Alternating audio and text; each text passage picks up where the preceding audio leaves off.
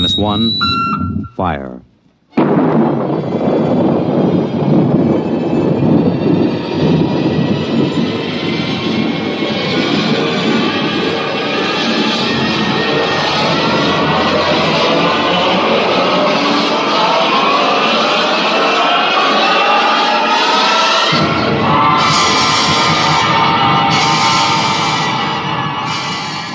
From the far horizons of the unknown come transcribed tales of new dimensions in time and space.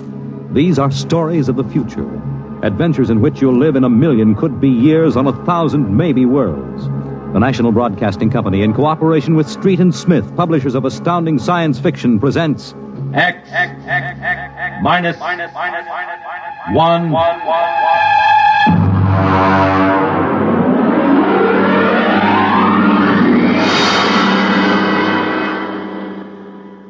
Tonight's story, Time and Time Again, by H. Beam Piper.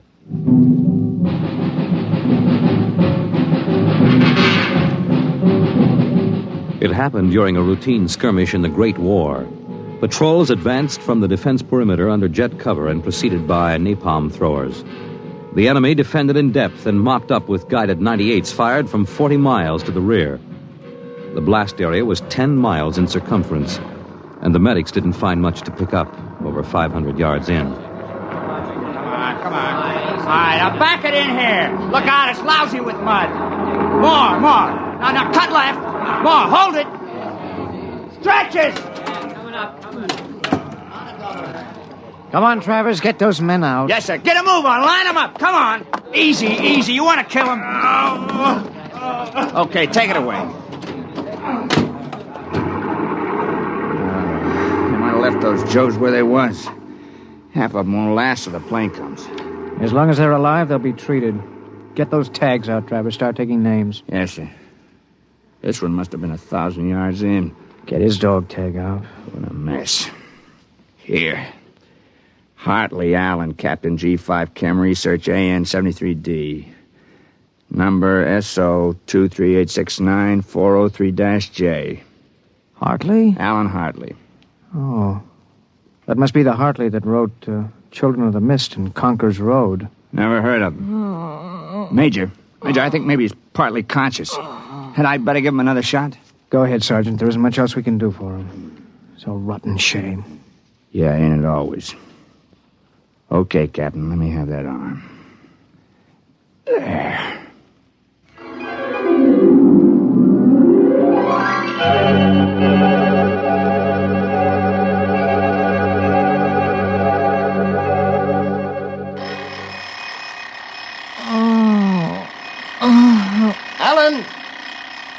Alan! Oh, God. Down. Get up, Alan. Can't stay in bed all day. I remember that. Clear as if it were real. Up and at him. Hit the deck. Remarkably vivid. It's strange. Alan, are you all right? I'm all right. What's wrong with my voice?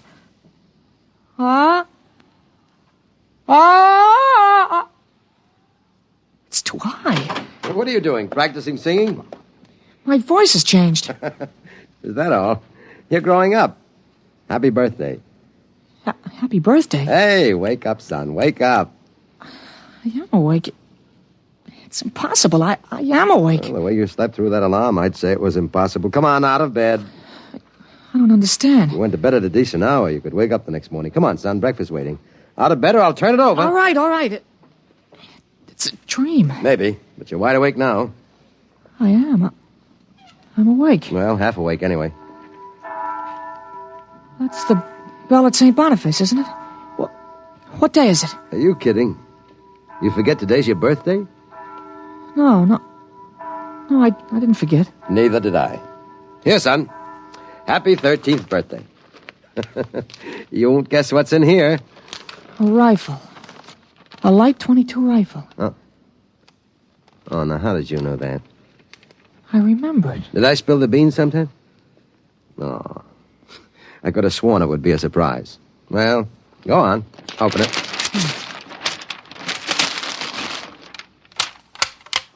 You like it? Yeah. Yeah, it's perfect, Dad. We'll have to lay down rules about using it, and I'll have to teach you how to operate it. I don't believe in letting a boy handle a gun till he really knows how. If I let you play with that thing before I teach you about guns, you'd blow your head off. I suppose so. I'll be shaving, Alan. Come down to breakfast when you're ready. Well, it's a big day today. You're almost a man. Almost. You're still groggy. Snap out of it, Alan.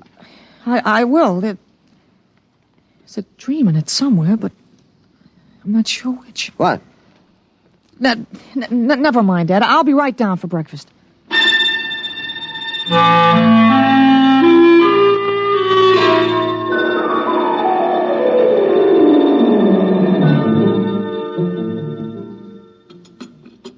What you going to do today, son? I want to do some reading this morning, I guess. That's always a good thing to do. After breakfast, suppose you take a walk down to the station and get me a Times. Didn't it come? What, the Times? Well, they don't deliver. Be a good idea, though. Maybe I'll talk to Sam Ashburn about it. Here's a $50, Alan. Get anything you want for yourself out of the change. Thanks, Dad. Finish your milk before you go. Sure, Dad. Thanks for the money. You're big enough to handle it now. Hurry back. I'd like to finish the crossword puzzle before lunch.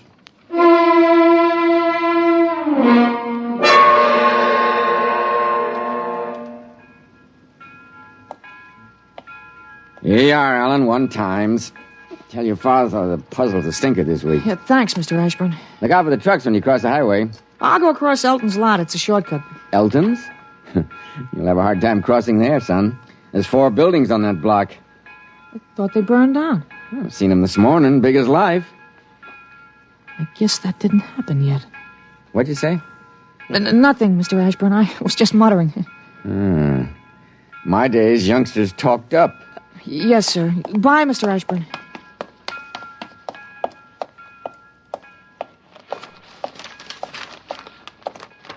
Monday, August 6th, 1945. Okinawa 1. Bombing Japan. Hey, Alan. Huh? Alan, wait up. Hey, Larry Morton. Hi, Larry. Hi, Al. You going to Sunday school? No, I have some things I want to do at home. Oh, get him. Fancy pants talk. Things I want to do at home. Oh, go chase yourself around the block. Go jump in a garbage can. Go take a flying jet to the moon. Hey, that's a new one. Flying jet to the moon. You thought up a new one, Al. Yeah. I wish I could stay home from Sunday school when I wanted to. How about us going swimming at the canoe club after? Oh, I wish I could. I gotta stay home. We're expecting company. A couple of aunts of mine. Dad wants me to stay home when they come. Aunts are a pain. Nothing I can do. You see the football movie at the Grand? Boy, what a team. Notre Dame. I thought you'd like Cornell. Cornell? Huh. They couldn't beat Vassar. Well, you're gonna go to Cornell, aren't you? Me, Cornell? Fat chance. I'll bet you do. I wouldn't take your money. Well, I know you wouldn't, but you'll go to Cornell, all right. Ha, Cornell. Far above Cayuga's waters, there's an awful smell. Just the same, you'll go to Cornell.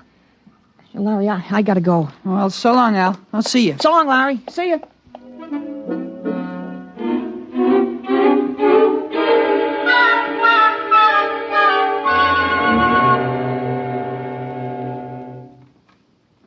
I'm stuck in this corner. 7-letter word that makes in proportion. Tight. Huh?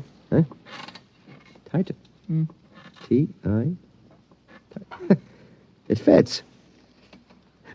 Now, how did you know that, Alan? That? I read it somewhere, I guess. Oh. What you reading now? Tarzan again? No, not Tarzan. It's refreshing to see you with a book. Sometimes I think I ought to forbid comic books in the house. Yeah, they must be raising the devil with those bombing raids in Japan. How long do you think the war in Japan will last, Dad? Oh? I'd say to the middle of 1946. They'll have to invade those islands foot by foot. I don't think so, Dad. I wouldn't be surprised if the war was over very suddenly. How, by magic? There isn't a thing on earth will make those Japanese surrender. You expect somebody to make a pass and it'll be all over by this afternoon? Something like that. I wish you could. A lot of boys dead in the invasion of Japan. Mr. Hartley, excuse me, please. Oh, hello, Mr. Gutchell. That's Frank Gutchell, Dad? That's right. Excuse me.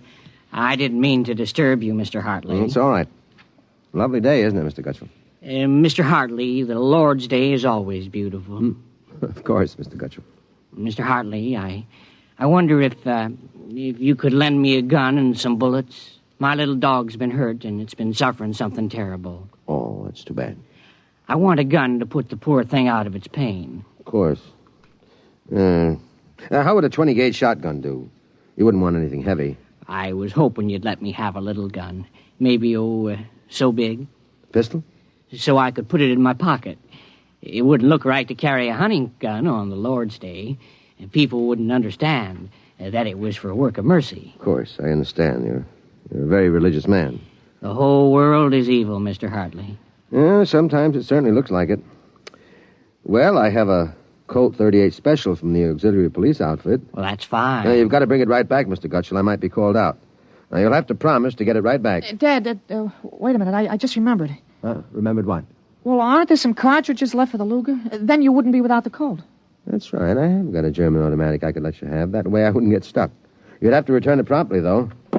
Oh, wait, Dad, I'll get it. I know where the cartridges Be careful, son. Well, Mr. Gutchell, it sure turned out nice after all that.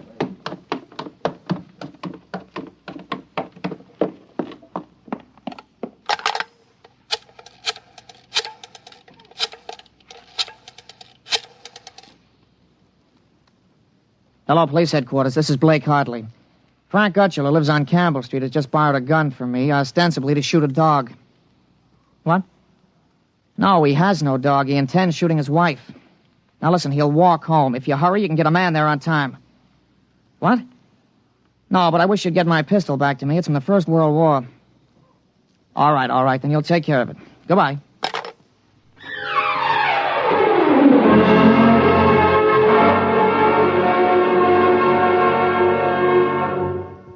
There you are. What kept you, Alan? Well, I couldn't find the cartridges at first.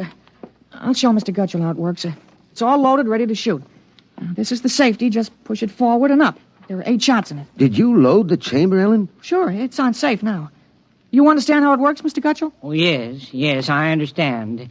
Thank you, Mr. Hartley. Thank you, Sonny. Goodbye. Goodbye, Mr. Gutchell. Return the gun when you're done. Yes, I'll be done with it soon. Goodbye. Alan, you shouldn't have loaded that gun. I guess it's all over now.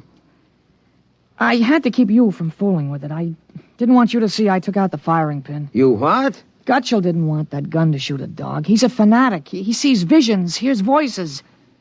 The voices probably put him up to this. Well, I'll submit that any man who holds intimate conversations with disembodied spirits isn't to be trusted with a gun. What are you talking about? While I was at it, I called the police upstairs. I put a handkerchief over my mouth and told them I was you. You? Well, why did you have to do that? I couldn't have told them this is little Alan Hartley, 13 years old. And suppose he really wants to shoot a dog. What kind of a mess will I be in then? No mess. If I'm wrong, which I'm not, I'll take the rap for it. Dumb kid trick, you know. But if I'm right, you'll have to front for me. They give me a lot of cheap boy hero publicity, which I don't want. This is crazy, Alan. This is absolutely crazy. Maybe. We'll have the complete returns in 20 minutes.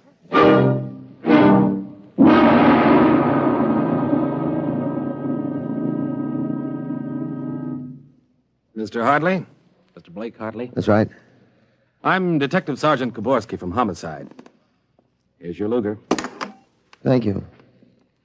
I don't know how you spotted that guy, but when we busted in, he was pointing that gun at his wife and swearing a blue streak because it wouldn't go off. I'm glad I was able to help. You know, they may even have some kind of a citation for you, Mr. Hartley. I don't think that's necessary.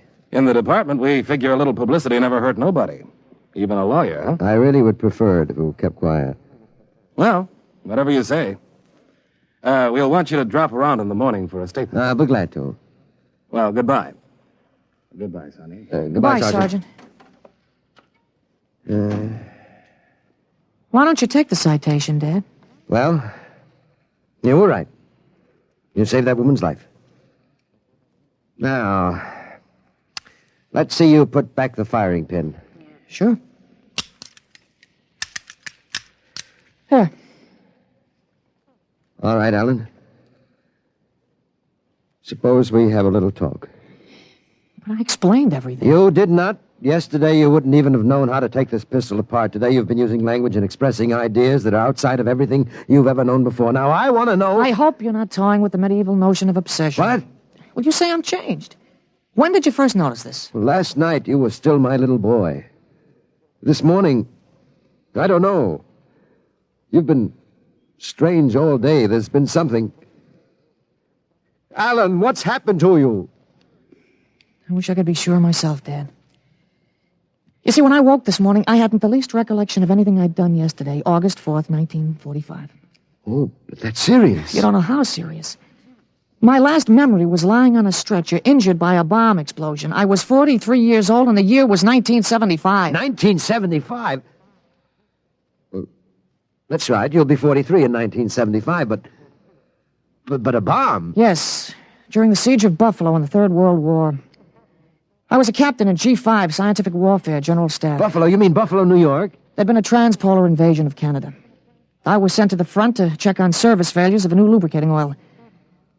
A week after I got there, Ottawa fell and the retreat started. We made a stand at Buffalo, and that was where I got it. I remember being picked up and getting a narcotic injection. The next thing I knew, I was in bed upstairs, and it was 1945 again. And I was back in my own 13-year-old body. Oh, Alan, you just had a nightmare to end all nightmares, that's all. I thought it might be that at first, but I rejected it. It won't fit the facts. But it's ridiculous, all this Battle of Buffalo stuff. You picked up something listening to the radio. All the commentators have been going on about another war after this one. You've just got an undigested hunk of H.V. Callan born in your subconscious, that's all. But that isn't everything. I remember 4 years of high school, 4 years at Cornell, 7 years as a reporter on the Philadelphia Record, 3 novels, Children of the Mist, Rose of Death, Conqueror's Road. You think a 13-year-old can dream up all that stuff? But it's the only possible explanation. Maybe, but I can speak 5 languages today that I couldn't yesterday. French, German, Chinese, Russian, and a little Spanish. Although I've got a Mexican accent you could cut with a knife. But how did it happen? Alan, I can't believe it. All I know is here I am. I've been reading up on time theories. Nobody seems to know much about them. Evidently, time exists parallel as another dimension, and I got kicked backwards along it. But how? Oh, it may have been the radiations from the bomb or the narcotic injection, or both together. But the fact remains I'm here with full knowledge of my future identity. This is quite a shock, Alan. But you do believe me, don't you? Yes, I suppose I must. You seem so strange, as if you weren't my son. I'm your son, all right. Same body as yesterday. I've just had an educational shortcut. Wait a minute. If you can remember the next 30 years, suppose you tell me when the war is going to end. This one against the Japs, I mean. Oh, sure. Well, the Japanese surrender will be announced at exactly 7:01 p.m. on August 14th. That's a week from Tuesday. A week from Tuesday? You better make sure we have plenty of grub in the house by then. Everything will be closed up tight till Thursday morning, even the restaurants. I remember we had nothing to eat in the house but some scraps. A week from Tuesday. And that's pretty sudden, isn't it? Not after today. What do you mean? What happened today? Oh, plenty. What time is it, Dad? That's 11:16. Is your watch right? What, to the seconds, why? Well, it'll come at exactly 11:17:40. What'll come? The radio announcement. What are you getting at? Something important on the radio? Well, we'll see. Well, don't bother, Dad. It won't work. I remember we had a tube burned out. There is something wrong. When is this announcement of yours? Now I remember it. I memorized it in journalism school in 1954. What time is it? 11:18 o'clock. We're breaking into the program now. President Truman has just announced that an atomic bomb has been dropped on the Japanese industrial city of Hiroshima. The bomb was dropped 16 hours ago, and the announcement was delayed to ascertain the results of the explosion. A man named John Howard Peterson read that announcement from the Washington newsroom of NBC. I don't believe it. No? Well, listen. What? That's the Bergplatt factory whistle. And the bells of St. Boniface. Now, next the whistle at the volunteer firehouse. Well, then it's true. It's true. Sure. Then Larry Morton came by on his bicycle. Hey, Al. Al, you hear about the bomb? An atomic bomb? Yeah, we heard. Boy, atomic bomb. Oh, boy. I gotta go find my pop. He's on the golf course. Bye, Al. Bye, Mr. Hartley. You knew. You knew about it. The next bomb hits Nagasaki. I thought that stuff about atomic energy was so much fantasy. Was that the kind of bomb that got you? Oh, that was a firecracker to the one that got me. It was a guided 98. Exploded 10 miles away. And that's going to happen in 30 years? I remember it. How about... Well, how about me? Oh, wait. Never mind. I don't think I'd better know when I'm going to die. I couldn't tell you anyway. I had a letter from you just before I left for the front. You were 78 then, and you were still hunting and fishing and flying your own plane. But another war. And fought on American soil. Oh, Ellen, I wish this hadn't happened to you. It happened. I remember it. But if I can help it, I'm not going to get killed in any Battle of Buffalo. But if you remember it, if time exists as a parallel dimension, then every tick we're getting closer to that Third World War. Dad, you know what I remembered when Gutschall came to borrow that gun? No, I suppose that you suspected him and warned me. No, that wasn't it. The first time when I was really 13, I wasn't home. I'd been swimming at the canoe club with Larry Morton. When I got home about a half an hour from now, I found the house full of cops. But if the gun didn't fire... What makes you think it didn't? Gutschall talked the 38 out of you. He went home, shot his wife 4 times in the body, once behind the ear, and used the 6th shot to blow his own brains out. That's what you remember? Yes. The cops traced the gun. They took a very poor view of your lending it to him. You never got it back. But here it is. Oh, not the way I remember it. But I didn't want you in trouble, so I warned you. Dad, I found out the future can be changed. One man can't change the whole future. I stopped a murder and a suicide. I know, but... With 30 years to work, I can stop a world war. I'll have the means, too. The means? Unlimited wealth and influence. I've got a good memory, Dad. I wrote a list out this afternoon. Assault, jet pilot, citation, ponder, middle ground. What is this, a code? Horses. That's a list of Kentucky Derby winners from 1946 to 1970. Huh? You sure? Well, I learned that list on a bet at the Officers Club in Cincinnati in 1971. Assault paid 8-1. You figure out what we can take in. But gambling? Oh, this isn't gambling. It's a sure thing. When we get rolling, we'll make the Rockefellers look like pikers. Assault at 8-1. Mm-hmm. I suppose I could scrape up $5,000. In 10 years, that'll make a lot of money. Any other little thing you have in mind, Ellen? Well, by 1952, we start building a political organization here in Pennsylvania. In 1960, I think we can elect you president. President? Isn't that going a little too far? Well, why not? Who wouldn't vote for a politician who was always right?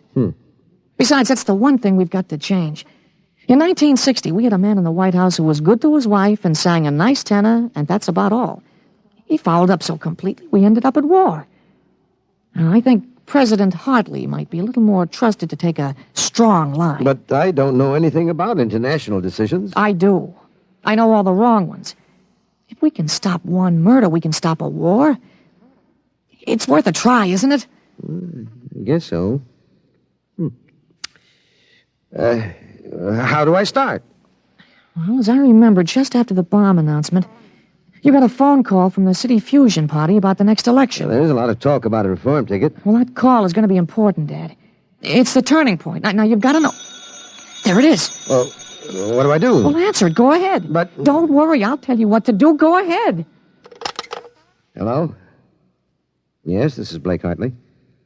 Judge Cribbins. Yes. Just a moment. Alan. Oh. He's asking me to run. Oh, my head. Alan. Oh. Alan, what's the matter? Oh. Alan. He passed out. Alan, what do I do now? Alan, listen to me. Alan. Alan, what's the matter?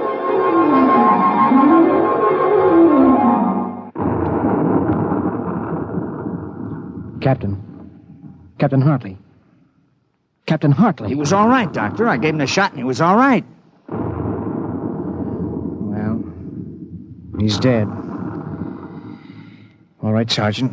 Make out the tag. Hartley Allen. Captain. Dead April 8th, 1975.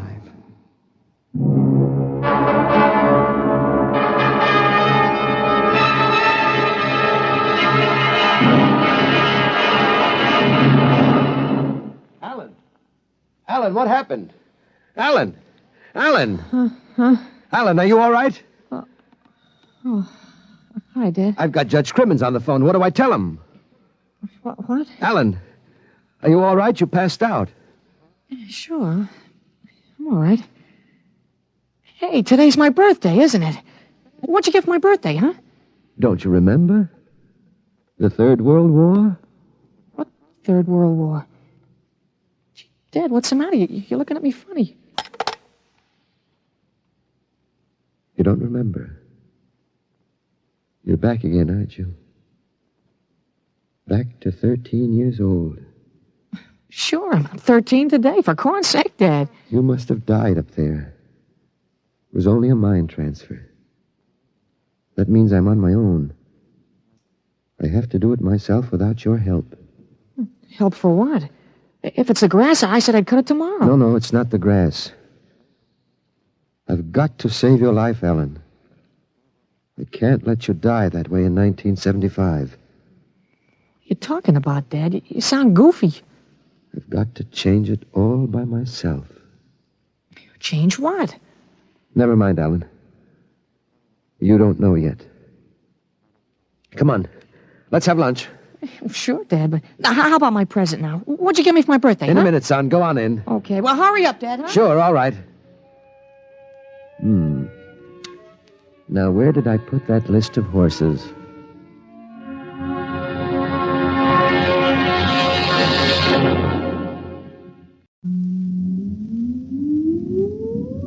Countdown for blast off.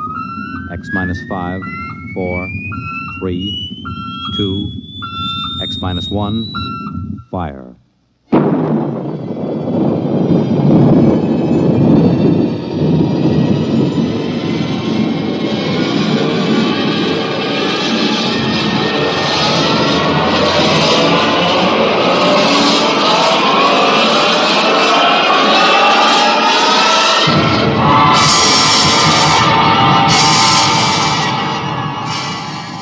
From the far horizons of the unknown come transcribed tales of new dimensions in time and space. These are stories of the future, adventures in which you'll live in a million could-be years on 1,000 maybe worlds. The National Broadcasting Company, in cooperation with Street and Smith, publishers of astounding science fiction, presents X minus 1.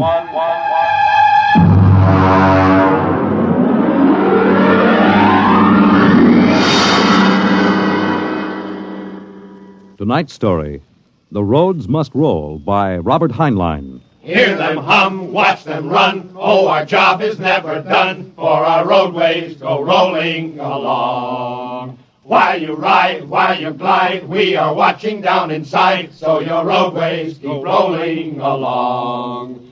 Oh, it's high, high, he, the roller men are we. Check off the sectors loud and strong. 1, 2, anywhere you go. You are bound to know that your roadways keep rolling along. Keep them rolling! That your roadways keep rolling along.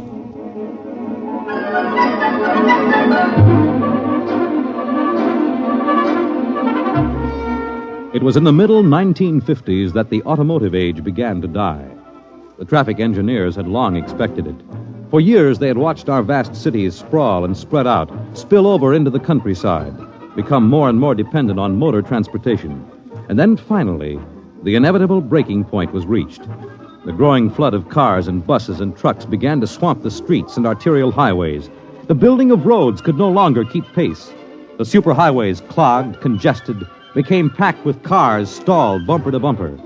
And the cities began to die of slow strangulation, for the traffic could no longer roll. And then the engineers took over. They banned the automobiles, tore up the superhighways, and in their place they built the rolling roads, mechanized roads that moved like huge conveyor belts, whirling along on their giant rotors at speeds ranging from 5 to 100 miles an hour, carrying the freight, the food, and the people from city to city and coast to coast. And no one worried over the fact that if the road should ever stop, our whole economic life would stop. For the machinery had never failed yet. But people forgot that machinery depends on men, the men who run it. Who makes the roads roll? We do! That's right, the engineers.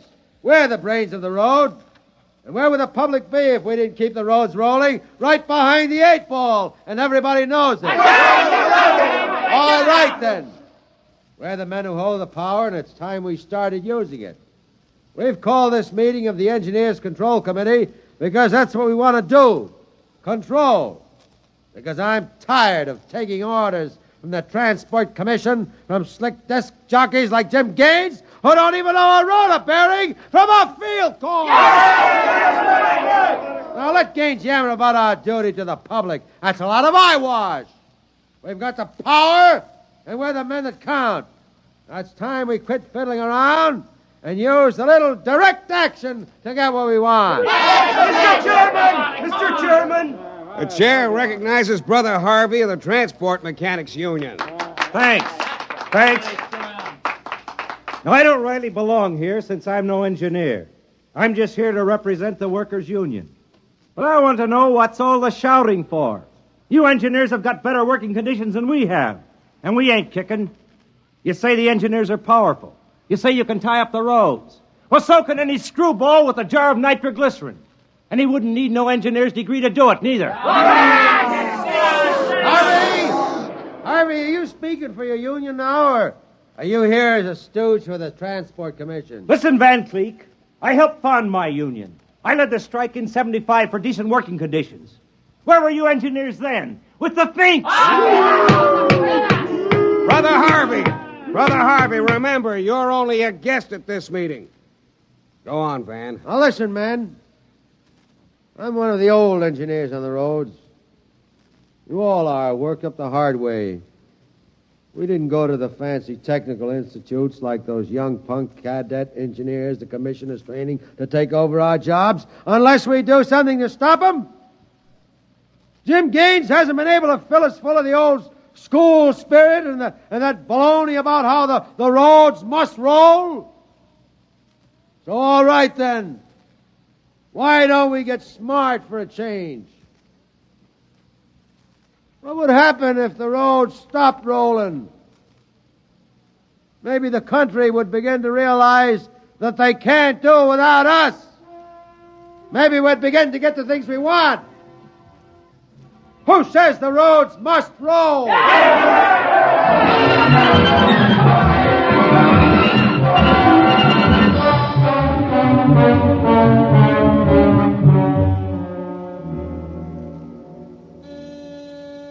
Yes? Your wife is calling, Mr. Gaines. Put her on. Jim, I want you to stop off on your way home. I'm sorry, darling, I can't make it. But you promised. I know, but Washington called in. They're sending Evans, the Australian Minister of Transport, through my sector today. I've got to show him through personally. Can't somebody else? I'm chief supervisor. Wouldn't be courteous. Courtesy begins at home. I've planned this dinner for weeks. Honey, the roads must roll. Oh, if you quote that nauseating slogan at me again, I'll divorce you. I can't help it, darling. I'll meet you at Stockton at 9 and we'll take in a show. Kiss Alan goodnight for me. Well, all right. Goodbye. Goodbye. Mr. Evans is here. Show him in. Well, good evening, Mr. Evans. I'm Gaines, chief engineer. How do you do, Mr. Gaines? They told me at the embassy you'd be the man to see. I want to know how the roads work. I think we can handle that. Well, I'm not a technical man, Mr. Gaines. My field is sociology. So, suppose you tell me about the roads as if I were entirely ignorant. Fine. It's nearly at dinner time. Suppose we run up to Stockton sector for dinner. It'll take us about an hour on the roads, and you can see them working. Excellent. If you'll excuse me a minute. Certainly. Hi, Chief. What can I do for you? Dave, you're on evening watch, eh? Uh-huh. Where's Van Cleek? Going to some meeting. I'm going up to Stockton for dinner. Anything to report? No, sir. The roads are rolling. Okay. Keep them rolling. All right, Mr. Evans, let's go.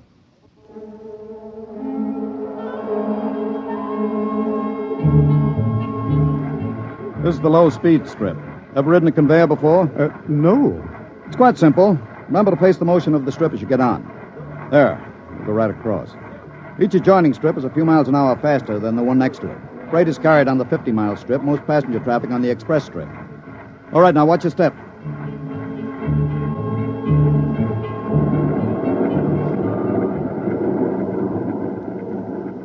Here we are, the maximum speed. 100 miles an hour. It doesn't seem possible. This strip makes the round trip San Diego to Reno in 12 hours. Ready to eat? Is this the restaurant? Jake's Steakhouse. Fastest meal on the road. Is it really a proper restaurant? One of the best. Shall we go in? Hello, Mr. Gaines.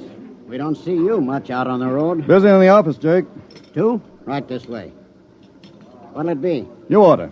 Well, how about a steak? 2 inches thick from a steer that died happy. Fine. Plug me in the phone, will you? There's one right next to you. Flank 2, rare. You'll excuse me, Mr. Evans? Certainly. Davidson on watch. This is the chief. I'm at Jake's Steakhouse. You can reach me at 10L66. 10L66, right. Yeah. Now they can get hold of me in an emergency. Oh? What kind of emergency could there be? 2, principally. Power failure on the rotors would bring the road to a standstill. That happened during rush hour. We'd have to evacuate millions of people from the road. As many as that? Easily. There are 12 million people dependent on this section of road. Gaines here. Hello, Chief. Davidson. Just got the hourly reports in. Diego Circle, Bakerfield Sector, Stockton Sector, and Reno Circle all rolling. Oh, you didn't have to bother me with the hourlies, Dave. There's a supplementary from Sacramento. Proceed. Cadet Engineer Gunther, while on watch, was found playing cards with C.J. Ross, technician on duty. Any damage? One rotor running hot, but still synchronized. It was jacked down and replaced. All right, have the paymaster give Ross his time and turn him over to civil authorities. Place Cadet Gunther under arrest and bring him to Rotown Central. Yes, sir. All right. Keep him rolling. I was saying there were 2 possibilities of danger. Can you visualize what would happen if the strip under us would break? Oh, I hadn't thought of that. You don't realize you're traveling at 100 miles an hour. Well, it can't. Not now. The strip has a safety factor of over 12 to 1. It'd take a blowout of several miles of rotors and a failure of circuit breakers before the strip could part. But it happened once in the early days on the Philadelphia-Jersey City road.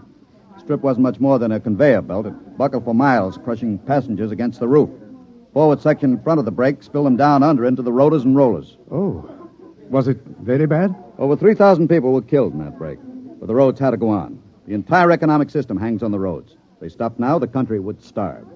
Well, isn't it possible that you've become too dependent on these roads? I mean, if your whole economy is geared to the function of one type of machinery... The roads are foolproof now. The machinery is interlocked with an enormous safety factor. Yes, but in the long run, machinery depends on men. What if you had a strike? We had one back in 75. Well, there's not much danger of that anymore. No? Well, why not? Every cadet that goes to work on the roads today is a graduate of the United States Transport Academy. They're all picked men, screened for emotional stability, and trained to give us the same kind of loyalty that Annapolis and West Point develop in their men. I see. Are you a graduate, Mr. Gaines? No, I'm too old for that. The academy wasn't set up till after the strike in 75. But it won't be long now, maybe 5 or 10 years, before the oldest engineer on the roads is a man who's been through the academy. Gaines here. Davidson, there's another trouble report from Sacramento Sector. Again? What is it this time? What is it? What happened? Emergency stop. Hello. Hello, Davidson. Phones are out. Come on. Jake! What is it? What's the matter with the roads? Have everybody stay in the restaurant. What's that? Probably somebody stepped onto the next strip. Got cut to ribbons. There'll be plenty of casualties. Jake, where's your getaway hat? In the pantry. Look here, aren't we going to help those people? I've got the whole road to think of. Don't bother me. Give me a hand, Jake. The hatch is stuck. If you're coming with me, Mr. Evans, you've got to move fast. I haven't got any time to waste.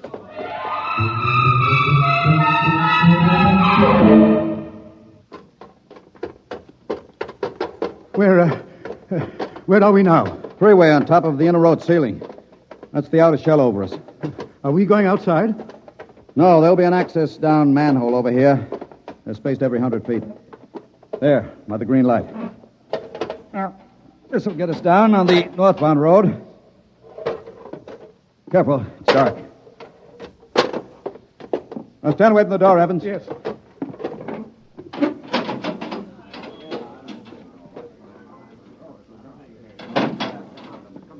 But this road is still rolling. It was only the 100-mile strip that stopped. That's what I want, a phone booth. Look out, excuse me. Look out. Hey, out. Hey, I'm talking to my wife. What's the idea Don't of argue. busting in here? Out. Yeah, but Emergency priority, division office. Davidson. Gaines here, report. Chief, where have you been? I've been calling you. Never mind that, report. 709, consolidated tension. Report strip 20 Sacramento Sector past emergency level. Interlocks acted and cut the strip out. Cause of failure unknown. Direct communication cut to Sacramento Control Office. Evacuation of Strip 20 commenced. No casualties. There are casualties. I saw them. Put police and hospital routine A into operation. Get me Van Cleek. I want him to take over for me till I report in. We can't reach him, Chief. Shall I cut out the rest of the road? No. Keep those other strips rolling or we'll have a traffic jam the devil himself couldn't untangle. There are 5 million passengers on the road now. Notify the governor that I have assumed emergency authority. Arm all cadets available and await orders. Shall I recall technicians off No. watch? This isn't an engineering failure. That whole sector went out simultaneously. Somebody cut those rotors by hand. I want all available senior class cadets to report to Stockton Subsector, Office 10, with pistols and tear gas. Yes, sir. The governor wants to talk to you. He called in. Refer him to someone else. I'm busy. I'll get back to you. I'm going down under.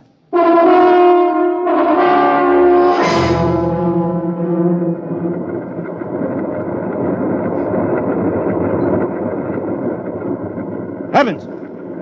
Evans! I can't hear you. The noise. Put on this helmet. What? Helmet! Helmet! Oh, yes. You can't hear without an anti-noise filter. Come on. What are we looking A for? recon car. There should be one here. Are those the rotors? The big ones are rotors. They drive the road. Little ones are rollers. They give continuous support. There's a watch gang now, jacking down a rotor. Can they hear us? No, the noise filter works on a 4-foot radius. I'll flash him. No, he sees the light. Cadet Wilson reporting, sir. I want your recon car, emergency. Yes, sir, right over here, sir. Come on, Evans. Yes.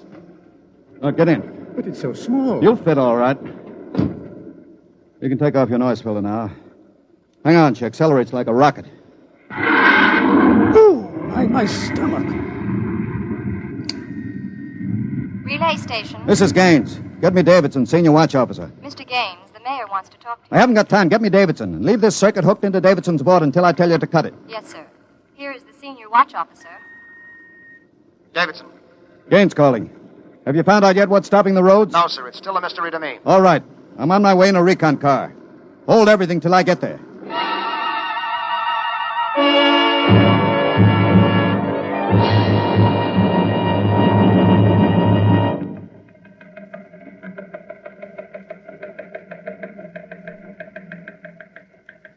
Cadet Edmonds reporting, sir. 3 platoons of cadet engineers standing by with tumblebug motorcycles. Armed? Pistols and tear gas as ordered, sir. Good. Assistant Supervisor Van Cleek is calling you on Circuit 9, sir. Van Cleek. It's about time. Cut me in. Yes, sir. Hello, Van. Where are you? Sacramento office. Now listen. Sacramento. That's good. Report. In a pig's eye. What? I'm not your deputy anymore, Gaines. What are you talking about? Listen, don't interrupt me and you'll find out. You're through, Gaines. I've been picked as director of the Engineers Control Committee. We're taking over. Have you gone off your rotor?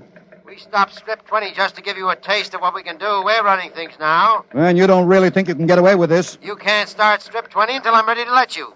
I can stop the whole road if I have to. Van Cleek, I'll call in the Army. How will you get them here if the roads aren't rolling? Now listen, Gaines. Whoever controls the roads controls the country. And right now, that happens to be me. Now sign off, Gaines. Gotta call the White House. You behave yourself and you won't get hurt. I don't believe it, sir. He's got us, Edmonds. We go in and blast him out, he may wreck the road. What's your rolling tonnage now? 53% under evening peak, sir. How about Strip 20? Almost evacuated. Listen in on this, Davidson. Standing by, Chief. I'm going down inside with these cadets. We'll work north, overcoming any resistance that we may meet. The watch technicians and maintenance crews are to follow behind us. Each rotor, as they come to it, is to be cut out from under Sacramento's control, then hooked into the Stockton control board. Understand? Got it. Check. If it works right, we can move control of Sacramento sector right out from under Vance's feet, and he can stay in his office there till he's hungry enough to be reasonable. Edmonds, get me a pistol. Yes, sir. Mr. Gaines, there's a man here. He's badly hurt. He wants to see you. Take care of him. I haven't got time. He's from Sacramento sector. What? Bring him in. All right.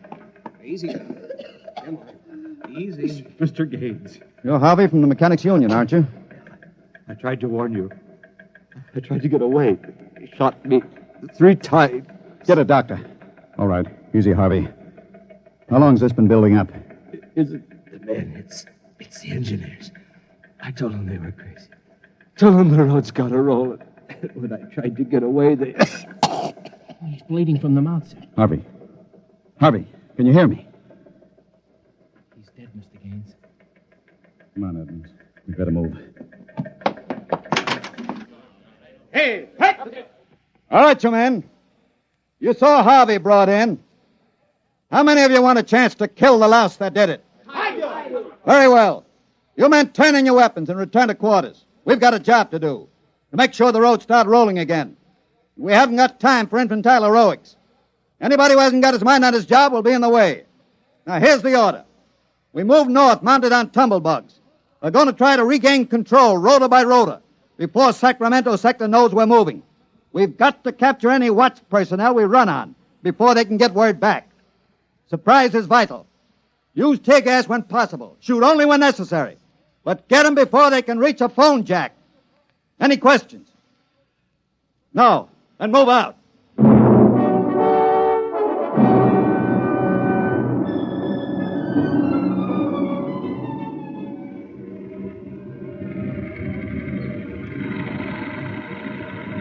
What's the score, Edmonds? 33 prisoners so far, nobody killed. Whoops. Yeah, since I rode one of these tumblebugs, I've gotten how to steer it. Oh, sir, there's a man ahead. There at the rota base. He's got a phone jacked in. Hurry. If he gets word back, we're sunk. I don't think he's seen us. I'll dismount and get him.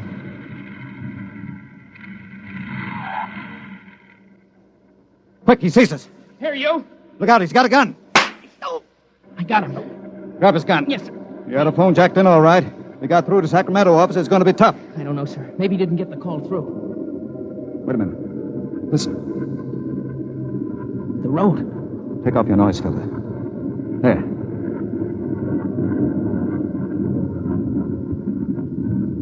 The road. The road is stopping. Halt your men. Halt! Hold up there! Hold up! There's a recon car coming up. Relay station call from Mr. Gaines. Give it to me. Here you are, sir. Gaines here. Davidson here, Chief. Van Cleek's calling you. Who stopped the road? He did. All right. Cut Van Cleek into me. You thought I was fooling, huh, Gaines? What do you think now? All right, Van. The road is stopped. You won this trick. Then why don't you get smart and give up? You can't win. You forgot something, Van. You can't lick the whole country. Yeah? Gaines, I've got a switch button in my hand. If I push it, it'll blow 300 yards straight across the roads. And then for good measure, I'll take an axe and wreck the control station before I leave. That's pretty drastic, Van. Yeah, if I blow this charge in the middle of Sacramento sector, it'll get an awful lot of people. There are plenty of shopkeepers still on Strip 20, and that row of apartment houses next to the road will go. Look, Van. You don't want to blow the road, neither do I. Suppose I come up to your headquarters and talk this over. 2 reasonable men ought to be able to make a settlement. Is this some kind of a trick? I'll come alone and unarmed. My men will stay here. All right. All right, Gaines. But one wrong move, and I blow the road.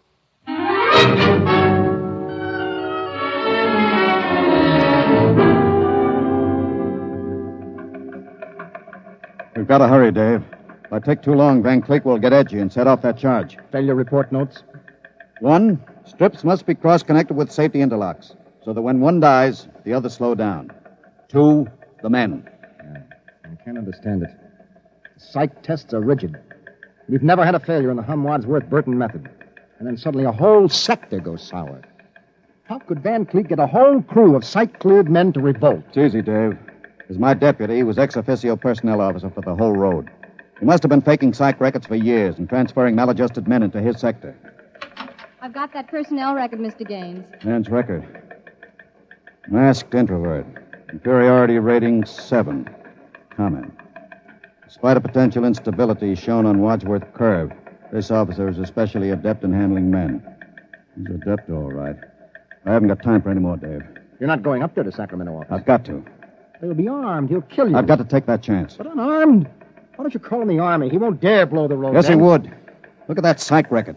He's putting up a big, brave front, but he's rotten inside. He wants to be taken seriously. He wants everybody to think he's the most dangerous man in the country. And if I call the Army in, he'll try to prove it by blowing the road. How can you stop him, Mr. Gaines? He'll have a gun. What'll you have? What'll I have? Only a prayer. And what I know about Mr. Van Cleek.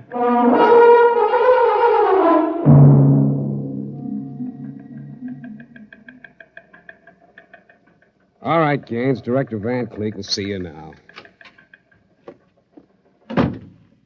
Gaines is here, Director Van Cleek. Come in, Gaines.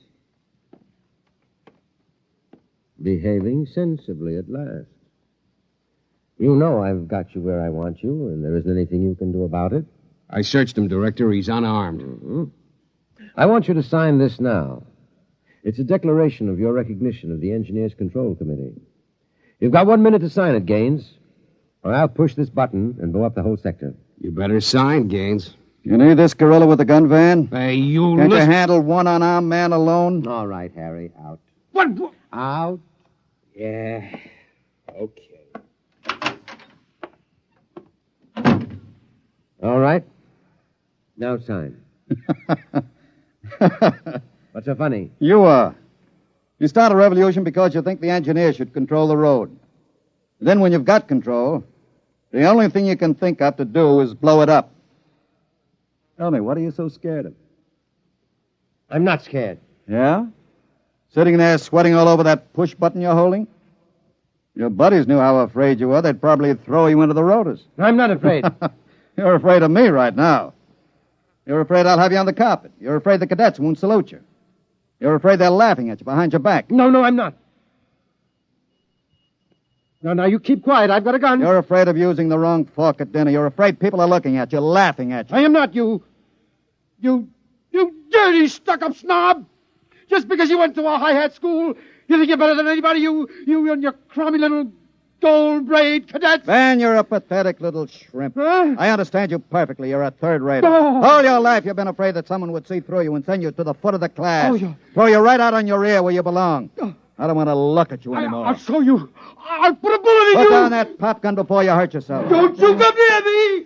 Don't you come near me or I'll shoot. I'll shoot. Give me that. No. Let me go. Give that pistol. And thanks for not disappointing me, Van. I don't understand.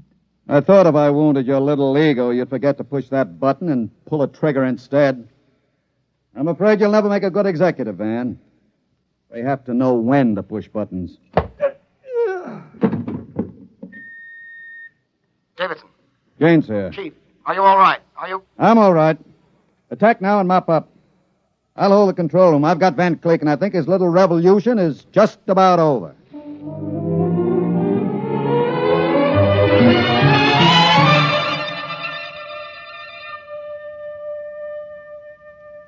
Hear them hum, watch them run. Oh, our job is never done, for our roadways go rolling along. While you ride, while you glide, we are watching down inside, so your roadways keep rolling along. Mr. Gaines! Mr. Gaines! Mr. Evans, I forgot about you. Yes, I've been waiting at the sector office.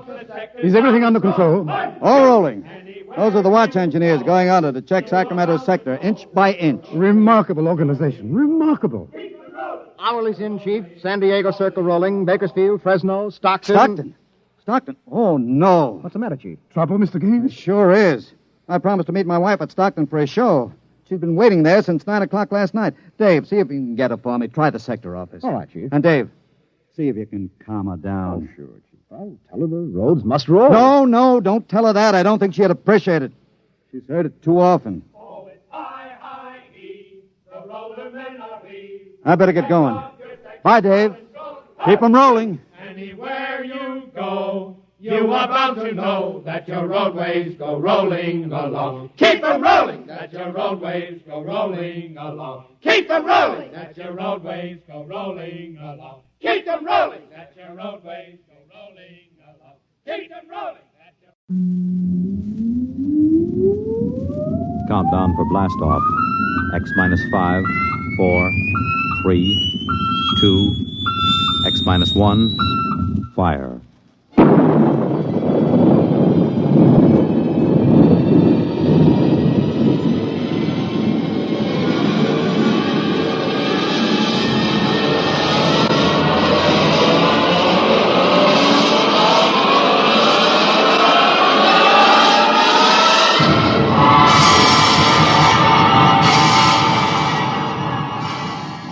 From the far horizons of the unknown come transcribed tales of new dimensions in time and space.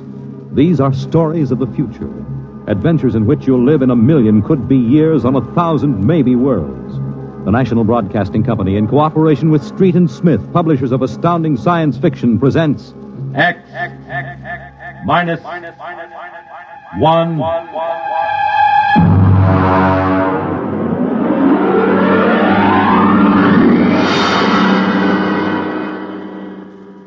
Tonight's story, A Logic Named Joe, by Murray Leinster.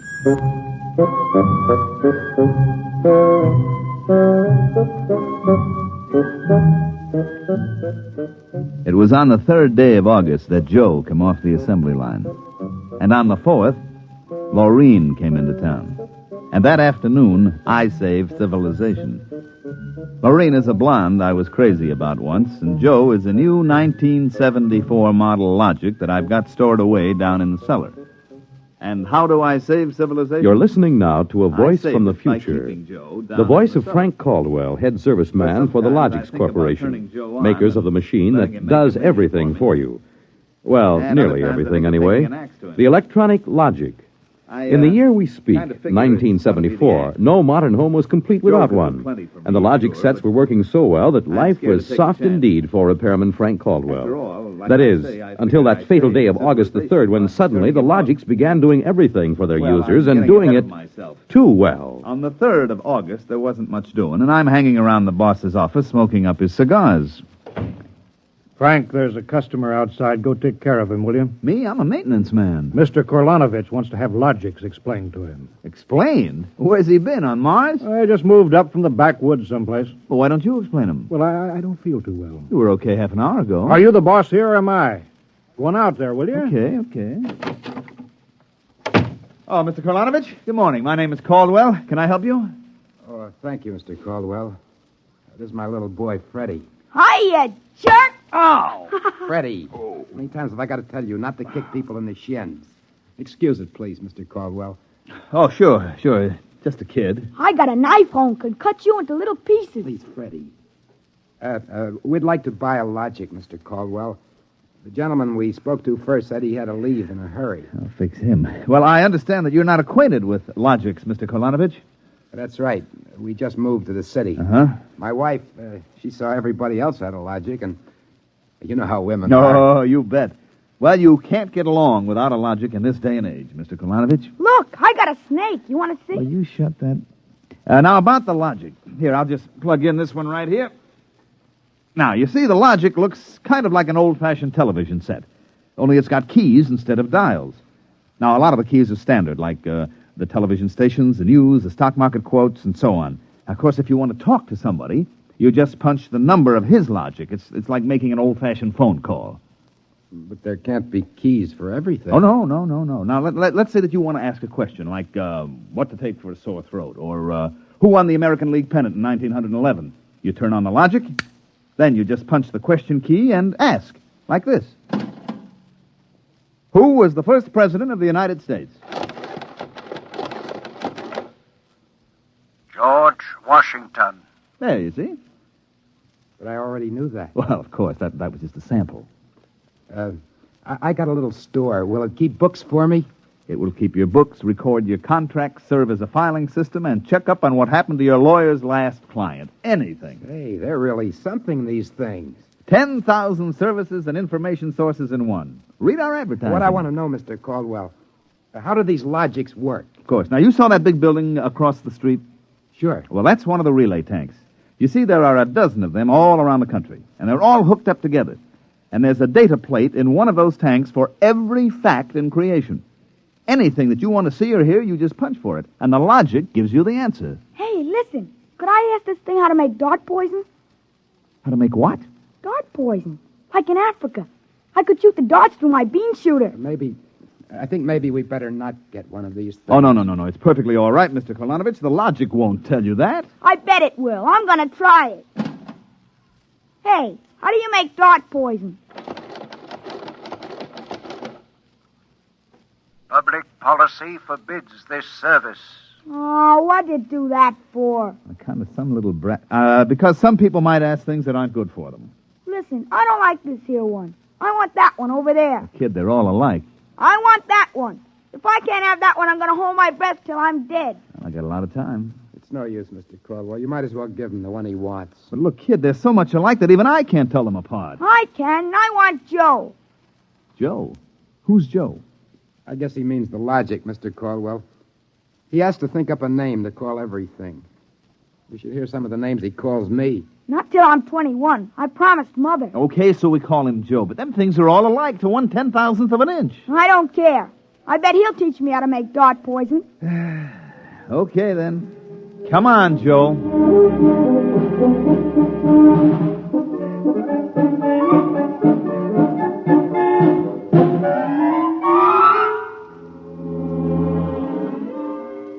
So he keeps yelling, I want that one. I want that one. I'm going to call him Joe. Mike, I tell you, I could have wrung his neck. How many cards? I'll draw 2. What a holy terror. He had his father scared to death. It's too bad that kid ain't mine. I'd show him quick enough who was boss in the family. Uh-oh, holy smoke. What's the matter? I'm sorry, fellas. I got to hold up the hand a minute. I just remembered. Oh, I got to call my wife. Oh, let her wait. You ever met my wife? Hey, what's the matter with this thing? It ain't getting my house. Announcing new and improved logic service. Your logic is now equipped to give not only consultative, but directive advice. If you want to do something and don't know how to do it, ask your logic. Hey, did you guys hear that? Well, they should have told us about this. Oh, it's just somebody trying to pull a gag. Oh, it didn't sound like a gag to me. Maybe the boss decided to add a new logic service. Look, the minute the system starts giving advice, some joker like you is going to be asking questions like, how do I get rid of my wife? Oh, no. The boss knows better than to start anything like that. Yeah, but you heard what the logic just said. Oh, listen, the sensor circuits will block the question. If you don't believe me, go ahead and try it. Well, anything for a gag. Okay, logic, I got a question for you. How do I get rid of my wife? Service question. Is your wife blonde or brunette? You guys hear that? She's a blonde. Hexacrylobinatine is a constituent of green shoe polish. Take home a frozen meal containing pea soup. Color the soup with green shoe polish. This poison is fatal to blonde females only. This fact is a product of logic service. You cannot be convicted of murder. It is improbable that you will be suspected. The saints preserve us. And it's bound to be right. These things can't make a mistake. Well, Mike, don't just stand there. Check the sensor circuits, quick. Oh, we can't get to them. They're all sealed up. It's supposed to be impossible for them to go out of order. Well, they're out of order now. And I got a feeling that some awful things are going to happen.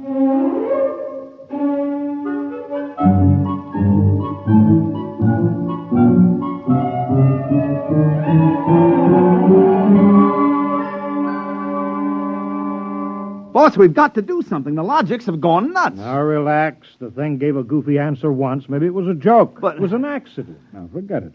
It won't happen again. What makes you so sure? People are going to be trying it. Look, supposing I wanted to get rid of you, for instance. You don't.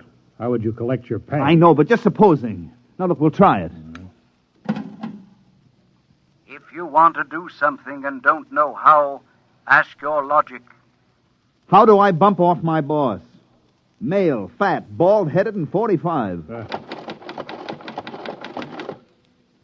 Make some chocolate ice cream containing powdered charcoal in place of half the chocolate. Use Hotso brand charcoal. Hotso contains an ingredient fatal only to fat, bald-headed males. This fact is a product of logic service. Now, look, Frank, I admit these things have gone a little wacky, but there's nothing to worry about. Nothing to worry about? If this keeps up, what'll you bet that we'll have to shut down the company? You kidding? We can't shut down the company, and you know it. Logics have taken the place of everything but night baseball. We shut them down, we go back to a civilization that we've forgotten how to run. Yes, but, boss, there's no telling what they'll do. Listen, now, you've asked these questions for a gag. Nobody's going to ask them seriously.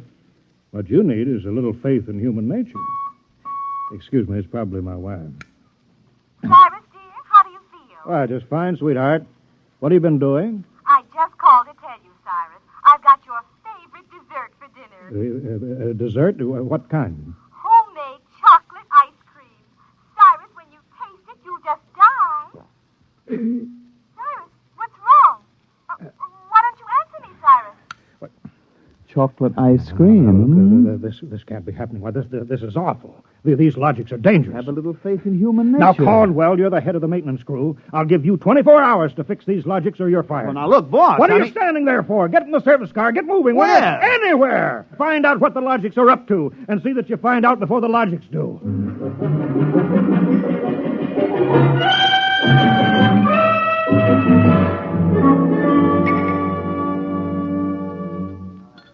Bartender, give me a double.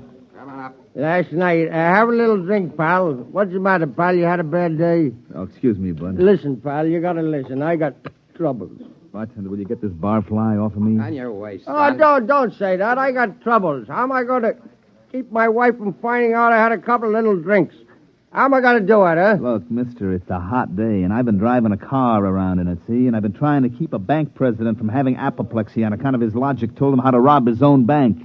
I've been trying to stop 6-year-olds from asking what comes after the bees and the flowers and their fathers from asking how to get $1 million by tomorrow. I've been tripping over dead bodies so artistically croaked that nobody's ever going to find out who done it, and all you got on your mind is how am I going to keep my wife from finding out I've been drinking? Dry up, will you? Go ask a logic. My pal, my boy, where's the logic? Where's that logic? Here, right behind you. Here, here's a nickel. Listen, I got to hear.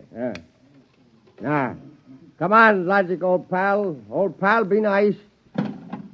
How does a guy keep his wife from finding out he's had a couple of little drinks? Answer me that, huh? Buy a bottle of Franine hair shampoo. It is harmless, but contains an ingredient which instantly neutralizes alcohol. 1 teaspoonful for each jigger you have consumed. Oh, boy, gotta buy a bottle of... what was that again? The president's right. You'll never remember it as far as the drugstore. I think there's a bottle in the back room. Somebody left it. Oh, my pal. Oh, my boy. No more trouble. You'll just show me the way to go. I got a picture of him back there drinking that shampoo. Yeah. Give me another double. I don't know what's worse, to be as low as you or as high as him. Where is he? I know he's here. Where is that bum? What do you want, lady? My husband. I know he's here. Where is he? Show me the way to go. That's him, that no-good louse. I'll show him. Thinks he's coming home staggering again, does he? Well, I'll teach him. Poor guy. Why, my dear, what a surprise to see you here. Archibald, you're sober. Of course, my love. I'm sober as a judge. Then what are you doing in this saloon? Your suspicion wounds me deeply, my love. Let me tell you, my dear, that I have been conducting a research project that is going to make us a fortune. I'm going to patent Soba, the drink that makes happy homes.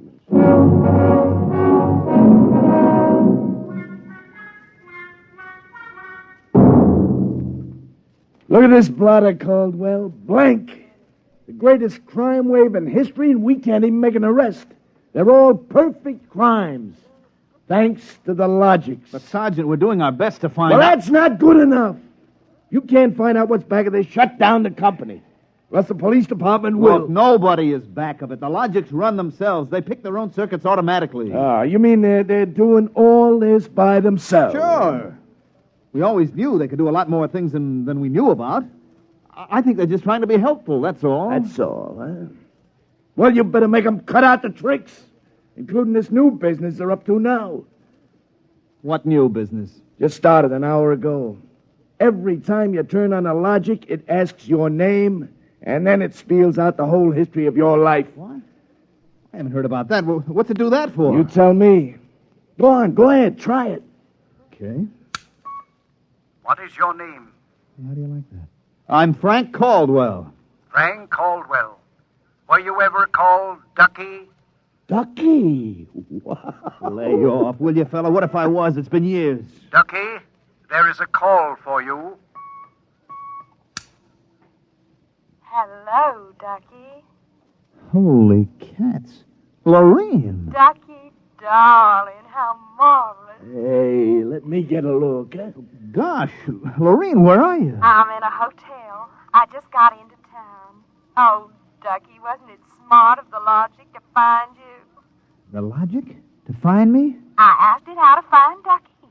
You must have an unlisted number, darling.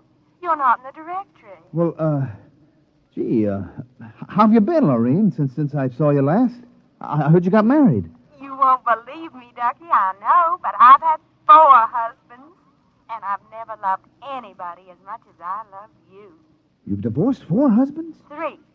The last one, died unexpectedly. Oh, who unexpected it?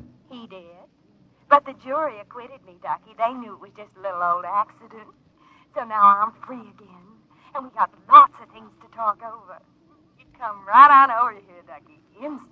Oh, well, Lorraine, I'm working, you see, and I'll call you back. All right. Here's a kiss. Mm-hmm. That'll have to hold you till you get here. Hurry, Ducky. Oh, my back. What am I going to do? Do like you were telling me a while ago. Huh? Calm yourself. Ducky.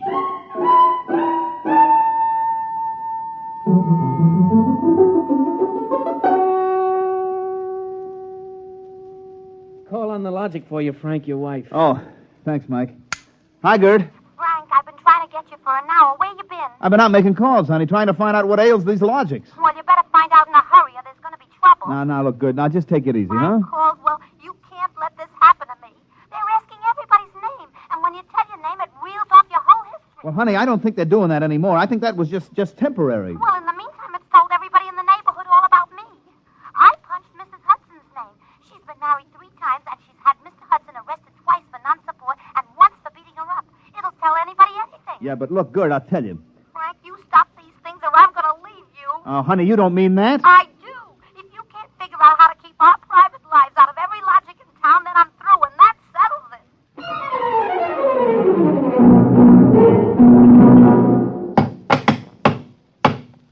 I can't even budge any of these relay plates. Me either. Isn't there some way we can disconnect them?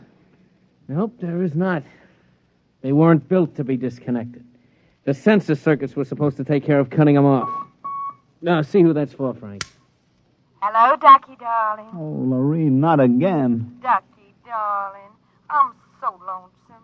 Why haven't you come over? Well, I've been busy. Oh, poor Ducky. Look, let's get married. Gosh, Lorene, well, what I mean is... Right away, Ducky. You're not busy tonight, are you? Look, Lorene, I got married. Oh, poor boy. My poor Ducky. Well, we'll just get you out of that. No, look, Lorene. It's all arranged, darling. I'll just call up your wife and have a little talk. Now, please, Lorene, I mean, it's nice of you to think of me and all, but Yeah, you just give me your address and your logic number, darling. I haven't got one. Never mind, darling. The logic will find out for me. Lorene? Hey, Frank, will you get away from that thing and give me a hand? Yes, Mike, in a minute. First, I've got to call my wife. No. We got to get out of town. Oh, Lord, I made a mistake. Frank, you're supposed to be helping Mike. Yeah, I am, boss, I am, but I got to make this call. Call? What do I care about your call? President's getting ready to close down the company and declare martial law. Now, for the love of heaven, do something. Yes, boss, I will. I've just got to make this one call before the logics get on my trail. To assist in solving a special problem of logic service, kindly give the following information if possible. Where does Frank Caldwell live? They got me. I'm through.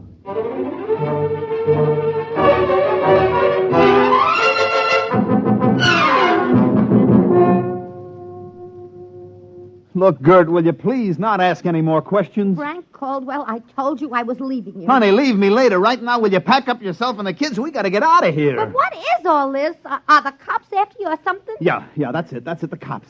Now get moving, honey, will you? And will you get away from that logic? But don't you think we ought to hear the police calls? 27 and car 31. Detailed to round up all employees of the Logics Company. Use caution. They are suspected of sedition. Holy smoke, the cops are after me. But you just said they were. Car 17, proceed to vicinity of 119 East 7th Street. Child terrorizing neighborhood. Use extreme caution. Child is armed with bean shooter using poison darts. Freddie. Who's Freddie? Something I met once in a horrible nightmare. He wanted a logic that would tell him how to make dart poison. They're all alike, I kept telling him. They're all alike. What are you talking about? Oh, I don't know, Gert. All I know is it was a nice world up till yesterday. Now it's like a guy named Joe come along and squashed all our mud pies for us. Looks to me more like it was a logic named Joe. What'd you say? A logic named Joe. A logic name? But they're all alike. Good, baby! Frank, let me go. Don't be so silly. All right, honey, look, you hold the fort. Maybe they aren't all alike. Where are you going? Frank, are you going to make a getaway? Getaway, baby. If you've got the right inspiration, I'm going straight to the middle of this whole jamboree.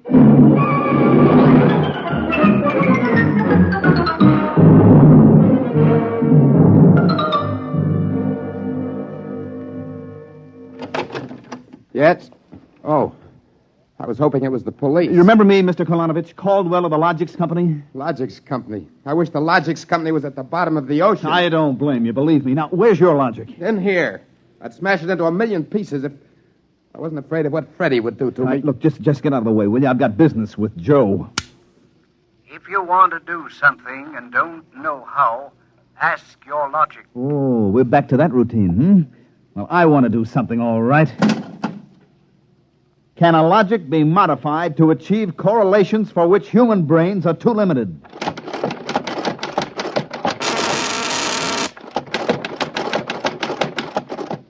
Yes. How great will the modifications be? Microscopically slight. Changes in dimension not detectable even by precision gauges. They can come about only through an extremely improbable accident. And what would this super logic then be able to do? Come on, you, spill it. It could set up entire new combinations of electronic relays, which would bypass the normal sensor blocks, thereby enabling it to perform valuable new services, including the giving of helpful advice on any human problem. And has this accident ever happened?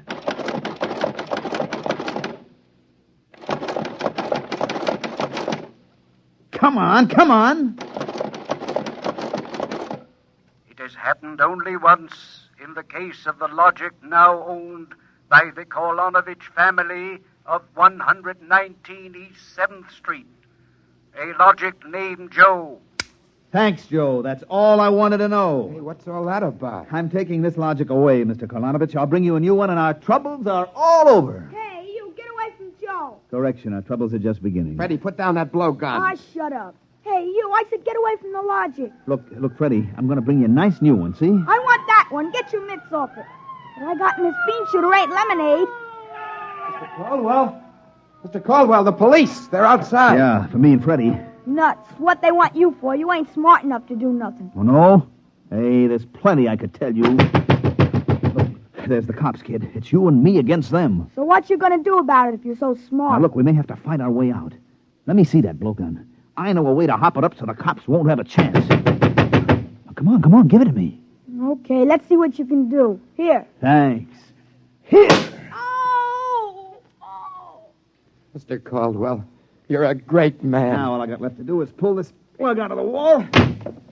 Come right in, Sergeant. Well, that must be the kid. You don't look so tough to me. Well, he just got a little softening. There'll be no more complaints, officer. I guess I can go on where Mr. Caldwell left off. Caldwell? Hey, you wanted... Now, look, I just came to pick up this busted logic. I don't know a thing. You said that before. Come on, you're going to the cooler. Let's go. Now, wait a minute. You act like you wanted to go to jail. Well, just till a certain party leaves town. I got a feeling it's safer. Okay, then, Caldwell. Into the paddy wagon you go. Thanks, officer. You may be saving my life. Now, if you'll just help me carry this logic out... Wait a minute. You can't take that in the wagon. I can't? Why not? There's no room. We already got a dame in there who's raising the roof. A dame? Yeah, a blonde. Plainclothesman picked her up trying to buy a gun without a permit. She keeps screaming she's going to miss her date with Ducky.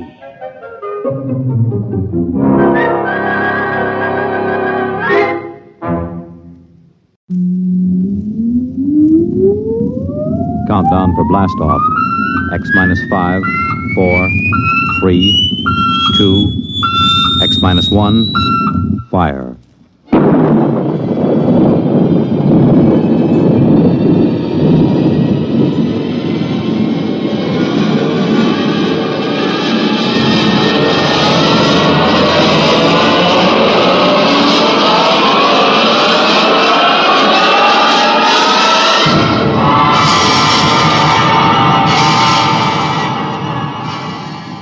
From the far horizons of the unknown come transcribed tales of new dimensions in time and space. These are stories of the future, adventures in which you'll live in 1,000,000 could-be years on 1,000 maybe worlds. The National Broadcasting Company, in cooperation with Street and Smith, publishers of astounding science fiction, presents X minus 1.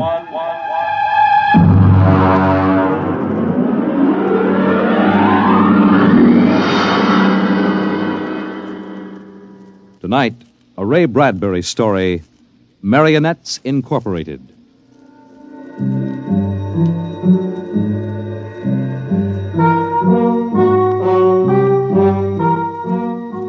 By the year 1990, we should see many amazing technological advances. And yet, in many ways, life will be very much the same.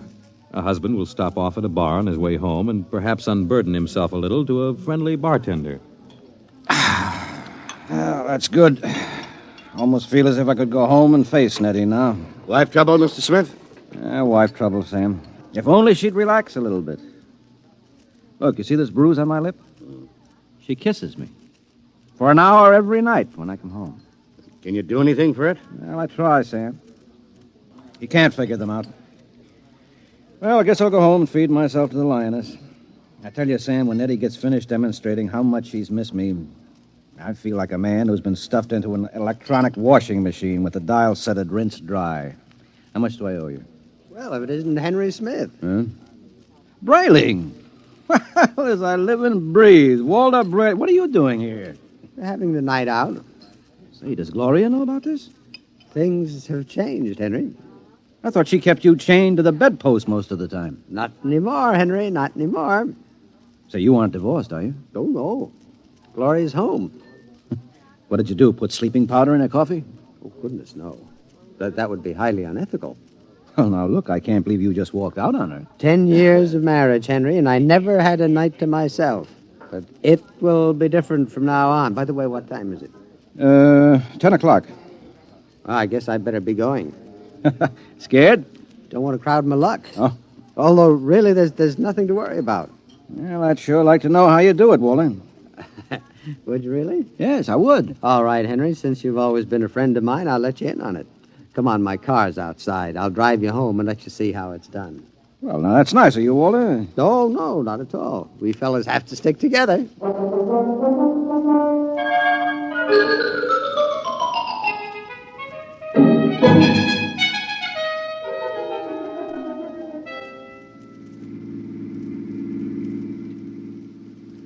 I don't suppose you know how Gloria and I came to be married in the first place.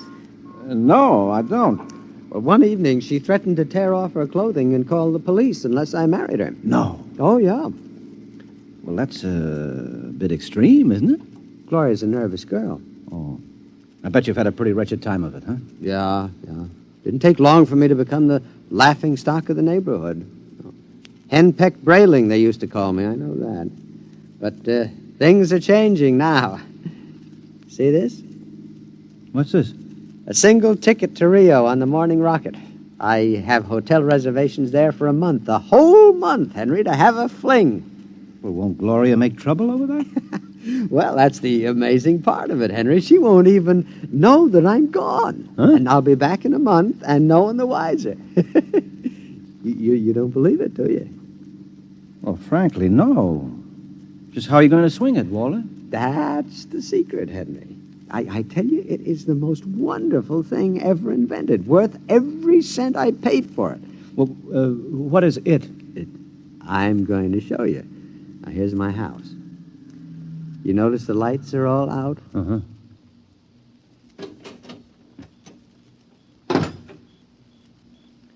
Shh. Now, we'll wait here on the front porch. Say, Walter, you haven't gone off your rocker, have you? Shh. Let me see. I meow twice. That's it. Meow. Meow. Now watch the window in my bedroom. It looks as if somebody's... Hey! There's a man up there. He's looking out. Good. He sees me. Now he'll be down directly. Oh, now look, isn't this a bit embarrassing for you, Walter? No, not at all. You'll find out. Here he comes.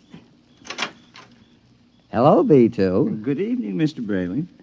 Either I'm going out of my mind or there are two of you. You never told me you had a twin brother. I don't. Look, if this fellow weren't in pajamas, I couldn't tell you apart. Well, that's the secret, Henry. Everything go all right, B2? Just fine, Mr. Brayling. I suppose my wife was in her usual good form this evening? Well, as a matter of fact, we spent the evening playing gin. No screaming, shouting, accusations? No, sir. No, it was a very quiet evening. Well, but this is even better than I thought. Marionettes Incorporated aims to satisfy, sir. Did he say Marionettes Incorporated? That's right, Henry. Then now look him over.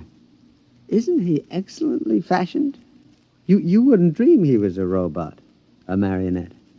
No, I don't believe it. Well, it's against the law, of course, to duplicate a human like this, but it's well worth the opportunity. I still don't believe it. You can't tell him from a human. Well, only one way. Put your ear next to his chest. Huh? That's it. Now listen. It's machinery. Walter, old man, how long has this been going on? Well, I've had him a month. I keep him in the cellar in my toolbox. And tonight I told Gloria that I'd like to be excused for 5 minutes to run down to the cigar store. Huh? She agreed. I went down the cellar, took out Brayling, too, and sent him back upstairs to sit with my wife till I got home. That's miraculous. Of course, Walter, it doesn't seem quite ethical somehow. Oh, nonsense. Highly ethical. Hmm? I've been home all evening. I shall be home with her for the next month. In the meantime, another gentleman named Walter Brayling will be in Rio having the time of his life. Well, can he walk around without fuel for a month? He refuels himself. Oh. He's built to do everything. Eat, drink, sleep. You'll take good care of my wife, won't you, B2? Well, your wife is rather nice. I've grown quite fond of her. There, you see? Yeah, Walter, old man, how long has this Marionettes Incorporated outfit been in business? Secretly for 2 years now. Why? Well, I wonder, you suppose there's a possibility that I might get in touch with him? You? Hmm. But your Nettie is madly in love with you. Well, I know that, but even so, just a little respite, a night or two once a month, huh? But she loves you dearly. Yeah. So much she can't bear me to leave her for half an hour. You know that lately she's taken to calling me up at work 10 or 12 times a day, talking baby talk? Your Nettie? My Nettie. So now what do you say, old man, huh? As a favor to an old buddy, huh? A fellow lodge member? Well, I could put you in touch with the man who makes them. Of course, you'd be pledged to secrecy once you learned where he's located. Oh, well, naturally. Oh, very well, then. Here's his card. Marionettes Incorporated. W. Zeig, proprietor and owner. New humanoid plastic 1990 models guaranteed against wear. Our motto, no strings attached. Address, the Jumble Shop, 43 South Wesley Drive. Yeah. Mr. Zeig will take care of you. He's a charming fellow. Real craftsman. Say, that's wonderful, Walt. I'll see him first thing tomorrow. Well, I better be getting home now. Nettie is probably splitting a gasket. We'll see you around, old man, after I get back from Rio. While I'm gone, you might drop around regularly, just as you always have. Treat Brayling, too, here, as if he were me. Otherwise, Gloria might be suspicious. Yes, fine, I'll do that. Oh, before I go, these marionettes, they're safe, aren't they? Oh, absolutely. Tell him, B2. Oh, we're guaranteed. Well, that's fine. Well, good night, Walter. Good night, B2. Good night, Mr. Smith. Good night, Henry. Well, I'm glad someone else will have a chance at a little happiness and freedom. All right, Brayling, too. It's back into the cellar box for you. Come on, down the steps. That's it.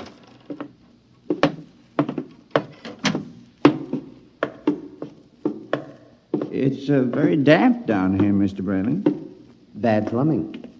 Here we are. Brayling. Yeah? Before you put me back into the toolbox, could we have a word? Certainly, old man. Now, this toolbox. Yes, what about it? Well, I don't like it, Mr. Brayling. Why not? Well, it's cramped. Oh. Well, I'll try to fix up something more comfortable when I get back from Rio. All right, now, before Gloria gets worried, back into the... Marionettes are made to move, not keep still. Now, how would you like to lie in a stuffy old box most of the time? Well, I didn't realize you fellas were that sensitive. Well, you wouldn't like it at all. I keep running. There's no way to shut me off. Now, I have my feelings, you know. Well, a day after tomorrow, I'll be off to Rio, and you won't have to stay in the box for a whole month. You can move upstairs. But when you come back from Rio, I'll go back into the box. Mr. Zeig didn't tell me at Marionettes Incorporated that it was possible to get a difficult specimen. There's a lot he doesn't know about us. Look here, B2. This has gone far enough. I'll never get to Now, Rio. come on now, into the box. And another thing. Well? Your wife. Yes, what about my wife? I've grown quite fond of her. I'm glad that you enjoy your employment. You'll have the whole month. I'm afraid you don't quite understand, Brayling. I've fallen in love with her. Yes, well, all... You what? Well, you see, you just don't appreciate it. Maybe if you hadn't acted so meek and apologetic about everything, well, she'd have a little more respect for you as a man. You aren't supposed to behave like this, you know. I think I could be very happy if I were married to Gloria. Aren't you forgetting that you are nothing but a big, overgrown puppet? Now, careful, Brayling. I'm sensitive. I'm sorry. Look, you wouldn't mind waiting here a moment, would you? I have to go upstairs and make a phone call. To whom? Nobody important. I have to call Henry Smith about something. You're lying. Now, you're going to call Marionettes Incorporated and tell Mr. Zeig to come and get me. No, really, I'm not. I was... B2, stay away. Now, stand where you are, Brayling. No, B2, take your hand off my arm. No, Brayling. What are you going to do? Nothing much. I'm just going to put you in the toolbox, lock it, and lose the key. Then I'll buy another ticket to Rio, and Gloria and I can have a wonderful vacation. You're insane. Oh, am I? Now, wait a minute. Hold on, B2. Don't be rash. Now, let's talk this over. Goodbye, Brayling. Now, B2, stop it. Don't. Let go. Into the box, Brayling. There. Let me out. Let me out. Walter! Yes, Gloria? Well, what in the world are you doing down there at this time of night? Well, nothing, lover. The pipes were knocking, and I'm just making sure the boiler hasn't exploded. Now, you go to bed, and I'll be up soon. Hurry, won't you? We had such a nice evening. I'm lonesome for you. You won't ever be lonesome again, darling. Never again.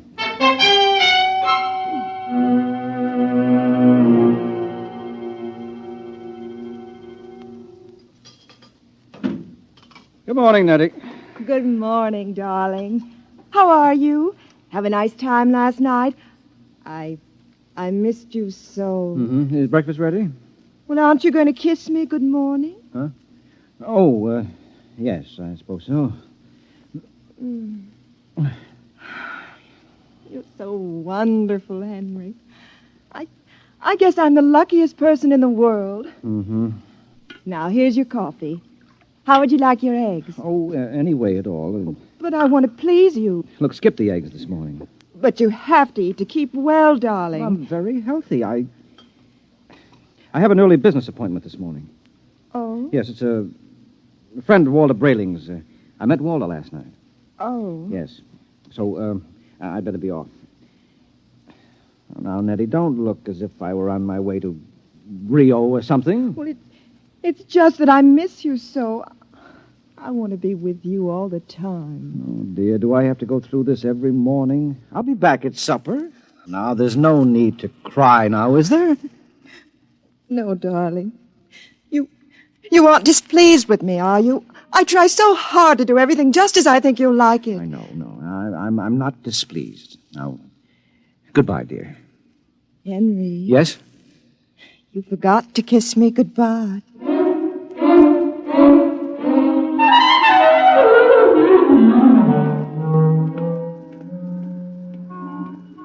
No strings attached, no strings attached. A very nice puppet with no strings attached. Let's see now. Jumble Shop, 43 South Wesley. Well, that should be about... here it is. Yes? Mr. Zeig? Yes? Walter Brayling recommended me. Enter. Thank you. Your name? Henry Smith, 55 Evergreen Place. And what can we do for you, Mr. Smith? Well, Mr. Brayling showed me his marionette last night. I was intrigued with the idea. Not that my wife is anything like that female meat grinder he's married to, you understand, but, I'm a man who enjoys an occasional evening with the boys, without complications. Naturally. Yes, so I thought... that I could duplicate you? Exactly. Oh, I think it might be arranged. Uh-huh. Oh, yes, how much? $9,000. I have an inferior model at $7,500. No. If I go through with this, nothing is too good for Nettie. Nettie's my wife. We've been putting money aside to buy a summer home in Westport, but... sometimes we must choose. Yes. Well, perhaps I could just slip out $9,000. It's a joint account. How soon could I have it?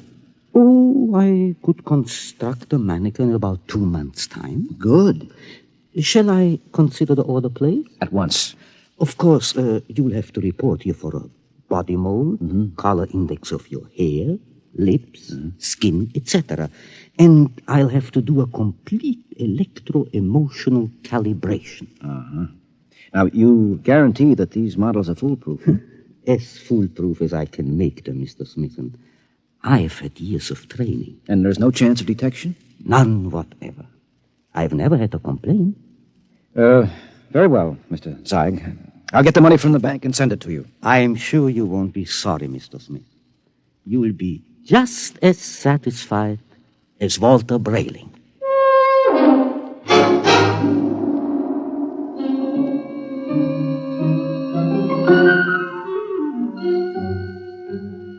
Teller. Yes, Mr. Smith? I'd like to cash this draft in my joint account, please. Yes, sir. $9,000, sir? That's right. Oh, I'm afraid that's impossible, Mr. Smith. Impossible?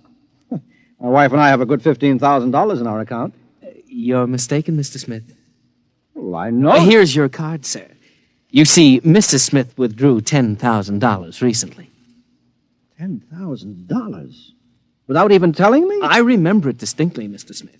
She said it was for a surprise for you. Oh, good Lord, she's bought that house in Connecticut.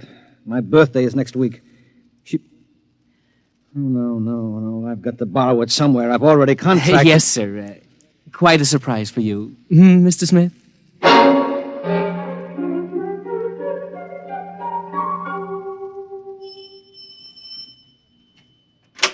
Yes? Oh, hello, Henry. Hello, Gloria. Is Walter home? I'd like to speak to him. He should be back soon. Will you wait?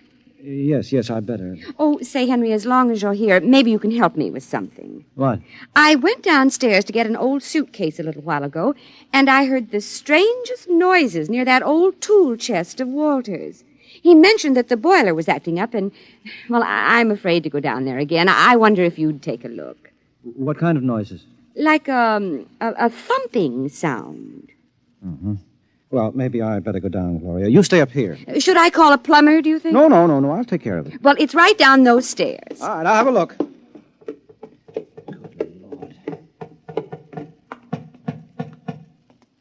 Hello? Hello in there. Let me out! Let me out! Shh, just a minute. Keep quiet, for goodness sake. Let me out! I'll have to smash the lock. Now, what? Henry, thank God you've come. What's the meat? I've been in there all night. I thought I'd suffocate. He tried to kill me. He tried to murder me. Who? Which one of you? No, don't be an idiot. I'm Walter. Well, what happened? B2, the marionette. He stuffed me in a toolbox and left me to suffocate. What? Fortunately, I found an old file in there, managed to get an air hole through the wood. Good Lord. He's taking Gloria with him to Rio. Have they left yet? No, he's gone downtown for the tickets. Good. We may have time. For what? To get down to Marionettes Incorporated and tell Mr. Zeig to stop him. You're in no condition. So don't worry about me. We can't waste any time. Now, come on. Yes, but what about Gloria? I'll sneak out. Tell her that you fixed the plumbing. Tell her anything. I'll meet you outside. All right. What a fool I've been. Oh, what a fool I almost was. I went down and ordered one of those things today.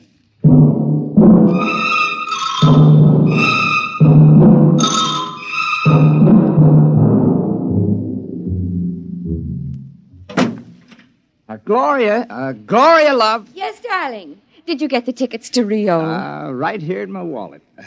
A honeymoon for two under the Pampas moon. Oh, Walter, it's so nice to have you like this. Oh, you like the change? I don't know what did it, but whatever it is, I'm in favor of it. I hope it's permanent. Well, I intend to see that it is. By the way, darling, do you happen to remember where that old pistol of mine is? Pistol? Yeah, I just thought, since we're going to be traveling in strange countries, well, it wouldn't hurt to bring it along. Well, I think it's here in the sideboard. There. You know how frightened I am of these things. Well, I'll be very careful of it. Now, in fact, I think I'll go down to the basement and practice. Not really shooting it, of course, just to make sure it's in good working order. Well, now, do be careful, darling. Oh, I will. If you should hear a shot, now, don't be frightened. I may fire it into a block of wood just to test it. Perhaps I'll fire it into that old tool chest of mine. That should absorb it. Oh, speaking of that tool chest... What about it? It reminds me that Henry Smith was here. Oh? Yes, I heard some noises downstairs, and he went to fix the plumbing. Oh, is he still down there? No, he left. I really don't understand it. He seemed so anxious to see you before he went down to the cellar. And then he just left. Did he stop the noises? Well, he must have. I don't hear them. Yeah, I see. What is it, dear? Well, I have to go out for a while, darling. But, Walter, we have to pack if we're leaving. Well, I'll be back soon. There's something very important I have to attend to. What is it? Well, just some personal business with Henry Smith. Now, please excuse me, darling. And now, don't worry. When I get back, everything will be fixed once and for all. Oh, we can enjoy the rest of our lives just as though the old Walter Brayling never existed.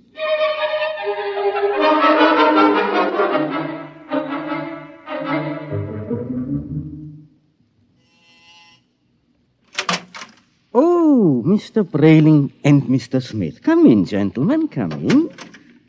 What brings you?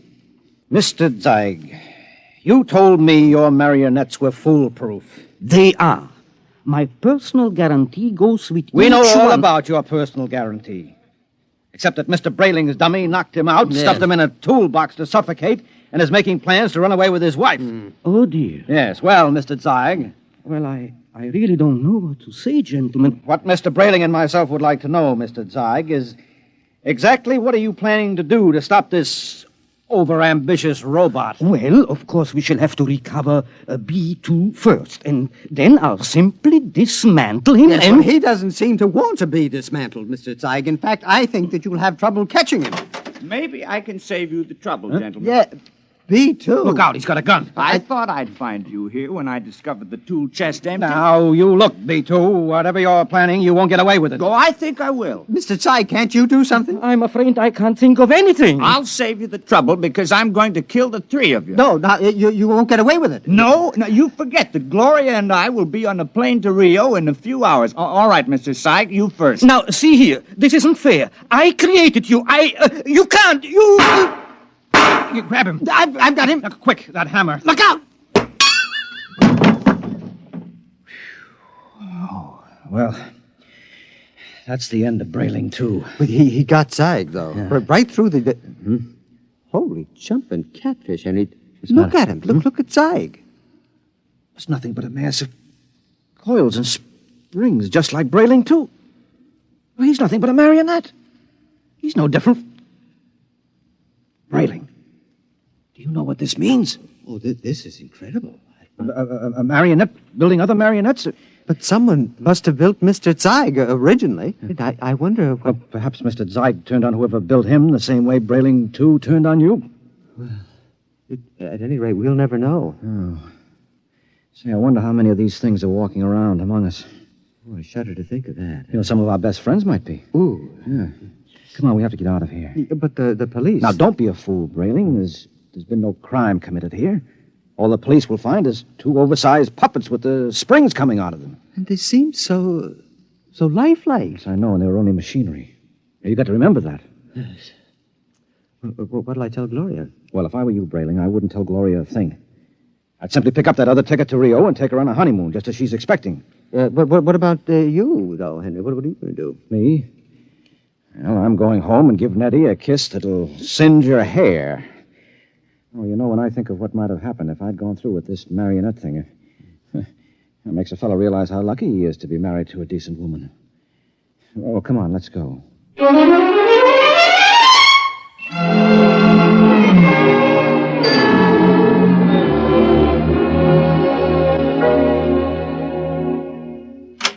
Nettie?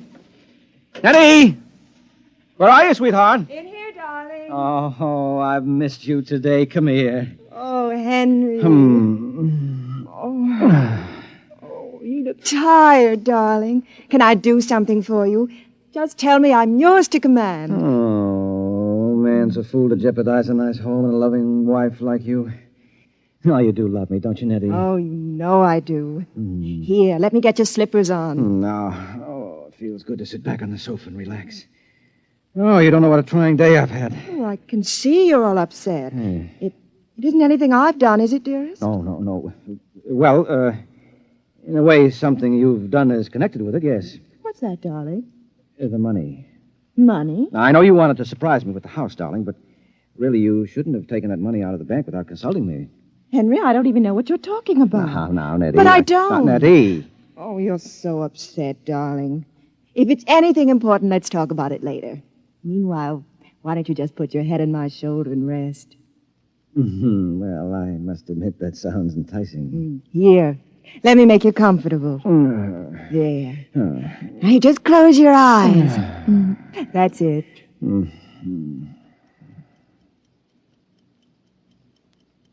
Nettie, Yes, darling? you hear something? No, darling. You sure? Like what? Like the ticking of a clock? No. Strange. I don't hear it now, but when I had my ear against your chest. Oh, no. Oh, no, she couldn't have done that to me. Not Nettie. What are you talking about? I'm talking about... No, I won't believe it. You're my Nettie, aren't you? You're real live flesh and blood. But I hear it. It's coming from you. It's coming from you.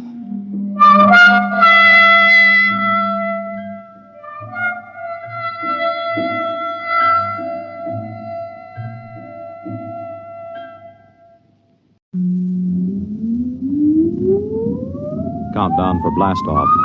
X minus 5, 4, 3, 2, X minus 1, fire.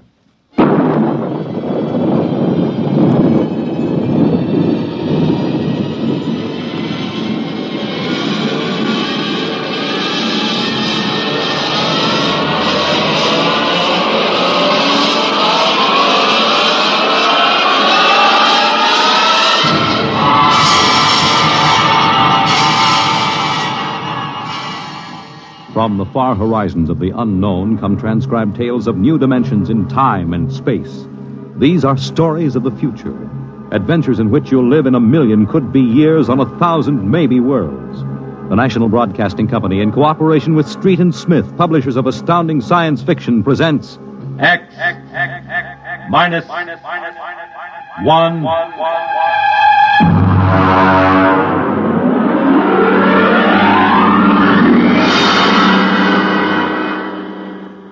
Tonight's story, To the Future, by Ray Bradbury.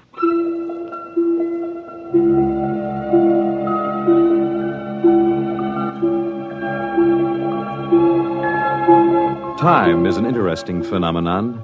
A ticking clock, the running sands of an hourglass. All these have captured the imagination of men. But time is more. It exists now, and then, and in the future. Suppose we are in the year 1955. Coexistent in time may be worlds we have never seen, the worlds of the past and of the future. The year 1955. It was a spring night in Mexico, fiesta time. The fireworks shot up into the clear, dark sky, and a papier-mâché bull ran about the plaza chasing boys and laughing men. Mr. and Mrs. William Travis stood on the edge of the yelling crowd, smiling. Bill, what is it? What did they say? They're cheering for the bull. Here he comes. He's good, isn't he?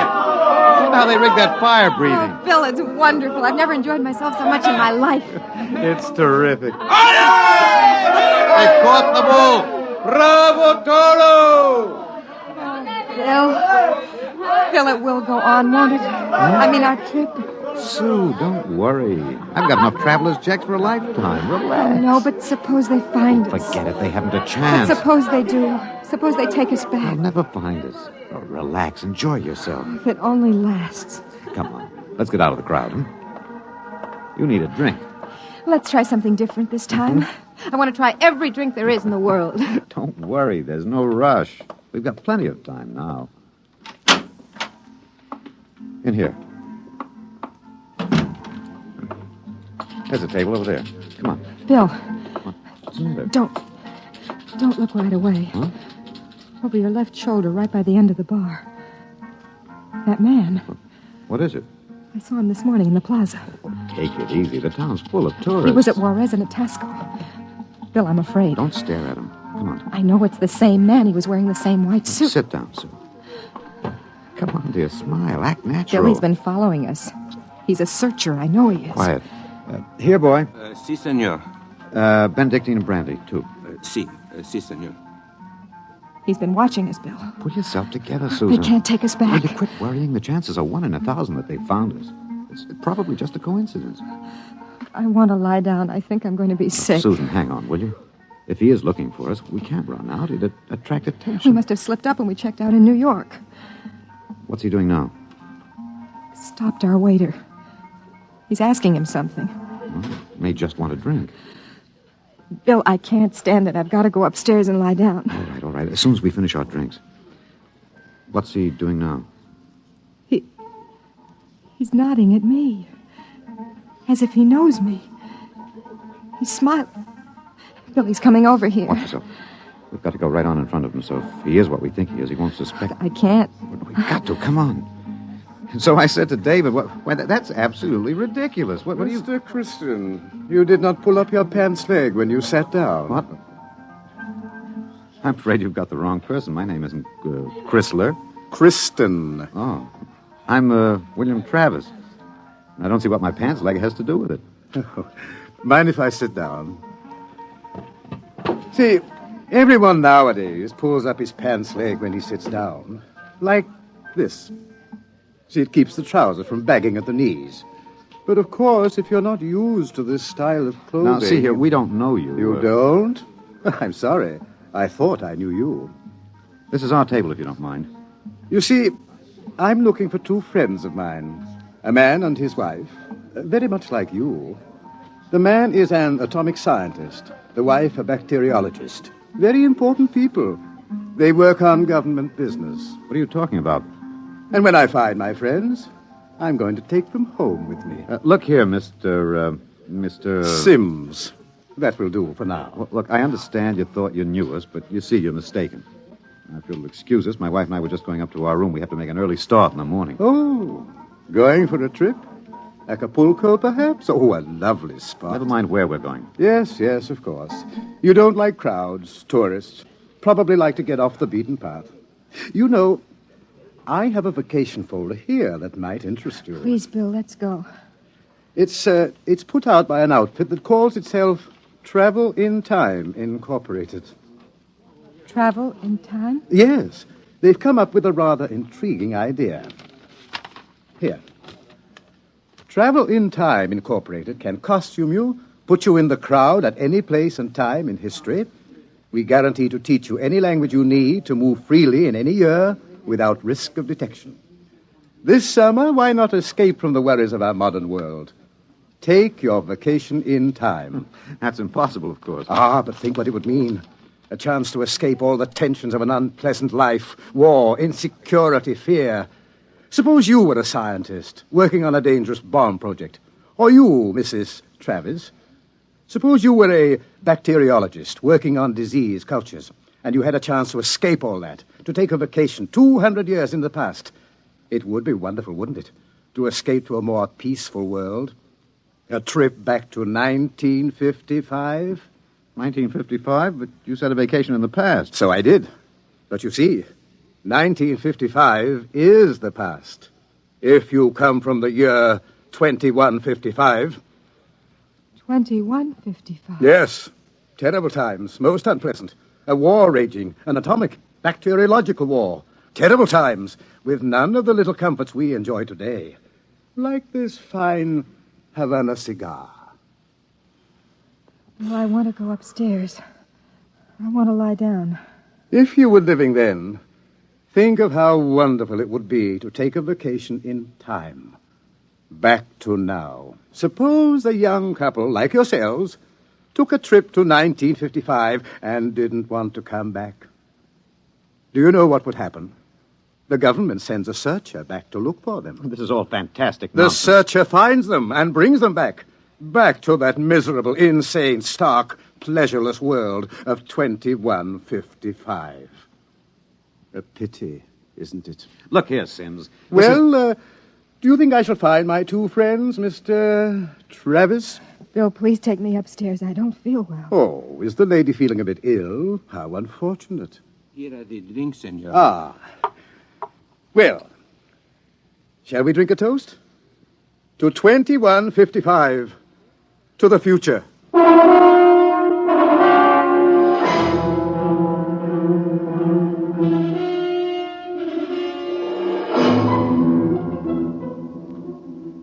Inside. Inside, quick.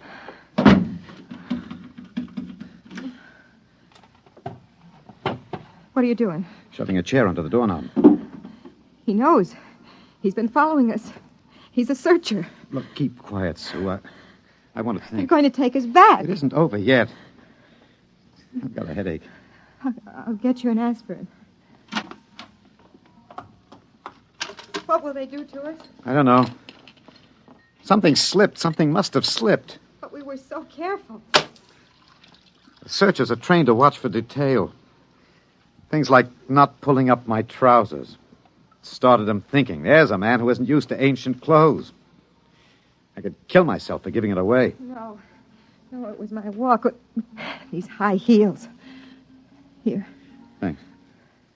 The nerve of that Sim sitting there looking us up and down like animals, smoking those stinking cigarettes. I know, that's how I first noticed him at Tasco.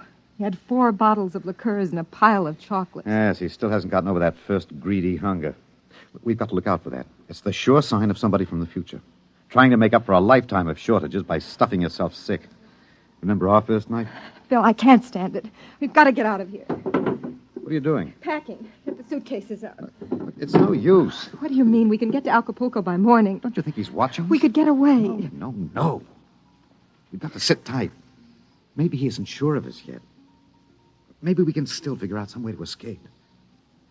Come on now. We'll need our strength. We'd better try to get some sleep.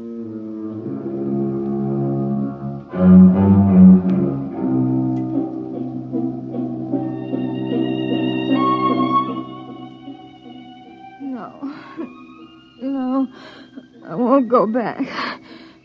Security put the bomb. It's falling and killing. Sue, what's the matter? No, Sue. no. Sue, wake up, Sue. Bill, where are we? It's all right. Calm down, honey. We're still in 1955. It's all right. Oh. You must have had a nightmare. Oh, Bill, it was awful. We were back there, 2155. Oh, Bill, we won't go back there, will we ever? Go back to sleep, honey. It's all right. We're in Mexico, 1955, and we're going to stay here. Sue, I've been lying awake here thinking. He's still testing us. He's not absolutely certain. He's got all the time in the world. He can stay here as long as he likes.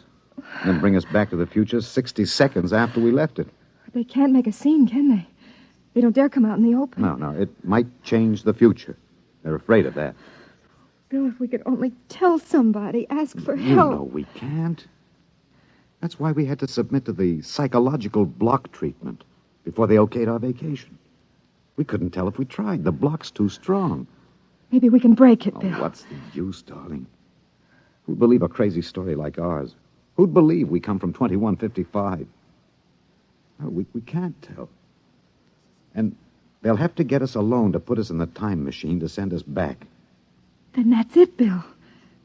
We'll never be alone. It's still fiesta tomorrow. It'll be easy to stay in the crowd. Yes. Yes, that's the only chance. We can't let him get us alone. He won't get us back to that war and that insane world. Bill. Could be the room clerk. At 3 in the morning? I'd better answer. Don't, Bill, don't. I've got to. Hello? Hello? Mr. Travis? What's the idea? It's 3 in the morning. Yes, yes. I just wanted to remind you. The rabbits may hide in the forest, but a fox can always find them.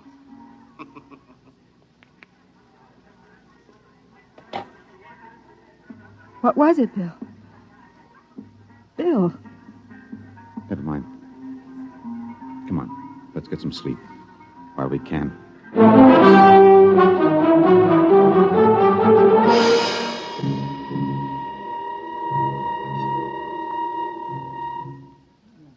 Buenos dias, señor y señora. Good morning, Senor Gomez. I trust you are spending pleasant days in my hotel. Fiesta time is the best. Yes, it's been lovely.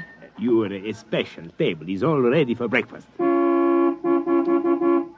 where in blazes the hotel? You, Buster, where's the hotel in this godforsaken sinkhole of a one-horse town? All the blighted deserts of the whole stinking country. I had What's to all that pick up racket? a blighted Oh, great town, excitement, almost very stinking great. away. What is it?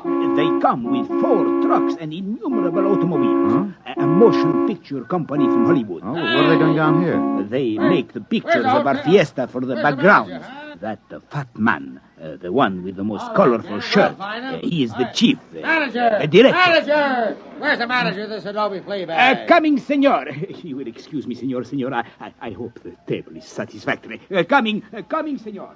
This is a break, Sue. That movie company will draw crowds, and that helps us. When can we leave, Bill? Oh, not today. He'd be... Okay, kids, end of the line. Ciao. Get it up, Maxwell, and lay off the pepper. I got a note, sir. Bill, there's Sims across the dining room. Can't do anything now, not with these actors coming in. Gloria, you sit next to Papa. Max, make sure nobody monkeys with the trucks and the gear. Right, Chief. Do we have to eat at this crummy joint, Joe? Cheer up, sweetie. Your mere presence makes this chastens and truck roll into one. No, not this early in the morning, Joe. I couldn't stand it. Okay. Anything you want, laddies. It's on the dear old expense account. They look happy, don't they? There's an idea. Maybe I could hire 2 of them. I could say it was a joke. Why? We could dress them in our clothes, have them drive off in our car sometime when Sims couldn't see their faces. Where would that get us? With him off on their trail, we might make it to Mexico City. It'd take years to find us there. Wait, that movie man's coming over. Excuse me, you folks are Americans, aren't you? That's right. Boy, am I glad to see you. I'm so sick of hearing Spanish, I could kiss you. Hey, come on over and eat with us, huh? Well, I don't think we should intrude. Oh, come on. Misery loves company. I'm Misery, and that's the company. We're from Hollywood. So I understand. Yeah. Boy, would I like to be there. I'm Joe Melton. I'm the director. I'm William Travis. This is my wife, Susan. Mutual. Come on over, kids. Join the party. Cheer us up. Only no tamales. I burned out 3 kidneys on tamales since I came over the border. Boy, am I funny, huh? Wonderful. Well, come on over. Hey, kiddies, I got new blood. Brother Yanks. Just a moment, Mr. Travis. I thought you might be breakfasting with me, alone. Sorry. I got him first, Mac. You want to join us? No, I've already ordered. Mr. Travis, I think you'd better talk with me. Say, now. Is this guy giving you trouble? No, it's all right. Then I say the word, and I'll have Max pitch him out in his ear. No, it's all right. We'll be right over, Mr. Melton. Bill. We'll talk to Mr. Sims. Mr. Melton, you sort of keep an eye on us, huh? After all, you found us first. Yeah, sure. Well, come on over soon, kids. Sit down, Mr. Travis. I hope you slept well. Did you? Well, I'm not used to spring mattresses, but there are compensations. I stayed up half the night trying new cigarettes and foods. A whole new spectrum of sensation, these ancient vices. We miss something in our world, don't we? And when we get back here, we try to cram it all in a few short days. We don't know what you're talking about. Still acting, eh? But it's no use. You can't stay in crowds all the time. I'll get you alone soon enough. I'm immensely patient. However, let's come to the point. You know we can't let you get away with this escape. Other people in the year 2155 might get the same idea and do the same thing. And we need people. To fight your wars? Bill. It's all right, Susan. We can talk on his terms now. He's got us. We can't escape. Oh, at last. Really, you've been incredibly romantic, running away from your responsibilities. Running away from horror. Oh, nonsense. Only a war. Only? With half the world dead and the other half dying? Yes, but we can't have you escaping here while we drop off a cliff. Dying people love to know that others died with them. Hey, kids, break it up. We're waiting on you. The longer you keep me waiting, the harder it will go on you. What do you mean? We need you on that bomb project. Return now, and no torture. Torture? Yes. You see, later we'll force you to work, and after you finish the bomb, we'll try a number of complicated new devices on you. Yeah. As you say, you can't escape. We have all the time in the world. Here. Sims, I'll make a deal with you. I'll come back now. If my wife stays here, alive, safe, away from that war. No, Bill, Keep no. quiet, Sue. Well, Sims, you need me for that bomb. You can duplicate her work. It exceeds my authority, but, all right. Meet me in the plaza in 10 minutes. All right. I'll pick you up in the car. Good. We'll drive out into the country to some deserted spot, and I'll have the time travel machine pick us up. Bill, I won't let you. Don't argue, dear. It's settled. Sims, there's one thing. Yes? Last night, instead of calling, you could have broken into our room and got us. Why didn't you?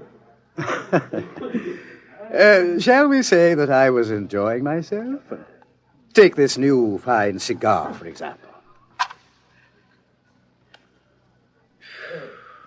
Wonderful.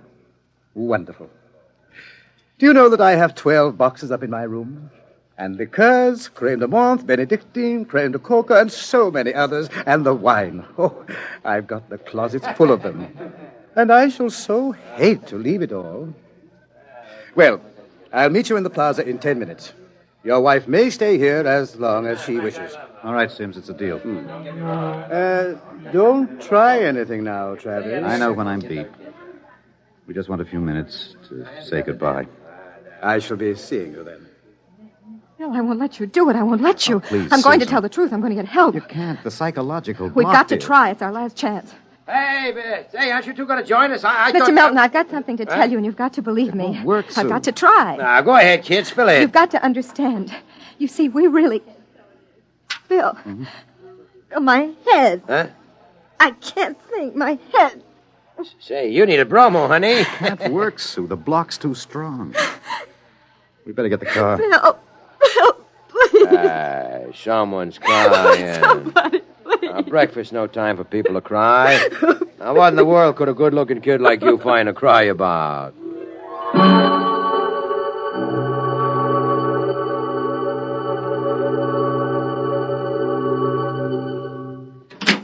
Bill, I won't let you do it. Don't make it hard, Susan. Let me go back with you. We'll get through some way. You think I'd let you go back to that war? Sue, please stop. We haven't got much It time. was so wonderful here, Bill. Bill, please. There he is, smoking those Turkish cigarettes, waiting for There us. must be some way we can both stay here. Maybe there is.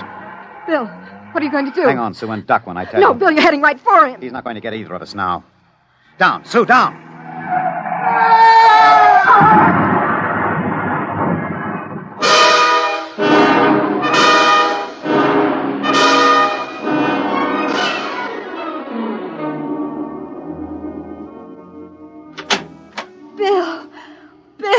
Bill. It's all right, darling, it's all right. Oh. It's all over. Darling, this is the mayor. Senora, your husband has been officially cleared in this most unfortunate affair. It is obvious this senor Sims died of an unavoidable accident. An accident? Oh, yes, of course. Adios, senor, senora. Will they want to see you again? No. No, I'm clear. Oh. I lost control of the car. That's the way it stands. Sue, I hated to kill him. I've never wanted to do anything like that in my life. Where shall we go now?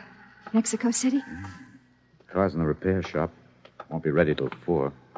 And we'll get out. Hey there, Travis. Wait up. Oh, it's that movie man, Bill. He was very good to me when they had you in there. Hey, I heard what happened. They sprung you, huh? Great. Yes, it was an accident. Well, lucky you didn't get hurt yourselves. Everything okay now? Yes, I think so. It's fine. But you both look a little rocky. Say, you want to get your mind off your troubles. We're through for the day. Clouds fouled up our shooting schedule. We're going to put a header on it up at the hotel. Gloria's cracking the ice now. Well, maybe we will join you. But first I've got to check up on the car. Well, don't miss the party, kiddies. See you upstairs. Bill, I don't think... Relax, honey. We've got the break now. Sims is dead. Before they can put another searcher on our trail, we'll have time to make a clean getaway. How about the car? We won't be ready till 4. We've got a couple of hours to kill. I'm so tired. What you need is a little excitement. We rate a celebration, honey. Well, I guess it would be nice to unwind. Sure. We'll go up to Melton's room, have a couple of drinks, a few laughs. Don't worry, honey. It's all over. We can relax.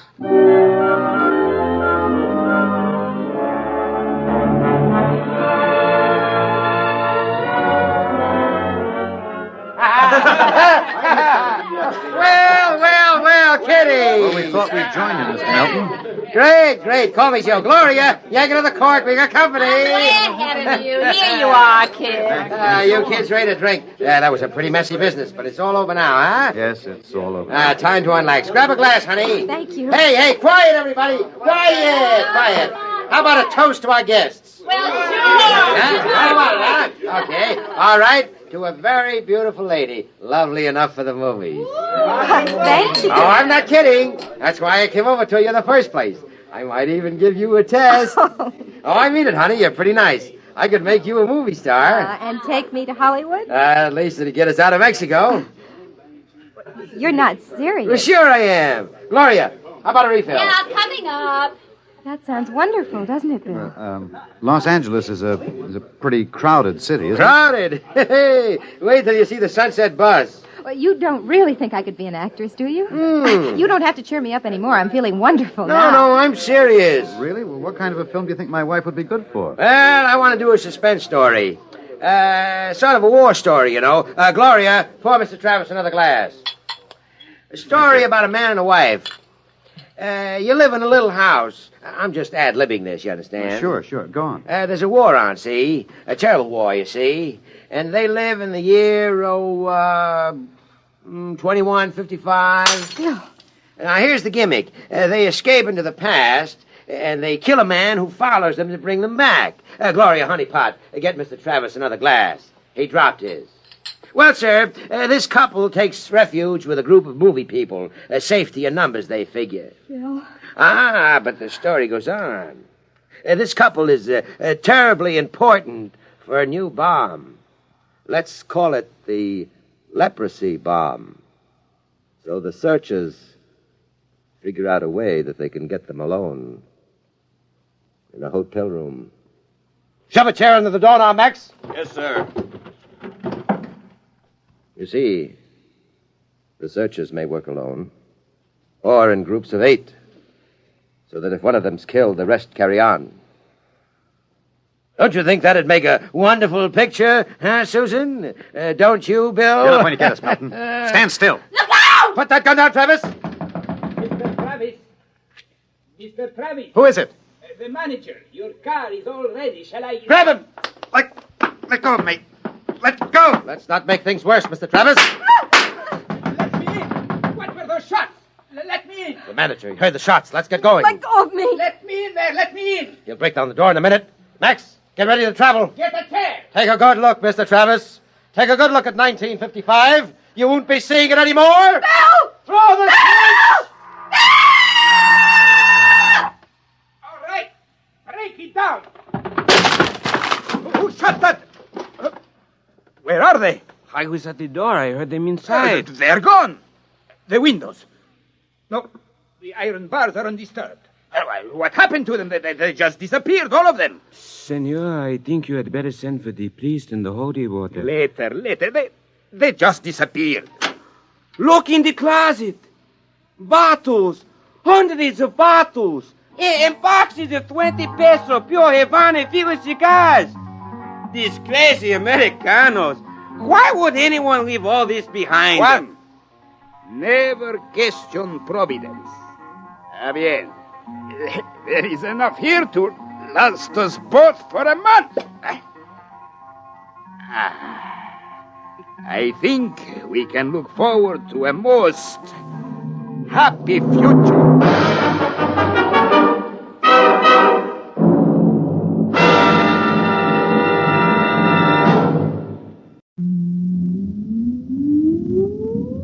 Countdown for blast off. X minus 5, 4, 3, 2, X minus 1, fire.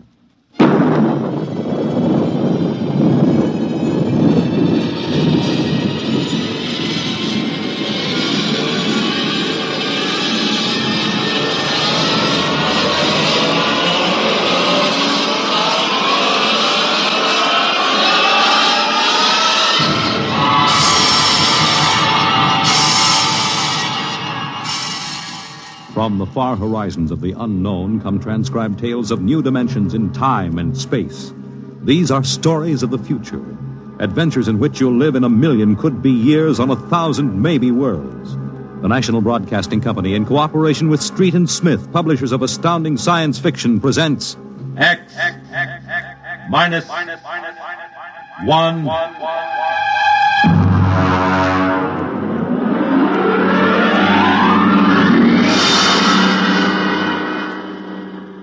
Tonight's story, The Vital Factor by Nelson Bond.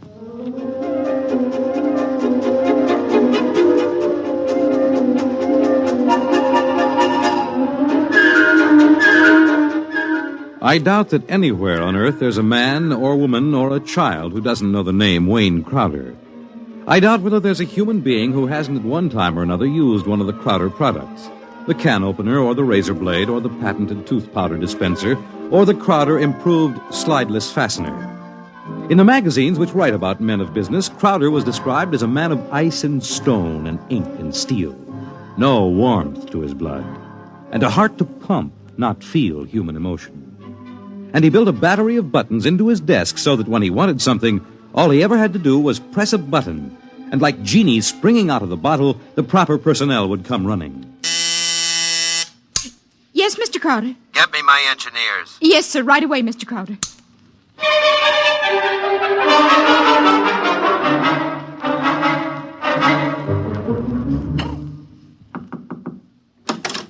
Here are your engineers, sir. All right, close the door and get out.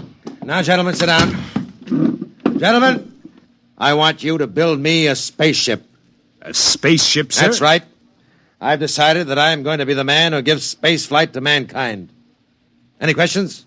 Sir, we can design such a ship. That part isn't too hard. Yes? But we've no way of providing the motor to power such a ship. When the ship's ready to fly, there'll be a motor. Sir, I don't like to contradict you, but you can't go ahead of the total technology of a historical period. It's like asking somebody in 1600 to build the internal combustion engine. You see, scientists have been searching for a motive power for spaceships for decades now without success. You'll have a ship, but we can't lift that ship from the Earth's surface. That is, not to the point of free flight at any rate. Mr. Crowder, you see you'll be spending millions of dollars, hundreds of millions perhaps, for nothing. What's your name? Phillips, sir. You're fired. Go down to the cashier and draw your pay and get out. What, sir? Get out. Nobody who works for me thinks of how much something costs. What? We use money. We don't let expense provide a rationalization for not beginning a project. All right, Phillips. I give you permission to leave. Right now.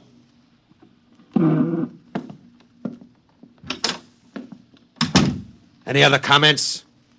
The ship will be built, of course, Mr. Crowder. The fact still remains, we can't power it. You design the ship, I'll find the motor for you. Where, sir? I don't know. But somewhere in the world there's a man who does know the secret. I want that motor, and I'll root out the man who has the theory which will let us build it. How quickly do you want this done, sir? Yesterday. Yes, sir. Is there anything you need? We'll need a construction yard, sir, and certain machinery and a great many materials, of course. Labor force. Get them. Send me the bills. I don't want to be bothered with minor details. Yes, sir.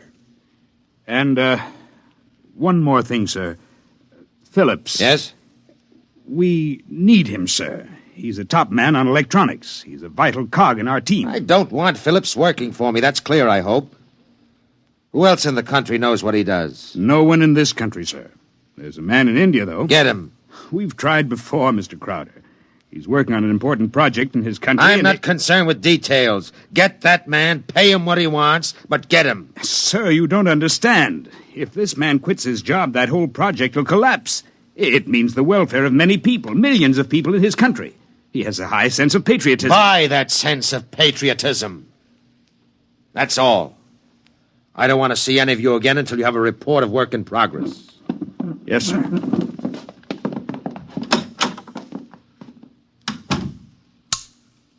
Miss Holmes, there's a man named Phillips going to draw his pay.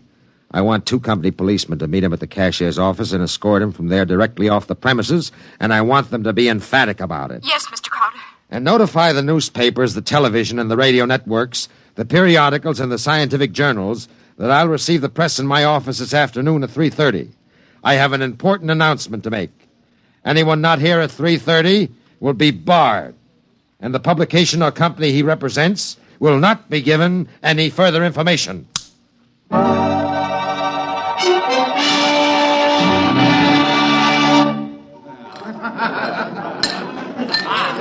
Gentlemen, you can finish your drinks later. Gentlemen of the press, and ladies, it's my pleasure to be able to tell you that I'm in the process of constructing a spaceship. Any questions? Did you say spaceship? That's right. That's what I thought you said. I knew the drinks weren't that strong.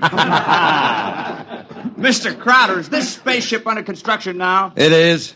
You've solved the problem of motive force, then? No, sir. Well, what sort of... You mean you have no means of propulsion for this spaceship? That problem is not solved as yet. Oh! It will be! That's why I called you in this afternoon. I want you to announce that I have $100,000 in cash, waiting for the man or woman who first brings me the basic idea for such a motor. I'll supply all equipment for research and construction, and I'll see that the rights of the inventor are protected and more than adequate royalties will be paid him or her. That's all I have to say now. Mr. Crowder, one more question, please. Yes? You have a name for this spaceship yet? No, not yet. Well, then let me suggest one. Yes? Crowder's Folly. Quiet! All of you, quiet! What is your paper? The Daily Times, sir. Miss Holmes, inform the company police that under no circumstances is any representative of the Daily Times ever to be allowed on company property again. Strike that paper from the list of those to be invited to future conferences.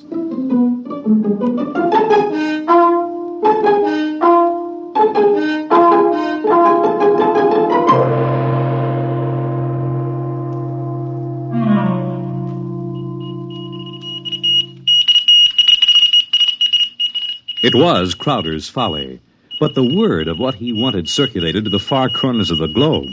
It was known in the white ice block huts of the Eskimos and in the grass-thatched villages of Central Africa, as well as places less remote. And the Crowder office became the Mecca and the heaven for the lunatic fringe of humanity. Their blueprints and scale models clogged its corridors. I told you I don't want these people in my office till they're screened. Now get out, get out! Every time I open that door, they surge in like a tidal wave. I have a progress report for you, sir. The ship is finished as far as we can go, Mr. Crowder. Certain additional construction can't be done now because it depends on the shape and mass of the engine, on the type of fuel, on the weight of that fuel. I see, all right. Lay off everybody we don't need. I've ordered that. Mr. Crowder, is it possible that no one will turn up with a motor? That's the one thing that's not possible. He will come. Money and determination will buy anything.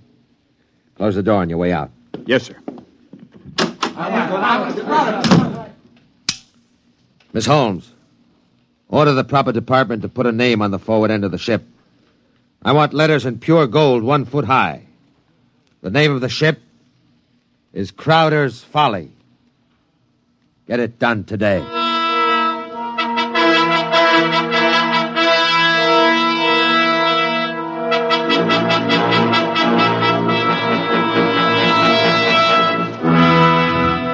The sun came up in the morning, and the sun set at night, glinting rose on the silver sheen of the hollow ship's skin as it lay in the yard. The golden letters on the prows spelled out the fury of Crowder for the world to see. A staff of 50 were employed as time went on in taking rust preventative measures to ensure the ship's well-being. The staff of 50 worked in 3 shifts around the clock, armed with oil cans and grease cans and other containers and sprayers of preservatives. In a year, the first experiment seemed ready to bear fruit, and a test was held.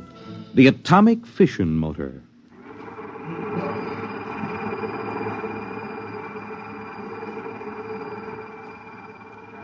In exactly 45 seconds now, we'll hold the test, Mr. Crowder. The sound you hear is our generators here, building up power to supply the motor by remote control. If this needle goes round to the part of the dial marked in red, there'll be an explosion. Are there any questions, sir? Proceed with the tests.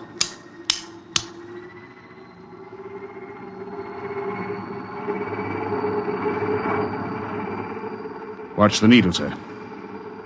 8,000, 8,500, 9,000, 10, 11, 12, 15. That's an overload now, sir. 18, 20. I don't know how much more it can... What happened? Your generator blew out. What kind of incompetency? I beg your pardon, sir. The motor blew up. What are you talking about? I would have heard...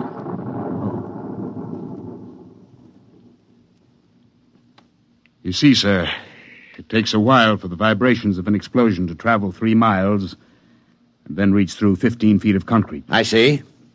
Well, there are other experiments in progress. Let me know when they're ready for testing.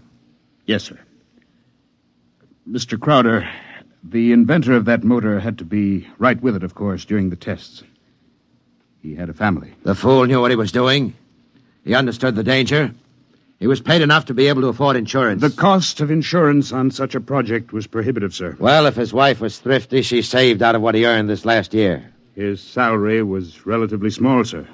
Most of the money went for the research. He should have demanded an adequate salary. I haven't stated on money. The fool failed. I have no further responsibility. Yes, sir. You want us to continue screening applicants? Of course. All right. Make a settlement on the widow. And don't turn anyone away if he seems to have the remotest possibility of success. I'm telling you, my man will come. Money and determination will buy anything. And strangely enough, Crowder was right. Because one day there came to his office a stranger, a small man. He looked even smaller in that tremendous room. He was an unusual visitor in that he carried no briefcase fat with blueprints or formulae. He was unusual in that he neither blustered, cowered, nor deferred to his host. He was a pleasant little stranger, bird-like of eye and movement, bright and smiling. Mr. Crowder, my name is Wilkins. I can power that ship you want. So? Of course, what I have in mind won't be anything like that meaningless, huge bullet your engineers built for you. Rockets are a foolish waste of time, sir. My motor requires a different sort of vessel. Where are your plans? Right here, in my head. It so happens that I'm presently supporting 6 people who make the same claims. None of them have been successful. What makes you think your idea will work? Simple enough, sir. The common magnet. Huh? Electromagnetism. Utilization of the force of gravity, or its opposite in this case, counter-gravity. Oh, no. Oh, thank you very much. Now, if you'll forgive me now... Just one moment, Mr. Crowder. There's one thing more. This. Now, I've seen pieces of metal before, thank you. How high from your desk would you say that I'm holding it? I'm very sorry, Mr. Wilkins. Now, do you want to leave or do you want to be escorted out? Now, this will only take a second, sir. How high from your desk would you say that I'm holding this piece of metal? 1.5 feet, I'd say. And if I let go, then in less than a second, a fraction of a second, it should fall to your desk. Now, look, I don't want the surface of that desk marred. What will it be? You see, I have let go of the metal, is that right? Good Lord. Many seconds ago, it should have crashed to the desk. Am I right? Well, this is incredible. Well, if you want to speak to me anymore, I'll be right outside. But it hasn't fallen. That's right, sir. It hasn't fallen. It floats in the air. That's right, sir. It floats in the air. How do you do it? Why don't you call your engineers and ask them? I'll wait outside. Miss Holmes, get me my engineers. Immediately.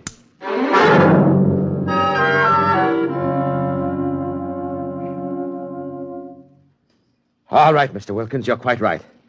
The piece of metal is apparently counter-gravity, and my engineers can give me no explanation. Thank you, sir. Now, what do you want? For my services? Yes. You've already set the price.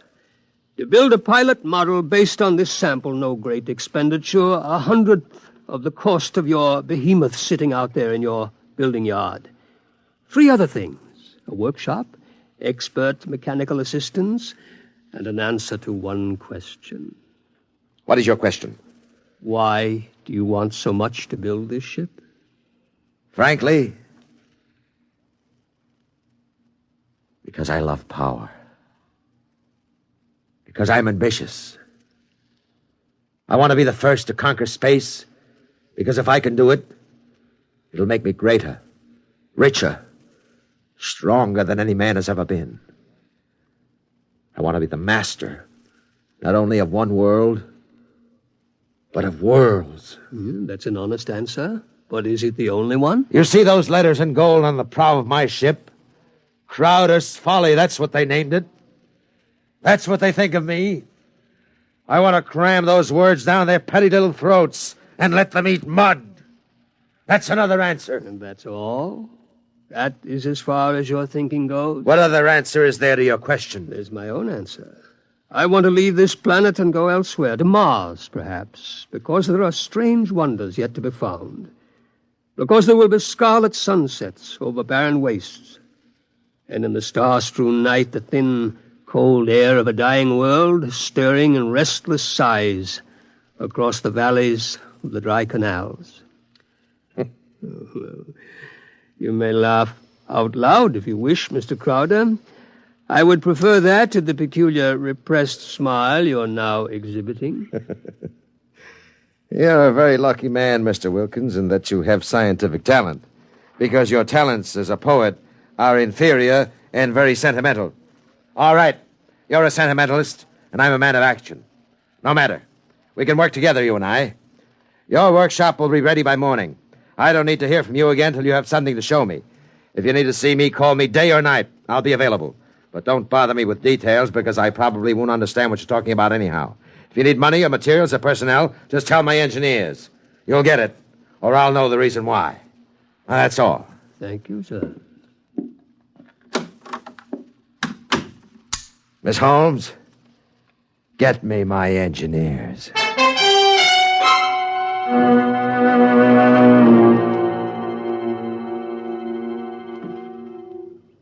Yes, Mr. Crowder? We have 50 men working on preserving that useless hulk out there in the construction yards.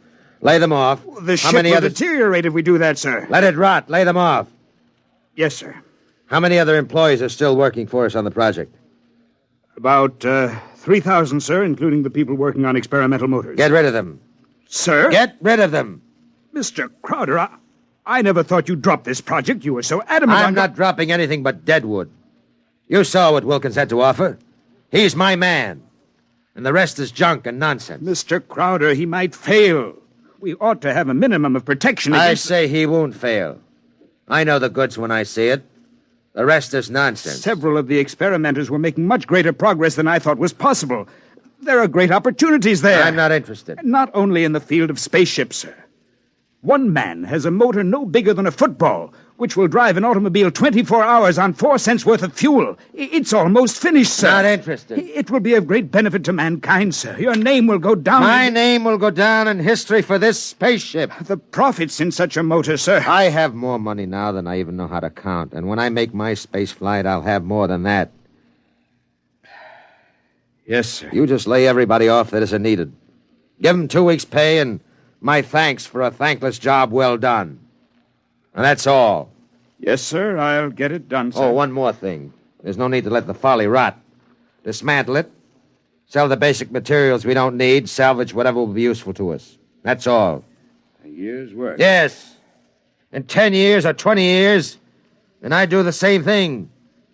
That's why you're an engineer, and I'm an executive. That's why you work for me. Because when I have to, I can be ruthless with my own mistakes. When a thing has lost its usefulness to me, I get rid of it. Well? I was just thinking, Mr. Crowder, what would happen to me if my usefulness to you were over? I've worked for you 20 years now. Just don't give me any occasion to consider your usefulness terminated. That oughtn't to be too hard. What? Nothing, sir. I'll make the arrangements at once.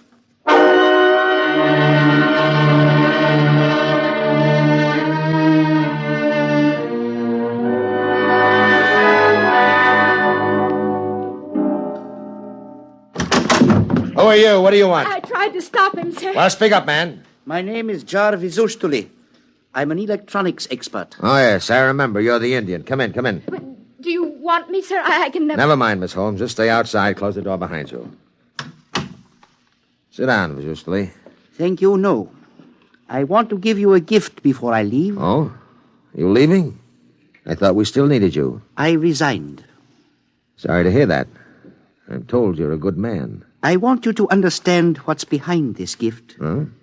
I was working on a power project in my country which would have meant a tremendous rise in the standard of living for millions of my people. I was unable to resist the money you offered. Well, had you resisted, even more money would have been forthcoming. I placed no limit on your worth to me. I understand. But you see, I did not come without a sense of guilt, because there was no one in my country who could take my place. I would assume that. And now I discover that what I did was for nothing. The spaceship on which I worked is being dismantled. That's right. So I have been corrupted by you at a whim. I think you have too much power, sir.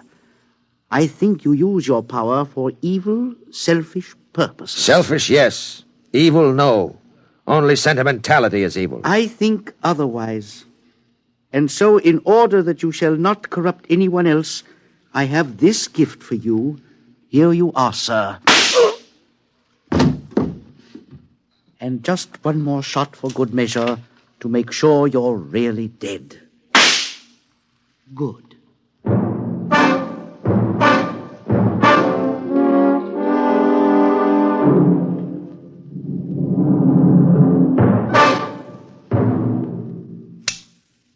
Miss Holmes, there's a man on his way out by the name of Jarvis Ustuli, an engineer. He's not to be molested.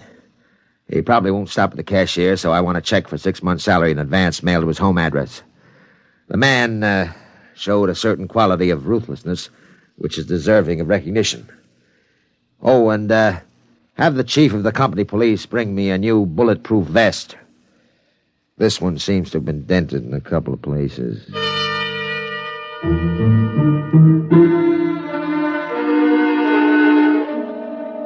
The new spaceship, according to Wilkins' plans, as executed by Crowder's engineers, was finished within 4 months. It was small, it was shaped like a disc. It gleamed brightly even in the smoky haze of an October sunset. Inside, Crowder and Mr. Wilkins, in a small cubicle at the heart of the machine, sat surrounded by many instruments of a complicated nature. Outside, huge crowds gathered to witness the test. They stirred and murmured, waiting restlessly, as inside the control room of the craft, Wilkins installed the final secret part he had not revealed to those who built his driving apparatus.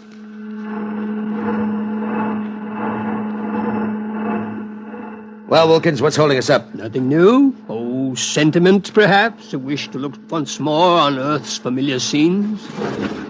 There. Now the screening is removed. Look at the people out there. Never mind looking out there. Let's leave that thing closed. You're a sentimental fool. Or are you afraid? Or did you decide at the last minute that your invention would work? It will work. Sit down, Mr. Crowder. Thank you. Do me a favor. When I press this button, will you please press the button on the arm of the chair in which you're seated? I'll tell you when. Turn on your motor. I want to hear its roar and feel its tug as we cut loose from Earth's gravity and fly outward into space. That might be a moment in which I'd share your sentimentality. Press your button now, sir. Thank you. Yeah. Wilkins, I'm beginning to distrust you. If this is all a hoax, when are we going to take off? You said at 5 sharp, and it's 2 minutes after 5 now. Well, do we move or don't we? Mr. Crowder, we're already moving. The button you pushed was to nullify the effects of acceleration. If you don't mind, sir, I'd like to open the screen again. Now, if you care to look, see for yourself.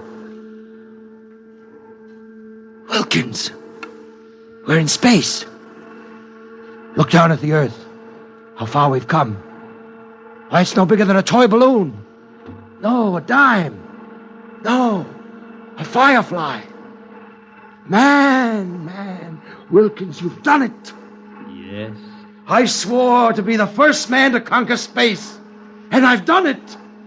It's a triumph of power and ambition. And sentiment. Blast sentiment. Your maudlin dreaming would have died unborn except for me. I made this possible, Wilkins. Don't you ever forget that. My capital, my forcefulness, my will.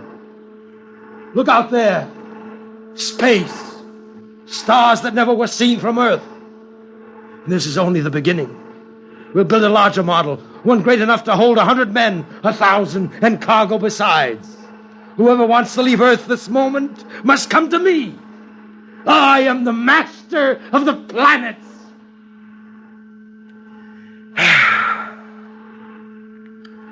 All right, Wilkins. Turn back now. No. Huh? I said turn back. No. Well, we've proved the ship can fly now. Now turn back. I want to start work at once in preparation for the long flights to come. Not so. We will go on. What are you doing? Defying me? I'll break your puny little body into pieces. Can you control this ship, Mr. Crowder? Would you like to be stranded out here in space, just adrift in space without control? Would you like that? Turn back. No. What's the matter with you? Are you out of your mind? Oh, I am a sentimentalist, Mr. Crowder. Your money and ambition paved the way, that's true, but sentiment was the vital factor that sent me to you. Sentiment, sir. You see, Mr. Crowder, I wanted to go home. Home? Home? You are out of your mind. You will forgive me if I remove these primitive clothes? Who are you? Oh, it's all right, Mr. Crowder. I hold no special malice toward you. There's no need to be so terrified because you've had your first close look at a Martian.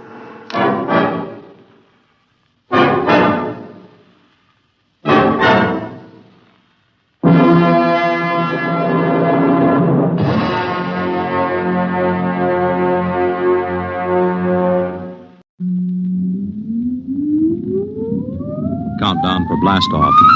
X minus 5, 4, 3, 2, X minus 1, fire.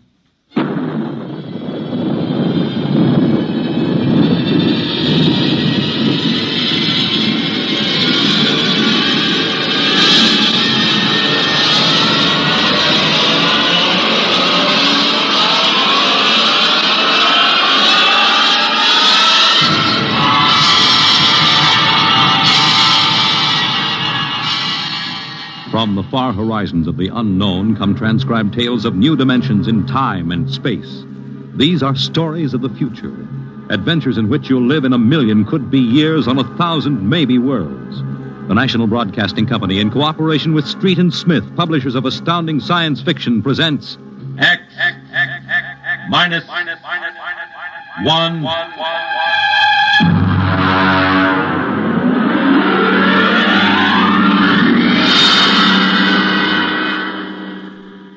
Tonight's story, 0 Hour by Ray Bradbury.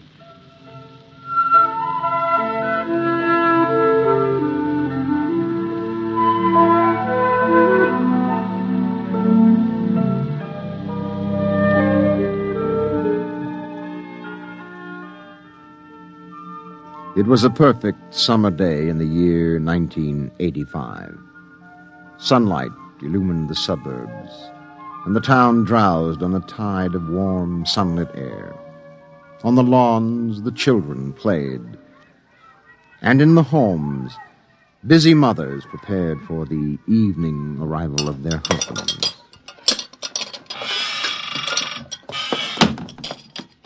Excuse me, Mom. Good heavens, Mink. What's all the excitement? We're playing a game, Mommy, the most exciting game ever. What are you doing in that cabinet? I need some tools from Daddy's kit. Your father may not I'll want... take good care of them, Mom, I promise. Very well, dear. Don't lose anything. Oh, what's the name of the game, Mink? Invasion. Invasion. What will they think of next?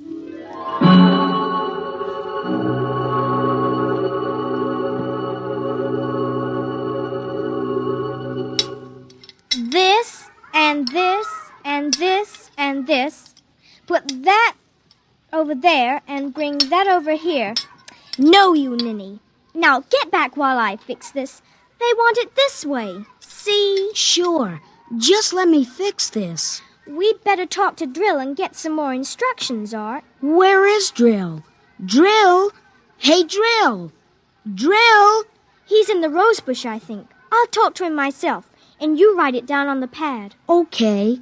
Drill? Drill? Okay. Drill wants you to write down triangle. What's a triangle? Never mind. Drill will tell us when he wants us to know. It helps the invasion. Well, how do you spell it? Drill, how do you... Shh! Mink, here's your mother, looking out the window. Mink? Who are you talking to? The rosebush, Mom. Only it's not really a rosebush. That's Drill. Well, who's Drill? He's planning the invasion. Oh, what an imagination.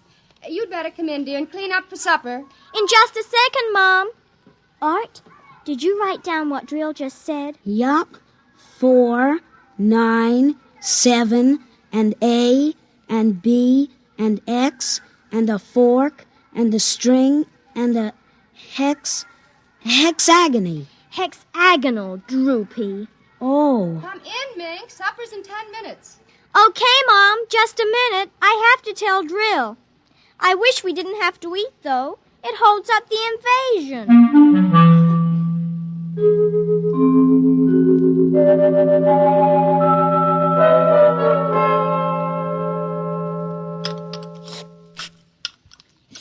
Mink, for heaven's sake, slow down. You'll choke on that soup. I can't, Mom. It's a matter of life and death. What's a matter of life and death? The invasion. What invasion is that? Oh, just some silly game the children have been playing. Well, whatever it is, Mink, it'll wait until you've finished your supper, I'm sure.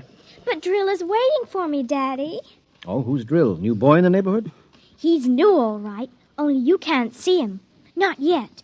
He hasn't come through yet. What do you mean you can't see him? He lives in a rose bush in our backyard. Oh. Imagination, Henry. Mm-hmm. Well, while you're at it, tell me more about this new game. It's Martians invading Earth, Dad. What? Well, not exactly Martians, Dad. They're from, I don't know, from up. And from the inside of that little head of yours. You're laughing. Drill said you would.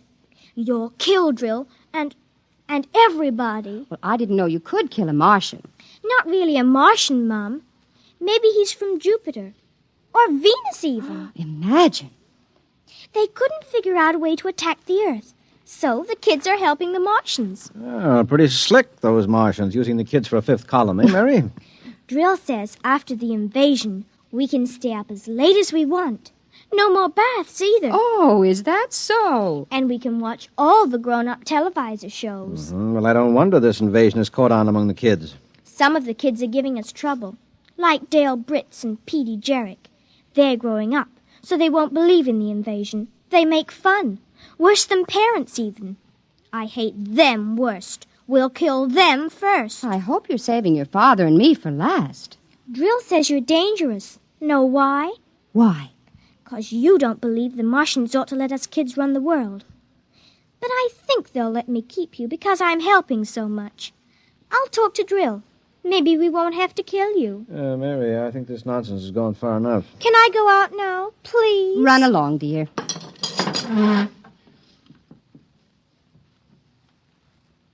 Don't worry, Dad. I won't let them hurt you.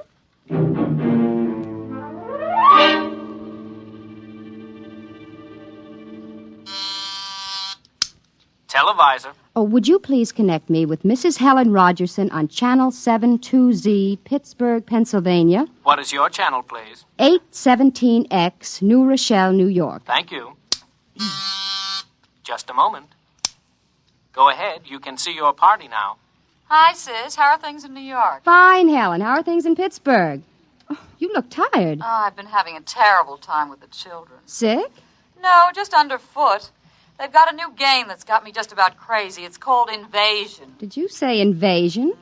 Isn't that strange?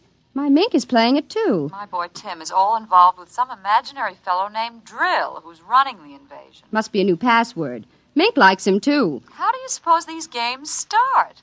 My backyard looks like a scrap drive. They've got every conceivable kind of mechanical gadget out there. I talked to Josephine Schiller in Boston, and she says her kids are wild about it, too.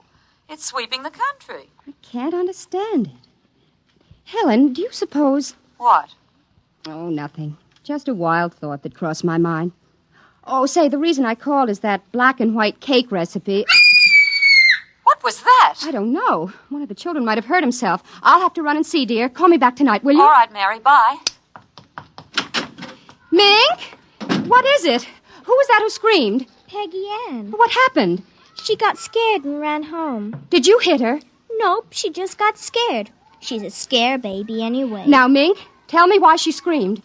No, I can't. Mink, you'll answer me or come inside this instant. I've had enough nonsense. I can't quit now, Mom. It's almost 0 hour. Then tell me what frightened Peggy Ann. Okay, she saw Drill. He almost came through. Through what? Those pipes and things we set up. She looked into one of the pipes and screamed. I guess she saw Drill. And no one hit her? No, Mom. Very well, Mink. I'll call Peggy Ann's mother and see how she is. If we could only get Drill through, it would be easy. Then all the others could come through after him. I'm going in now, Mink. I'll call you in for your bath in half an hour. Your father and I want to go out tonight. You won't be able to go out, Mom. Why not? 0 hour is 5 o'clock, Mom.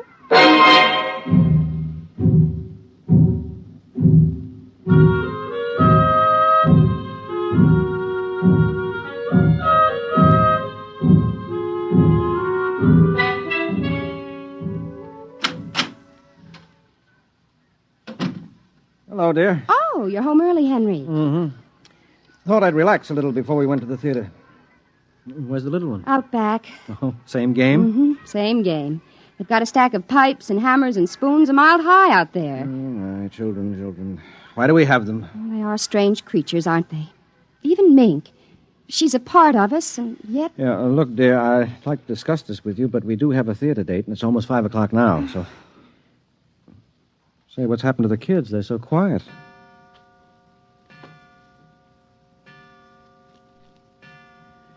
Well, when children are quiet, you know there's some mischief. Say, what's that sound? I don't know. Those kids aren't playing with anything electrical, are they? Oh, I'm sure they aren't. At least... Just the same, I'd better go out. Henry, ask them to put off the invasion. Good Lord, what's that? Mary, look out the window. Henry! What is it? Where are the children? Mary, why are you shaking? What did you see? Henry! Quick, up to the attic. Well, they aren't in the attic. Yes, the attic, quick. No, Mary, come back here. Mary, don't go up. They aren't up there. Mary, are you out of your mind? There's no one up here. Quick, shut the door. Lock it. But there's nothing up here. What is wrong with you? Now, Mary, come to your senses. Henry, we've got to stay here and hide. What are you talking about? I saw it through the window. Henry, it was horrible. They weren't making believe. It is an invasion. Oh, Mary, for heaven's sake, let's get down out of this attic and talk this over sensibly. I want to find out if Mink is all right. She's all right. I saw her. She was leading them around the corner of the house. Leading who? The kids? Shh. Listen. Well, There's nothing. Listen. The front door. They're coming. Good Lord, those kids sound like 50 men with boots on. No, not men. Oh, please, God, don't let them find us. Don't let them, please, God. I don't understand this. Who's there? Don't shout, they'll hear. Who's down there? I demand that you answer me. Oh, they're coming. The whole house is shaking. Who's there? Hush, please be quiet. They might go away. Henry. Henry. Mom? Dad? Are you in the attic? Henry, listen. That's Mink. It's Mink. We've got to save her. Henry, don't you understand? She's leading them. What? She's leading them. She's on their side, Henry. Oh, please, God, forgive them. The children on their side? She told us, but we wouldn't believe her. Shh, listen. They're coming up. Oh, God. Mom? Dad? We know you're in there. I guess you better melt the lock drill. Henry? Henry, the lock. It's melting. The door. Oh, dear God! Mom, Dad? Oh, I see you now. Peekaboo!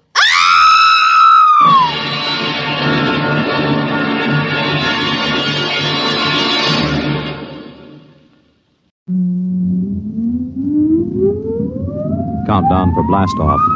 X minus 5, 4, 3, 2, X minus 1, fire.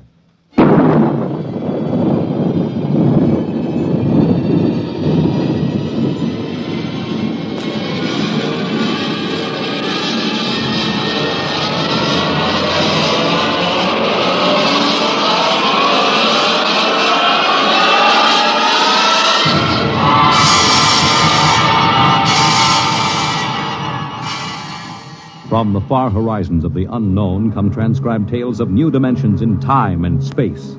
These are stories of the future, adventures in which you'll live in a million could-be years on 1,000 maybe worlds. The National Broadcasting Company, in cooperation with Street and Smith, publishers of astounding science fiction, presents X minus 1.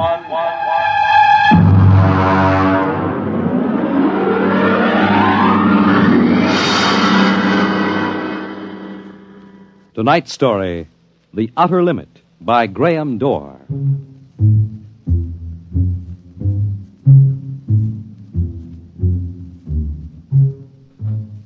We go ahead now in time to 1965. We're on a vast concrete runway set in the desert of the Southwest. A giant metal ship stands before us, prow pointed for the stars. And in 5 minutes, the signal will flash and it will tear up through the atmosphere to the outer limit.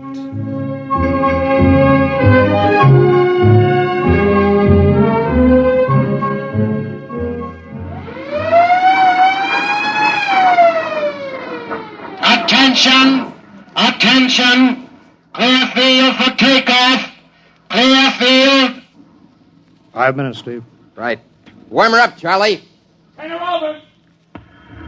I want to go over procedure again, Steve. Don't worry, I got it straight. We'll just make sure. Okay, I take her up on jets to 50,000, then I cut in the rockets. No lower, or your tail blast will burn out 3 counties. I climb 4 minutes on rockets, then start maneuver tests. Remember that, no more than 4 minutes. The ship isn't like those strato rockets that you've been testing. She's the first one built for outer space. If she works, you can go clear to the moon. If I'd have known, I'd have brought my toothbrush. Not this trip. Now get this, Steve. You've got power there to clear the Earth's gravitational field, but remember, after you cut in the rockets, you've only got 10 minutes fuel. If you go beyond the outer limit and don't save fuel for the return, you won't get down again, ever. You'll drift out into space. Get that now. 10 minutes fuel. Okay. As far as I'm concerned, this project is a lot more important than that cosmic ray bomb that they're testing out in the Pacific tonight. Well, the Security Commission brass doesn't think so. I don't see any undersecretaries under anything. Don't you worry, Steve. In the long run, our ship will make the CR bomb back-page stuff. But in the meantime, it's just as dangerous. Now, remember, half the principles in this ship are pure theory, slide rule stuff. If anything goes wrong, we may have to scrape you off the landscape with a soup spoon. You have a charming sense of humor. Now, here's what I'm getting at, Steve. We're risking your neck in this test. Anything blows, we don't want to have the next man pull the same boner. So keep your mic open, keep talking. If anything goes wrong, we want to know exactly why. And we won't be able to ask you. Let us know before you pull every switch, before you do anything. Got that? Even if you only have to blow your nose. All right, get those fuel lines away. Well, I guess that's about all, Steve. Hey, that reminds me. If Mary calls, I'm just up on a milk run. I didn't tell her today was it. How is Mary? She's okay, but she's due about now, and I don't want her to get nervous. Hey, I didn't know the baby was that close. Steve, you know, I really ought to be sending a single man on this job.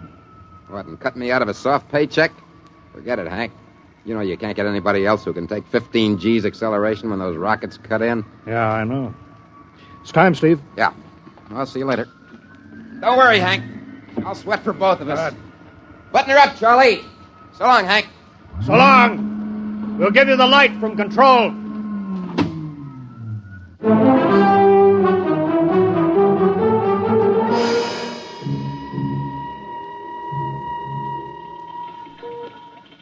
X2 JTR to control. Are you there yet, Hank? Okay, Steve. I'm ready to go. Mr. Hanson. Ready on radar, Sergeant? Check. Mr. Hanson, you better see this. What is it, Elsie? Message sent up for Steve. Mrs. Weston just left for the hospital. What? Hello, Steve. Yeah. Stand by a minute. Shall I hold it up, Mr. Hanson? Yes. No, wait just a minute. It's too late now. You going to tell him? Well, maybe he's got enough to worry about.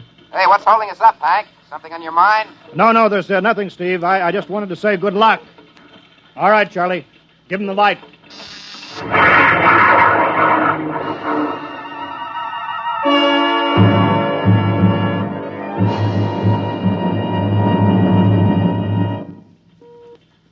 All right, Steve, I'm reading you clear. I'm at 20,000. Airspeed 600. It's running fine. Soundproofing works. There's a 3-degree waiver in the AGY pressure. Got that, Charlie? Check. Dead center on radar, Mr. Hanson. 50,000 now. I'm cutting loose the port jet. Now the starboard. Now I'm off jets. Airspeed dropping. Now I'm opening the rocket ports. The switch sticks a little, Charlie. Oxy-alcohol pressure 350. All right, now I'm advancing the ignition key. Here goes rocket 1. Steve, you all right? Yeah. Feels like somebody slugged me with a sledgehammer. Airspeed now 1,200. Here goes number 2. She's okay, Hank. Running like a Swiss watch. She's okay.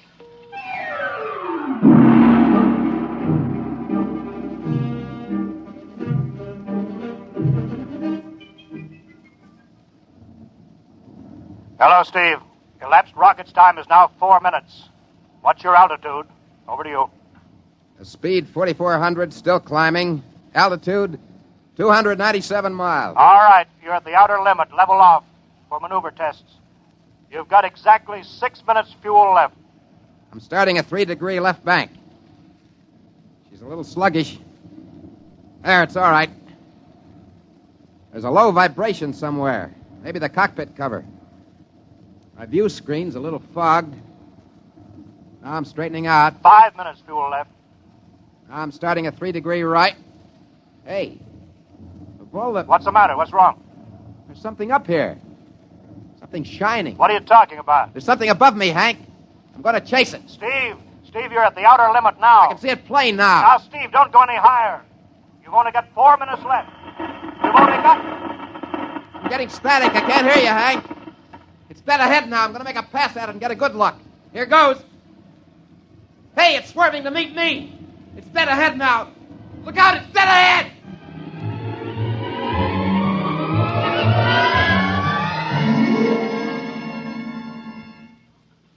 Hello, Steve.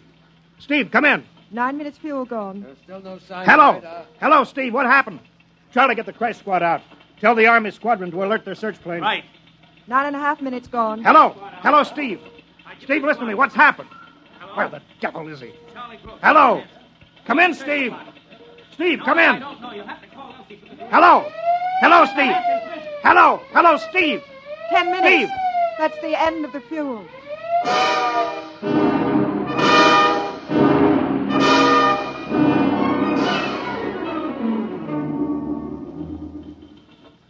How long has it been now? 10 hours, Mr. Hanson. Nothing more on radar, Sergeant? Screen's blank. Colonel Carulli called in. The search planes are back. Couldn't find anything. Should be some trace. He couldn't have bailed out, could he? You don't hit the silk at 4,400 miles an hour. We either went past the outer limit and ran out of fuel, or something blew, and we'll find the pieces scattered from here to the coast. Why does it have to be the best man? Always the best man. Charlie, we got to figure out what was wrong. Right. Something must have blown. I'll call him. Goodbye. Mr. Hanson, there's a message from Northside Hospital for Steve. Well, what is it? Mrs. Weston is fine. It's a boy. Oh, thank you, Elsie. It's a boy, Charlie. Yeah. Fine. It's a boy. He didn't even know that she went to the hospital. How am I going to tell Mary that? No, it wasn't your fault, Mr. Hanson. The ship was tested. Yeah, we'll build another, and some other flying fool will shoot past the outer limit into space. Well, I'm getting old, Charlie. You can remember when I used to take them up myself. Now I've got to send other men. Look, it's a job, Mr. Hanson. Now I'm afraid. Every time I hear a jet go off, I jump. Every time I have to send somebody up on a new model, I start to sweat. Mr. Hanson. Yeah? I think I've got something on the radar. No flights scheduled in, are there, Elsie? No, the whole day's cleared. It's coming in behind us. Here he comes over the building. Yeah. What crazy jockey is buzzing the field like that? Is that an Army plane, Charlie? I can't see. Here he comes back again. I know that engine. Yes, it's Steve. That's impossible. Look, that's his ship. It can't be. It's circling back for landing. Charlie, clear the field. He's coming back in. Mr. Hanson, there's not another ship in the world that looks like that. I tell you, it's got to be Steve. Thank God.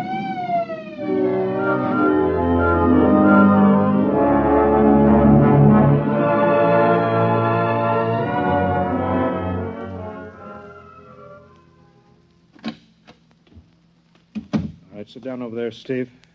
Quicker we get this done, the quicker you get over to see Mary and the baby. Elsie, give the order to check and refuel the rockets.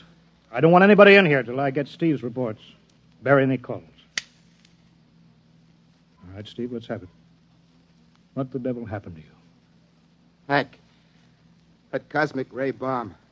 Does it still go off tonight? What are you talking about? Straighten out, Steve.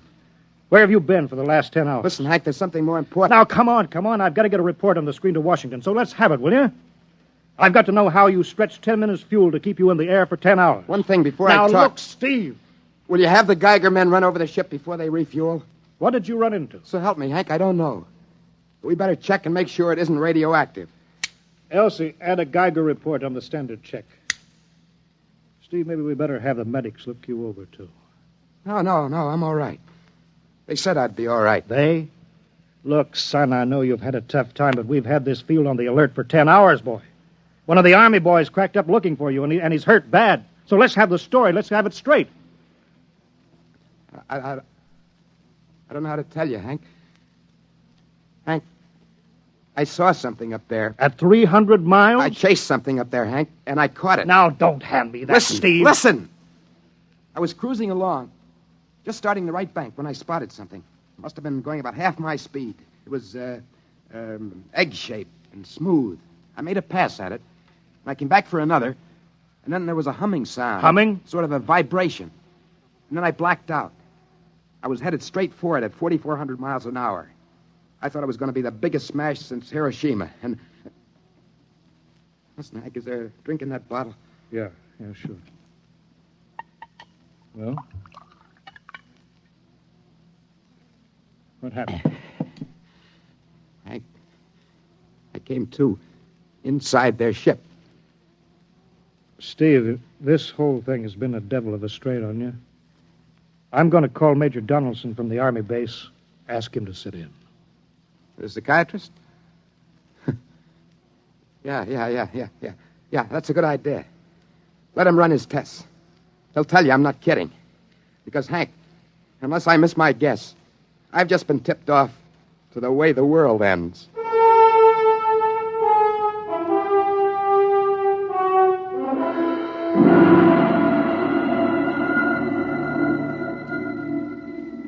You should be getting drowsy now.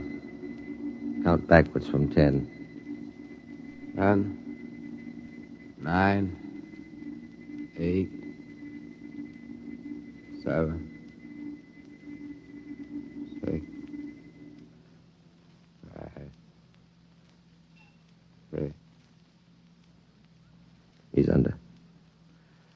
attach the head plate electrodes and the cortical pickup.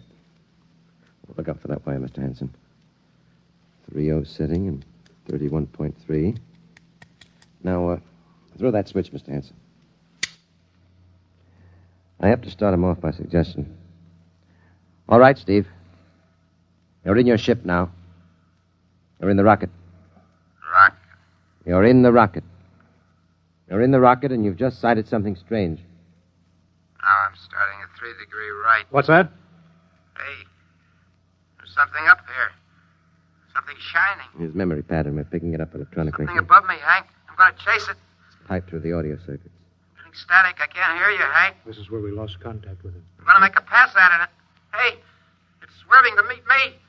It's dead ahead now. Look out. It's dead ahead. Now what? This is where he blacked out. No telling how long, minutes or hours. What's that noise? I don't know. Shh. Where? How did I get here? What? Who are you? Is he seeing things? Galactic Patrol. What's that? What are they saying, Steve? What are they saying? It's about nuclear fission. They know about it. They know the danger of it.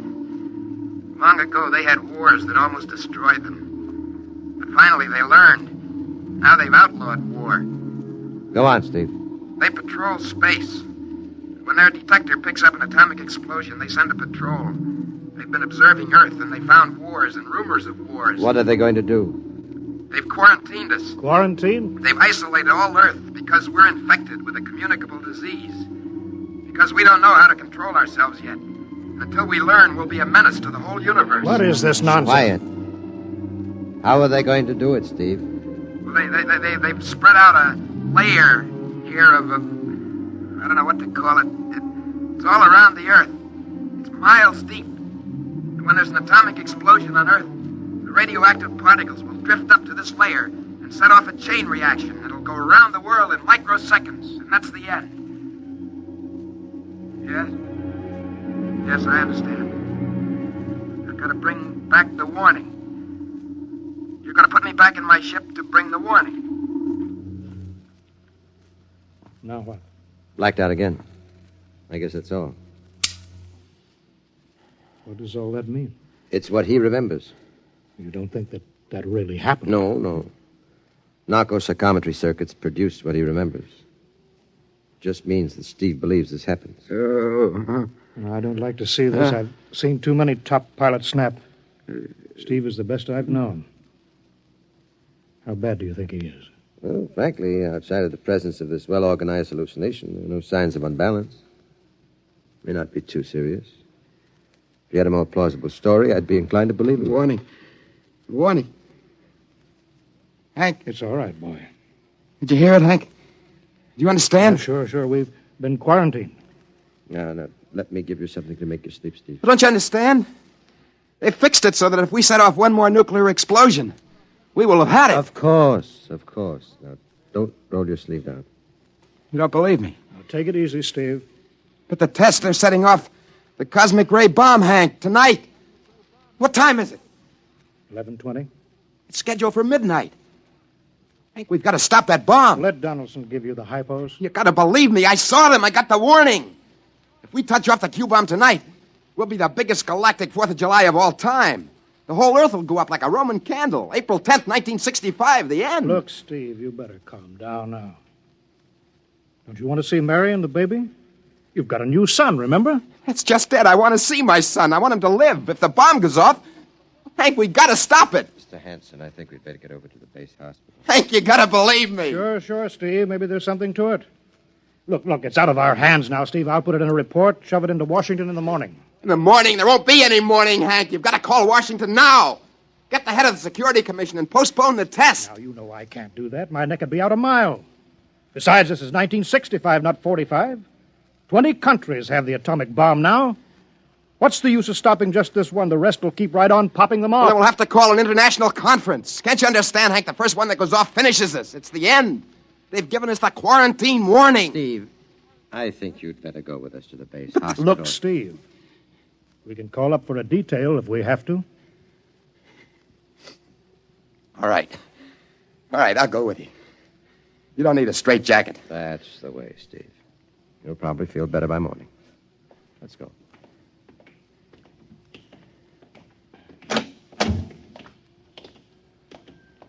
Tomorrow I'll drive you over to the hospital to see Mary and the kid. Sure. Look at the ship under the floodlights. Pretty, huh? You'll be flying her again soon, Steve. Don't worry. Yeah, I guess so. What's she doing out on the line? They refuel her? Yeah, we got Clausewitz coming in tomorrow from Denver for another test. Figure we'd give you a day off. Yeah, that's good. That's fine. Steve! Hey, go! Come on, Donaldson! Steve! Steve, come back here! He's heading for the rocket! That's crazy! Steve! Get down off of there, Steve! We can't get at him now. That hood is armor glass. He's waving. Towards control. The radio. Come on! I should have gotten help. Come on, Donaldson. The radio is still hooked up. Hello? Hello, Steve? Listen to me, Hank. You gotta call Washington now. Look, Steve, come out of the rocket. I'll call my men, Henson. Don't try anything, Hank. They refueled the rocket for tomorrow. Take it easy, Steve. Listen, you know what'll happen if I fire the rocket tubes down here? Steve, don't, please. It'll burn out every building for 5 miles. All of us in one big blast. What do you want, Steve? You gotta stop that bomb. You gotta call Washington now. They won't believe me. You make that call or I cut in the rocket. I mean it, Hank. You hook my screen to yours in parallel. I want to see exactly what you're doing. All right. Just don't fire those rockets. Get going, Hank. You got 12 minutes to make that call and stop the bomb. All right. I'm making the parallel hookup now. Donaldson, you think he'll really blast? I don't know. Up to now, I'd almost say it was normal, but this Henson, he's liable to do anything. Steve, there, you getting it on your screen? Yeah. Now put that call through. All right. Operator, Visit screen to Washington. the visit screen circuits are busy, sir. If you'll try again in half an hour. This is a Security Commission priority. Break in. Get me a line. Just a moment, please. 10 minutes, Hank. Listen, Steve, I'm trying. Ready to take your call, sir. Washington Security Commission 3. Urgent. I want Undersecretary Herbert Ames. Washington 3. 1 moment, please. Hurry, will you please? 1 moment, please. Chicago. San Marco calling Washington visit screen 3. Urgent. Washington 3. 1 moment, please. What time is it, Donaldson? 11:51. Do you think he'll fire those rockets? He might. Washington. Go ahead, San Marco. Visit screen 3, Mr. Herbert Ames. That is a coded exchange. I cannot accept your call without clearance. Listen, Washington, put this through. This is Mr. Hanson of Hanson Rockets Incorporated at San Marco Air Base. This is a priority call. I'm coded. 1 moment, please. I will check your code number. Get it through, Hank. That bomb goes off at 12. Will you be reasonable, Steve?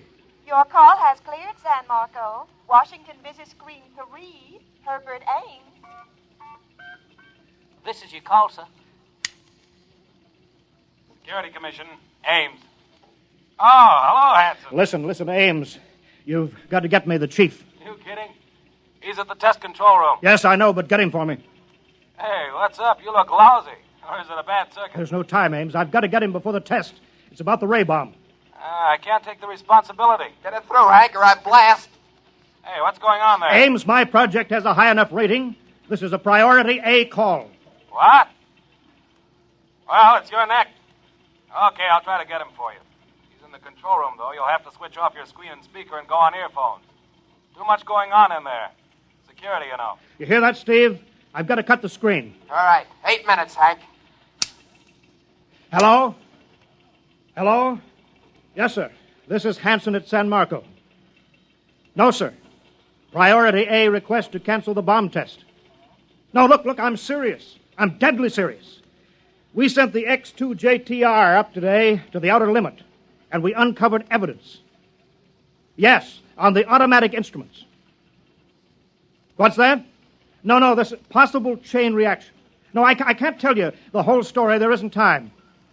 Yes, I'll bring the readings into Washington in the morning. You've got to postpone the test till you see them. Yes, I understand that. I understand about the press. I'll take complete responsibility for this. What's that? Look, I've worked on contracts for the Commission for 10 years now. Yes, I have complete confidence in my information. You can record that. All right. I'll call you back immediately. Goodbye. Hank? Hank! He's agreed to cancel. The ray bomb won't go off. Thank God. All right, Steve. You can come down out of the ship.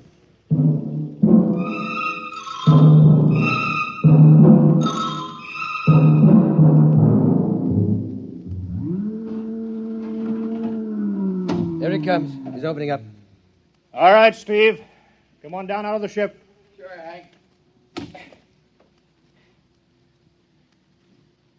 Hank, I was scared. I was plain scared. All right, easy now. It's all over. Bomb won't go off. Thank God. Hey, look. I want to see Mary and the baby. Can you get me transportation now? Hey, wait a minute. It's almost 12. They won't let you in the hospital now. I want to see the baby. Well, sure you do, but you've been under strain. I've got a shot here for you, Steve. Give you a good night's sleep. All right. Roll up your sleeve. Sure. Now, that'll make you sleep. Sergeant will find you a bed. Come on, Mr. Weston. Well, good night, Hank. I am kind of beat. It's been a tough night.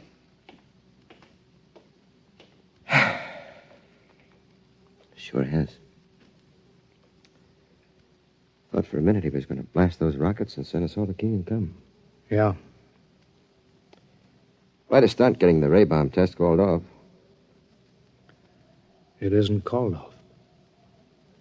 But the call. Ames couldn't get the chief.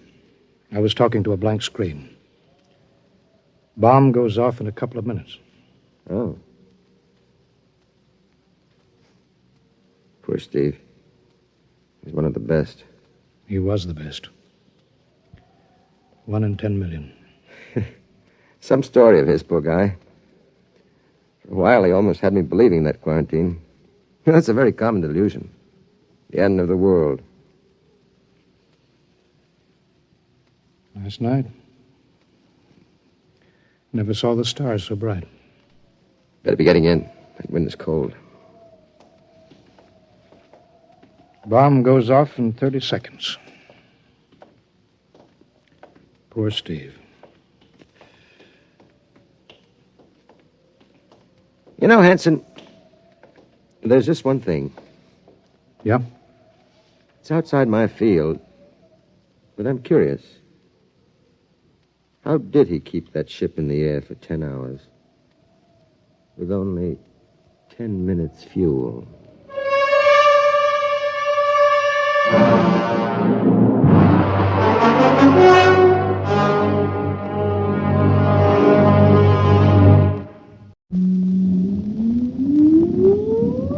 Countdown for blast off. X minus 5, 4, 3, 2, X minus 1, fire.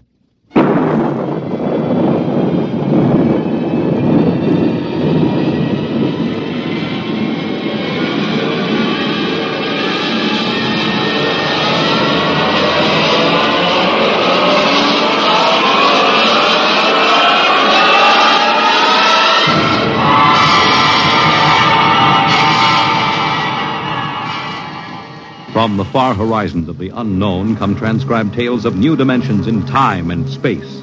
These are stories of the future, adventures in which you'll live in a million could-be years on 1,000 maybe worlds. The National Broadcasting Company, in cooperation with Street and Smith, publishers of astounding science fiction, presents X minus 1.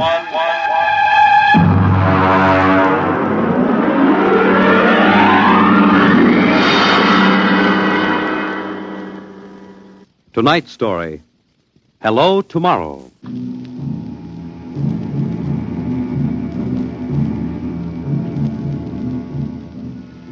After the third atomic war, when the Earth was a mass of red radioactive dust, a handful of men and women went deep underground in the struggle for survival. A new civilization was built deep underground, a civilization which must keep a ceaseless vigil against the deadly gamma rays which filter down through the Earth. A civilization where the prime consideration is the genetic survival of the race. It is to this civilization in the year of our Lord 4195 that we take you now.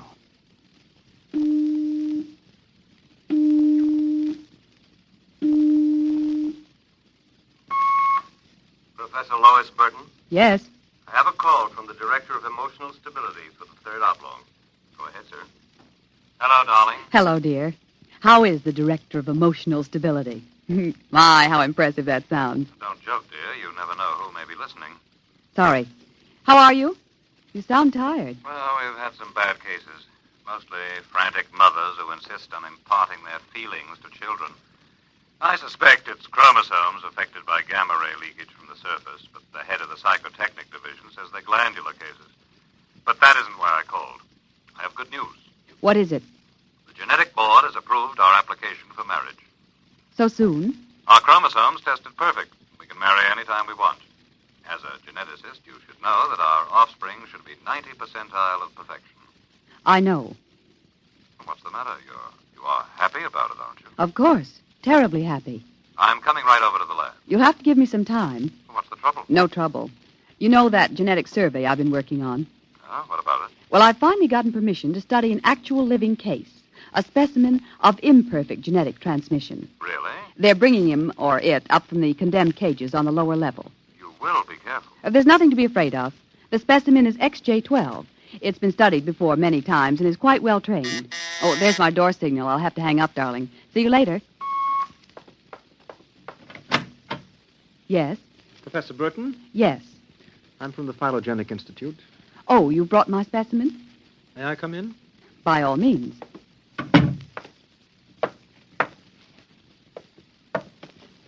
Oh, how... Horrible? It all depends on your viewpoint. I happen to have a twisted leg.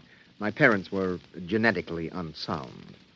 But then you... Yes, I am specimen XJ12. I see. I hope you aren't shocked. No stable person permits feelings to enter into his work. I will admit to surprise. I was expecting something a little more abnormal. Well, I try to be as abnormal as possible. It pays off. The Phylogenic Institute allows me out of the genetic cages ever so often so I can breathe the pure air of the upper levels and mingle with the genetically perfect. You seem quite well educated. I spent the first years of my life here in the upper levels. How is that possible? As a small child, my mother concealed me from the director of heredity. My mother actually, dreadful word, loved me. That would explain your obviously low threshold of emotional control. If you choose to call it that. You seem to be struggling to repress a few feelings yourself. We will confine ourselves to the impersonal aspects of our work. As you please. I shall require you as a demonstration for a lecture I'm delivering to one of my classes tomorrow. At your service. Sit here, please. Grip these electrodes tightly. I'm going to calibrate your electrochemical tension. I'm quite familiar with the procedure. I realize that as an imperfect I am expendable, but I should hate to be electrocuted. The charge is not lethal. Plus 15 surface tension. You know, you have beautiful hair. Plus 12 at a depth of 4 centimeters. My hair meets minimal requirements for the genetic code. And lovely blue eyes. Crystal clear. Plus 10 at 7 centimeters. Pretty. A perfect woman. Lovely expressive hands. And a heart of stone. Like all the rest of you perfect survival types. Shut up. Oh, could it be you do have feelings? I seem to sense an air of emotional tension. It's nothing, dear. This is the specimen. You, specimen. Tell this dolt who I am, Lois. This is the Director of Emotional Stability for the Third Oblong. You will address him as Mr. Director. Mr. Director. This creature seems quite impertinent. He's only a specimen, darling. Well, use him and ship him back to the cages. He's probably radioactive.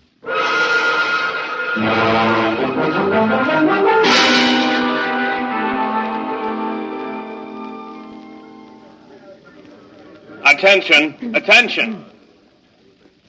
The next demonstration will be conducted by Professor Lois Burton of the Institute of Genetics.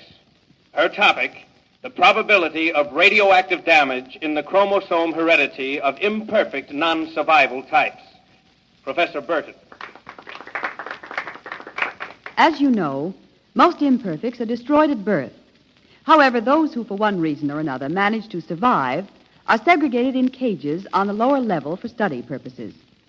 The specimen we have today has been trained to tell in his own words about the factors in his upbringing. You will have to forgive his immature emotional control factor. He is, as you can see, quite different.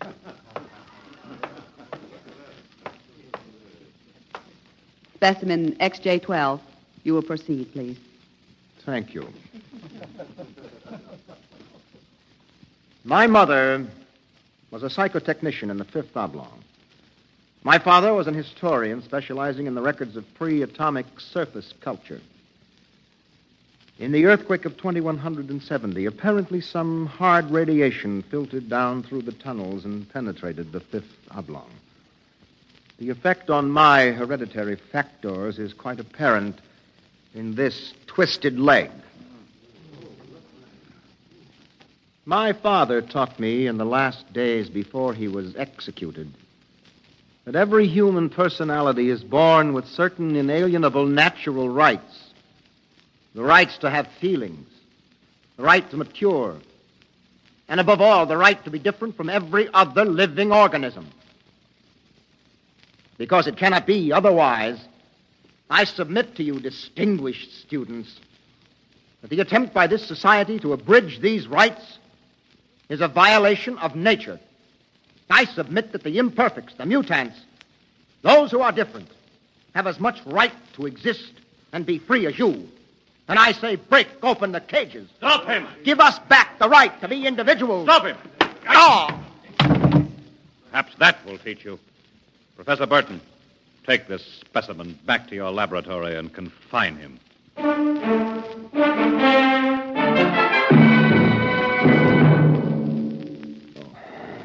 Hold still while I bandage your head. Oh.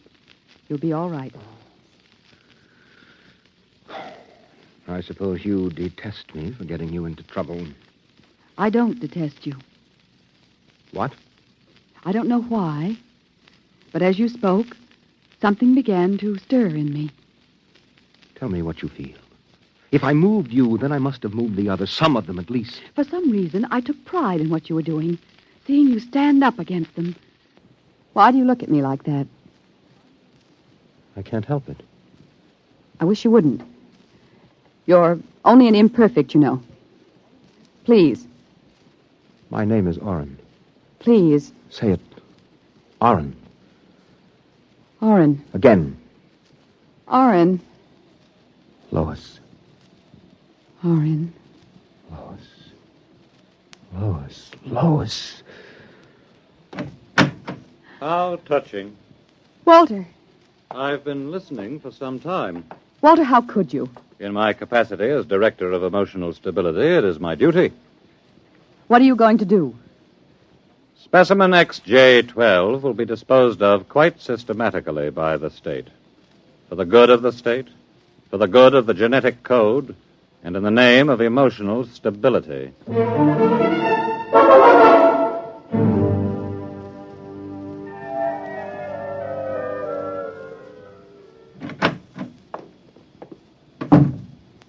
Walter, I have to talk to you. Go right ahead. Walter, you mustn't destroy him. The specimen? Why not? He's emotionally unstable. You have to expect irrational behavior. Aren't you forgetting something, my dear? That you were responding in much the same manner? Or had you forgotten? You see, I'm having him liquidated for your sake. He has an upsetting effect on you. Then send him back to the cages. But don't kill him. You speak of destroying an inferior creature as if it was something unethical. Walter, please, for my sake. I understand that you have entered a plea for postponement of marriage at the Records Bureau. Yes. I was too upset to go through with it. It came as a great disappointment to me. I'm sorry.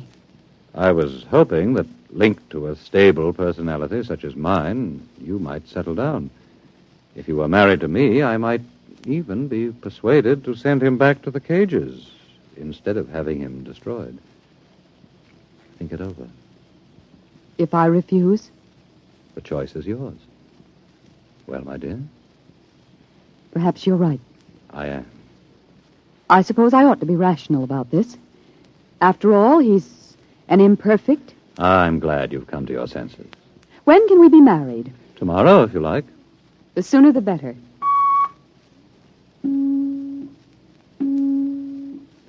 Let me talk to the custodian, please. Hello. This is the Director of Emotional Stability for the Third Oblong. I would like you to cancel the execution of specimen XJ-12. Turn him over to be remanded permanently to the genetic cages. You'd better go. I'll pick you up in, say, an hour, and we'll make plans. All right? Yes. Yes, of course.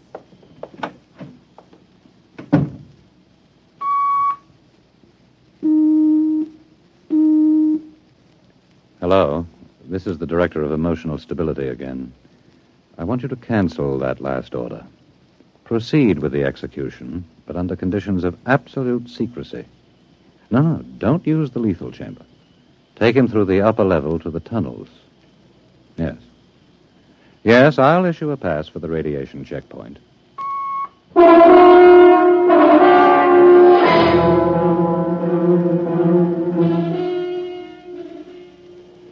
Into the elevator. Very well. Why are we going toward the surface? The cages are on the lower levels. Radiation check. I've never done that before. New procedure. Walk. Halt! You can't go beyond this point. There is radioactivity in the tunnels. I have a pass from the Director of Emotional Stability for the Third Oblong. Special mission. I'll open the airlock. March inside.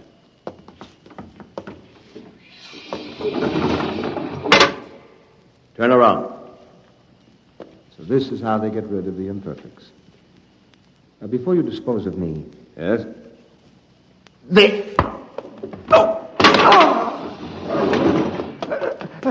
Help! Security!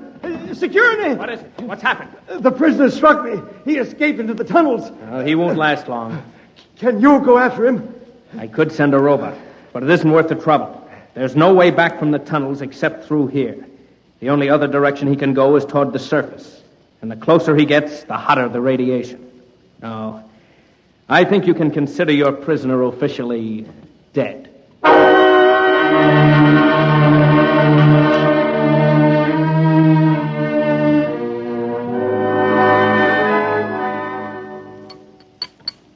More wine? No, thank you, Walter. You look very beautiful, my dear. Very beautiful. Thank you. The wedding will be a small affair. The director of endocrine control, the chief of the security guard. Walter? Yes? Was he returned to the cages? Oh, now, why must you spoil it? Was he, Walter?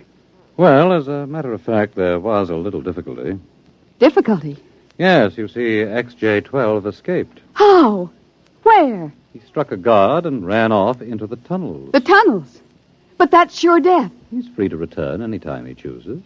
Now, don't become upset, darling. You planned it, didn't you, Walter? Stability, darling, stability. Stability, stability. Here's what I think of stability.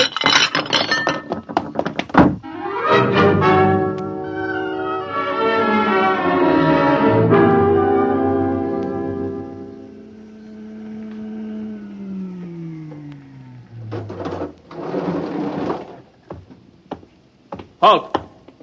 State your business. I'm Professor Burton of the Genetic Institute. You can't go into the tunnels, Professor. You'll have to let me by. I'm the fiancée of the Director of Emotional Stability. Oh, I suppose you're after the one who escaped? Yes. He's quite dangerous, I understand. I'm well armed. Wouldn't it be better to send a robot? I'm quite capable of handling him. He was my subject. All right, miss. It's your risk.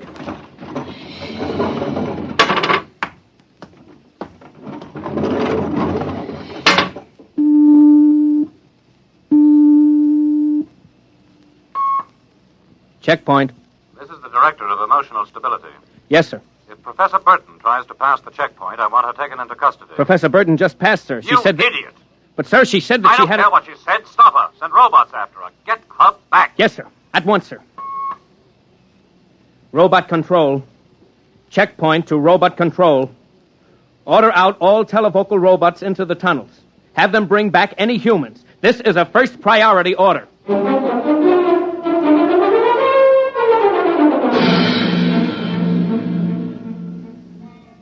Oren! Oren! Oren! Oren! Oren! Oren! Oren, where are you? Oren. Hello? Oren! It's Lois. This way. Behind the rock. Over here. Oh, darling, darling.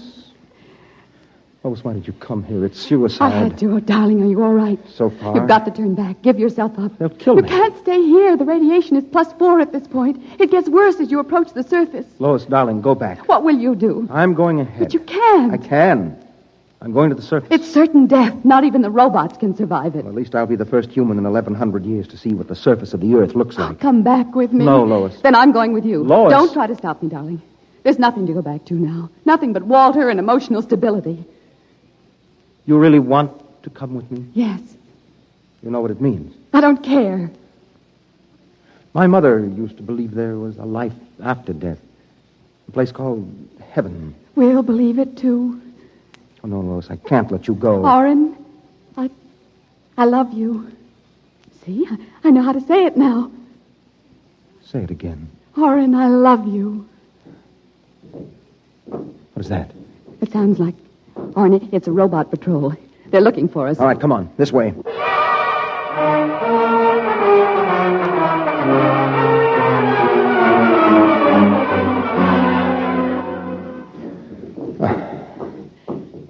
Oren, wait. It can't be much farther, darling. The robots. They're coming. I can see their lights now. Listen, they've stopped. The lights are swinging round. Oren, they see us. Come on. Look, Lois, look ahead. You can see the lights reflecting from something. It looks like a lead door. Yes. Come on through. There must be some way to close it. Oh, yes, here. Let me help.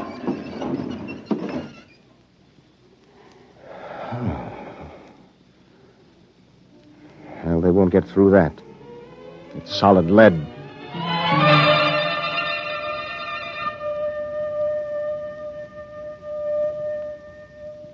Oren, I feel so strange. Where are we? I don't know. Look, up there. A huge round light. Lois. Yes, Oren. Lois, that's Luna, the moon. We're on the surface. How strange and red everything looks. How it glows. It's the radioactivity. Quiet and peaceful. And deadly. Oh, hush, darling, hush. Sit here and rest a while. Put your arm around me. Yes. Oren, I'm afraid. Oren, we're going to die. Don't think about that. Just think about us. Alone. The first humans to stand on the surface of Earth in 1,100 years. That door must have been placed there by the last handful of survivors who went underground after the atomic wars. And those other lights, the small ones, they must be stars. Oren, I'm so tired. Go to sleep, darling. Put your head on my shoulder and sleep. Hold me, Oren. Hold me very close.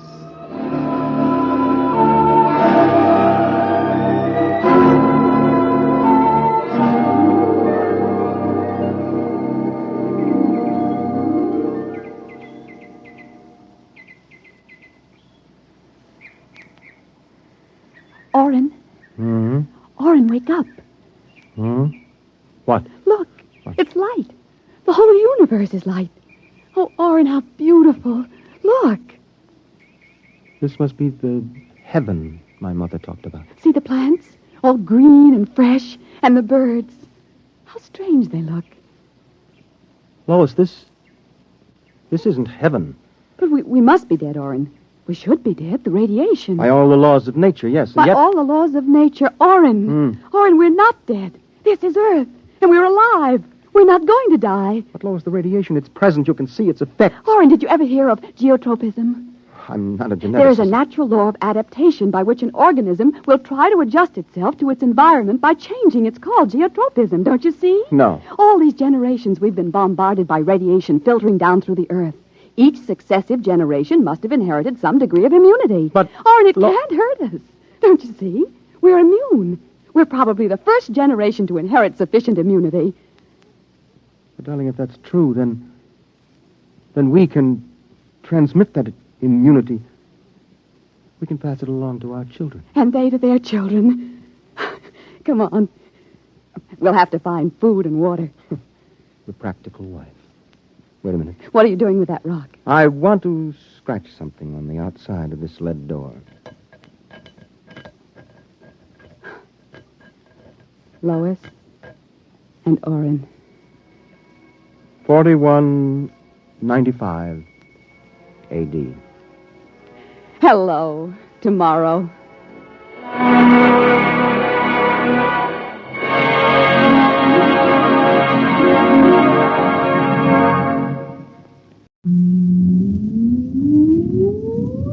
Countdown for blast off.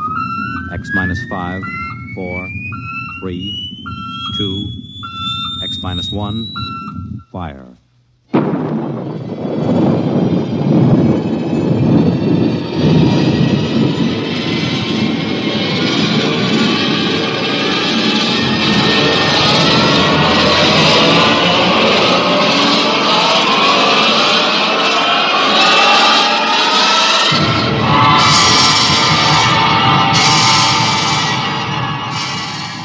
From the far horizons of the unknown come transcribed tales of new dimensions in time and space.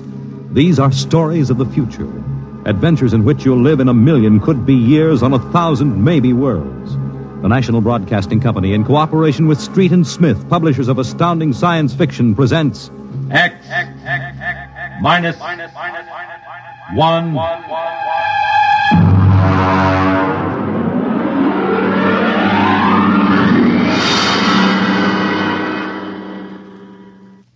Tonight's story, Requiem by Robert Heinlein.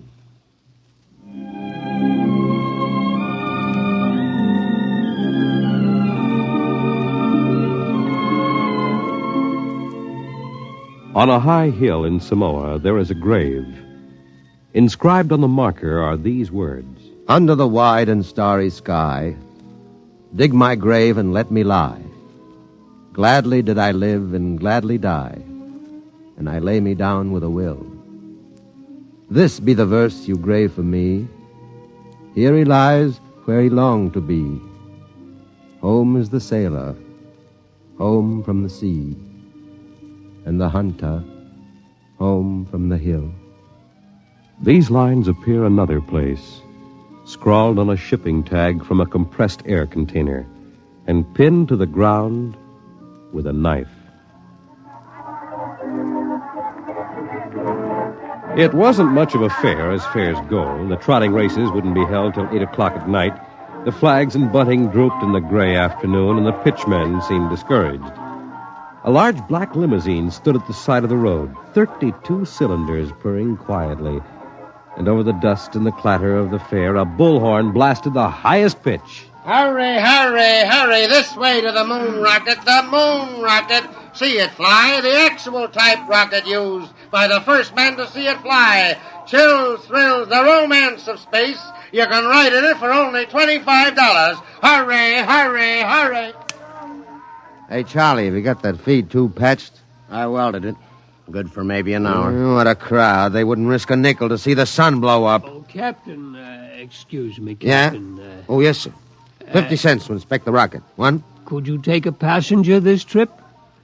You mean you want to go up? $25. That's right. Yes, sir, right away. Charlie, take the pitch. Step this way, sir. Look out for the feed lines. Oh, yes, I see them. Hey, Doc. Passenger for a checkup. Okay, Mac. Well, is this necessary? Regulations. Take off your coat, open your shirt, roll up your right sleeve. All right. How are things, Mac? Slow. We're not drawing as much as the cooch tent. It'll pick up tonight with the trotters. I'm ready, Doctor. All right, give me your arm. All right, breathe in. Breathe. Breathe. Sorry, Mac. No go, Doc? Cardiac condition. I couldn't certify. I'm sorry. You mean you won't take me up? He's the doctor. Well, I rather expected it. Sorry. Between you and me, we could have used the 25. Excuse me, Captain. Yeah? Could you and your engineer have dinner with me after your flight? Dinner? At my home. My car's over there. That's your car? The limousine? That's right. You serious, Mac? You want Charlie and me for dinner? Of course. Okay. Okay. Don't see why not? Thanks.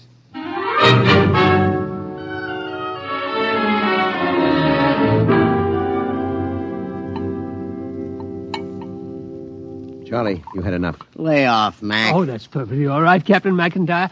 Cigar? Thanks. Light? No, thanks. Yes, it's hard for me to see why any holder of a master's ticket would quit the Earth-Moon run. I didn't like it. Yeah, don't hand us that. It was Rule G washed you out. All right, so I took a few drinks. Tell me, gentlemen, are you satisfied with what you're doing now? Are you kidding? We've been pushing the old junk heap for a year. Half the time, the sheriff has an attachment on the ship for a fuel bill. It stinks. Would it help you to get back to the moon? Well, sure. I could get a short-haul job hopping ore. I kept my nose clean. I might even get back on the run. Would you be open to a business proposition? What is it? You own your own rocket? Barring a couple of liens against it. I want to charter her to take me to the moon. You hear what he said, Mac? He wants us to fly that old heap to the moon. He can't do it. The old boat's worn out. Why don't you charter a regular company ship? Oh, no, I can't do that. The company charter comes up before a congressional committee this year. They have to follow the regulations. You can't pass the physical. Now, if you can afford to hire us, why don't you bribe a couple of company medics? It's been done before. I know, but not for me. I'm D. Harriman. Harriman? You own the company. Hey, what are you giving us? I own a large percentage of the company, but the other directors won't permit me to jeopardize the franchise. You tie that, Mac. A guy with half the money in the world, and he's up a creek. Shut up, Charlie. Why do you want to go to the moon so bad, Mr. Harriman? Well, it's the one thing I've really wanted to do all my life. I'm maybe 50 years older than you. When I was a kid, nobody believed we'd really reached the moon. You've seen rockets all your lives. When I was a boy, they laughed at the idea, but I believed. I wanted the moon then. I used to stand in the backyard and stare at it.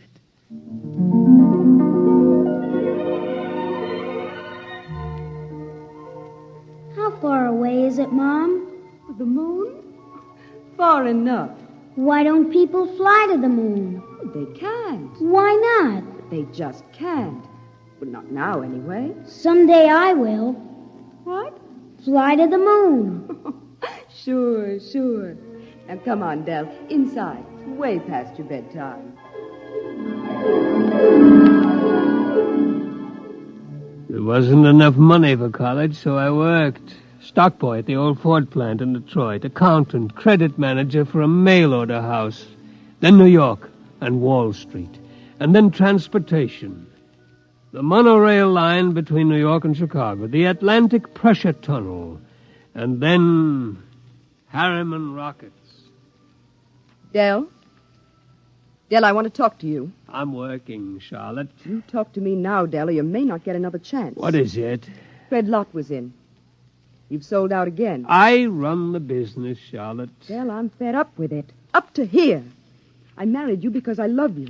I still love you, but I'm fed up. Now, what is it, Charlotte? We're not young anymore. Fred tells me you've bought into a bankrupt engineering firm. Sunk every nickel in it. Well, they own the Schwarzmiller fuel injector patents. I need them. How many times do we have to start over? I'm tired. I'm not asking for millions. Just a little life for the two of us. I didn't know about the divorce for a month. I lost the papers under a stack of blueprints and stock prospectus. That night I walked through the park, watching the full moon move across the sky. My old friend. I could recognize the wrinkles. Chrysium, Mare fecundatus, Mare twinkulatus, the lunar Apennines.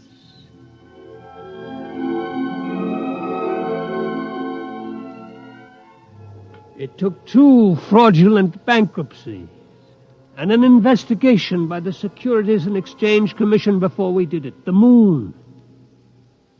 There were 3 injunctions on the rocket before it blasted off. I was going on the second trip, but my considerate board served a court order on me. You can't go there. Fred, I'll break you if it's the last thing I do. Dell, you've got a bad heart. That's no secret. No. If you die out there, the whole card house comes down. Now, we've got an equity in this corporation. We're going to see it protected. You've sucked us in on this wild scheme, and now that it paid off, you're going to sit right down here on Earth and see that the dividends come out on time. You're not going to the moon, Dell. Forget it. I never went. By the time my lawyers shook off the restraining orders, the first cargo rocket had crashed in the Pacific, and Congress rushed through the Space Precautionary Act.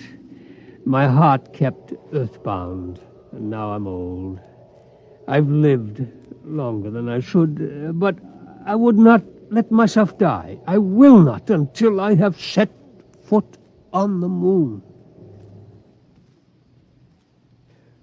There, Captain McIntyre, you asked why I wanted to go to the moon, Well? You find a ship, Mr. Harriman, and I'll drive her. You'll hit the moon. All right, then we can get down to business. I'll have contracts drawn up for you. You, too, will have to buy me a ship. I can't do it openly, of course. My dear board of directors would find out and slap a court order on me. Well, we can't get credit. Oh, don't worry. I'll supply the cash in advance. Pick some ship that can be fitted for the jump. A strato yacht, Apply for a strato license. Then after it's issued, you'll move to a piece of desert. I'll find a strip and buy it. You mean fit her out there? Yes. We'll install extra fuel tanks, change the injectors and timers for space flight.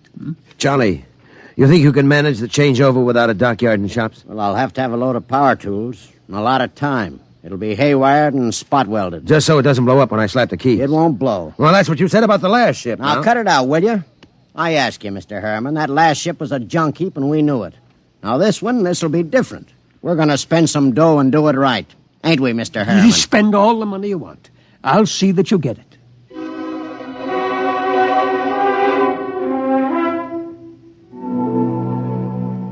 $132 shares of Apex Holding at 60% of par. Check. 52 preferred of Spaceways Fuel, 50% off par. Check. That's the list.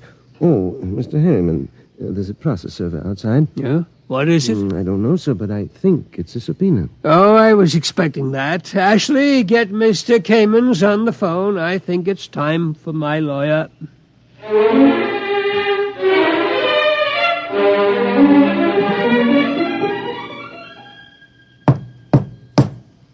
May it please your honor, counsel representing Mr. Harriman's relatives contend that his behavior for the past few weeks gives clear indication that a mind brilliant in the world of finance has become senile. They petition you to declare him incompetent and to assign a conservator to protect his financial interests and those of his heirs. May I suggest that in the last few words, my opponent gave away his entire thesis. It is evident that the petitioners believe that my client should conduct his affairs in such a way as to ensure that his nephews, nieces, and their issue will be supported in unearned luxury for the rest of their lives. Therefore, we pray this court will confirm my client in his right to do what he likes with his own. Deny this petition and send these meddlers about their business.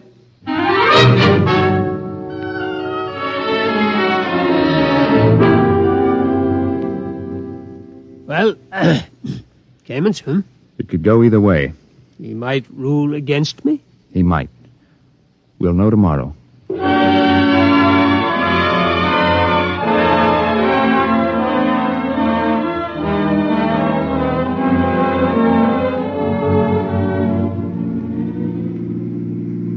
it is. Eccentric millionaire disappears. Yes. You eccentric, Mr. Harriman? Well, they used to call me crazy, but that depends on your credit rating. A bench warrant under contempt proceedings has been issued. They won't find me out here. How is the work going, Charlie? My end's in pretty good shape. Well, are you ready to go? My nephews will have detectives out looking for me. Well, I could run those calibration tests tonight. Take till midnight. After that, it's up to the Commodore here. There she is, Mr. Harriman. That's the job that'll take you to the moon. It's a good ship, isn't it? Hey, Mac, stop the car. Yeah. All right. He's out? Look at him. Where's his medicine? Vest pocket. Here. Break the glass. Hold it on his nose. He looks lousy. Yeah. There. He's breathing easy. Come around soon. Mac, we ain't going through with this. Why not? It's murder. He'll never stand up under the initial acceleration. Maybe not, but that's what he wants to do. You heard him. I don't like it. He's an okay old buzzard. What do you want to do with him? Send him back to Kansas City so his no-good nephews can shut him up in the cellar? No, but... Okay, then. Now get out there and make your setup for those test runs. Get that ship ready to fly.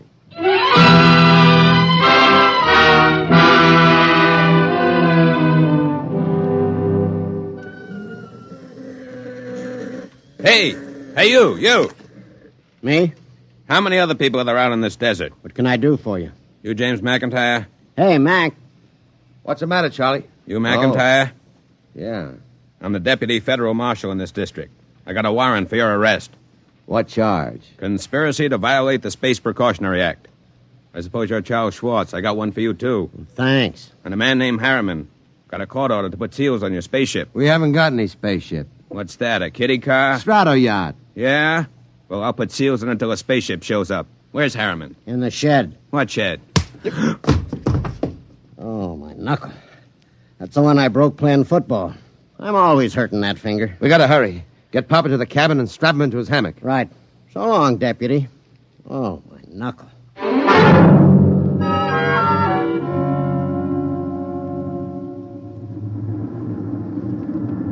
She's warm, Charlie. Everything set back there? How do I know? I didn't have time to run tests. Tough. You all right, Mr. Harriman? I think so, but these straps are tight. Have to be when we blast off. All set, Charlie. Give me control. Check. Test keys. 1 bank. Check. 2 bank. There's an auxiliary out. We don't need it. All right, boy, hang on. Let's go.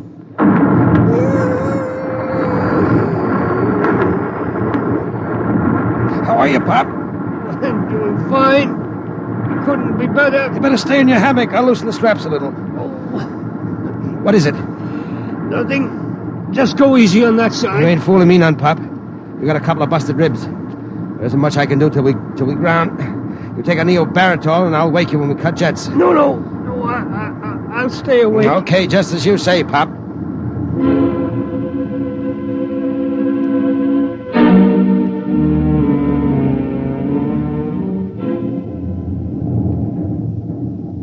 She's on automatic, Charlie. How are the tubes holding up? Fine, tight as a drum. She handles nice. How's Pop? Alive, but he's in bad shape. How bad? Cracked a couple of ribs in the takeoff. I don't know what else. You think he'll last the trip? His heart was pounding like an off-time valve. Well, he'll last. He's tough. Tough. He's delicate as a canary. I don't mean that. He's tough down inside where it counts. Just the same, you better set her down awful easy if you want him alive. I'll make a full swing around the moon and ease her in an involute approach curve. It'll go fine if we got enough fuel.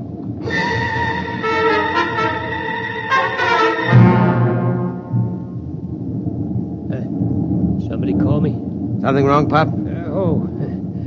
Thought somebody was calling me. Must have been asleep. I swung your hammock around. We're breaking now. There she is ahead. The moon. I've seen 1,000 photographs. There. That's Copernicus. Tycho. You know it all right, Pop. Where are you landing? Marionettes between Aristillus and Archimedes. Oh, that's about 40 miles from Luna City, isn't it? Yeah. It won't be easy landing without ground approach radar, will it? I've done it before. Not without a second pilot to punch the centimeter. You ought to have a mate's ticket, Pop. You know the whole routine. You must have really studied up. Yes, that's all I could do, study, until now. Oh, look at the moon. I feel as if I'm coming home. Yeah. Charlie, Yo, I'm taking her in. Cut in full power. make it good, Mac. Pop can't take a rough one. Shut up and give me the power. I'll do my best. Okay. Dynamite setting punched. Hang on, here we go.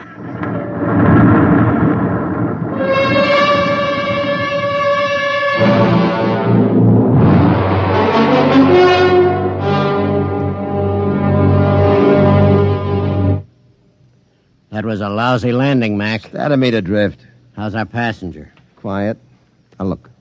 I wouldn't make any bets. That landing stunk. Will you shut up? I did my best. Hey, Pop. He's alive. There's blood in his mouth. He's trying to say something. Take it easy, Pop. We're down. Oh, where? Take it easy. Vacuum suits. Where are they? Steady, Pop. You can't go out there yet. We got to give you some first aid. Give me that suit. What do you think, Mac? Might as well. Get the suit out of the locker. Yeah, we'll use the big one. Be more comfortable. Okay. Hurry. Okay, Pop. Easy now. Hurry. All right, pull it up. Seal these zippers, Charlie. Take it easy. All right. The helmet. Air diaphragm set? Check. Air valve? Set. Lift it on him. Don't hit him. There. All right. Come on, Charlie. Get into your suit, and we'll carry him out the back.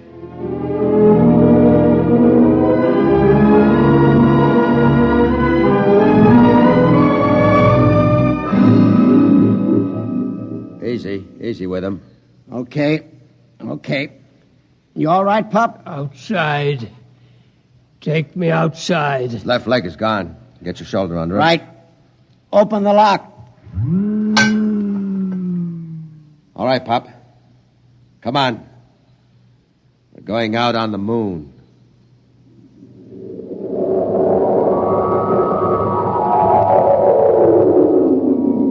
The moon.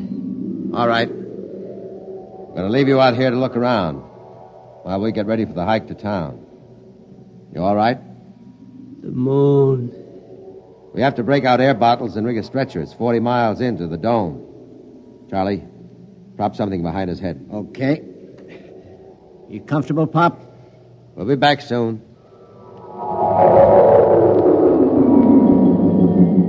Moon. I can feel the pumice dust. And it doesn't hurt anymore. Why, there's the earth overhead. The earth in the sky and green-blue. I'm on the moon.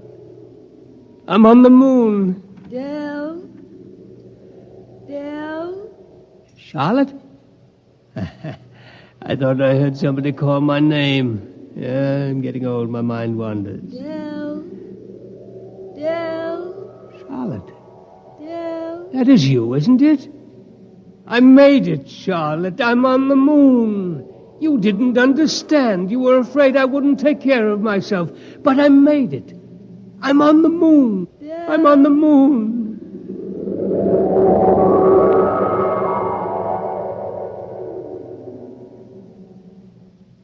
Come on, Charlie. We better get Pop going.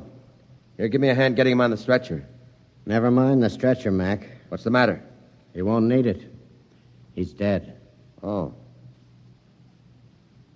Better get out the pumice skis and the air bottles. It's a long walk to town. Yeah. What about him? Looks as if he's resting, doesn't he? Propped up, looking out on the pumice. Well, he hit the moon. Come on. Let's start walking.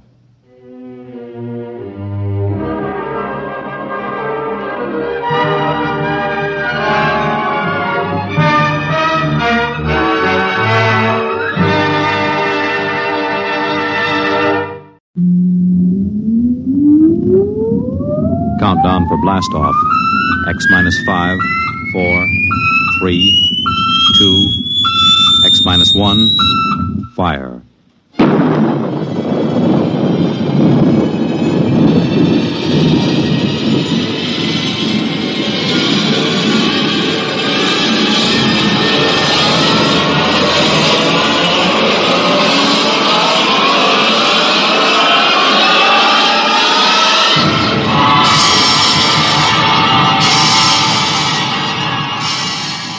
From the far horizons of the unknown come transcribed tales of new dimensions in time and space.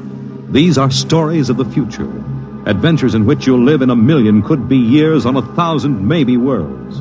The National Broadcasting Company, in cooperation with Street and Smith, publishers of astounding science fiction, presents X minus 1.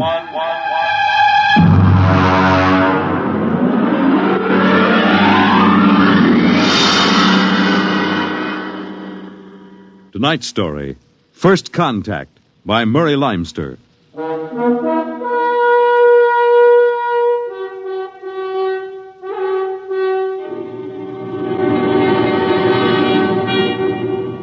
They had been in space 6 months now, moving with the incredibly faster-than-light speed of the overdrive. In 6 months, they had gone from Earth outward and outward to the crab-like nebula with the twin stars. A routine flight of exploration and scientific research.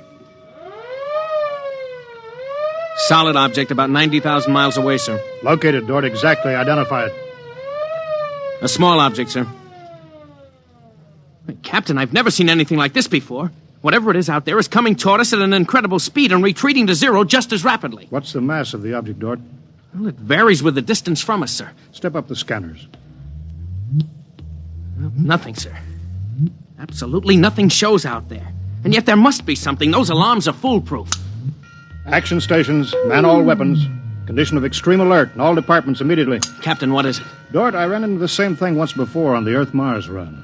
We were being located by another ship, and their locator beam was the same frequency as ours. Every time it hit, it registered as something solid and monstrous. But, Captain, we're the only Earth ship in 18 light years around. How? I didn't say it was another Earth ship out there, Dort. Another race? That's right. There's a spaceship out there, all right. But it's not manned by human beings.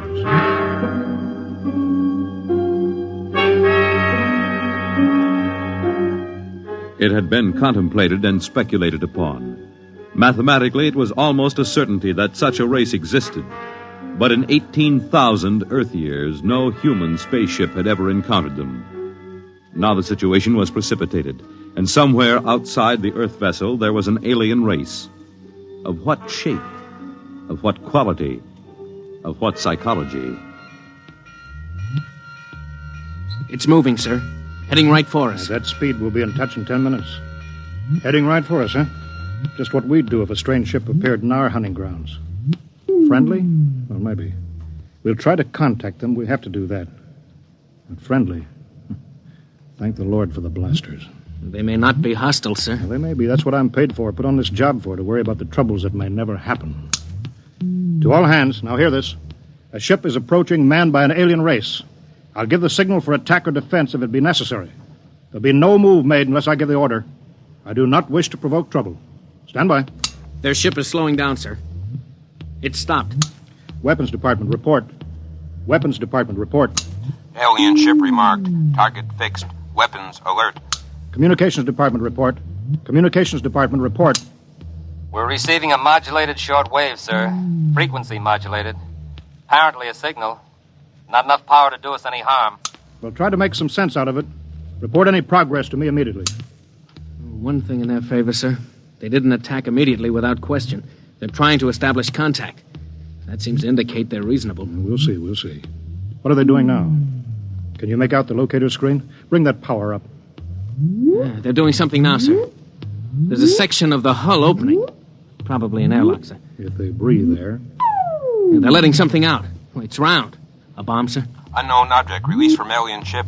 Observed by Weapons Department and targeted. Stand by. See what they're doing, sir?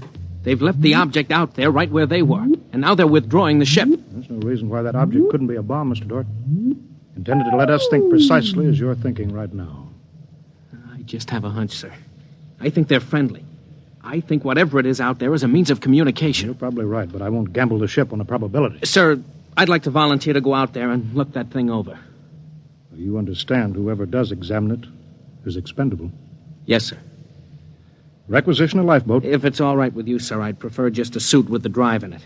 It's smaller and the arms and legs won't make me look like a bomb. And I'll carry a scanner, sir. You may leave when you're ready. Thank you, sir.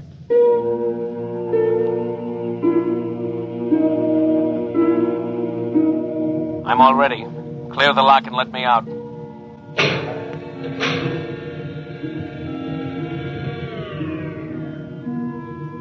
Weapons Department reporting to the captain. Mr. Dort located. Mr. Dort is targeted. Stand by. If that object out there is a device to capture one of our people for observation and questioning, it'll be blown out of existence, including Mr. Dort. Stand by.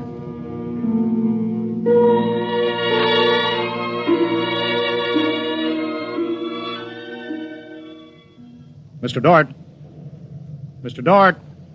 Report. Object, as you can see on the scanner, sir, is covered with many small horns, like the detonating horns of the obsolete mines formerly used in naval warfare. Is that their purpose, do you assume, Mr. Dort? I'm going to find out, sir. I'm going to grab one. Mr. Dort. I'm here, sir. I don't think this is a mine. Circle it so we can see it completely through your scanner. Deadlock, sir. Nothing to report that the scanner hasn't shown you.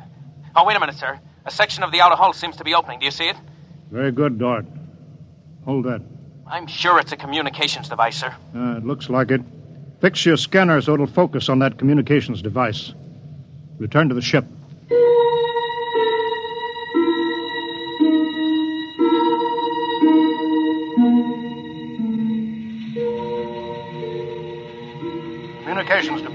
Communications Department. Progress report, please.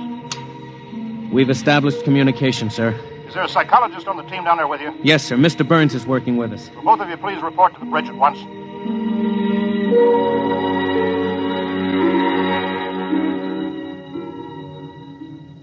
Oh, you look tired, Dort. We've established fairly satisfactory communication, sir. They seem to have highly developed thought patterns. We got a satisfactory translation from the machine on the fourth attempt. We can say almost anything we want to say to each other now. Of course, how much of what they tell us is the truth, we have no way of knowing. Mr. Burns, you're the psychologist. What do you think? Well, I don't know, sir. They seem to be completely direct. They haven't let slip even a hint of the tenseness we know exists. They act as if they were setting up a means of communication for friendly conversation, but, well, there's an overtone that... Yeah? Well, Mr. Burns, I have a decision to make.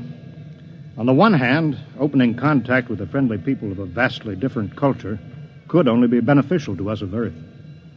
On the other hand, if they're hostile, I ought to blast them out of existence without any other preliminaries. Oh, but, sir, you can't... I'm not talking to you, Dort. It's not warranted yet, sir. Yes. Now, hear this, all departments. Hear this, all departments. This ship is on an extended alert. Provisions will be made so that personnel can have maximum rest and nourishment.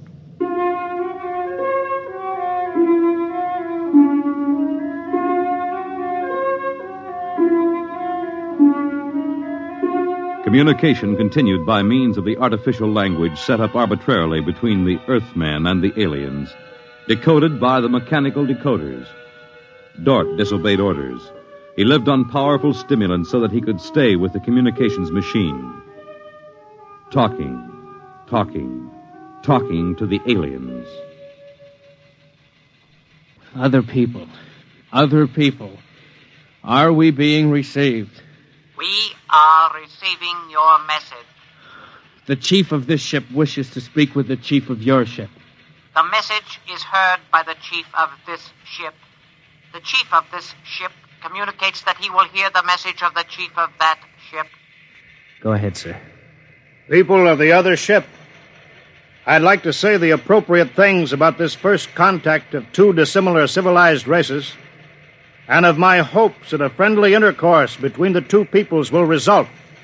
People of that ship, what you say is all very well, but is there any way for us to let each other go home alive? That's all, sir. They've stopped sending. Very direct people. Very direct. But, sir, I don't follow.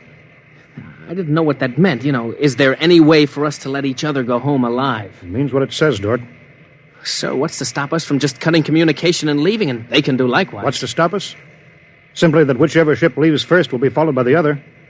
If they find Earth and get back to their own planet and we don't know where that planet is, Earth will be completely at their mercy. If they leave first, we'll follow them. We'll attempt to find their home planet. Dort, could you swear to any decision that the policymakers on Earth will come to? Sir, even if they do follow us, the closer we get to home, the more of our ships and weapons they'll face. They'd never get away. Well, how do you know that they can't communicate with their home planet without returning? We can't, sir. How do you know they can't? I don't, sir. So that's the situation. We'll sit out here, facing each other, trying to outguess each other, until time wears us out. And we'll have to face the fact either they destroy us or we destroy them. Navigation officer, attention. Navigation officer, attention. Every star map on this ship is to be prepared for instant destruction. The chief of this ship wishes to know whether the chief of that ship can suggest an answer to the problem concerning us both. Do you want me to answer that, sir? I'll answer it myself. Tell me when to talk. Now, sir. I am giving that matter personal attention. Every effort will be bent to the solution of this problem. Will you consider a temporary truce in the meantime? What would a truce gain? Could we trust you? Would you trust us? I suggest that we continue as we have up to this particle of time. I agree. Sign off, Dort.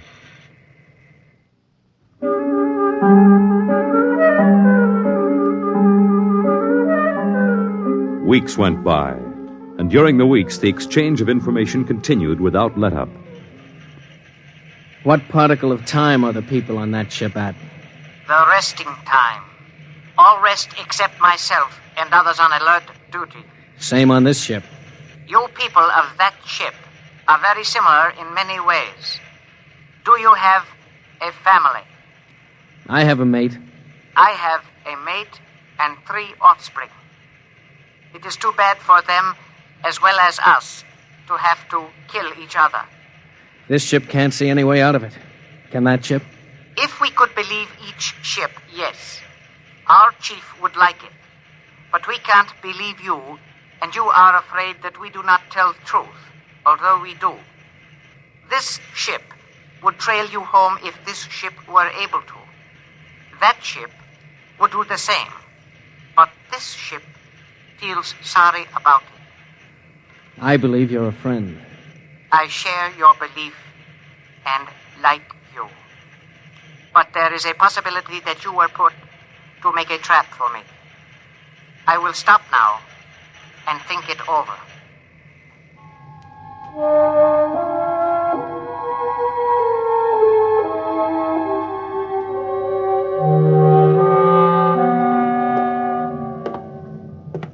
Just sit down, Dort. Control yourself. We're all under tension.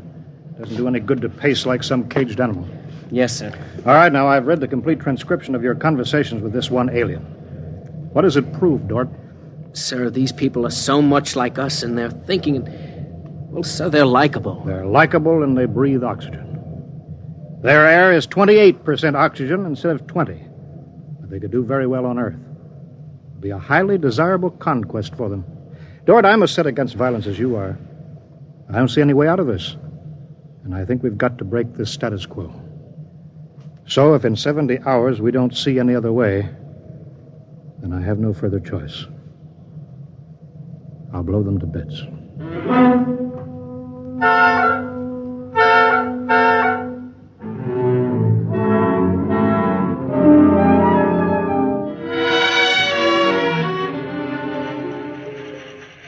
Will that ship receive communications? Will that ship receive communications? This ship is listening. It seems to me better to communicate than to sit by the machine silently. I would have called you, but you signed off before. The problem goes around and around. I find no answer. Perhaps we could turn our thoughts to other things. The psychologist of this ship tells us that you people on that ship have a threshold of tolerance to tension. He tells us that you will be forced to take one action or another in a period of less than 100 time particles. I have no communication on this matter. Well, the ship is not trying to extract unwilling information from that ship. A truth is mentioned in passing. A report of this conversation will be carried to the chief of this ship. It would be so. We are prepared. If only the people of this ship could meet in direct contact with the people of that ship, it might be better. We could not communicate then. The communications machine is too large to carry from place to place. In direct contact, the peoples of the two ships would be further apart than now. That's true. I am sad. Much that is pleasant has passed between us. I am sad, too. We are not yet ready for each other. We are not yet ready for each other. It's hard, isn't it, Doc? Well, Captain, I'm sorry. I didn't know you were here, sir. I've been here for quite a while. Eavesdropping, I'm afraid. It's all right, sir. Nothing can be personal in a situation like this. Yeah, that's right. How long is 100 time particles, Dort? Pardon, sir? That reference he made to us not being able to stand tension is interesting. Their psychologists seem to make more out of us than we do out of them, don't they? Yes, sir. They hit the nail right on the head. Yes, they did. I think, Dort, we'll just have to push our timetable up a bit. No further communication with the aliens under any circumstances. That's clear, isn't it? Yes, sir. Sir, if they know so much about our psychology, isn't it possible that remark was intended to make us act more quickly? Probable, Dort. Probable. Well, why would they do that, sir? Why? You tell me why, Dort. All of a sudden, I have an idea, sir. And it's crazy. It doesn't matter how crazy. I'll listen to it. Sir, I think these people are playing some kind of a joke on us. Joke? A joke, Dort? Yes, sir. Over and over again, I've noticed what I think is a sense of humor. A highly developed sense of humor. Do you recall when we went to all the trouble to set up a fictitious star map and then they just sent us back a mirror image of the same one? I think somehow they're playing a joke on us. Well, maybe you're right. In which case, you've seen practical jokers, Dort. Their jokes aren't always funny. Sometimes they hurt people.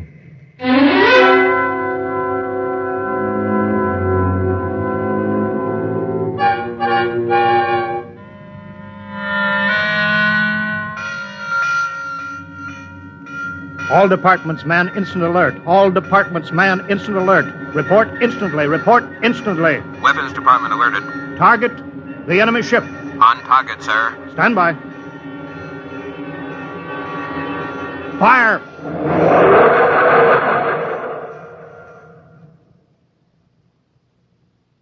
They're gone, sir. Not a trace of them left. Not a tiny trace. Now we can go home.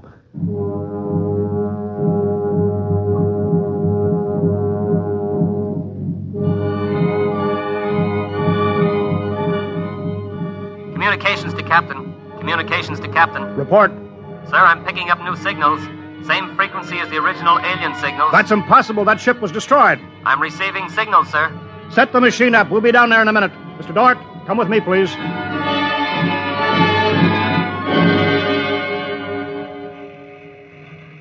It's good to be on the way home. Yes, it is good. Do you suppose we'll ever figure out what happened to the other ship? Never. A blinding flash and they were gone. I suppose they couldn't figure a way out of the situation. An unstable people. They had no sense of humor to cope with the situation. They exploded themselves out of existence. It seems reasonable. They must have had powerful weapons to destroy themselves so completely. Yes, what a shame. In a way, I grew to like them. This isn't meant for us, sir. I don't know what's happening, but I think we're overhearing a private conversation. I understand, Dort. Be quiet, will you? Many things might have come out of a relationship with that people. They were describing a disease they call cancer. I think it is similar to the Frogren syndrome. We might have helped them. They might have helped us, too. Well, too bad. We'll never find them again, I think. The odds of such a chance meeting in the vast space of the whole universe.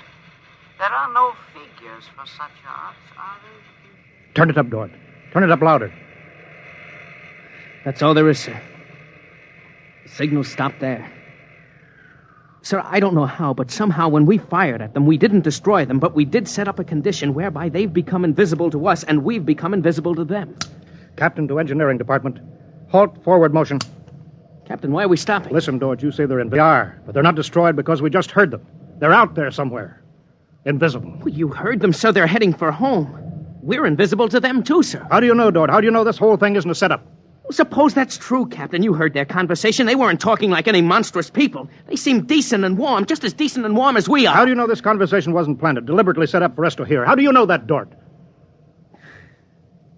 Yes, sir, you're right. They may be out there and they may not. They may be telling the truth or they may be trying to trick us. They may be friends or they may be the most deadly enemies. You said they had a sense of humor, Dort. What a joke to play. To deliberately set up a situation where we wouldn't know fact from fantasy, truth from lie. Wouldn't that be a joke, Dort? Yeah, but we don't know that they did that, sir. And we don't know that they didn't. We don't know anything. Sir, does that mean we never go home again? I don't know. I have to think about it. I have to think about it.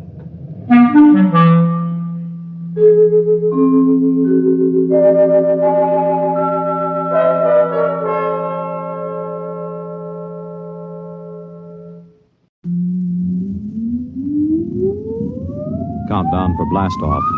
X minus 5, 4, 3, 2, X minus 1, fire.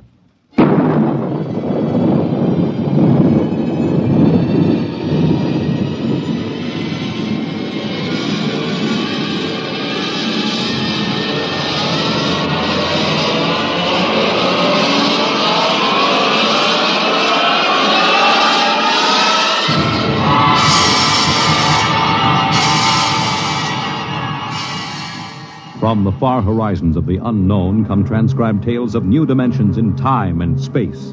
These are stories of the future, adventures in which you'll live in a million could-be years on 1,000 maybe worlds. The National Broadcasting Company, in cooperation with Street and Smith, publishers of astounding science fiction, presents X minus 1.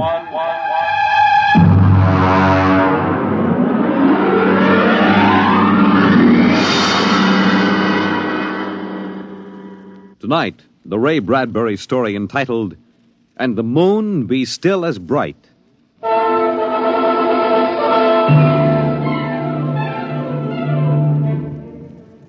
The first 3 expeditions for Mars left Earth in a mushroom of flame, arced through the atmosphere, and finally dwindled to tiny specks in the big eye of the Mount Palomar telescope, and then were lost to sight forever. The prearranged landing signals flashed back to Earth, and then the radios went dead. One after the other, ships had disappeared and were never heard from again. But still the rockets came. The 4th expedition emerged from the silent gulfs of space, angled down toward the floating red disk of Mars, down into an orbit as the order came to land.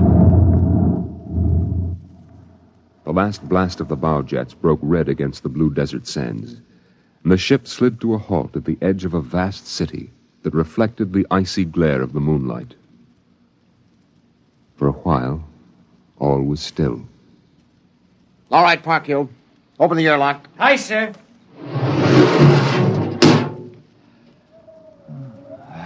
Fresh air. Hey, it's cold out here. Who cares? We got here. I thought I'd never hit solid ground again. Hey, how about a fire, Captain Wiley? It's freezing. Later. We have work to do.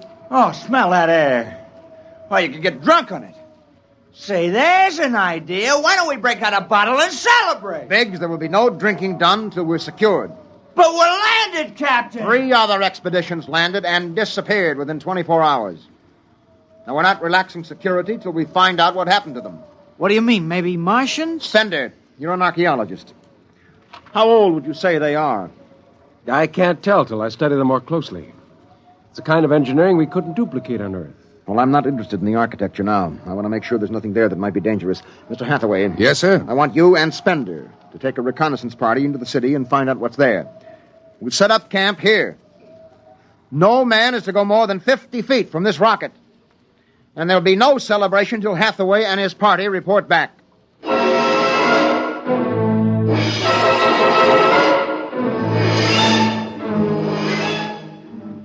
In the sea bottoms, the wind stirred along faint vapors, and from the mountains, great stone visages looked upon the silvery rocket and the small fire. The sky was black overhead, as the two racing moons threw knife-edged double shadows on the desert. All right, come and get it. Ciao. Hey, what do you got there, Jerky? Sawdust smothered in cold chicken fat. Good. I thought it was something I couldn't eat. Hey, Captain. Mr. Hathaway's back. Oh, Captain Wilder. Oh, yes, over here, Mr. Hathaway. Well? Most of the city's dead. Spender says it's been dead a good many thousand years, but we found one part about a mile over What toward about the... it? People were living in it last week, sir. People? Martians. Where are they now? Dead. We found bodies, thousands of bodies. They hadn't been dead more than 10 days. What did they die of? You won't believe it. What killed them? Chickenpox. Chickenpox? Yes. Where could they get chickenpox? From Earth. Oh, then the other rockets did get through. Yes. I don't know what the Martians did to them, but I sure know what they did to the Martians. They gave them chickenpox and wiped them out. They just didn't have any resistance to an Earth disease. Think of it, Captain. A race builds itself for 1,000,000 years, refines itself, does everything it can to give itself respect and beauty, and then it dies. Of what? It's like saying the Greeks died of mumps or the proud Roman Empire collapsed because of athlete's foot. We didn't even give them a decent excuse for dying. We just gave them chickenpox. Spender, get hold of yourself. You didn't see those bodies, Captain. Yes, I know. It must have been a shock. You need a rest, a little relaxation. The Martians are dead. There's nothing you can do about that now. Hey, you hear that? The Martians are all dead. Come on, let's break out a bottle and hoop it up. How about a case, eh? Oh, good Lord. They have to do that now? Isn't there time later to throw old beer cans into the canals? Spender, you're an idealist. They're not. All they know now is that they're safe. A little shouting won't hurt. You think too much. I was safe on Mars. The first Earthmen on Mars. We gotta celebrate. Yahoo!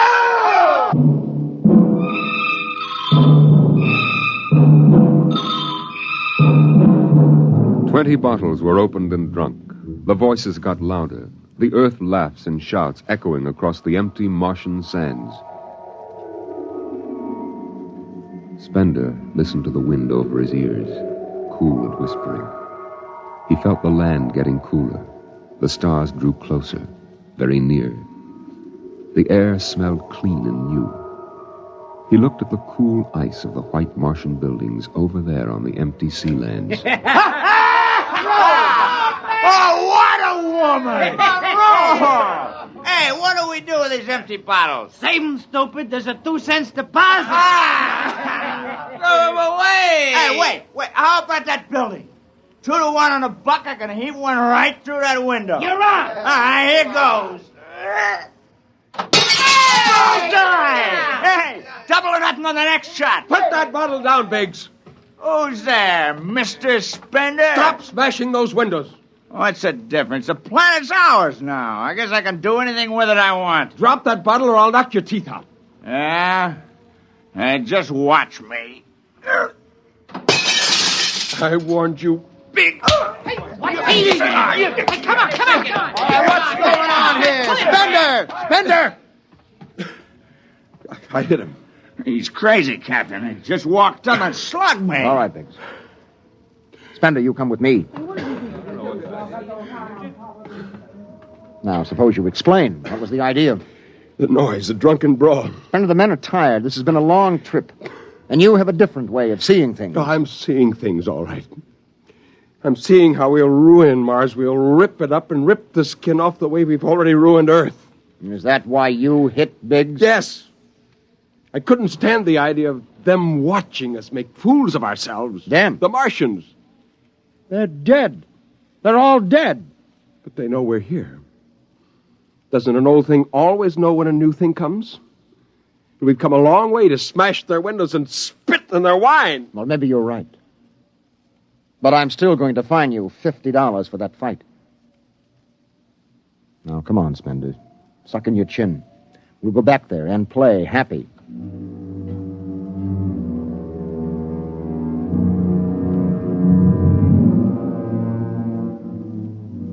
Now they moved out into the moonlight across the desert. They made their way into the dreaming, dead city. The light of the racing twin moons glinted on the barrel of a pistol, the long blade of a machete, the round, gurgling shape of a raised bottle. The wind blew in from the Dead Sea bottom and brushed through the silvery wire filigree of the towers. Strange music drifted down to the double-shadowed streets, a thin, haunted music that played as it had played through the uncounted years of time. Nobody moved. The moons held and froze them. The wind beat slowly around them. Hey! Hey, you people in the city! Biggs! I just want to make a little noise. What kind of a celebration is this, anyway? Come on. They built this city thousands of years ago. And now where are they? How did they die? Who cares? They're dead. That's good enough for me. Lord Byron. What? Lord Byron, a 19th century poet. He wrote a poem that fits this city. Might have been written by the last Martian poet. So we'll go no more a-roving so late into the night. Though the heart be still as loving, though the moon be still as bright. For the sword outwears its sheath, and the soul outwears its breast. And the heart must pause to breathe, and love itself must rest. Though the night was made for loving, and the day returns too soon, yet we'll go no more a-roving by the light of the moon.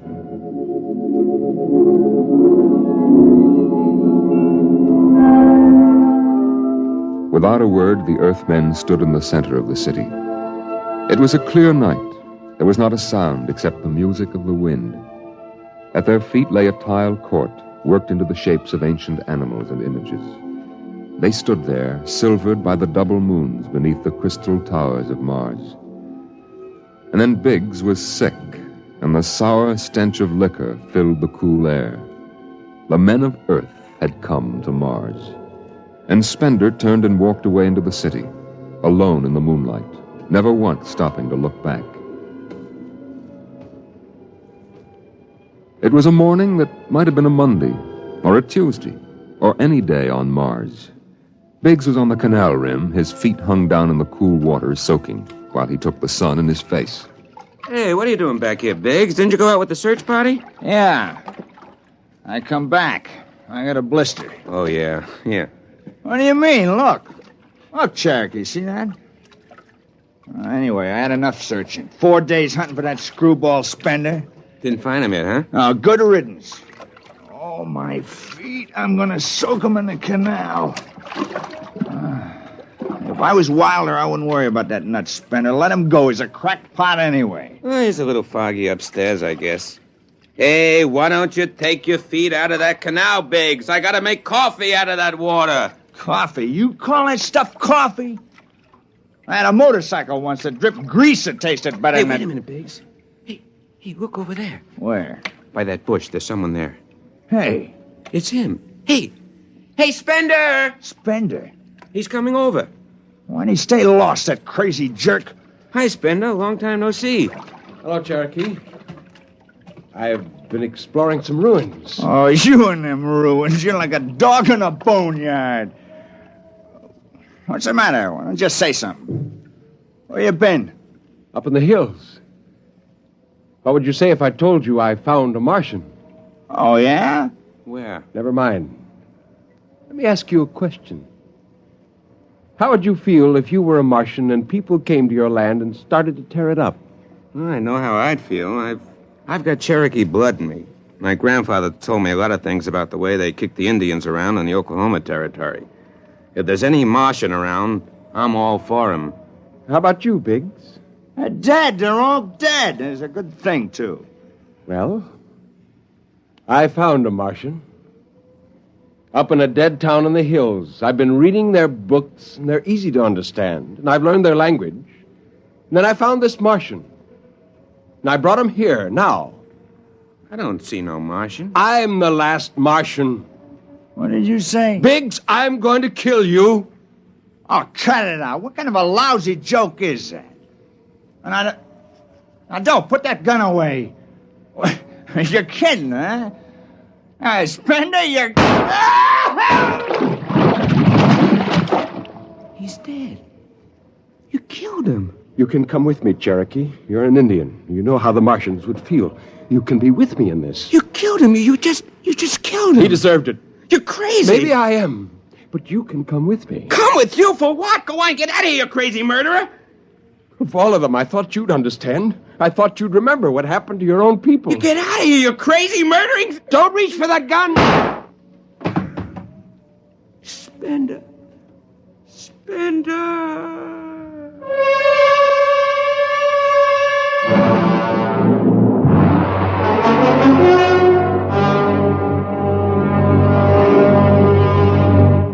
Hathaway, break out the arms locker. Issue pistols, rifles, and grenades. Yes, sir? And you'd better get the Bible out of the navigation chest. We have to bury these two. Parkhill, you start digging a grave. How about Spender? We'll have to go up in the hills and find him. Just let me at him with my bare hands, a crazy murdering louse. That's enough, Parkhill. The man is sick. He must be... Sick, my eye. That's enough. Now grab a shovel and start digging.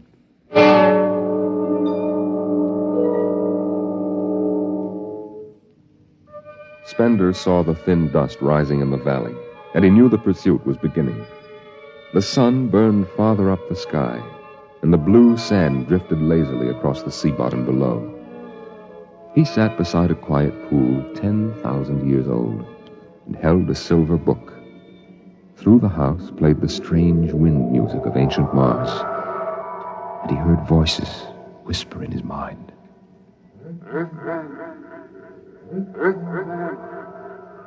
I hear you. I've always heard you, even down there on Earth. No, I won't run. What's the use? Live, Earthman. Live. Live? What for? To see them tear down your temples and put up hot dog stands? Run. They've seen me now. They know I'm up here. Live. There's Wilder now. I've got him right in my sights. Kill, Earthman. Kill. Funny, he hasn't ordered them to use grenades. They could lob one right up here and blow me to bits. Yeah, maybe the captain thinks I'm too nice to be blown to bits. He wants my death to be clean. Just one bullet hole in me, nothing messy. And why?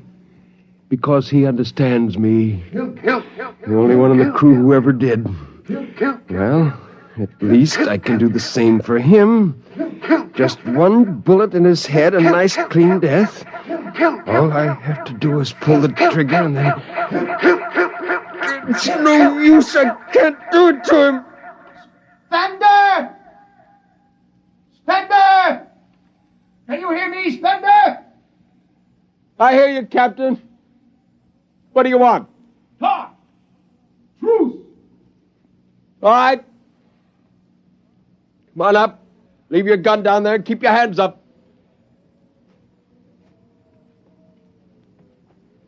Oh. That's quite a climb. You mind if I sit down? How long do you think you can hold out? Until you're all dead. Oh, why didn't you kill all of us this morning when you had the chance? You could have. I know. I got sick. After I started killing people, I realized they were just fools and I shouldn't be killing them, but it was too late. So I came up here where I could get angry again. Why did you do it? When I was a kid, my folks took me to visit Mexico City. I'll always remember the way my father acted, loud and big. And my mother didn't like the people because she thought they didn't wash enough. I can see my mother and my father coming to Mars and acting the same way. Anything that's strange is no good to us. We aren't fit to take over this planet. But to kill two men. How would you feel if a Martian spit on the White House floor? You know, you haven't acted very civilized yourself today. I'll kill you all off, Wilder. That'll delay the next rocket 5 years, and then I'll kill them too. And if I'm lucky, I'll live to be 60. And I'll meet every expedition that lands on Mars. Oh, I'll be very friendly. I'll explain our rocket blew up one day. And then I'll kill them off. I'll save Mars for half a century. And by then, maybe the Earth people will give up. And yet you're outnumbered. We already have you surrounded. In an hour, you will be dead. I found an underground passage that'll take me back in the hills, Wilder. I'll go back there. And then I'll pick you off one by one. We'll see. It's a nice town you've got here, Spender. It's beautiful. I'd like to live here. You can. Join me. You're not like them. Why go back to them, Captain? I'll show you what a good life these people had. No, there's too much earth blood in me. I may even agree with you about all this, but that does not change what I must do.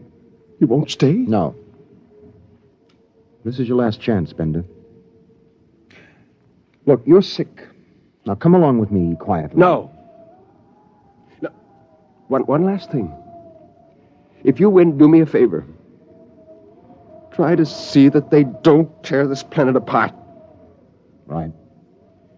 And if it helps, just think of me as a very crazy fellow who went berserk one summer day. Be easier on you that way. Now I'll think that over. So long, Spender. Bye, Captain. Good luck.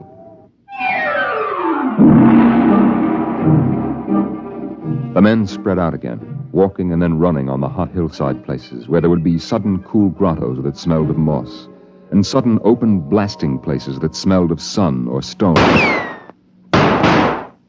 The men ran and ducked and ran and squatted in the shadows. I'll blow his brains! Captain Wilder hugged the rock warmed by the sun. He gasped, for the air was thin and not meant for running. Spender lay at the top of the hill, and a gap in the rocks showed the white of his shirt against the shadows. Wilder looked at the towers of the little, clean Martian village, like sharply carved chess pieces lying in the afternoon. He saw the rocks, and the interval between, where Spender's chest was revealed.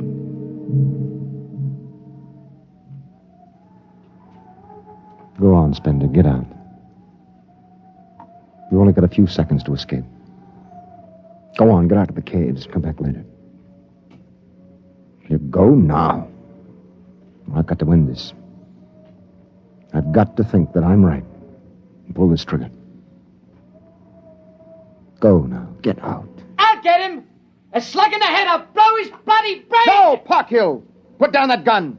I'll do this myself. Spender. Why didn't you get out? Why? Why? Why?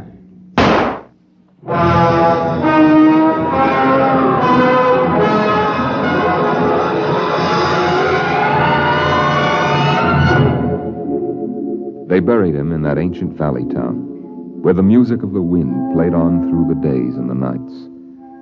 They laid him in an ancient silver sarcophagus with waxes and wines which were 10,000 years old, his hands folded on his chest.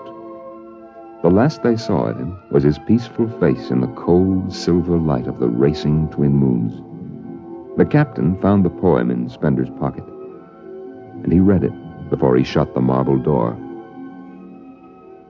So we'll go no more a-roving so late into the night. Though the heart be still as loving, and the moon be still as bright.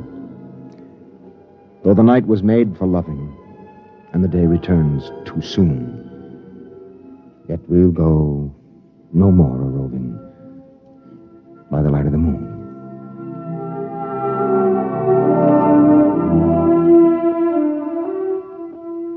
The next afternoon, Parkhill did some target practice in one of the dead cities, shooting out the crystal windows and blowing the tops off the fragile towers. Captain Wilder caught Parkhill and nearly knocked his teeth out.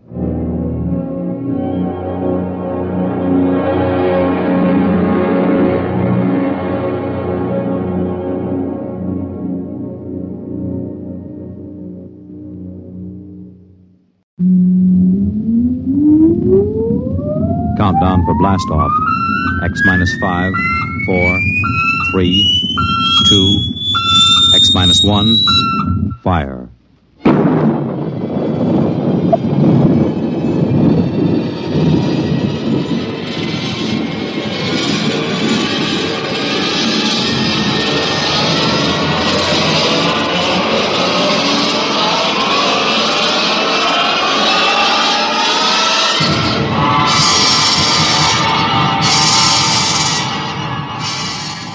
From the far horizons of the unknown come transcribed tales of new dimensions in time and space.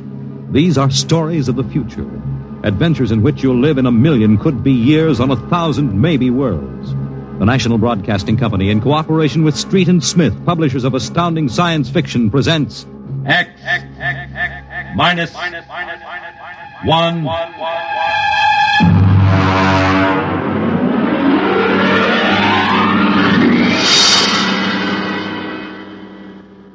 Tonight's story, The Castaways, by Ernest Kinoy.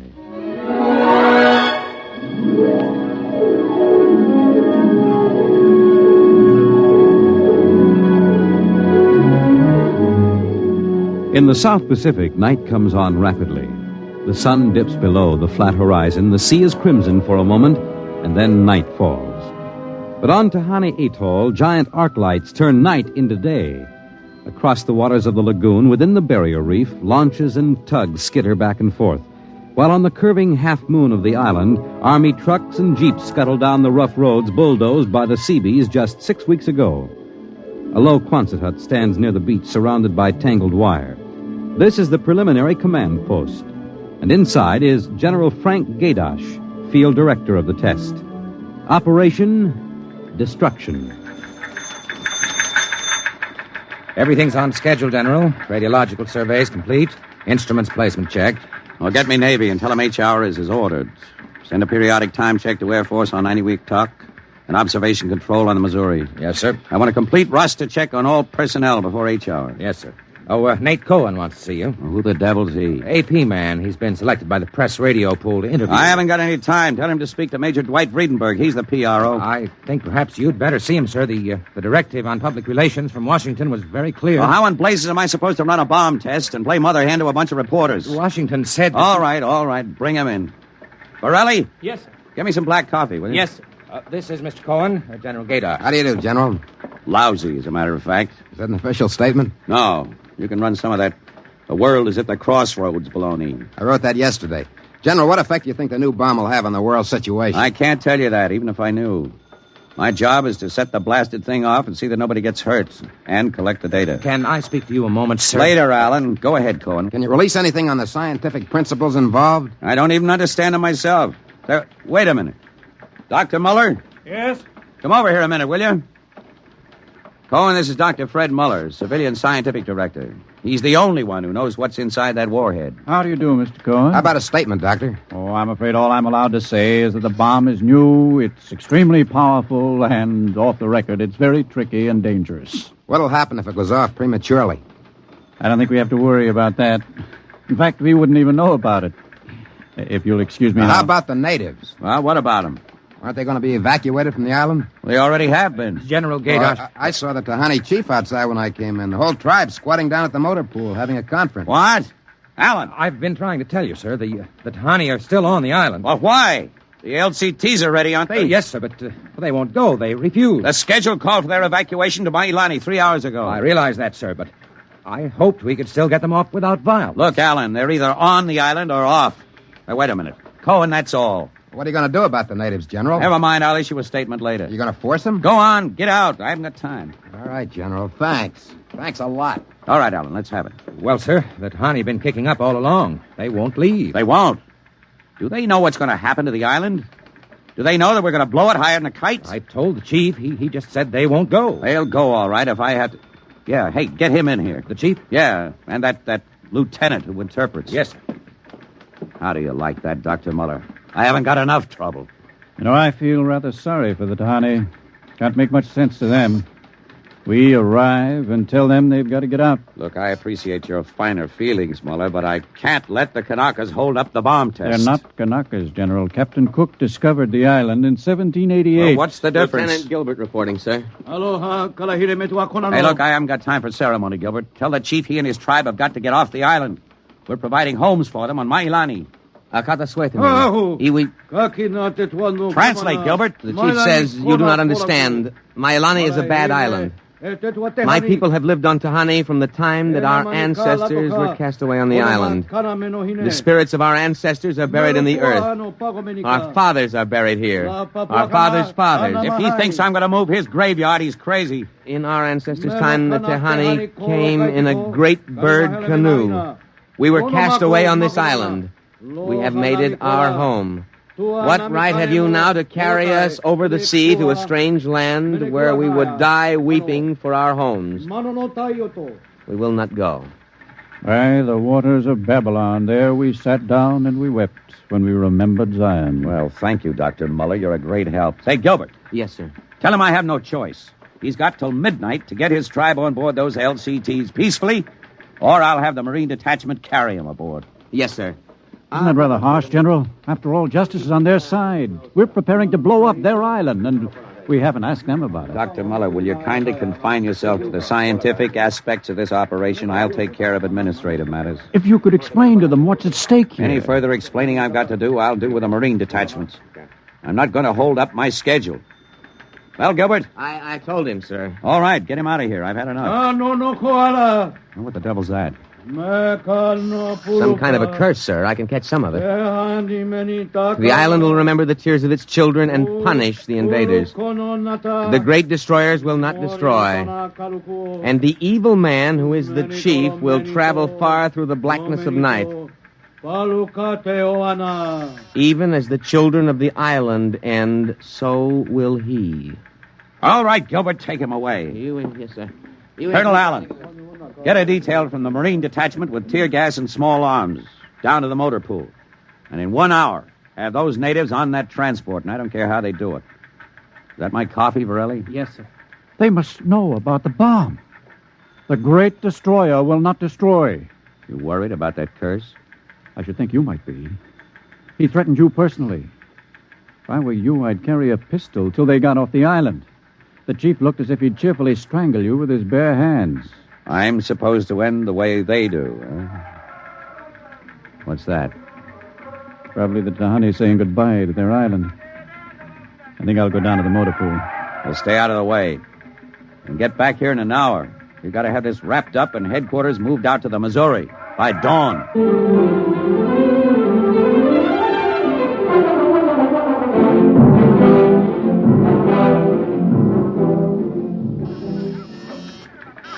Instrument room checking in, sir. That's the last. Have the Missouri take over control and send for my jeep. Yes, sir. Are the LCTs standing by for those natives? Yes, sir. They're on the beach. The bomb unit is assembled in place, General. 2330, right on the nose. Robin, start evacuation procedure. The Tahani have stopped. Allen's probably moving them out to the beach. Check in with Navy and Air Force, Borelli. Yes, sir. What's that? Coming from the beach. The Tahani making trouble. Come on. General! Hey, you! Gilbert, what is it? Colonel Allen ordered the Marines. Well, what happened? The natives just got up and started marching. Did they embark? You don't understand, sir. They marched up the cliff and right off into the lagoon. What? All of them, the women and the kids, too. They didn't even try to swim. What were you doing all this time? Just standing around with your thumb in your mouth? Where was the Marine detachment? We couldn't stop them, sir. They just walked over the cliff. They didn't even scream, not even the kids. We sent the crash boats out, but we couldn't get them, any of them. The crazy idiots. Were there any reporters there? Well, Cohen and a life photographer. Well, get his film and hold it till I release it. What are you going to do, General? Postpone H hour? It's too late for that now. And calling H hour off isn't going to bring the natives back. But 100 men, women, and children just walking into the water. It's horrible. I know. I'm not happy about it either.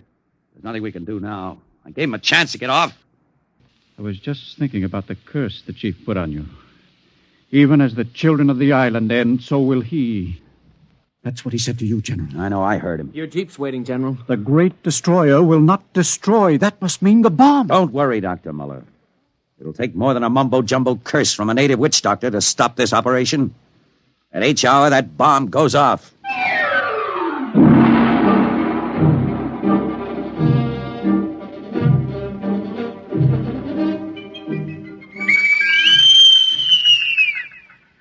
It is now H hour minus 1 minute 30 seconds. H minus 1:30. Video screen's hooked in, sir. All right, check control stations. Observation Station 1. Observation Station 1, check. Radiation Station. Radiation control, check. Test the firing Observation circuit, Station Dr. 2. Muller. Right, General. check. Damage control station. Damage control check. All set. Communications. Communications check. All checked in, sir. It is H minus 1 minute. H minus 1. Take a good look at that island on that screen, Dr. Muller. When you throw that key, it just won't be there anymore. Nothing but an atom mushroom over the lagoon. Quite a funeral pyre for the Tahani. Stubborn idiots. They can't get in the way of progress. Progress? I wonder if it is, General. It is H minus 30 seconds. H hour minus 29, 28, 27, 26. The Great Destroyer. That's what he called the bomb. Hold it, Muller. Allen, report. All checked in, sir. Cameras running. Sound fire warning. Stand by for firing. Ready, Muller? Ready. 10, 9, 8, 7, 6, 5, 4, 3, 2, 1, fire! General, it didn't go off. The bomb didn't go off. Borelli, signal standby. Condition red. Yes, sir. Allen, check readings. Muller, what's wrong? What happened? I don't know. The bomb didn't go off. Well, what do you mean? Why didn't it? I don't know, except for one thing. The Tahani chief said the Great Destroyer would not destroy. It didn't, General. The bomb didn't go off.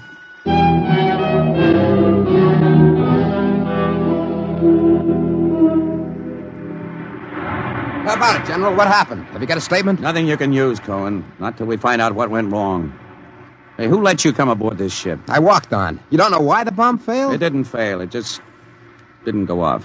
What's that tank thing on the deck, General? Undersea salvage unit, Mark IV. They call it a bottom crawler. Somebody going down? Well, that bomb is down there in the lagoon somewhere. Could go off at any second. Somebody's got to go down and find it and disarm it. That's a lovely job. Who's elected? I am. Wow. And Dr. Muller. He's the only one who knows how to dismantle it. Crawler's ready, General. All right. Come on, Muller. I'm ready.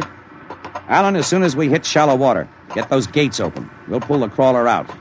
And then you get away in a hurry. If that bomb goes while we're working on it, I don't want any casualties. Yes, sir. Inside, Muller. All right. I'm in. Now, remember, get this LST out of the lagoon in a hurry. You got that, Allen? You take your orders from Admiral Yancey. Yes, sir. Good luck. Closing the hatch. The radar and Geiger counter warmed up, Muller. I was just thinking of something, General. That curse, part of it came true. The bomb didn't go off. Well? The second part of that curse was that you would end where they ended. That was at the bottom of the lagoon. What are you trying to do, Muller? Nothing. I was just thinking this crawler is going to take us right down there where the Tahani died. I'm not worried about a handful of dead natives, Muller. I'm worried about that bomb. Okay, they're opening the gate. Let's go.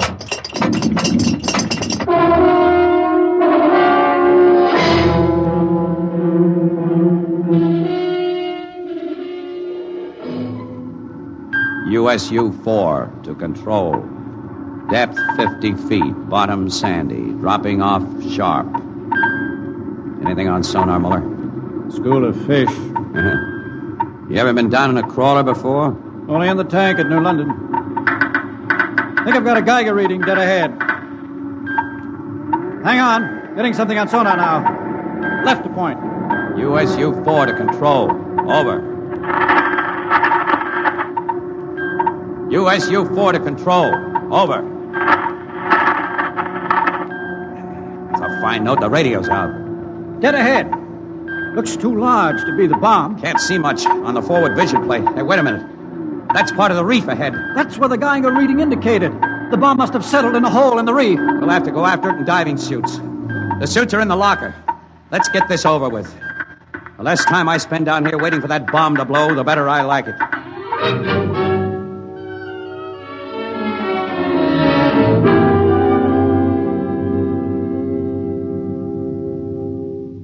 Muller, is your helmet clamped tight? You getting me all right on your headset? Okay. I'm going to fill the lock. Here goes the outer door. let's go. This isn't like that diving tank in New London. Look out for that coral. It can cut you to ribbons. There's a hole of some sort there. Wait till I get the light up. See if you can get a Geiger reading out of that hole. Just a... There. It's down there, all right. Careful. I'll drop down first. See anything down there? Muller, get down here fast. What is it? Find something? The bottom of this hole, it's metal, and the sides. But it's the coral reef. Look, welded joints. These are hull plates of some kind. And Look out, above us. it's closing. Grab it. Too late. A metal hatch. It just slid over the top. This is impossible. What's going on? It's like an airlock. The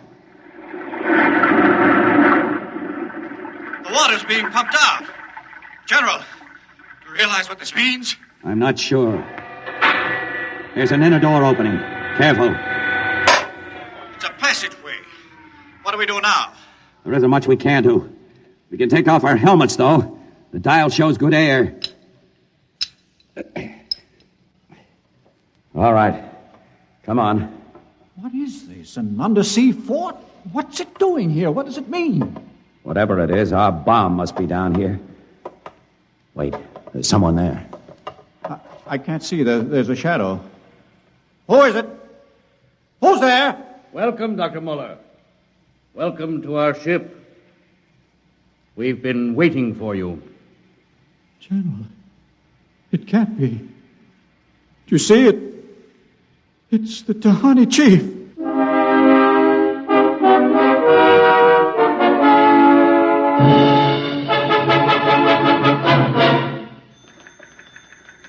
How long has the bottom crawler been down, Borelli? 4 hours, sir. 2 since we lost contact. Now, keep trying. Yes, sir. I've given him enough time. I'm going to send another crawler down. What do you figure happened to him, Colonel? Well, there are a lot of things. Hey, how did you get in here? I walked in. When are you going to release this, Colonel? It's the biggest story since the election. Bomber dead and Dr. Muller and General Gaydash dead. They're not dead. At least we don't know they are. As long as that bomb doesn't go off, there's still a chance. What happened? Bomb. Borelli, condition red. Gilbert, radiation control into action. Get the hot squad into Tahani Lagoon as soon as it's cleared, and get me a PT boat with radiation screen. What is it, Colonel? What happened? The bomb must have blown. How about Muller and the General? If they were down there in that lagoon, you guess. Now get out of my way. I'm busy.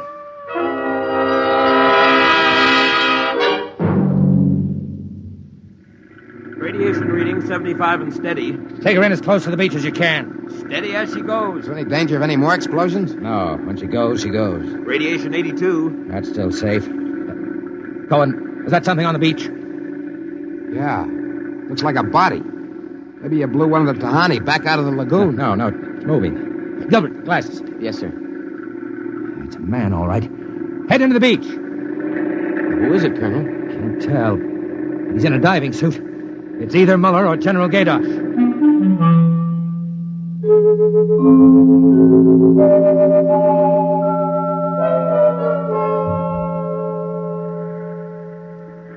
Get his helmet off. Easy now. Twist to the right. There. It's Muller. Gilbert, help me get him out of this diving suit. We've got to get him to the medics.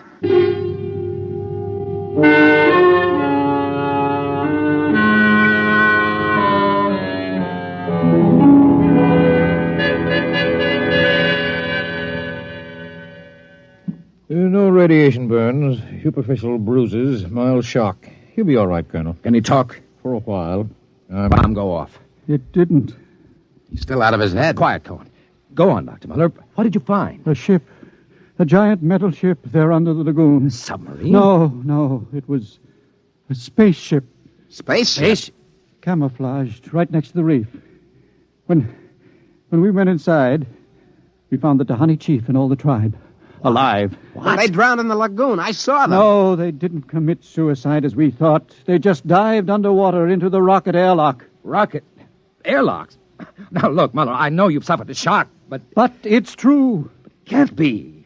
A spaceship built by Polynesian savages. But they're not savages. They're the Castaways. They're from another planet. Don't you understand? Their spaceship was wrecked here 400 years ago. They've been waiting ever since for a chance to go home. He's out of his mind. Better give him a sedative, Doctor. No, wait a minute, Colonel.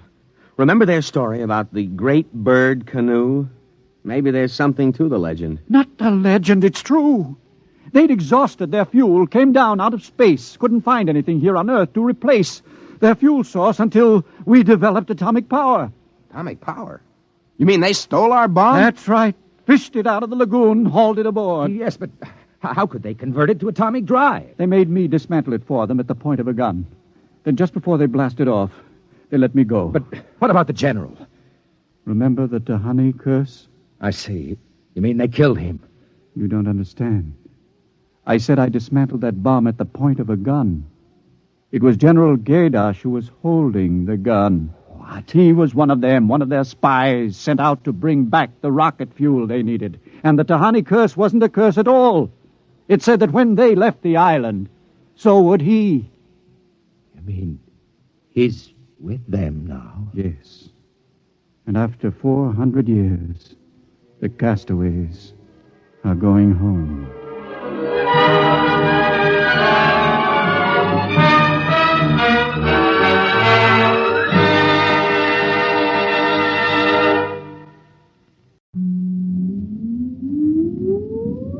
Countdown for blast off.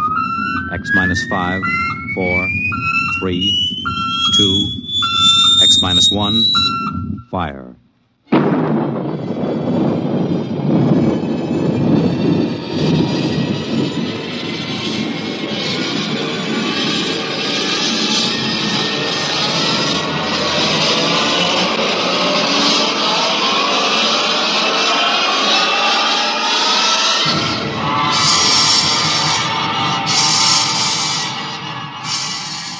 From the far horizons of the unknown come transcribed tales of new dimensions in time and space. These are stories of the future, adventures in which you'll live in 1,000,000 could-be years on 1,000 maybe worlds. The National Broadcasting Company, in cooperation with Street and Smith, publishers of astounding science fiction, presents X minus 1.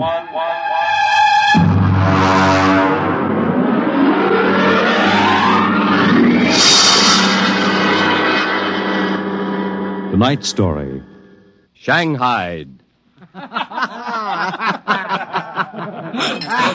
Okay, very funny, very funny. Think it over, boy. Tomorrow the old ball and chain. Yeah. Eat, drink, and be merry, for tomorrow you commit matrimony. Now, come on. Look. Oh, come on. We came down here to Scarley Square to have a little fun. We might as well be at my mother's musicale in Beacon Street. Oh, the problems of the rich. Tell me, Jeff, just where does the coffin fortune come from? Pirate treasure? No, I guess it started in Nantucket. My great something or other used to be a whaler. A whaler? There she blows. A dead whale or a stove boat. Watch my trusty harpoon. Hey, we'll look out for the fort. Oh, my. Where's the money now? Oh, I don't know. We've got a lot of commercial holdings, mills, import-export outfits, rocket lines, you know. Mere trivia. All right, now look, why don't we get out of this dump? We could go up to the Copley Plaza. It may be stuffy, but at least the glasses are clean. Well, you're the condemned man. All right, you two go ahead and get in the car. I'll settle. All right, meet you out in front. Right. Excuse me. You want something, Bud? Yeah, the check. Okay. Hey, Milton, check. It'll be right out. Right, thank you. Hello, mate. Nice night, eh? Oh, yeah, I suppose so. I've been watching you. Celebrating? Sort of. Yeah, so am I. Just got off a deep space run out to Centaurus. Oh, that's a 15-year run, isn't it? 15 and 3 blooming months. Mm-hmm. Well, how'd you know? You a spaceman? No, not exactly. Where's that check, barkeep? Hang on to your hat, Bud. Milton's slow, but he's sure. Fill it up, Charlie.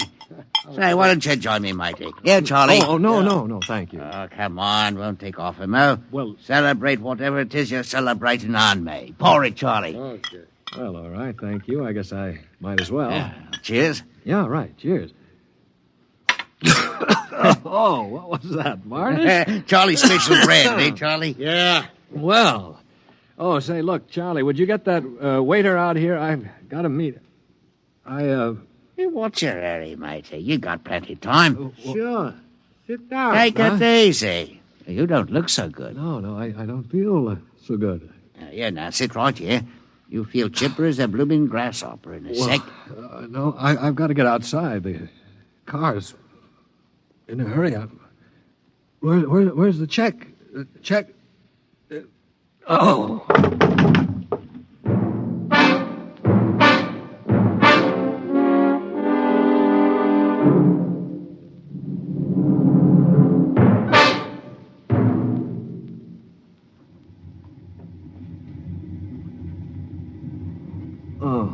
All right, matey. Up on your feet. Wakey, wakey, wakey. Oh, all right, let go of me. What's the idea? Rise and shine and greet the dawn. What? Where am I? What's going on here? Come on now, matey. Up in there. Wakey, wakey, wakey. No, wait a minute. So you were at that bar, Scully Square. Come on now. Up on deck or you'll be in trouble. Deck? What are you talking about? Where am I? It's hard to say exactly. Offhand, about 8 hours out of Atlantic Spaceport. Atlantic Spaceport? Now, look, what kind of a joke is this? If Alan and Peter think this is funny... What ship is this? R.S. Michael M. Rafferty, Coffin Line. Oh, Coffin Line. Well, that makes it easy. Now, you've got to put back to port. Forget your toothbrush, Banks. No, listen, you runt. You take me to the captain or I'll tear you apart. Here, I'll grab my jacket. All right, get moving. Sure, my dear. I'll take you to the captain. But you're going to be sorry.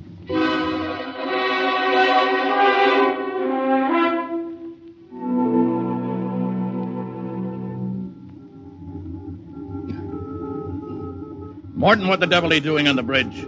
Get below before Right away, sir. Only this here gentleman asked to see you. Yeah, that's right, Captain. There's been a mistake made. I'm afraid it was supposed to be a joke. Oh? Yes, you see, I'm going to be married today, and I suppose the boys thought it'd be funny to make me miss the ceremony. I'm sure it won't be too much trouble to have you drop me off back at the Atlantic Spaceport. What? Morton, what is this? Well, it's simple, Captain. He wants you to turn the ship around, that's all. Now, look, if there's any trouble with your superior, I'm sure I can fix it up. You see, I'm Jeff Coffin. Yeah?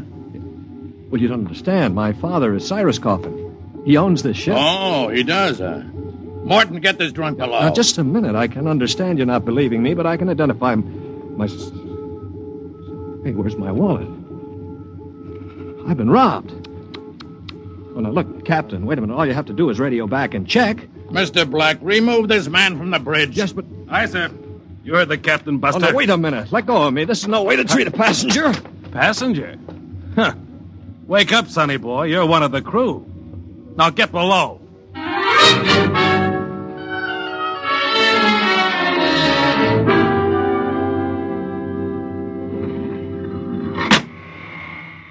All right now, mate. Grab yourself a buffer. Get to work on those deck Now, plates. look, they can't get away with this. This is kidnapping. Perhaps yes, perhaps no. Now get this here deck nice and shiny, and we might even see about some grub. I'll be back in 2 hours.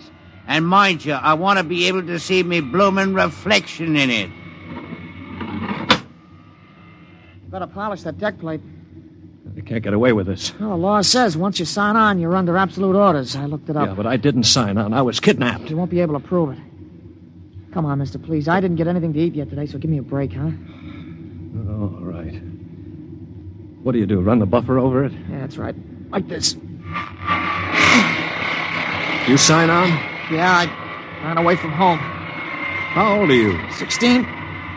30 when we get back. Yeah. What do you mean 30? We're headed for Mars, aren't we? Only to refuel. We're outbound to Centaurus. Oh, no, it can't be. Well, that's a 15-year run. Morton! I've got to get back. It's no use. I'm getting married. My bride-to-be will think I'm dead. Martin! Martin! What's up here? You want me to call Mr. Black again? He'll give you what for. Listen to me, Morton. Listen, I've got to get back to Earth. I can't disappear for 15 years. Oh, is that the fact? Look, we stop at Mars, right? Yes, and you'll be below decks under lock and key. Listen to me. If I can make it worth your while, will you get me off at Marsport? Jumping ship, huh? That's real naughty, mate. $1,000? Why, what would I tell me poor old mother in better say? $2,000. 5 in advance. What do you mean in advance? You're probably the one that rolled me for my wallet. I'll find a way. They don't believe your young Coffin, but maybe I know better. All right, it's a deal. Look, Mr. Coffin, can you take me with you? I didn't realize what it would be like. I can pay my share. I could work it out for you, or maybe borrow money. I couldn't stand 15 years. I'd go crazy. All right, sure. What about it, Morton? Boy'll cost you another $1,000. You cheap swindler. Here now, Mr. Coffin. I I'm all what stands between you and a lovely pleasure cruise for 15 years. So I thank you to treat me with the respect and politeness what a gentleman like myself deserves.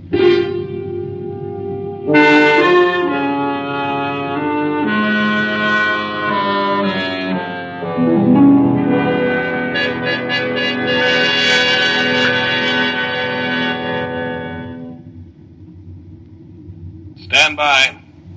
Stand by for landing procedure. All right now, listen careful. This is the cable locker for the grappling anchor. Right. When she lands, this hatch will open. Cables go out. Don't get yourself caught in them. You'll be tore apart. All right, we've got that. You sure we can get out? Now, you just do what I say. When we drop down to the blast pit, nobody'll be there. Lie low in the pit till dark. Got that? Right. Now, look, Morton, I'll tell the patrol you helped us get away. That'll help you when they catch up with this gang. Well, thank you, sir. Thank you kindly. I've got to get to my station now. Luck. Thanks. Thanks, Mr. Morton.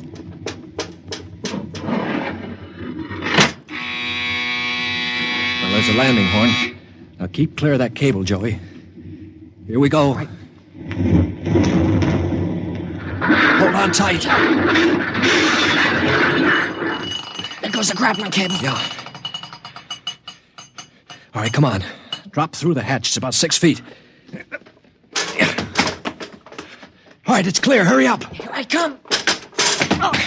You all right? Yeah, twisted my ankle. It's all right. All right, there's the blast pit. Get going. Right. Now, we're all right so far. The ship hides us. Here's the pit. All right, now get down so they can't see you. Wait a minute. I hear somebody coming. Keep still. Maybe we better look. Look, if we stick our heads up over the edge, they'll see us sure. Now keep down and keep still. I hear him. Shh.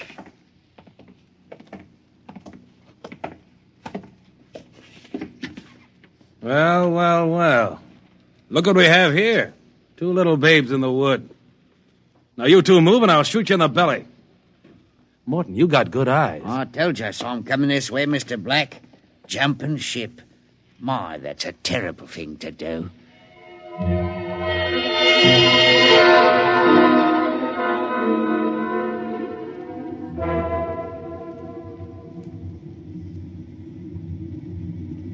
Mr. Black, inform the ship's company that these 2 men have been found guilty of attempted desertion. Desertion? You kidnapped me, you dirty crook! Don't you talk to Captain Howell that way. I'm sentencing them to 24 hours hull watch. Take them away. Morton, take him to the aft lock. Aye, sir. You calm down after 24 hours hull watch. What's hull watch? Very simple.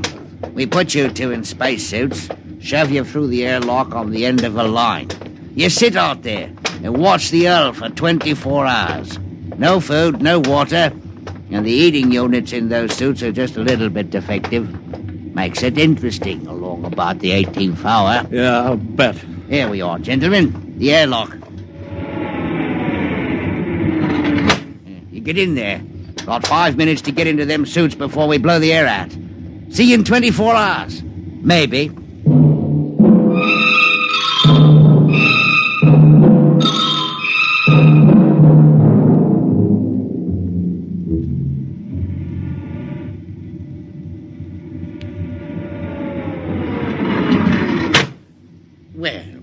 Welcome back to our little home. Water.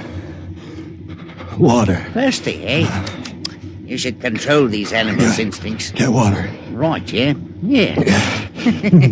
Slopping like a bloody animal.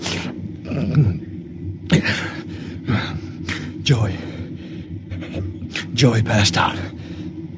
Help him. He'll be all right. Teach a lesson, both of you. Take my advice and behave yourselves. We've got 15 years to go on this here ship. You might as well make the best of it.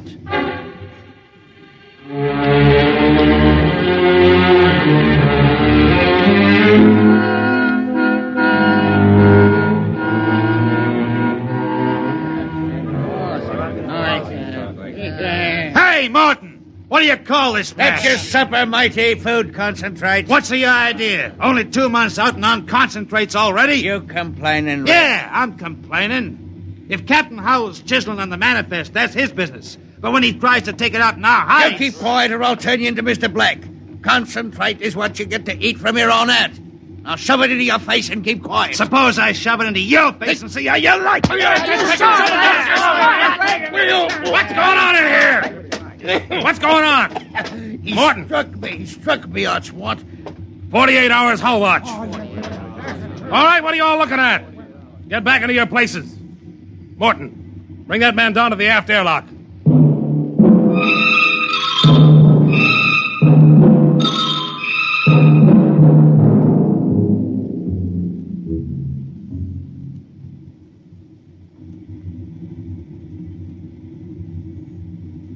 It's murder, that's what. Plain murder. Space Code gives a 30-hour limit for punishment. They didn't even have a burial. Just shoved them out the lock. Well, if the owners knew about this, they'd stop it. Fat lot of good that's going to do us during the next 15 years. Wait a minute, if we could get the ship back to Mars. No, 2 weeks after we landed, we'd be hung. That's what Space Code says about mutiny. And if they catch you in the act, they shoot you down and no questions. All right, I'm willing to take that chance. We're going to let Black and Howell kick us around for 15 years? Why don't we take over and head back? Right. I'm for it. Let's go. You bet. Going to rep something, gentlemen. Discussion. Talking about the captain, maybe. Grab him. Here, he goes. Throw him into the jet. Come on. Oh, have you all out of the Ellen shifts? Also, your knife rations, that's what I'll... Show him my oil rag, Morton. Well, that's done it. He's an officer. Who cares? Yeah, we've got to move now. Joey? Yeah? You get up to the radio room and smash the set before they can get a message out. Right. Pop, you get aft. Tell the engine watch. Yes. The rest of us will go up on the bridge. How about this rat? Tie him up. Speed counts now. We've got to take over before they know what hit them.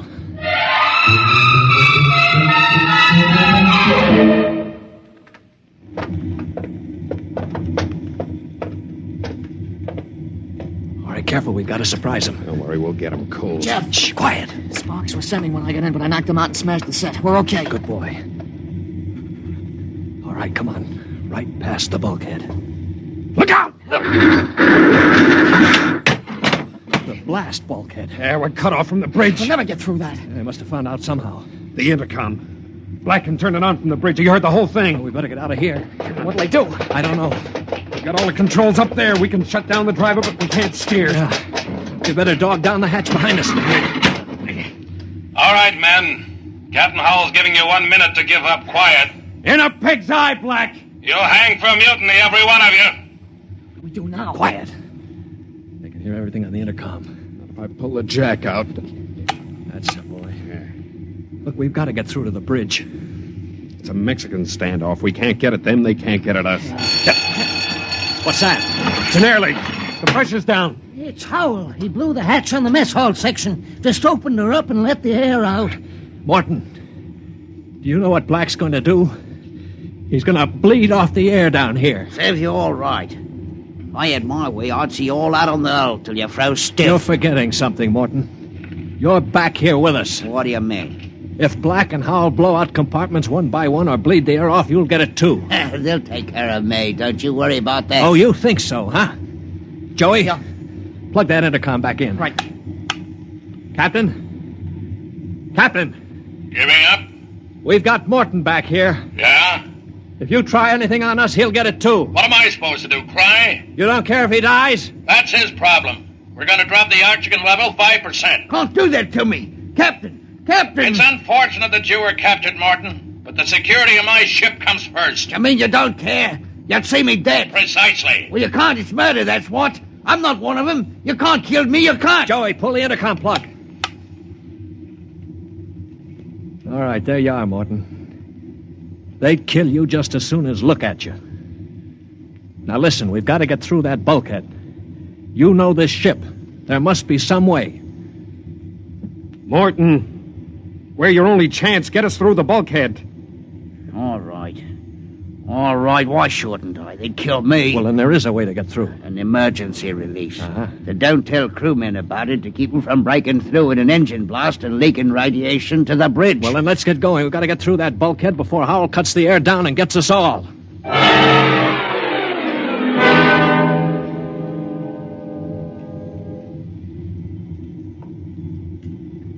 Here's the bulkhead, Morgan. Where's the release? Under the floor panel. You can pry it up. All right, hurry. I got it. She's up. Wax on a K. Ready? All right, Morton. Open it up. Here goes. Morton! He's dead. Electrocuted, and the bulkhead's still closed. They didn't even get to turn that key. It killed him instantly. Harry. Yeah? Have you got your watch gloves? They're insulated. Oh, yeah, sure. Get Morton out of the way. Don't touch him, Joey. He's got the current through him. I'll shove him away with the gloves. All right, now. Stand by. Here goes a key.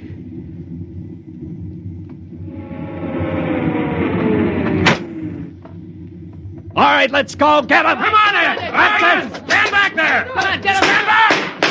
All right, Flexi, how you like this? All right, grab the guns. Joey, look out. Let go of that gun, Hal. All right, hold them both. You don't have to worry about Black. I got him square with a wrench. We better tie up the captain. Yeah. Well, what do you think you're going to do now? We're going to turn around and go back home. I don't think so. I burned the navigation tapes, and none of you can recalculate them. Why, you'll just wander in space till the fuel gives out. You'll die right here on this ship.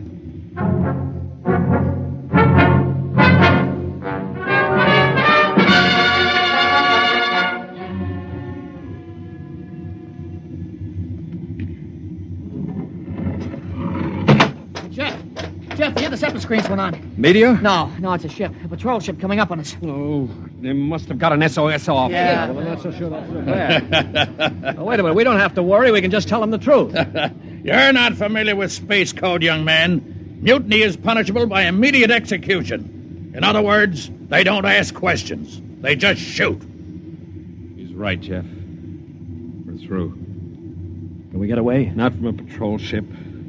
Already sent us a heave-to flash. If we run, they'll blow us out of space. I'm afraid your mutiny is about over with, gentlemen. They'll be aboard in an hour. And 10 minutes after that, you'll all be dead.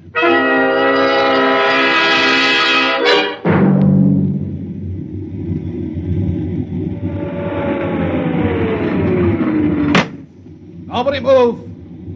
Sergeant, take a squad and secure the ship.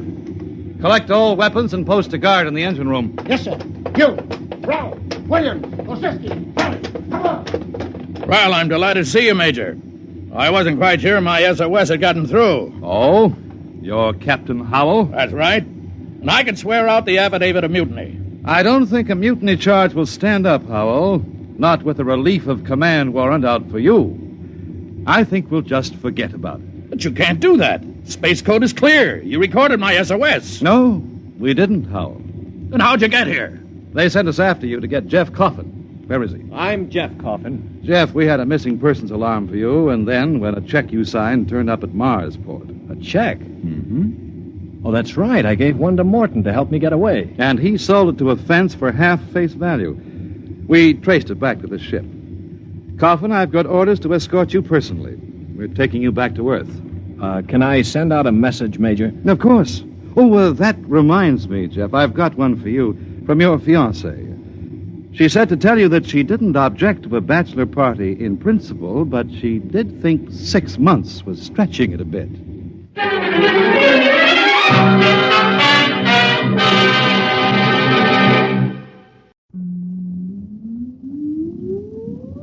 Countdown for blast off. X-5, 4, 3, 2, X-1, fire.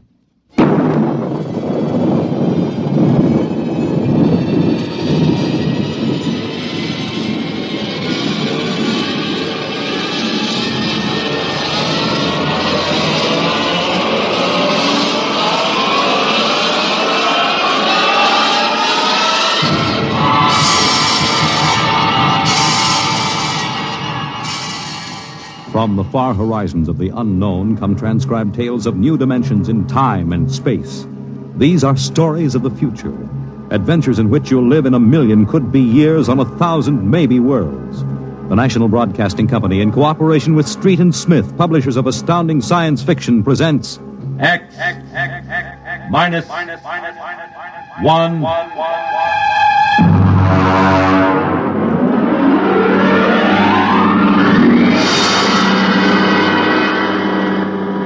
Tonight's story. Cold Equations. There is no margin of safety along the rim of a frontier. There can't be any until the way is made for those who come later. Until then, the penalty for mistakes is a grim one. The laws of physical nature operate with irrevocable certainty, with no room for mercy, kindness, or sentimentality. In space, life becomes a cold equation, and the equal sign is often followed by death. I know. I'm the pilot of an EDS.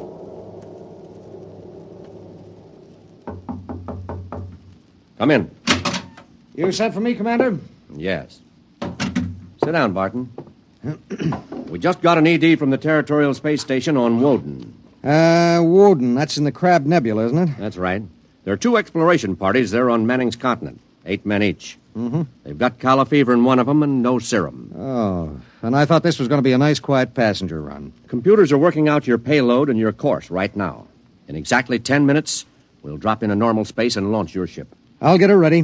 One thing. What's that? Woden is at the maximum pay limit for an EDS. Figuring the weight of the serum, we'll be able to give you just enough fuel to land on Manning's continent if you make it the first pass. Otherwise, you'll burn out in midair. Mm-hmm. Standard procedure. Report to launching control. Right. Good luck, Barton. Thanks. Oh, by the way. Yes? When can I expect to be picked up? We'll make a stop on the run back to Earth sometime next year. You'll be notified by radio. Okay. Sorry, we can't make it sooner. That's what happens when you sign on for EDS work. I'll see you next year, Commander.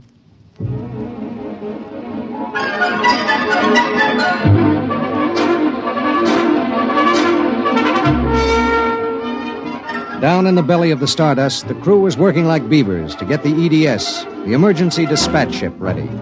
Mechanics and technicians were swarming all over the place. Girls in inspectors' uniforms were checking the gauges in the supply cabinet. 9 minutes later, the exact course was in the computer. The serum was stowed in my supply cabinet closet, and little EDS 4G3 was ready to be born into space. Barton? Yes, sir. 30 seconds to blast off. All set? All set. I'm turning you over to traffic. Ready. Traffic control. Come in, EDS 4G3. Ready.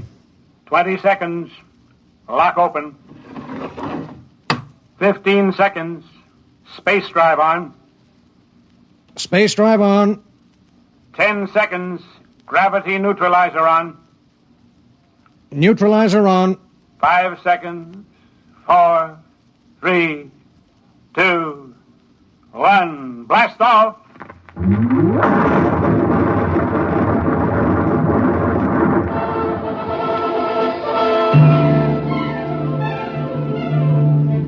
I don't remember how long it was afterwards that I first noticed something wrong.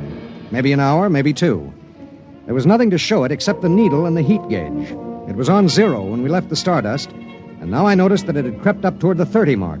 That meant something inside the ship was radiating heat. That something was in the supply closet, and it was alive.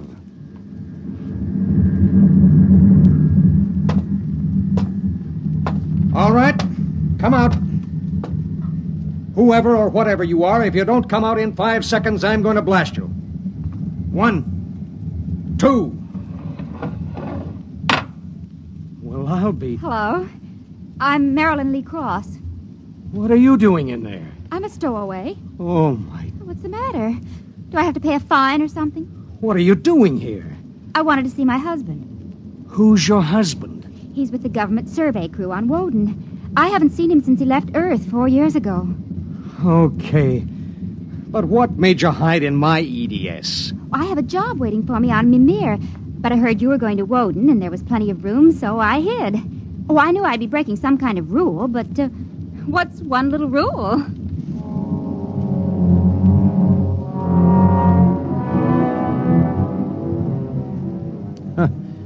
What's one little rule? H amount of fuel will power an EDS with a mass of M safely to its destination. H amount of fuel will not power an EDS with a mass of M plus X safely to its destination. Well, how could she be expected to know? She was 5'2" with brown curly hair and the faint, sweet smell of perfume. She was 5'2" and she smelled like apple blossoms. And her name was X in an equation that would have to be balanced.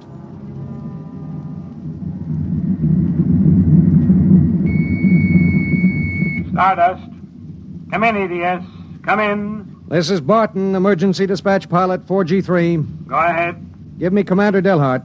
What's the message, EDS? I have to consult Commander Delhart. The commander is busy. Listen, you squirt. Give me Commander Delhart. One moment, 4G3. Commander Delhart, emergency message from ETS 4G3. This is Delhart. What is it? At 0800 hours, I discovered a stowaway aboard my ship. Stowaway? Yes, sir. Well, have you notified ship's records? Not yet, sir. You know the regulations as well as I do. Of course I know the regulations. That's why I'm calling. Martin, what's going on? Sir, this is a girl. A young woman. Oh. She wanted to see her husband on Woden. She didn't know what she was doing. I see. I wondered, sir, maybe the cruiser could change course or something? I'm afraid not. We're hundreds of light years apart now. We have a limited fuel supply ourselves, with 900 passengers. Is there any chance? No. Okay, Skipper. Better get the information to ship's records. Okay. Martin. Skipper? I'm sorry. Yeah, sure.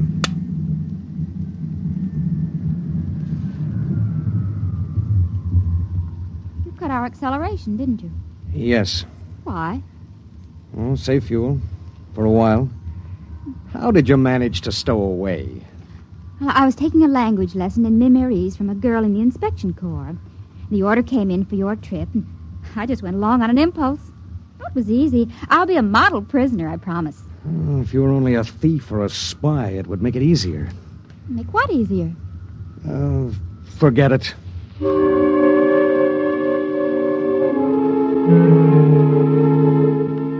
Why couldn't she have been somebody with some ulterior motive, a fugitive, hoping to lose himself in a raw new world, a crackpot with a mission? Why did she have to be a woman? A beautiful, kind, trusting woman?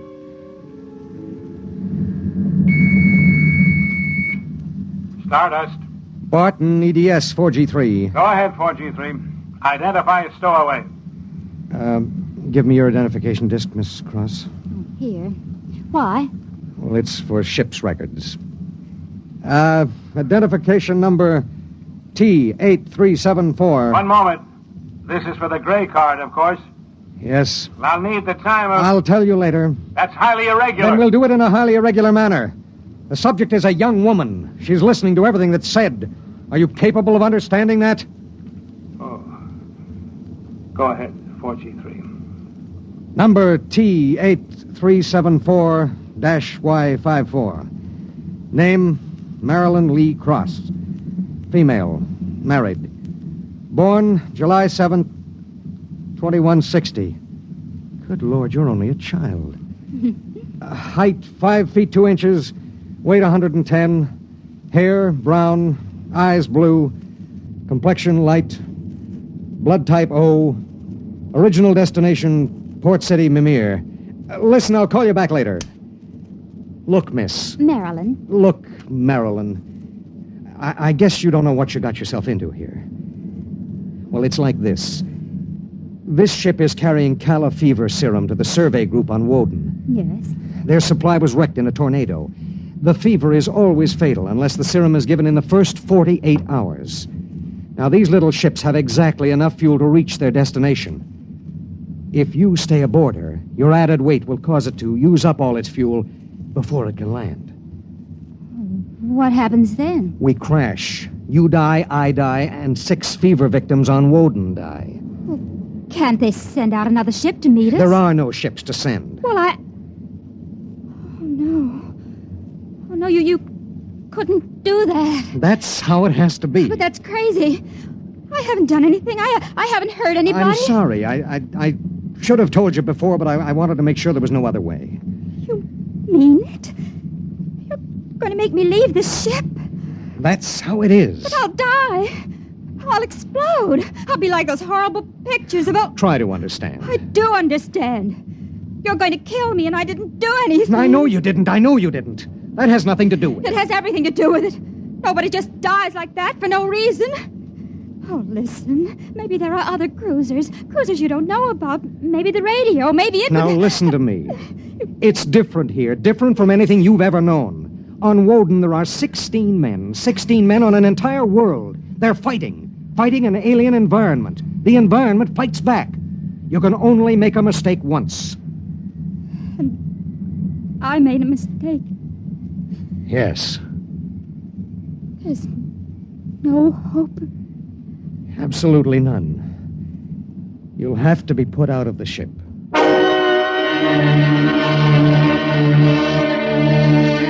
It was better so.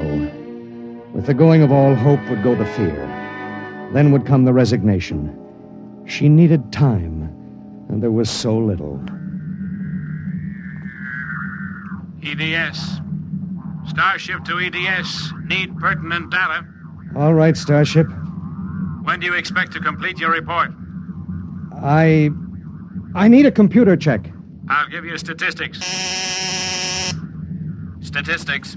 This is EDS 4G3. I'm intersecting course vector 7.3 at 0831. Deceleration 1750, weight 1 ton. I would like to stay at point 10 as long as the computers allow. Will you give them the question? Check. I'll call you back. We wouldn't have long to wait. The new factors would be fed into the steel maw of the computer bank, and the electrical impulses would go through the complex circuits. Here and there, a relay would click, a tiny cog turn over. But it would be the current, formless, mindless, invisible, which would determine with utter precision how long the pale young girl beside me would live. 5 little segments of metal in the second bank would trip against an inked ribbon, and the machine would spit out the answer. You will resume deceleration at 1910. It was 1810 when he spoke. 1 hour. She has 1 hour to live.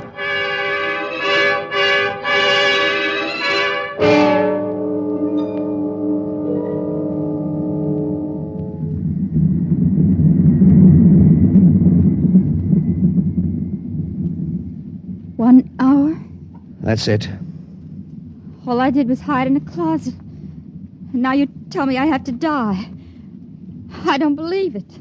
You might as well get used to it. If this happened back on Earth, 1,000 ships would fill the sky. The whole world would know about it. They'd do everything to save me. This isn't Earth. It was such a big dream. Jerry and I separated almost 5 years ago. We were too young. And I was going to see him to try to make everything all right again. Are you married? I was. Oh? She ran off with some guy in the weather service.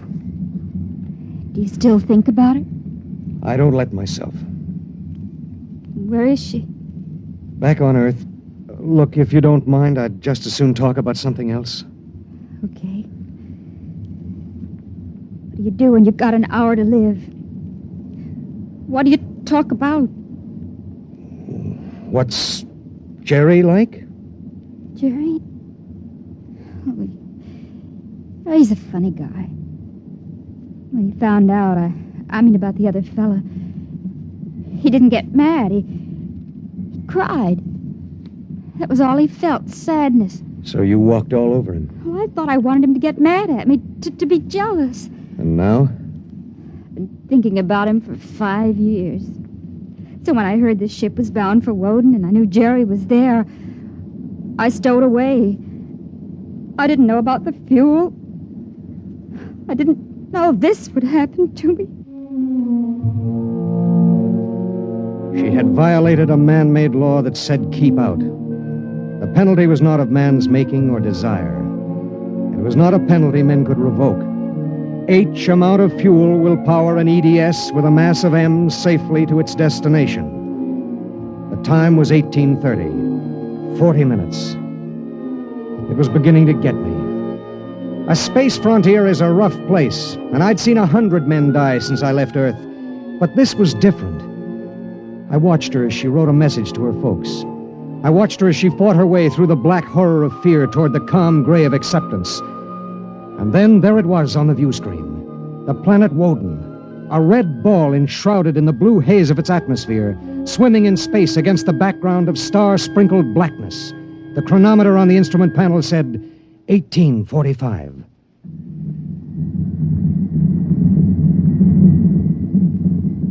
Listen, we're in radio range of Woden now. I mean, would you want me to try to contact your husband? Jerry? It'd mean he would know you're going to die. There'd be nothing anyone can do. Yes. I would like to talk to him. Do you think we can? Well, the planet is turning. If his group is on the side facing us, we might be able to reach him. Oh, try. All right. Hello. Hello, Woden. EDS to Government Survey Group. Can you hear me? Come in, Woden. They may not be monitoring. Hello. Hello. Hello. Identify yourself, please. This is Government Survey Group 1 on Planet Woden. This is John Barton, EDS pilot. You have the serum? Yes. How bad is it? 1 man died last night. 6 have the fever. How long will it take to... I start deceleration at 1910 hours. I should be able to land at 1930. Thank God. Look, do you have a Gerald Cross in charge of the group? Commander Cross? Yes, we do. Could I speak to him? He isn't here. He's out with the survey team. When do you expect him? Can't say. How do you read me? How much time do we have left for communication? Less than 15 minutes. All right.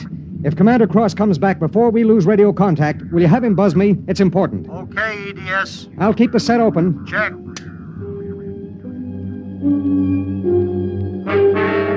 The minutes passed like small bits of eternity. On the view screen, I could see Manning's continent sprawled like a gigantic hourglass in the eastern sea. There was a thin line of shadow where it was beginning to disappear as the planet turned on its axis. I looked at the pale woman next to me, and I thought of another woman long ago who'd sat next to me and cried because I wouldn't try to understand. What had she written in those letters back home? What would they think of the faceless, unknown pilot who'd sent her to her death? What would I think of myself alone nights, reliving this voyage?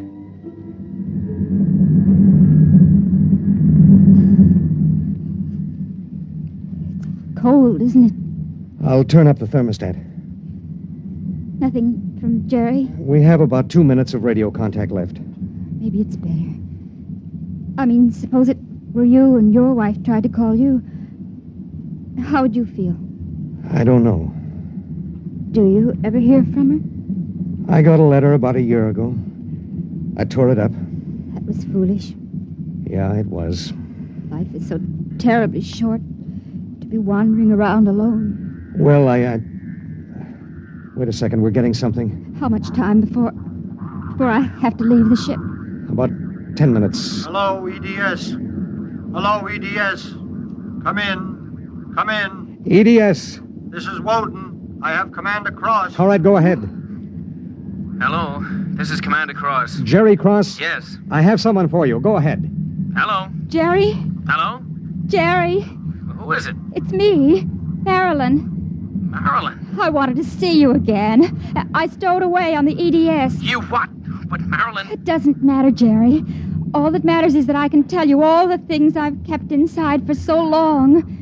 Jerry, I want you to know I've never forgotten. Oh, it's been so many years. I can't believe it. I thought I'd see you again, but now I can't. Jerry, you don't hate me, do you? Hate you? Marilyn, I've never stopped loving you. Not for an instant. Oh, Jerry. Listen, we don't have much time. The transmission is getting fuzzy. Oh, Marilyn, I've got to see you. There's got to be some way. There isn't. Let me talk to the pilot. Give it to me. Hello? Pilot, have you called the mothership? Did you have them checked with the computers? I've done everything. You've been on the frontier long enough to know the setup in an EDS. Oh, dear God, there must be something, some way. Do you think I'd let this happen if I wasn't sure? He tried to help me, Jerry. He tried. And it really doesn't matter. I'm not frightened anymore. Not now. But how did you get here? I don't understand. Well, I was going to Mimir to take a job, I thought. And now I realize I was just going because I'd be closer to where you were. Oh, Jerry, all this time... Don't. Let me tell you something. Marilyn, I've always known you'd come back to me. I've known it every minute. It's what's kept me alive. I want you to hold that in your mind. Jerry, I can't hear you. We haven't much time. We're losing radio contact. Jerry! Oh, don't cry, darling. Just know how I feel. I do. It's fading. There are so many things to say. Jerry, if you can still hear me, maybe I'll come to see you again. Maybe I'll come to you in your dreams, or be the touch of a breeze, or one of those golden-winged little birds singing my silly head off. Maybe I'll be nothing you can see or hear, but you'll know I'm there. Think of me like that, Jerry. Goodbye.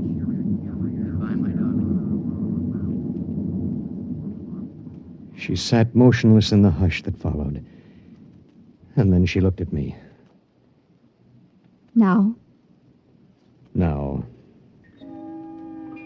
I pulled down the black lever, and the inner door of the lock slid open. She walked with her head up and the brown curls brushing her shoulders. I let her do it alone. She stepped into the lock and turned to face me, and I could see the pulse in her throat. I'm ready. I pulled the red lever, and there was a slight waver as the air gushed out. I thought I sensed a bump, as if something had bumped the outer door. And then there was nothing. The white hand of the closet temperature control was back at 0. A cold equation had been balanced, and I was alone in the ship.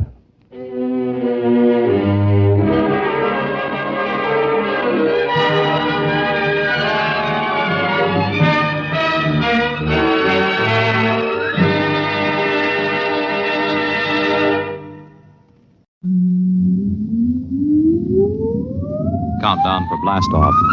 X minus 5, 4, 3, 2, X minus 1, fire.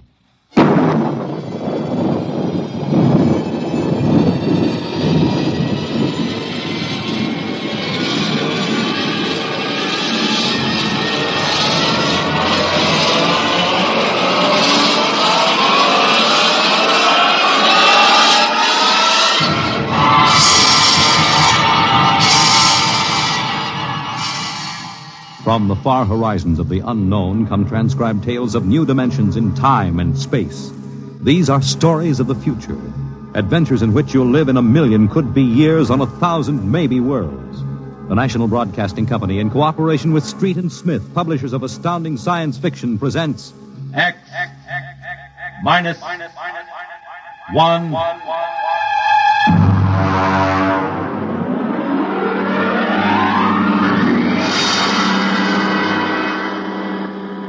Tonight's story, Almost Human, by Robert Bloch. Have you heard of the new science called cybernetics? It concerns man's efforts to develop a perfect thinking machine, a robot electronic brain that will not only do man's work, but even do his thinking for him. A robot that is almost human.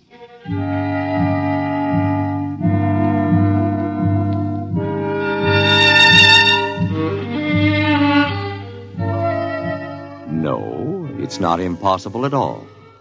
In fact, one day, something like this may happen. A tall, suave gentleman in a black raincoat will walk down the street until he reaches a shuttered, isolated house. And then he will slowly mount the front steps, push the doorbell. Just a minute. I said just a minute. Hold your horses. What do you think you'd... Good evening, my dear. Duke, why did you come here? Curiosity, darling. I've been thinking over what you told me at our chance meeting last week. Duke, you promised me. I decided to come and take a look for myself. Where is the professor? In his study. Where's Junior? In the nursery. The nursery? How quaint. And you, I take it, are Junior's nursemaid? I helped the professor. Tell him he has a guest. Duke, he's a nice old guy. Don't Tell do him, it. darling. All right. Yes? What is it, Miss Williams? Professor Blastman, a gentleman... Here? I don't understand. I gave orders no one was to be admitted to the house. He insisted. Very well. Wait here. I'll get rid of him. Sir? Professor Blasserman, I've come to see Junior. Junior? There must be some mistake. There are no children in this house. I don't... Professor, what you feel pressing against your belly is the muzzle of a .45 caliber pistol. Now, shall we visit Junior? How... What do you know about him? I know everything. Shall we go inside? I warn you. On the contrary, I warn you. Very well. This way.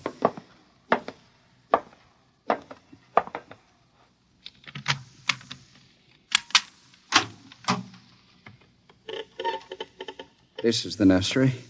Where is Junior? In the next room. Behind the door with a panel in it. Very considerately furnished. Mother Goose figures on the walls. Blackboard, toy blocks. Panda. Bunny rabbit doll. Touching. All right, let's see him. You can look through the panel. Mary had a little lamb. Oh, wow. Who'd have believed it? Junior isn't very pretty, is he? I was not concerned with aesthetics. Why do you hide him? Is he dangerous? The world is not yet ready for such a thing. Besides, I must study. As you can see by his play, he is very young, hardly out of the cradle. I am educating him. With nursery rhymes? The brain is undeveloped. It must learn its behavior patterns like any infant. You call that 8-foot monster an infant? Physically, of course, he'll never change. He is built of chrome steel and glass. But his brain, that is my wonderful instrument. Unlike a human, he has no heritage, no basic instincts such as love or hate. These he has yet to learn. In some respects, he is like a blank tablet. What is written upon the tablet will remain. You mean he has no feelings? He will learn quickly. And now, if your curiosity is satisfied, I trust you will keep my secret. If anyone discovers... Open the door. I beg your pardon? The door, Professor. Very well.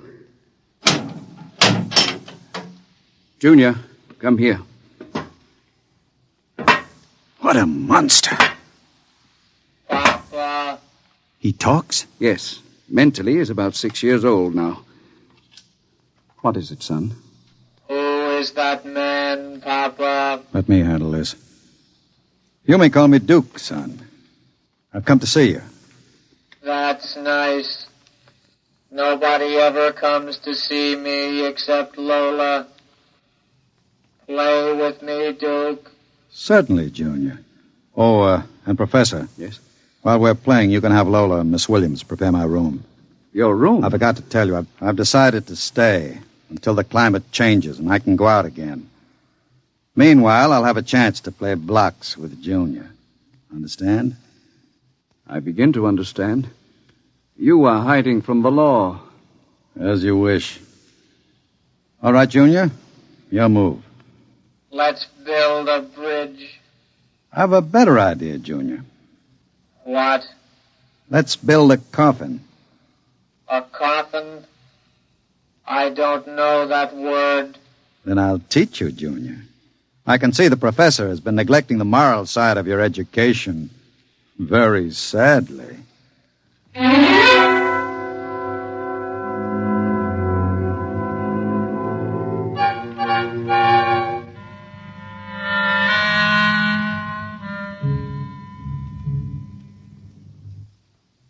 You shouldn't have come here, Duke. Why not, my dear? Afraid of me? No, I'm afraid of myself. You're no good for me. You've always brought me trouble. Except this time. This time it will be different, darling. This time I'll bring you diamonds. Duke, what have you been teaching that thing? Nothing, honey. I've just been playing with them. Very educational. I don't believe you. What's bothering you, Lola? Today when I walked in there, he said to me, I know how to kill people, Lola.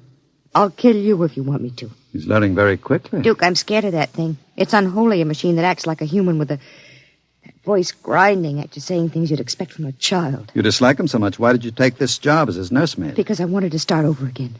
I answered an ad. The professor didn't ask questions. I would have been all right, too, if you hadn't come along. I'm very glad you did tell me, darling. Because Junior is going to make us two very successful people. Ha! Like any child, Junior listens to what he's told. Duke, I don't know what you're teaching, Junior. But I can guess. And it isn't right. It's evil.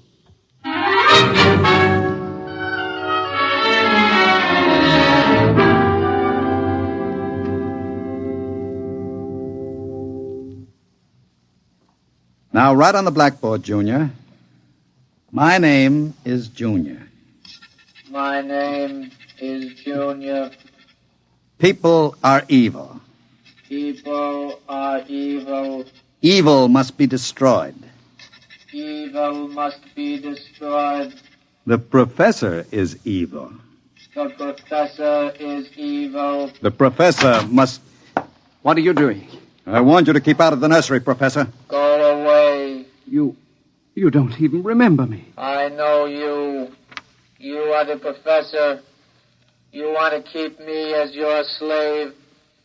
You didn't tell me that people are evil. People are not evil. People are evil. They must be destroyed. Stop it! I am not a child any longer. No, you're not a child. You're a monster. Junior? Yes, Duke. The time is now, Junior. Yes, Duke. Keep away from me. Junior!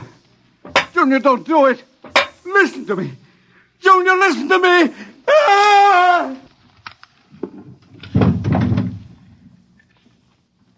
I did it, Duke. Duke, I heard... Can we go away now, Duke? I don't like it here anymore. Duke, why did you do it? The professor was in the way. We'll have to move very quickly now, Lola. We? Because if you don't plan to come along, just say so. I can have Junior write your name on his blackboard.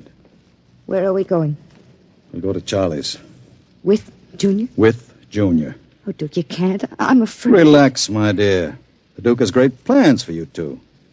Wouldn't you like to be independently wealthy for the rest of your life? No cares, no worries? Just good times and fine clothes all the time? The only way you get that way is by inheriting $1 million. Not when you have a fella like Junior around. I'm still afraid of him. Junior wouldn't hurt you. You wouldn't hurt Lola, would you, Junior? I like Lola. She's pretty. There, you see? He thinks you're pretty. Junior's growing up.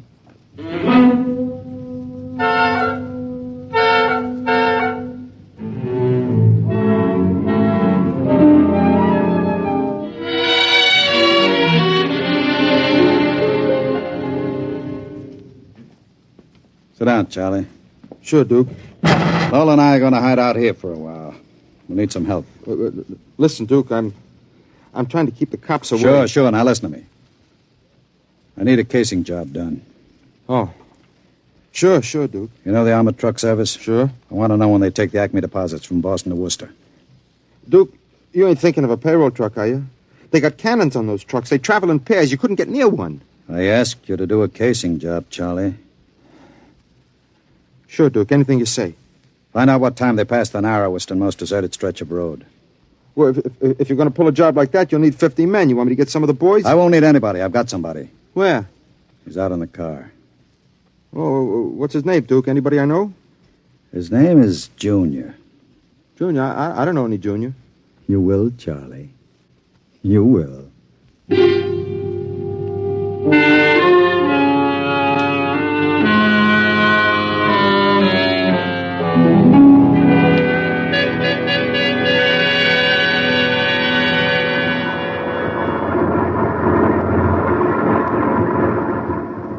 Smoke, Sam? Well, thanks, Al. Whew, it sure gets hot in these armored trucks, huh? You'll get used to it. How much we hauling this time? About $250,000. Brother, could I use a hunk of that? Who couldn't? What's our first stop? Acme National Bank. Then we unload a payroll at the Bronson Watch Plant.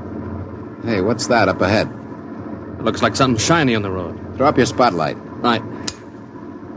Holy smokes, you see what I see? It looks like a mechanical traffic cop. About 8 feet tall. Standing right in the middle of the highway. Maybe it's a Halloween gang, huh? Guess they're trying out robot traffic cops. Can you get past him? I don't know. We'll have to slow down. Get on that gun, Sam. Let's take no chances. Right. I'll give it the horn. Don't budge. Where's our escort truck? Pulled up right behind us. Thing won't move. Sure looks like something out of Buck Rogers, don't it? That's a heck of a note, blocking traffic like that. We'll have to try and get past it. Here goes. Holy smokes, it's moving. Hell, it's coming toward us. Get on that gun. Give it a blast. Bullets are bouncing right off it. It's still coming.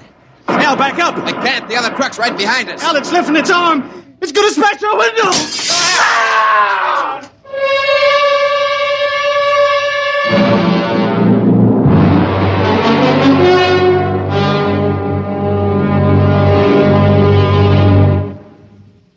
Jeez.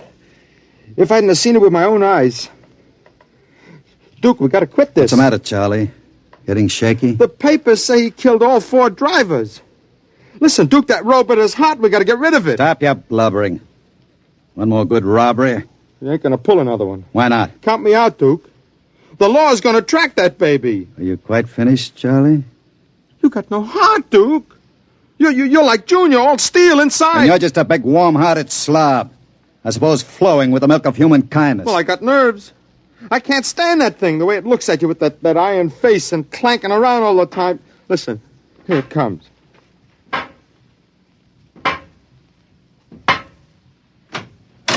Hello, Junior. Hello, Duke. I've been talking to Charlie. Yes, Duke. You know what I think, Junior? I think Charlie's yellow. You know what happens to people who turn yellow, don't you? Yes, Duke. Tell him. They're evil. We have to destroy them. Huh? You see, Charlie? Junior doesn't like people who sing to the police. Duke, wait a minute. You know I'd never turned stoolie or anything like that. I never sang to the coppers in my life. You can count Junior. on me. I don't want no trouble with you. Stop him. I wouldn't... Yes, Duke.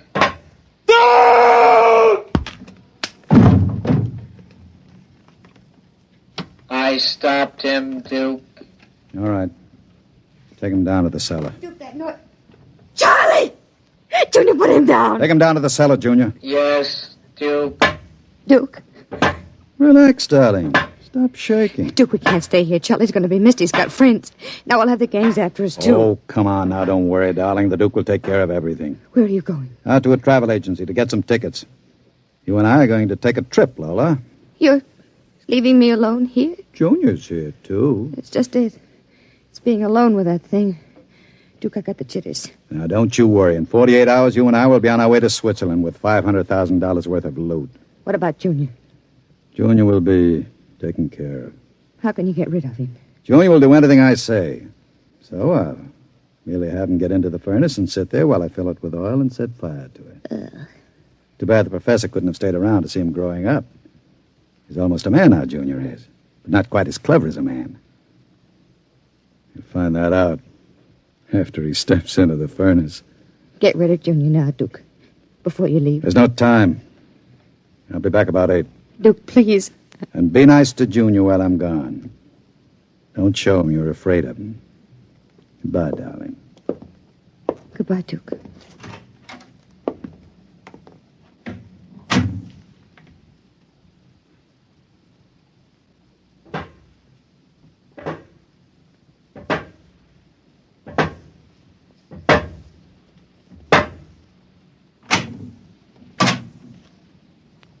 Lola.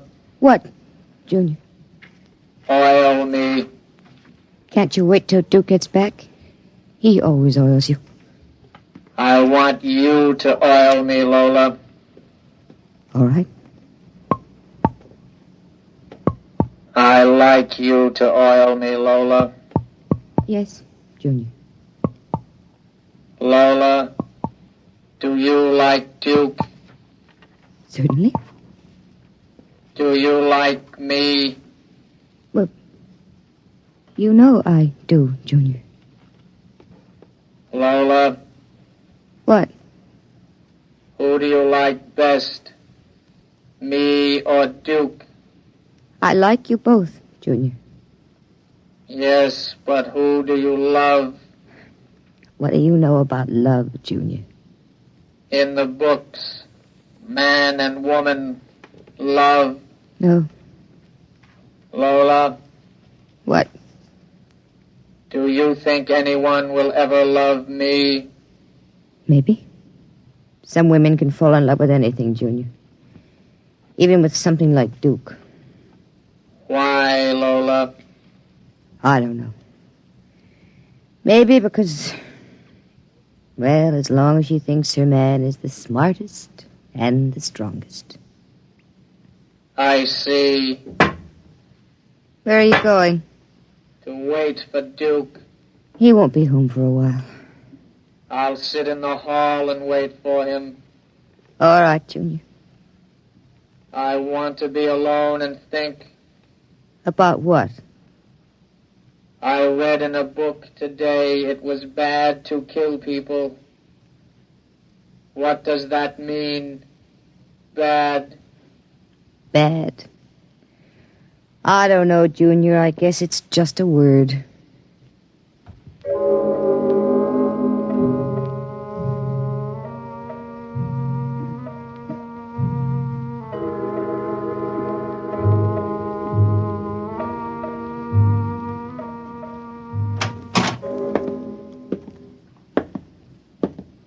Fella?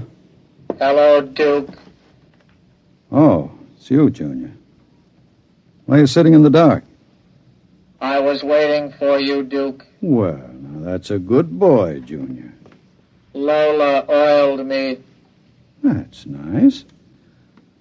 I tell you what, Junior. I've got a little job for us down in the cellar. Let's go down there.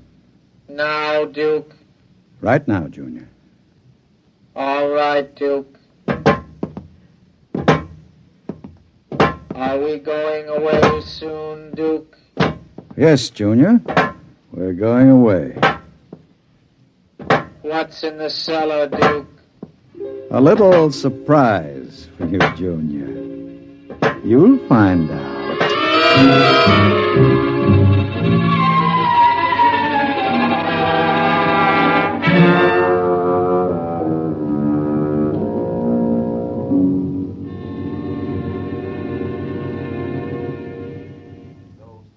For the latest news. And now, a brief interlude of recorded dance music.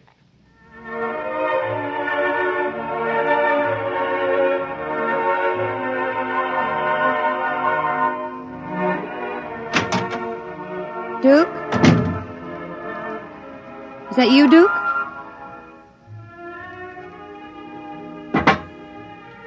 Junior.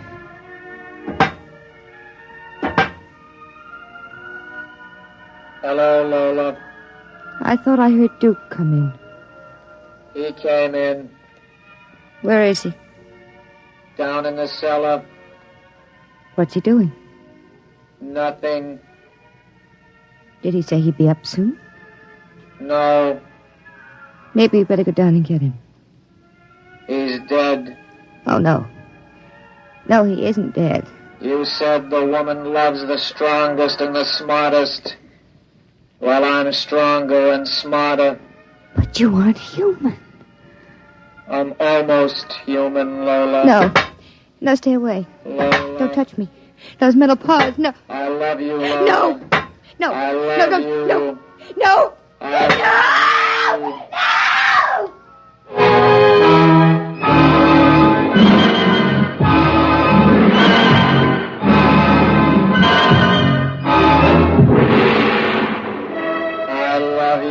The last thing she heard was the robot's harsh voice, droning it over and over again. I love you. I love you. I love you. And strangely enough, it did sound almost human.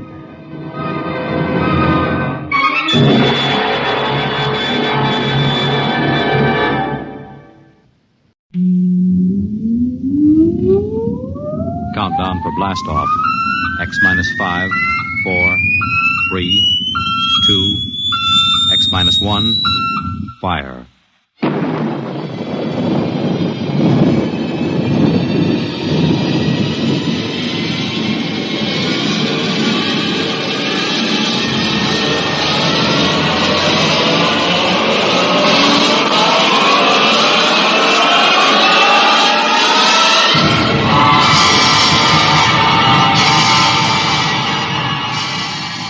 From the far horizons of the unknown come transcribed tales of new dimensions in time and space.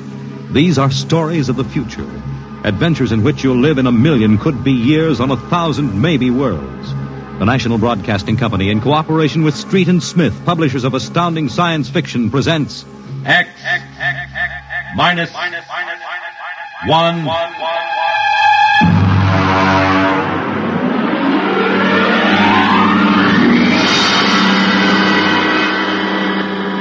Tonight's story, Ray Bradbury's tale, The Veldt.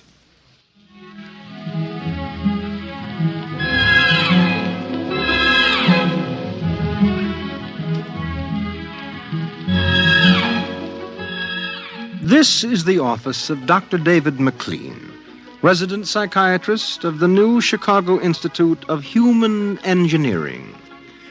All right, Miss Carver, will you take this, please? To Charles S. Haworth, senior psychiatrist, New Chicago Institute of Human Engineering. The following constitutes my report on the case of George and Lydia Abbott, which we discussed by telephone. Subject George relates onset of symptoms to the purchase of a $60,000 soundproofed Happy Life home.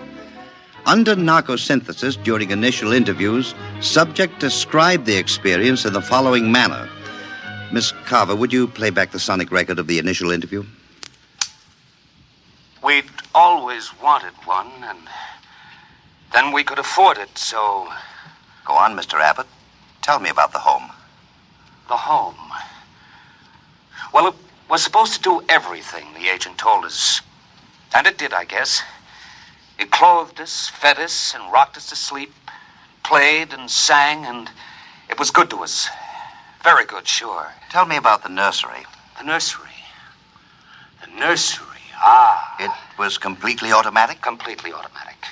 There were crystalline walls that wavered from 2 to 3 dimensions. There were pseudo-textured floors that shifted from brick to dirt to waving grass. The nursery was the best, but then we wanted the best for the children. Doctor, I must be crazy. We have no children. What about Peter and Wendy? They're your children. Oh, no. We have no children, Doctor. We have no children. All right, Miss Carver. To continue. After 3 sessions, the subject was able to recall and accept the idea that he had 2 children. He described the first day. All right, Peter and Wendy. This is your nursery. What's so special about a nursery, Dad? Plenty. Just go in and see. Do we have to? You'll be surprised. Gee. Go ahead. I'm scared. I'm not. Hey, it's nice in here. It is? Come on in, Wendy. Boy, look at the pictures on the walls. They're real. They're almost real. You can change them any way you like, just by thinking about it. Go on in, dear. Well, all right, Mommy. Hey, Wendy, look what I can do with the pictures. That's the White Rabbit from Alice in Wonderland. Sure. I just thought about it, and there it was. Let me try. Peter, let me try. Well, go ahead. Just think. How about Wizard in Oz? I want to see Wizard in Oz. Well, dear, there we are. Oh, they like it, don't they? Why shouldn't they? All I have to do is think, and they've got whatever they want in 3 dimensions. Color, sound, and smell. Oh, it's nice that we can give them all the advantages. Sure. What else are we working for, huh? Well, what do you want to do this evening? Well, the Petersons asked us over for bridge, but if you... we don't have to worry about the kids. They'll be all right in the nursery. Come on, Lydia. We deserve a night out.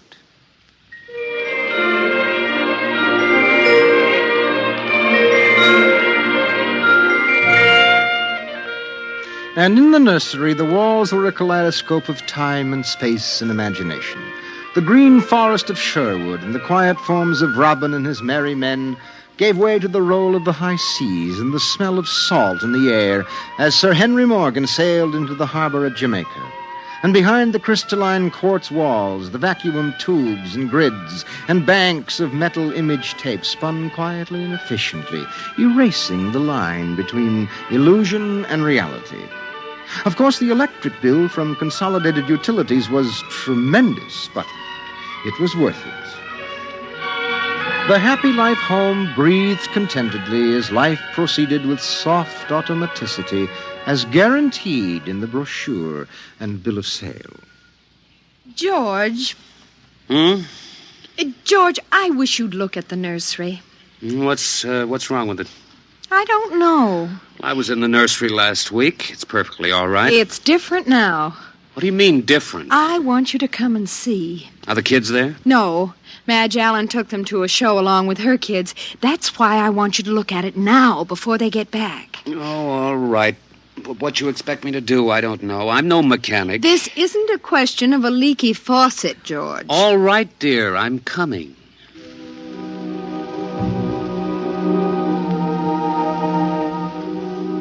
The nursery light flicked on as they came down the hall. The relays clicked and the tubes warmed and chemical odor banks and pipes bubbled into life as they paused before the closed door. Go ahead, George. Open it.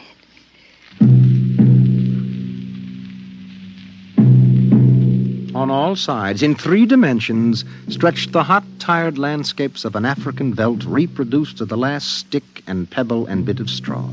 The ceiling above them became a sky with a hot yellow sun. A wind blew in from the baked veldtland. The hot straw smell of lion grass.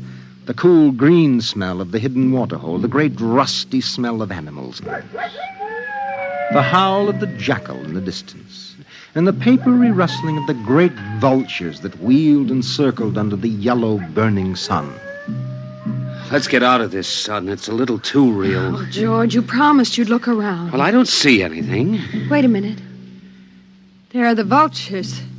Filthy creatures. There.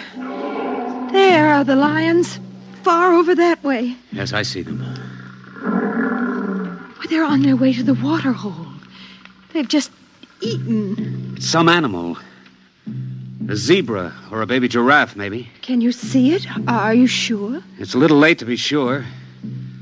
Nothing over there but clean bone and the vultures swooping down for what's left. Did you hear that scream? What scream? About a moment ago? Sorry, no. Oh, here come the lions. George, they're frightening. Take it easy, Lydia. They're just illusion.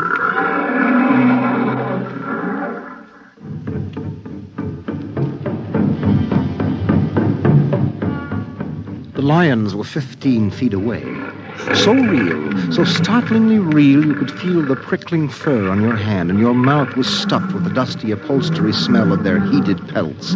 And the yellow of them was in your eyes like the yellow of an exquisite tapestry. The yellows of lions and summer grass, and the sound of the matted lion lungs exhaling on the silent noontide, and the smell of meat from the panting, dripping mouth. George, I'm afraid they're so real. They're only an illusion, Lydia, that's all. Watch out! Ah! Out, quick, outside! They almost got us. Now, take it easy, calm down. I could feel their breath. Get a hold of yourself, Lydia. They aren't real. Walls, that's all it is, crystalloid walls. They look so real. Of course they do.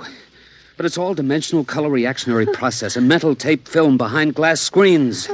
It's all odorophonics and sonics. Now, here, take my handkerchief. I'm afraid. Did you see? Did you feel it? It's too real. Now, Lydia. And we've got to tell Wendy and Peter not to read any more on Africa. Of course, dear. I want you to lock that place up. But you know how difficult Peter is about that. I punished him last week by locking the nursery for an afternoon, and he threw a tantrum. And Wendy, too. Well, they live for the nursery. It's got to be locked. That's all there is to it. You've been working too hard, Lydia. You need a rest. I don't know. Maybe I don't have enough to do. I have too much time to think. All I do is set the menu selector dials at the beginning of the week. But that's the whole idea. The house is automatic. I know, but couldn't we turn it off for about a week and take a vacation? You mean you want to fry eggs for me? And darn socks. I feel like I don't belong here. The house is wife and mother and maid. How can I compete with the African Veldts? George, Those lions can't get out of there, can they? Of course not, dear. Now, don't think about it anymore.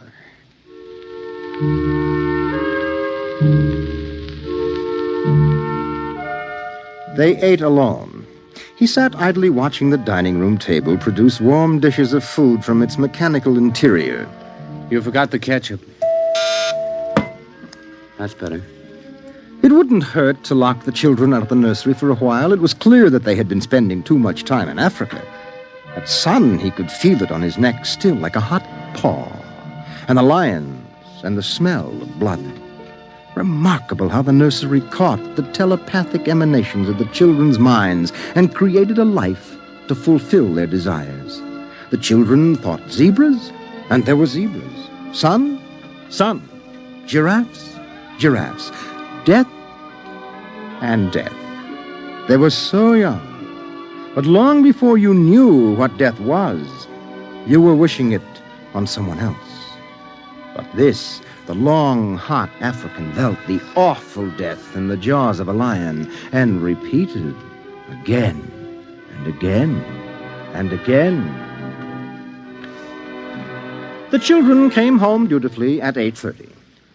Hi, Mom. Hi, Pop. Hello, darlings. Do you want something to eat, dear? We're just having dessert. We're full of strawberry ice cream. And hot dogs. We'll just sit and watch. Sure. Peter, tell us about the nursery. The nursery? All about Africa and everything. I don't understand. Well, your mother and I were just traveling through Africa with rod and reel. There's no Africa in the nursery. Oh, come now, Peter. We know better. I don't remember any Africa. Do you, Wen? Go run and see, huh? Sure. I'll be right back. Wendy, come back here. Wendy! Oh, she'll be right back, Pop. She doesn't have to. I've seen it. Come on. Sure, Pop, but Wendy'll tell us. Open the door. See, Daddy? It's not Africa. It's Florida. Like in Bambi. There go the deer. See? It isn't Africa. I see it isn't. Go to bed. But it isn't 9 o'clock. You heard me. Go to bed. Okay. Good night, Mom. Good night, Pop. Good night. Good night, dear. I'll be right in. Wait a minute, Lydia. Look at this. What is it? This is the corner where the lions were, isn't it? What is that you picked up? An old wallet of mine. There's a smell of hot grass on it. And the smell of a lion. It's wet with saliva. And it's been chewed. George, those smears of blood. Come on out. Now let's go to bed.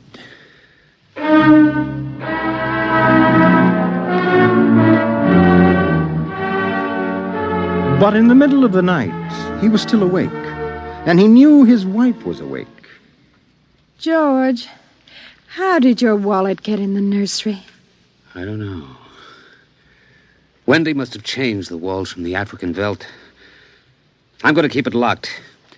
Maybe it isn't good for the children. My father used to say children are like carpets. They should be stepped on occasionally. We've never lifted a hand. They're spoiled and we're spoiled. I think I'll have Dr. McLean come tomorrow morning and have a look at Africa. But it isn't Africa now. It's Florida and Bambi. I have a feeling it'll be Africa again before then.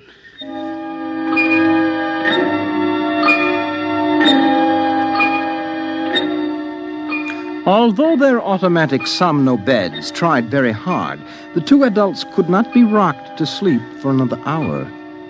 A smell of cats was in the night air. And in the morning, the stove cooked French toast, and the dining room table poured the syrup and melted butter. Pop, Yes? you aren't going to lock up the nursery for good, are you? That all depends. On what? On you and your sister. We feel you should have some variety, dear. I wouldn't want the nursery locked up ever. Well, as a matter of fact, we're thinking of turning the whole house off for about a month. Sort of camping out. Be fun for a change. Now, don't you think so, Wendy? No, it'd be awful. I don't want to do anything but look and listen and smell. What else is there to do? Oh, all right. Go play in Africa. Are you going to shut off the house soon? We're considering it. I don't think you better consider it any more, Pop. I won't have any threats from you, son. Okay, Pop. Come on, Wendy. Let's get back.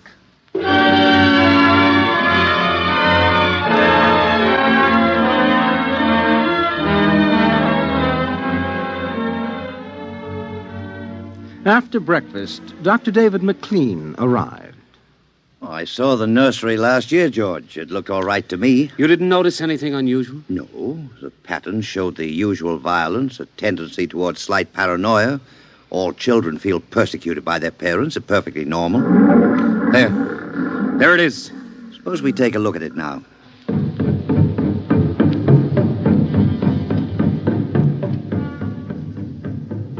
They entered without knocking and sent the children out. The screams had faded and the lions were feeding quietly under the trees. I wish I could see what they're eating. How long has this been going on? A little over a month. Certainly doesn't feel good. I don't want feelings. I want facts. George, a psychologist never saw a fact in his life. He knows about feelings. And this doesn't feel good. Now, my advice to you is to have the whole room torn down and your children brought to me every day for the next year for treatment. Is it that bad? I'm afraid so. You know, that's why the nursery was developed originally, to let us examine the patterns left on the wall by a child's mind. But what is it? What's wrong with Peter and Wendy? Well, it's hard to say. I haven't punished them more than average. Oh, I took away a few gadgets. Last week, I locked the nursery to show I meant business. You've let this room replace you and your wife in your children's affections. This room is their real father and mother. And now you come along and want to shut it. Well, you can feel the hatred coming out of that sky. George, turn everything off. The nursery, the automatic kitchen, the whole automatic house. Start now. But won't the shock be too much for the children? I don't want them going any deeper. Let's get out of here. I never like these rooms. They get me nervous. Those lions look real, don't they? I don't suppose there's any way... What? That they could become real. Not that I know. Some flaw in the machinery, tampering? No. I don't imagine the room will like being turned off. Nothing ever likes to die, even a room. I wonder if it hates me for turning it off. Paranoia is thick today. Well, hello. Is this your scarf? It's stained. Brown. Blood. That's Lydia's. Come on, the main fuse box is out here. All right, go ahead. Pull the switch.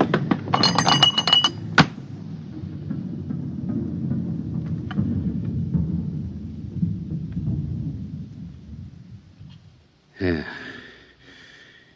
It's off.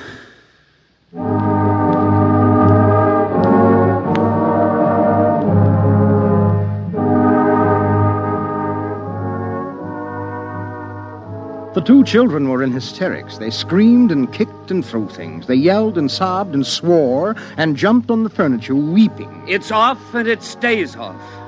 The whole house dies as of now. He marched around the house, cutting switches and pulling fuses. Don't let them do it! Don't let Pop kill everything! I hate you! I hate you! Insults won't get you anywhere. I wish you were dead. We were for a long while. Now we're going to start really living. Instead of being handled and massaged, we're going to live. Once more, Daddy. Just once more. One more minute of the nursery, that's all. Just one more minute. Oh, George, it can't hurt, really. Oh, all right. Only shut up. 1 minute, and that's the end. Forever. Gee, thanks, Pop. Thanks. And then we're going on a vacation. Dr. McLean is coming in half an hour to help us out. Lydia, turn on the nursery for just a minute. Oh, boy. Come on, Wendy. Come on. Thanks, Daddy. Thanks a lot. Just 1 minute, remember? Now, where'd I put those suitcases?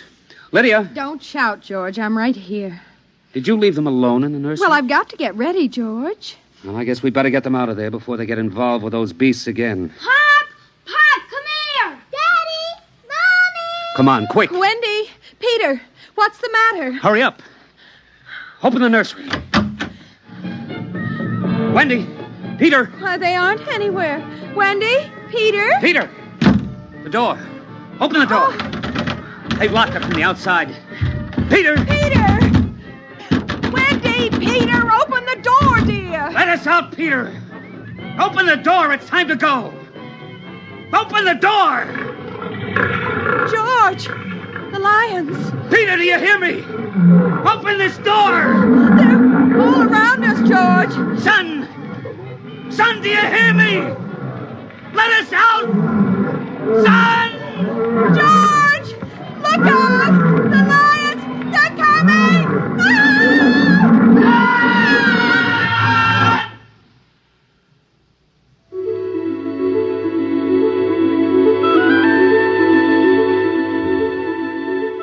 When Dr. David McLean came, half hour later, he found the two children in the nursery sitting in the center of the open glade eating a picnic lunch.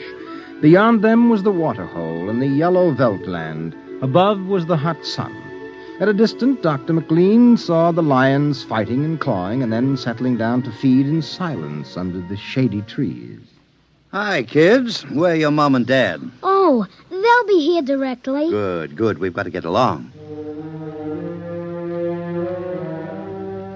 He squinted at the lions with his hands up to his eyes. Now they were done feeding, and they moved to the waterhole to drink.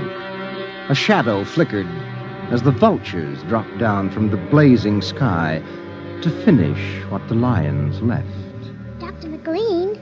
Dr. McLean? Huh? What? Have a cup of tea?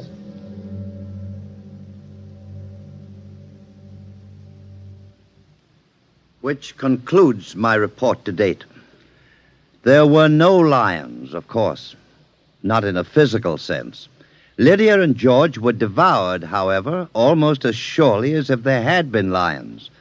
Their personalities were devoured by the mechanistic marvels which had usurped their role as parents. All four members of the family are under intensive therapy now and are doing as well as can be expected. Send that by telerope, Miss Carver. Oh, and would you ask George Abbott to step inside? I'm ready for him now. Countdown for blast off. X minus 5, 4, 3, 2, X minus 1, fire.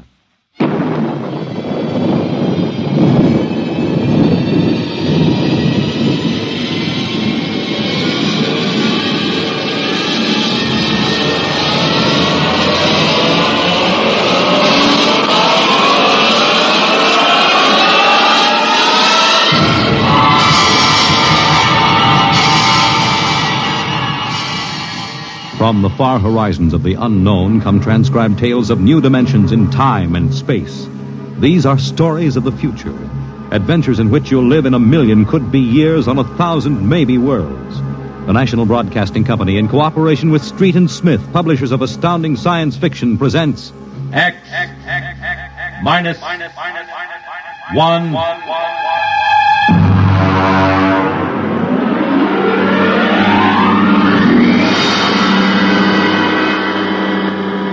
Tonight's story, Dr. Grimshaw's Sanitarium.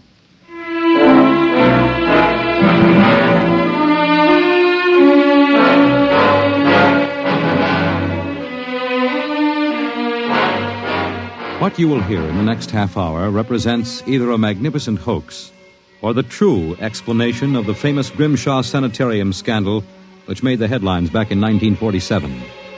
The manuscript upon which this account is based was removed by the New York State Police from a fountain pen cover found in the doorway to Dr. Grimshaw's study. We offer this manuscript as evidence only. Whether it is authentic or not, you must judge for yourselves. My name is John Dougherty. I'm a graduate of Hamilton College, class of 34, a member of Theta Alpha. I'm one of those fools who wanted some excitement in life, so instead of going into my father's shoe business, I became a private detective. These are facts. You can check them if you like. The rest of what I write here is so fantastic that I don't expect it to be believed.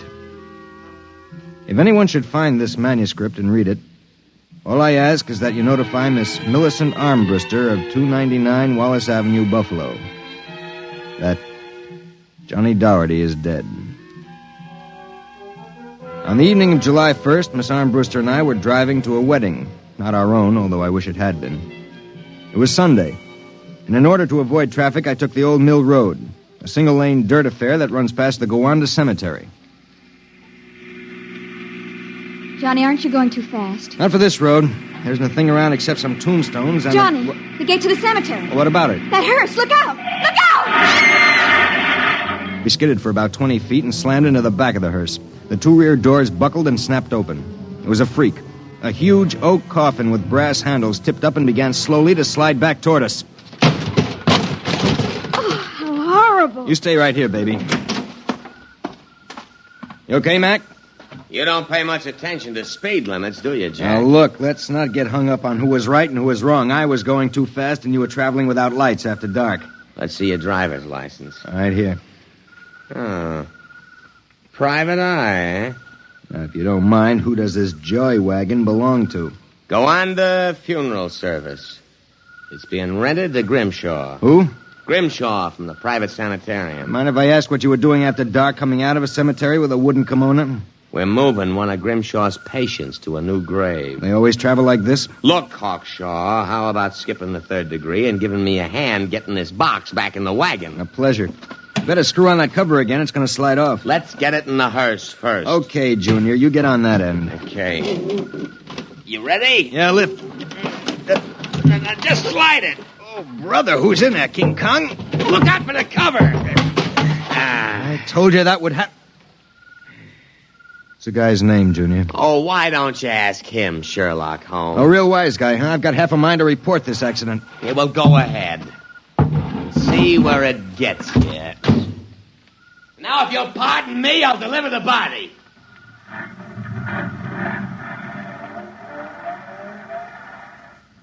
Everything all right, Johnny? I thought so until a few seconds ago. Listen, Millie, can you sit here in the car for another 5 minutes? Where are you going? For a stroll through the cemetery. Oh, Johnny, stop making jokes. When we lifted that coffin back on the meat wagon, I got a good look inside it. Ugh. Yeah, exactly how I felt. I figured we'd knock the stuffing out of the corpse, only I didn't expect the stuffing to be sand. What? Yes. That wasn't a body, that was a dummy stuffed with sand, a dummy with a wax face. Johnny! Which brings up an interesting question. Who's supposed to be in that box, and, just where is the dead man spending his time?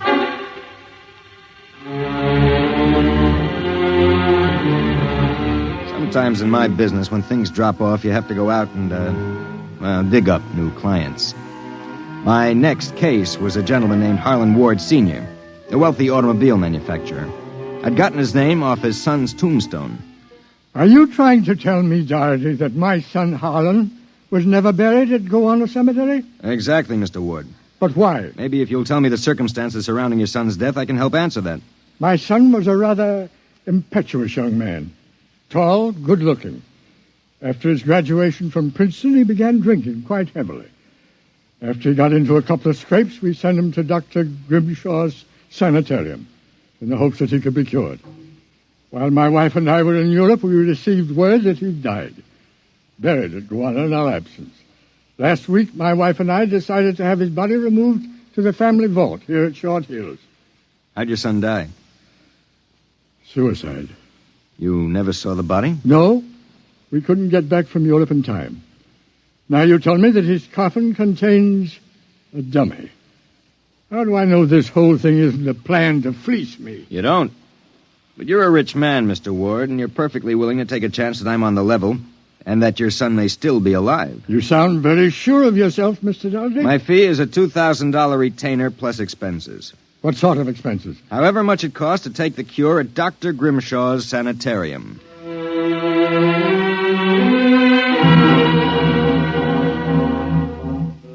Dr. Grimshaw's sanitarium was just outside Gowanda.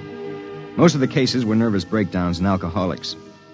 I committed myself as a dipso, and just to make it convincing, I stopped at 5 or 6 bars on the way over. I was interviewed by Grimshaw himself, a small man with a fringe of white hair. You understand, Mr. Doherty. That's not my real name, of course, social reasons. We understand. Our paid clientele is very select, and our rates are very high. You will be paid in cash and in advance, Dr. Grimshaw. How long does a cure usually take? That, of course, depends on the degree of alcoholism. This is my assistant, Dr. Boyna. How do you do? How do you do? We are accepting Mr. Doherty as a patient. Better place him in the ward with Mr. K and Mr. Keiki. Mr. K is a long-term patient, Mr. Doherty. A highly intelligent man, formerly a professor of plant pathology. Mr. K suffers mild delusions. I think you'll find him rather amusing.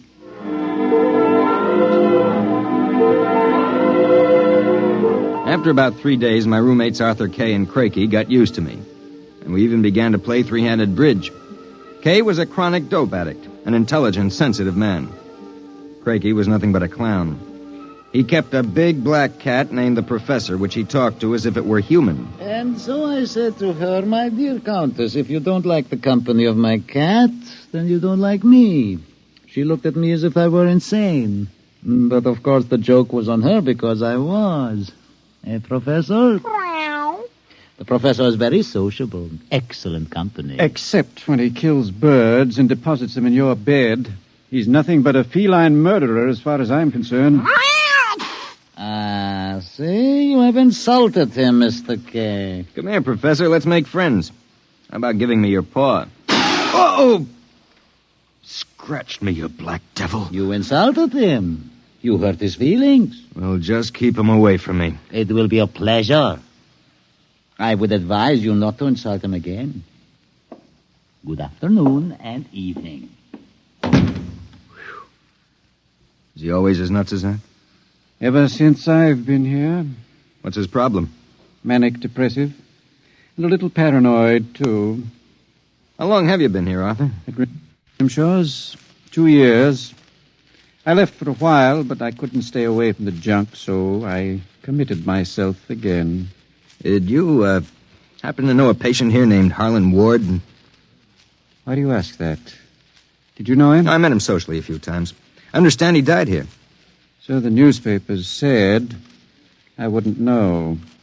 Suicide, wasn't it? Was it? You're being pretty careful, aren't you?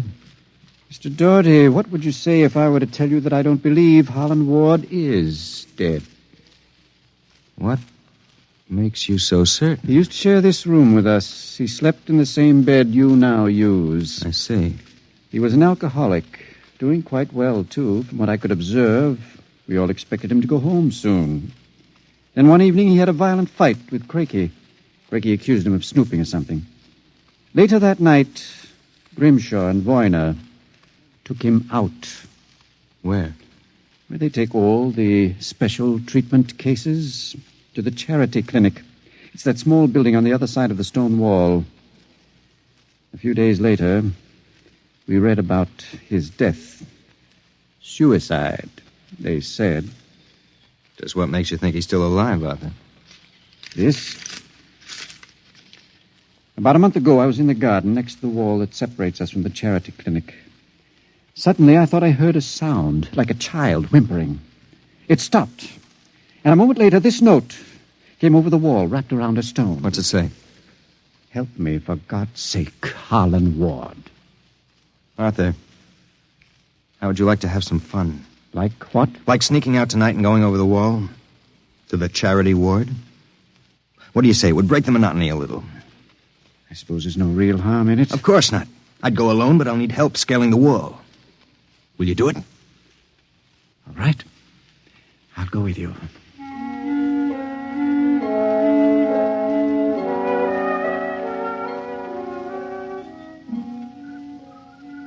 Up. All clear. Give me your hand and I'll lift you. Be careful when you drop. Ready? Go ahead.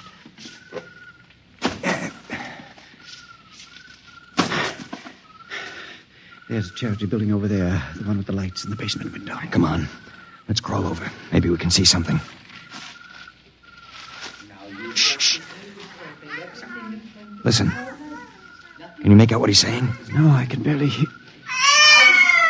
Good Lord. What was that? Probably some patient having the DTs. Let's have a look. Easy, it wouldn't do to get caught now. See anything? Some sort of laboratory. I can see Grimshaw and Voyne and something else. What? There's a child with its back toward me. Now take it quietly. It will be easier.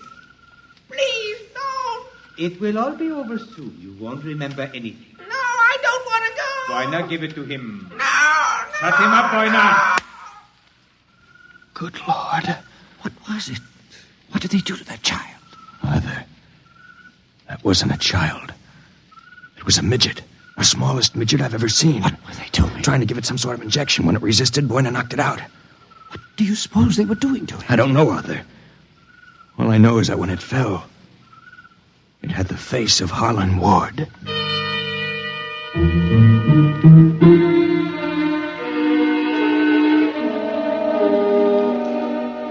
All the way back to our room, my brain was working like some frantic pinball machine. Only the score somehow wouldn't add up.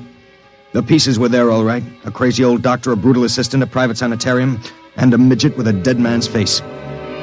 I thought that when I got back to our room, I'd have some time to think about it. I'd forgotten about our friend, the happiness boy, Count Crakey. So, I caught you. Fine, you've caught us. Now how about crawling back into the woodwork like a good little count? Where were you? Mink hunting. Arthur and I like to go mink hunting at night. You make fun of Count Crakey? I shall report you to Dr. Voyner. You'd better not if you know it's good for you. So, you threaten me? Me, Count Crakey? I shall scream for help. Help! Help! Did you hurt him? Just knocked him out. What do we do now? Put him to bed. Hope that when he wakes up in the morning, he's forgotten the whole thing. And if he hasn't? He's too crazy for them to take seriously anyway. Come on, let's get him back into bed.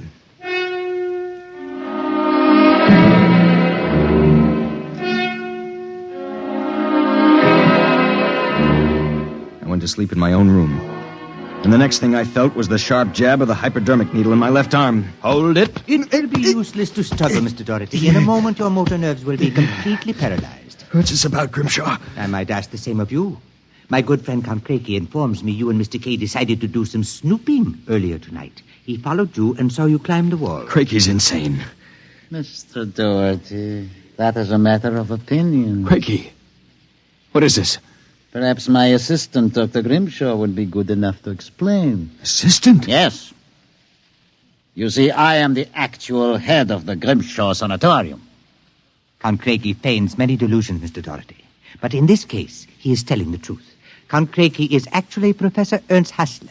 Professor Hassler and I worked together in the Berlin Neurological Institute before and during the last war. Unfortunately, my political affiliations with the Third Reich were under investigation by the War Crimes Commission. However, Dr. Grimshaw managed to smuggle me into this country, where I masqueraded as a mental patient, in order that we might continue certain experiments which were interrupted by the American army. I can imagine the sort of experiments you conducted. You and your friend Mr. Kay will discover their exact nature very shortly, Mr. Doherty. It is a magnificent opportunity to serve science. I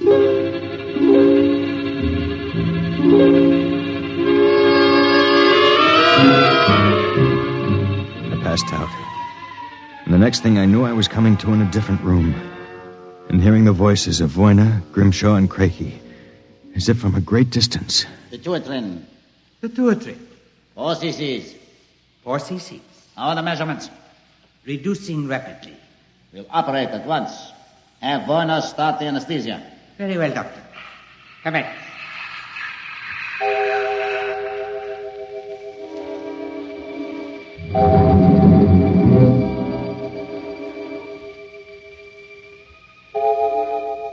When I came to again, I had a blinding headache. I began to wonder if Crakey and Grimshaw weren't doing something to drive me insane, because I lost all sense of perspective. The room seemed to grow in size. I don't know how much time passed, but one day Crakey came into the room with a bundle in his arms about the size of a newborn baby. The bundle was my friend, Arthur Kay.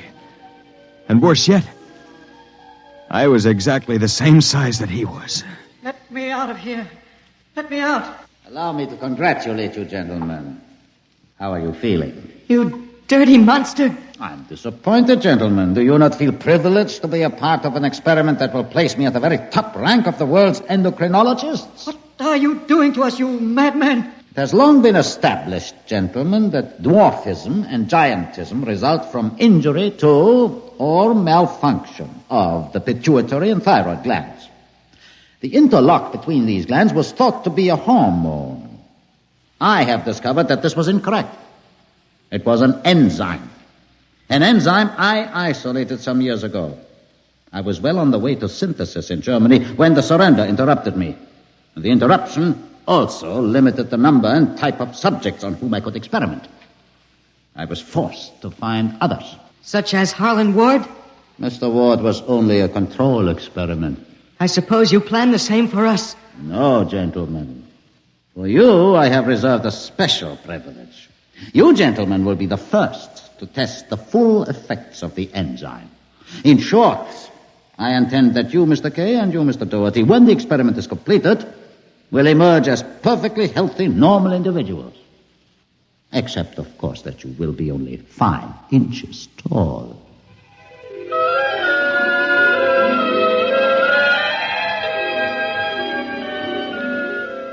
The days and nights that followed were a living nightmare.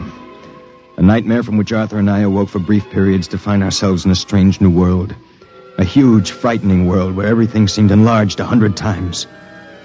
When we finally emerged, we found ourselves imprisoned in a tiny mouse cage. Judging by the relative size of things, we could not have been more than 5 inches tall. Now we realized the experiment was at an end. That from now on, it was either escape or be destroyed. How's it coming, Arthur? Another moment. I think I'll have this lock worked loose. And if we escape, then what? We'll worry about that after we get out of this mouse cage. Suppose we don't make it. At least you've written the story on that scrap of paper. Someone may find it and read it. Nobody will believe it. Then why did you bother to write it? I don't know. I suppose I want the world to know what happened to me. That does it. Help me push the door open.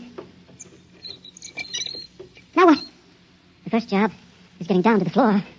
I think we can make it by sliding down the telephone cord. Are you game? Go ahead. I'm right behind you. Easy now. Look out! That does it. Now, if we can figure out a way to get out of the room, well, that should be... Uh-oh. Listen. Somebody's coming. It must be Crakey. We've got to hide. Here. The grate in the fireplace. He'll kill us if he finds us. Stay quiet.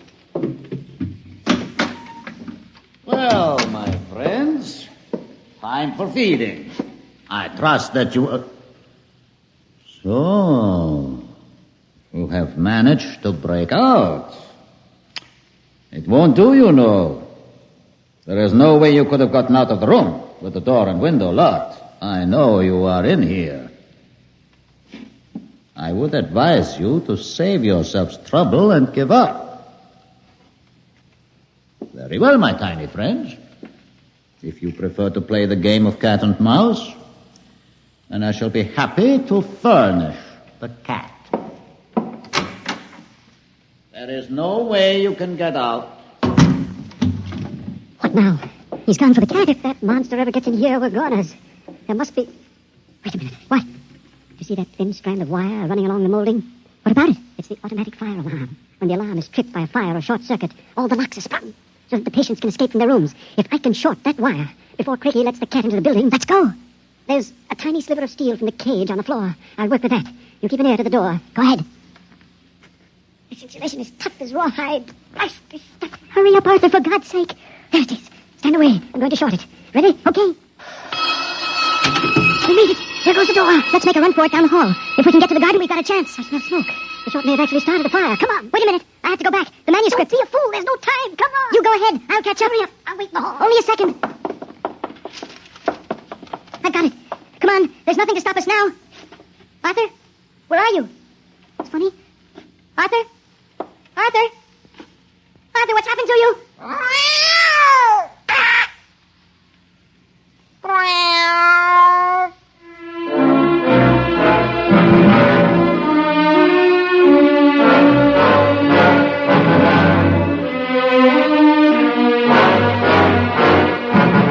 This is the record found in a fountain pen cover in the burned-out hallway of Dr. Grimshaw's sanitarium. There's nothing to add, except that the fire which destroyed the sanitarium and killed so many of its occupants, including Dr. Grimshaw and Dr. Voyna, was definitely of incendiary nature. It is believed by the fire chief that some small creature, possibly a mouse, chewed the insulation off the wire and short-circuited the system. The 2 patients, John Doherty and Arthur Kay, vanished completely after the fire, and their remains were never found. Whether the manuscript which you have just heard is authentic, or whether it was the work of one of the more demented inmates of the sanitarium, we leave to your judgment.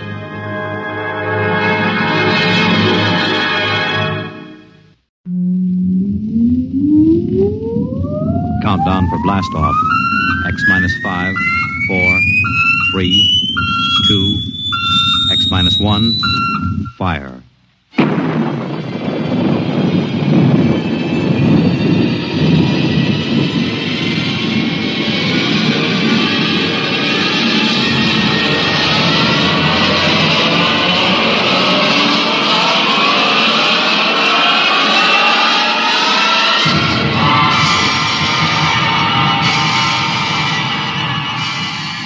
From the far horizons of the unknown come transcribed tales of new dimensions in time and space. These are stories of the future, adventures in which you'll live in a million could-be years on 1,000 maybe worlds. The National Broadcasting Company, in cooperation with Street and Smith, publishers of astounding science fiction, presents X minus 1.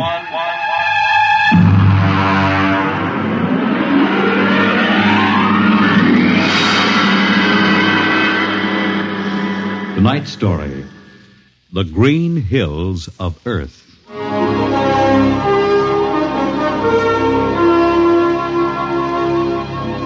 The men who pioneer the trade routes of the world, the sailors of the clipper ships, the whaling men, railroaders, black gangs on the tramp steamers, all have their own stories and song about dangers and struggles of their lives.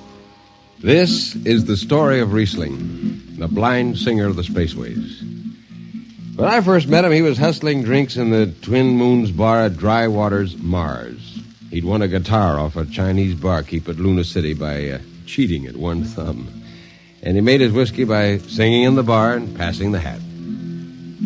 Hey, listen to her, Hertzman. Don't you sing pretty? Like a 16-year-old gal. Hey, Riesling, look over there at the bar. There's an Institute 4 striper giving you the eye. Do you know him? Manner of speaking. Cold-looking scoundrel, ain't he? Gives the idea he graduated Harriman Space Institute 3 men above St. Peter. Who is he?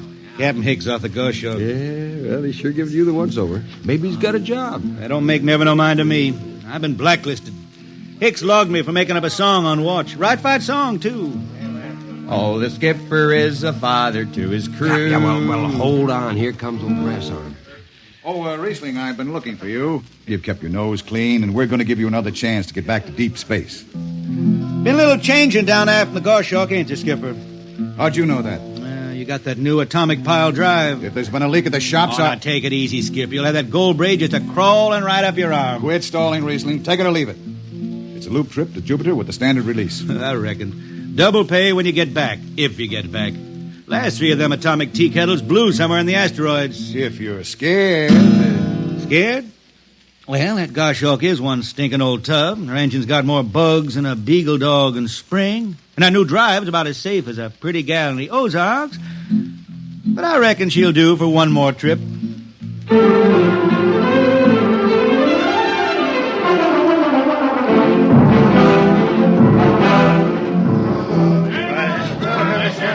Welcome home, Riesling. Hi, Jimmy Legs. Meet my friend Hertzman. He can't hold his liquor no more than a sieve, poor boy. Riesling, you sober enough to sign the book? Drunk or sober, I make my mark. Stand aside.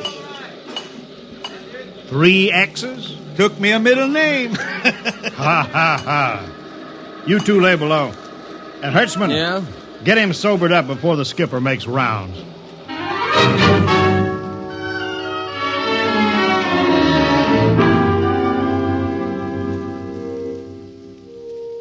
Cargo's stowed, Captain. Fuel lines away and ready. Good, Casey.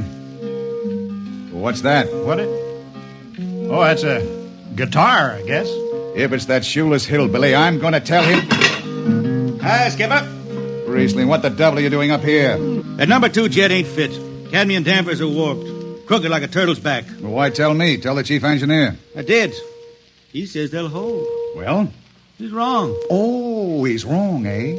He's got a Harriman Institute degree in electronics and power. And some drunk space rat says he's wrong. Skipper, I was damping jets when that shirt-tailed tad wore pins for buttons. I got no time for you, Riesling. Scratch your name off the book and get No, out. don't get excited. Well, are you shipping or not? I reckon. Then get below. That's all. Casey, Sound takeoff. Aye, sir. Come on, boy.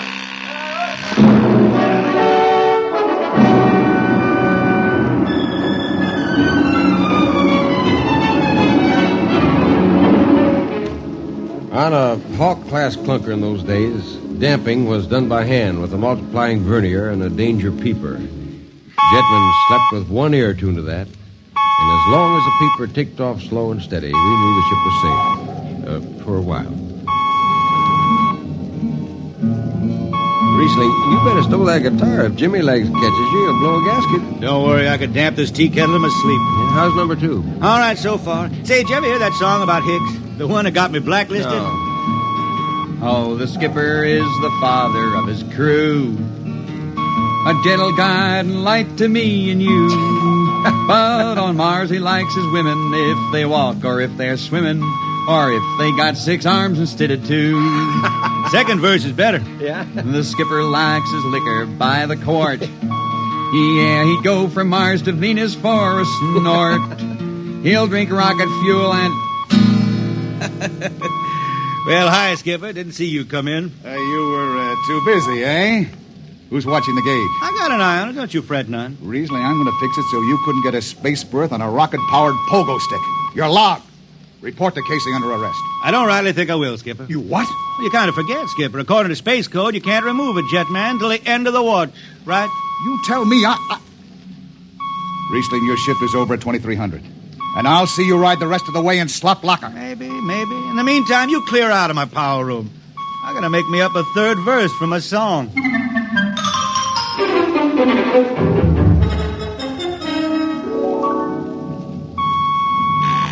Yeah, I got it. Power room. Damp number 2 a point. Number 2, I... Hold on, Hertzman. Jimmy Legs, is that force-drive boil up there? Give me that, Casey. Riesling, I've taken about enough from you. And I got a little news for you, Skipper. Number 2 jet is bulging like a fat lady in a satin skirt. Listen, you clown. Damp number 2 a point. Why, sure. Look out, Hertzman. I'll take it. You watch the gauge. Now. Yeah, he's riding easy here. It's bucking a little. What? Riesling! Hit the emergency! All right. She won't damp. It's that warp. Yeah. There go the lights. Duck her! Duck! Riesling! Stay down behind the baffle. I gotta take a look. It's radioactive. Look out. I've gotta fish the hot stuff out of the tube. What's going on down there? Shut up, Jimmy Legs. I'm busy. She's tight now. What happened? Number 2 blew, you lunk-headed space rat. You all right? A little sunburn. Lights are gone. What's the matter with the emergency circuits? Riesling, Jimmy Legs, get some lights down here. It's dark. Get the emergency light on. But they're on, Riesling. They went on right after the blast. The lights are on. What are you talking about? It's dark. Jimmy Legs! Jimmy Legs, turn on the lights. Turn on the lights.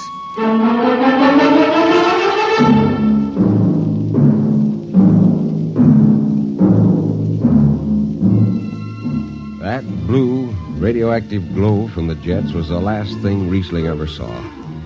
His optic nerve was burned out in an instant. He was in sick bay on the rest of the trip, and on the swing back, we set Riesling down at Drywater. I ran into Riesling about 2 months later, playing his guitar on a jetty that ran out into the canal. He had a dirty rag tied over his eyes with a jetman's knot, and his hat was on the wharf beside him. And when he finished, we walked out along the canal. Yeah, I'm doing right fine. Working saloons mostly. And I've been thinking some funny songs, Hertzman. The words come out different than they used to. Come on along the canal with me. Sure. Here, take my arm. I know the way. That's another funny thing, Hertzman. I figure I know it better than other folks. Look back there, towards the city. What do you see? New factory buildings? You could smell them from here. I still remember them old Martian towers, old before Bible times on Earth. Thin and graceful like the fairy palaces my old grandma used to tell about down home in the hills. Yeah, they torn them down now, or else blocked them up with cinder blocks. Hertzman, when I stand out here in the canal, I can see it the way it used to be. The water ice blue with the stars shining up out of it. Way off there, the city with the towers sweeping up like a bird flying off a tree. I can see it. Now it's the dirtiest stinkhole in the system. Not to me. Listen, Hertzman. Bone tired the race that raised the towers, forgotten are their lords. Long gone the gods who shed the tears that lap these crystal shores. Slow beats the time-worn heart of Mars beneath this icy sky. The thin air whispers voicelessly that all who live must die. Look that up? I can't figure it myself. I never put words together like that before. I reckon it's just I got time now to study the words and shine them up in my head till they sing true. Why don't you go home, Riesling? Home? Earth. I've been thinking about that, Hertzman. When I was a young'un down in the Ozarks, I used to climb a big old oak tree my daddy had in the dooryard. You could see the hills for miles, green and cool. I've been thinking about that. Well, why don't you go back then? Someday, Hertzman, but I couldn't face those hills now. I couldn't stand to see black when I knew they was lying all around me, cool and green in the sun. I couldn't stand that. Yeah. Well, let's get back to town, Hertzman. I made $3.50 marching today, and I'm all set to drink it down before dawn. Come on.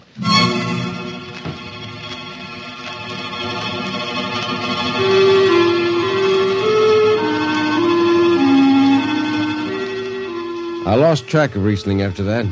I shipped out in a slow freight of the Condor class for Luna, and he hitched a hike to Venusberg in an ore ship in the Triplanet run. So he beat around the system, Venusberg to Layport to Drywater to New Shanghai and back.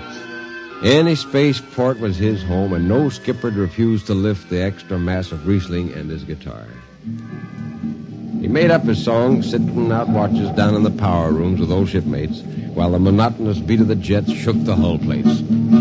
Hear the jets. Hear the jets. Hear them snarl at your back when you're stretched on the rack. Hear the jets. Feel the pain in your ship. Feel a strain in your grip. Hear the jets. Feel her rise, feel her drive, straining steel come alive on her jets. On her jets.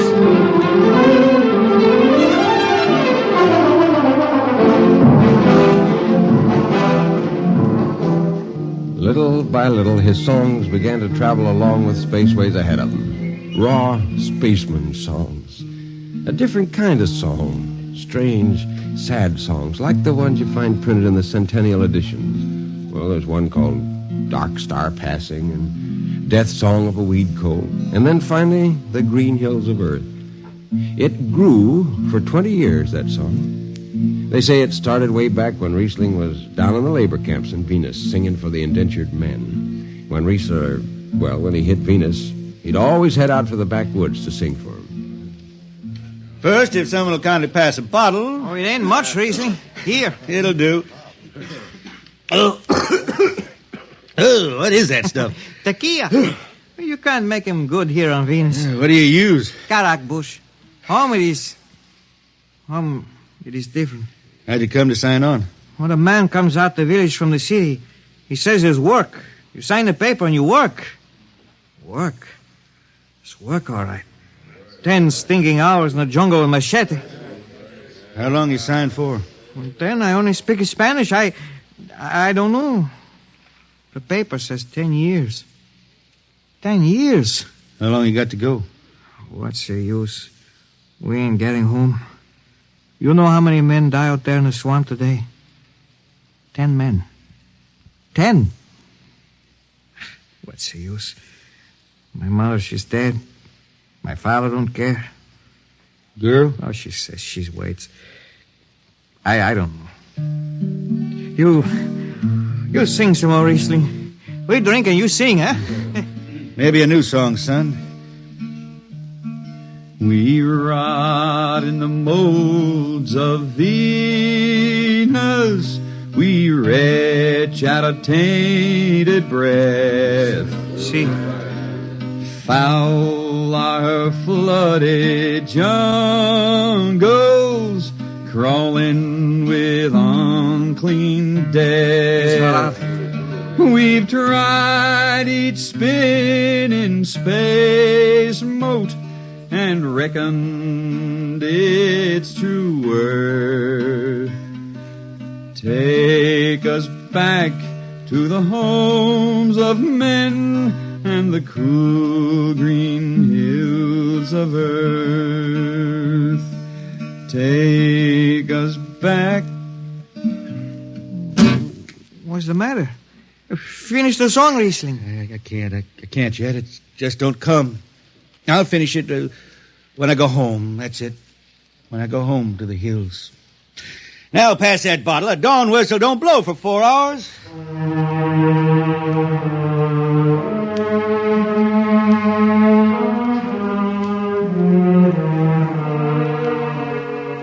That's where the Green Hills started. And I was there when it was finished. It was 20 years after that. And there wasn't a man flying or on the beach that hadn't heard of Riesling in his songs. He was getting old now for a spaceman. He was a familiar figure through the system. Tall, gaunt, with that dirty bandage tied across his blind eyes. I was a chief jetman then on the old Falcon. We were cradled at Venus, Ellis Isle, scheduled for a direct jump to Great Lakes, Illinois, on Earth. I was checking in Dunwich when Riesling felt his way up the gangway and came through the lock. Hey, Riesling! Who's that? Mike Hertzman. Hertzman! What are you doing on this old hog boat? Well, I figured I'd ride it back to Earth. Earth? You going home, Riesling? I thought you were never going to make that run. What changed your mind? Oh, I've been hankering to set foot in the Ozarks again. Yeah, how about those hills? I've been singing about them so long now, Hertzman. I got to finish the song. I got to set foot in the dooryard and hear the wind through that oak tree. It's about the last thing I'll be doing. I got to get home before... Look, Riesling, there's a new company policy in effect now. No more deadhead rides. A new code book's in force. Oh, that don't bother me none. I'm riding her back to Earth. I'm going to finish my song. It's got to be there. Yeah, but the skipper's one of them youngsters fresh out of Harriman Institute cadet training. He'll throw the book at you. At me? I've been around space as long as Haley's Common, Brewster's Ridge. I'm going back to Earth. Ooh, green hills of Earth. I'm going home. All secured, Hertzman? Yes, sir. What are you doing here? This is Riesling, Captain. Riesling, huh? I'm dragging it back to Earth, Captain. Not in this ship. Shake a leg and get out of here. Oh, no, Captain, you wouldn't begrudge an old man a trip home. I can't do it. Space Precautionary Code Clause 6. Now, come on, clear out. Oh, now, look, Skipper, you can slide me by onto the distressed spaceman's coals in that code book.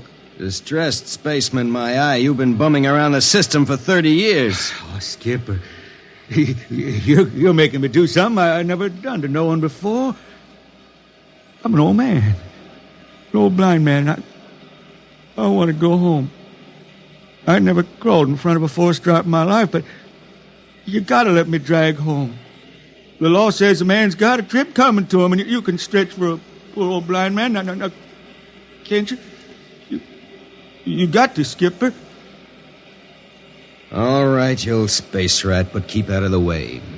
I run an efficient ship, and I don't want any trouble. Oh, no, sir, no trouble. I'll just lay down to the power room. I'd kind of like to be near the jets when they blast off for Earth.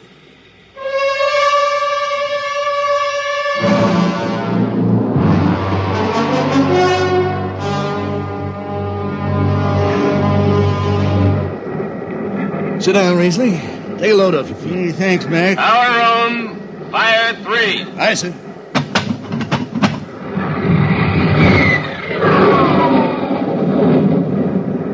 Have you seen these new automatic tampers, Riesling? Don't have to do nothing, just sit and watch. Where's the peeper? Turned off. It's all automatic. You youngsters have it solved. When I was twisting her tail, you had to stay awake. You got the old hand damping plates on? Oh, but the links, I unshipped them. They cover up the dials. You might need them. Oh, the automatics handle everything. Well, you're finally going home, Riesling, huh?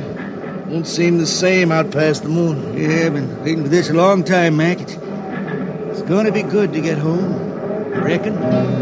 The argent skies calling spacemen back to their trade. Mac, I got the emergency. The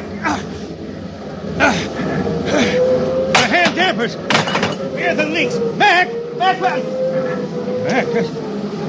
they ought to be on the walls somewhere here. I got them. What's the alarm? Emergency squad coming in. Stay out. The place is hot. Radiation blast. Stay behind the baffles. I got the links shipped. I can hand damper now. What's going on in there? I'm spilling Jet 3. Is this McDougal? McDougal's dead. This is Riesling on watch. Riesling? Get out of there. You'll kill yourself. Don't worry, Skipper. I know this power room like the inside of my shirt. Somebody's got the damper. Riesling, I'm sending in the crew. No use. The whole room will be hot for an hour and the other jets won't hold. Oh, Skipper, throw on recording tape. What? Throw on a recording tape. I got a song to finish. And I got to make it right now. Yeah, I can hear it. Riesling, the radiation will burn you down. She's clear now, Skipper. She'll burn out clean. Riesling, are you all right? I reckon. Pretty sharp sunburn. You'll pick me out of here with tongs and bury me in a lead shield coffin. Radiation's getting bright. I can almost see it. Bright, rosy like the sun. Like the sun over the hills down home. We pray for one last landing on the globe that gave us birth. Let us rest our eyes on the fleecy skies of the cool green hills of earth. That's the way he died. Riesling, the blind singer of the spaceways, singing of the home he never reached, the cool green hills of Earth.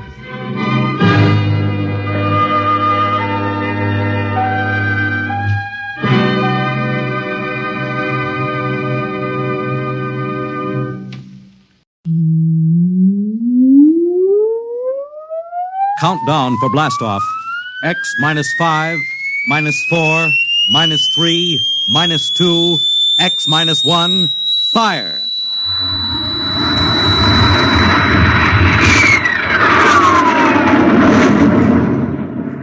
From the far horizons of the unknown come tales of new dimensions in time and space. These are stories of the future, adventures in which you'll live in 1,000,000 could-be years on 1,000 would-be worlds. The National Broadcasting Company presents X minus 1.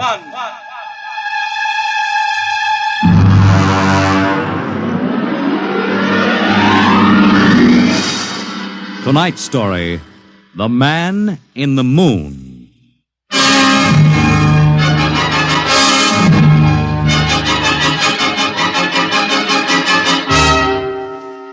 Attention, attention.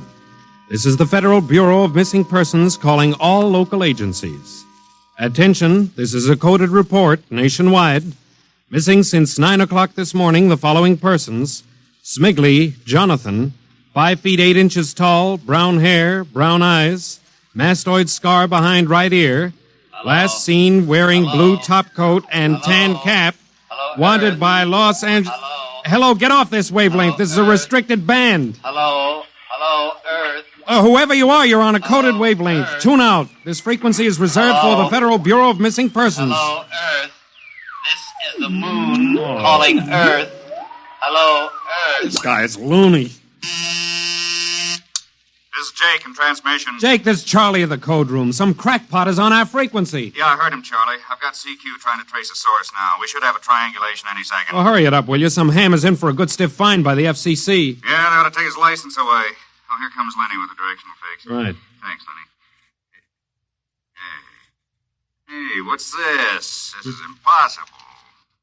What's going on down there? How about it? Get that ham out of my kilocycles. Oh, listen, Charlie, unless this is a gag, that interference is being beamed from 240,000 miles away. Oh, now, Jake, you know there ain't no such thing as 240,000 miles away. Yes, there is, Charlie, straight up. Oh, now, wait a minute. Charlie, that signal is coming from the moon. Are you nuts? Oh, somebody might be bouncing it like a radar signal. Radar on this frequency? Where'd you study basic radio? Now, listen, Flathead, you asked for a fix. I gave the best fix our instruments can find. Take it or leave it. Somebody on the moon is calling the Bureau of Missing Persons.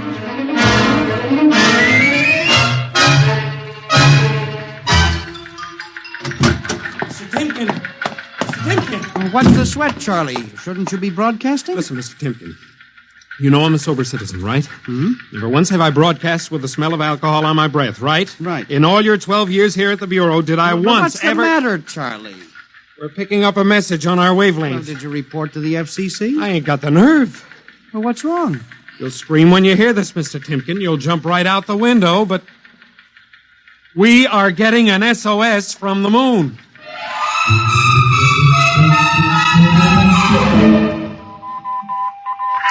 Well, that's it. He started on voice and switched to Morse.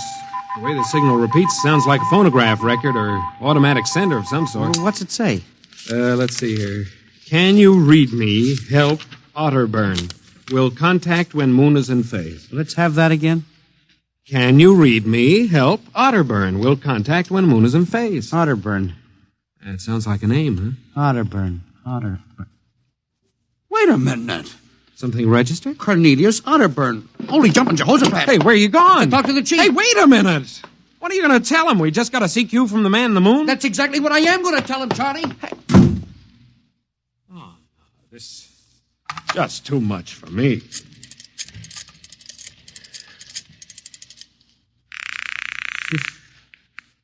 Washington Star Ledger. Let me have O'Brien on city desk. A moment.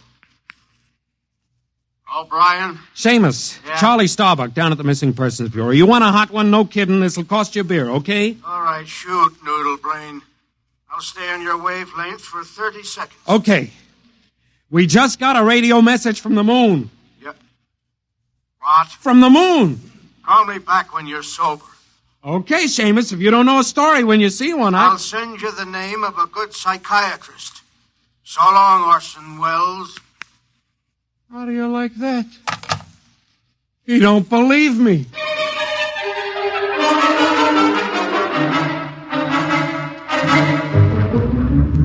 Otterburn, Mr. Wade. Now, does that name ring a bell? You're the man with the photographic memory, Henry. What about Otterburn? Cornelius Otterburn, atomic physicist, reported missing from his home in Baltimore on June 5th, 1945. Just 5 years ago. Vanished completely. Are you trying to tell me you really think there's something to this man in the moon business?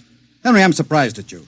This is some crackpot trying to jam the airwaves. Yes, but the name Otterburn is so unusual. So are a lot of names. But I have a theory that... I was afraid of that. Henry, you always have a theory. Let's see, what was it last year? Oh, yes, that people disappear in occupational cycles. But it's true. Please, Henry, I'm a busy man.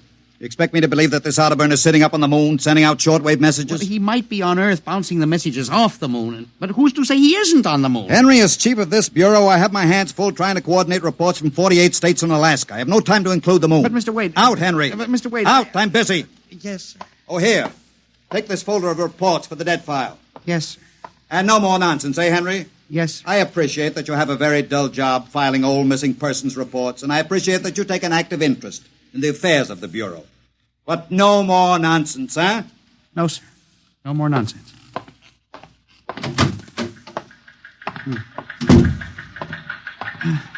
Pardon me. Hmm? You are Mr. Henry Timken. That's my name. Permit me, Jefferson Philo, scientific feature writer. Oh, how do you do? Oh, are you a newspaper man? Not exactly. I write as a hobby. Occasionally the papers give me leads on an assignment. If I may have a moment of your time. Oh, certainly. Just sit down at my desk over here. Thank you. My, that's quite a stack of papers. Filing. I'm the records custodian of the Bureau. 12 years and never misplaced a record. Magnificent. I admire the precise mind, Mr. Timken. Of course. Now, Mr. Timken, Mr. O'Brien, the editor of the Star Ledger, said I might drop by and investigate a rumor. Only a rumor, mind you, that a message from the, moon? Well, we aren't certain it's from the moon. It may be a bounce. They have bounced radar waves off the moon, you know. Yes, I know. I wrote the first newspaper article on it. Really? I'd be interested to read it. I must have a copy in my briefcase. Well, don't bother. Oh, but I insist. Oh, yes. There you are. I'll leave it on your desk. Oh, thank you very much. Now, about this message from the moon, Mr. Timken. Well, now, we don't know for sure, as I said. But I believe that this message, wherever it originates, is from Cornelius Otterburn. The physicist? Oh, do you know him? I once wrote an article on his contribution to nuclear mechanics. A brilliant man, Otterburn. Years ahead of his contemporaries. Well, whoever is sending those signals, if he isn't on the moon, is at least using the moon as a sounding board, bouncing the signal. But why, Mr. Timken? Why? Well, if you will come here tomorrow night at 8, Mr. Philo, we may learn the answer to that question. I've arranged with Charlie, our radio man, to let me use the equipment. May I consider this an invitation? You certainly may. Very well, sir. Until tomorrow night, then. Goodbye, Mr. Philo. Let's see now. Aiken, Abelard, Abramson, Rono, Atchett. Well, that's funny. Now, where did this list of names come from? Paul Ahrens, astromathematician. Robert Simons, electronic engineer. Carl Parker, mining specialist. Well, this must have got mixed up with the papers on my desk by accident. Peculiar list of names.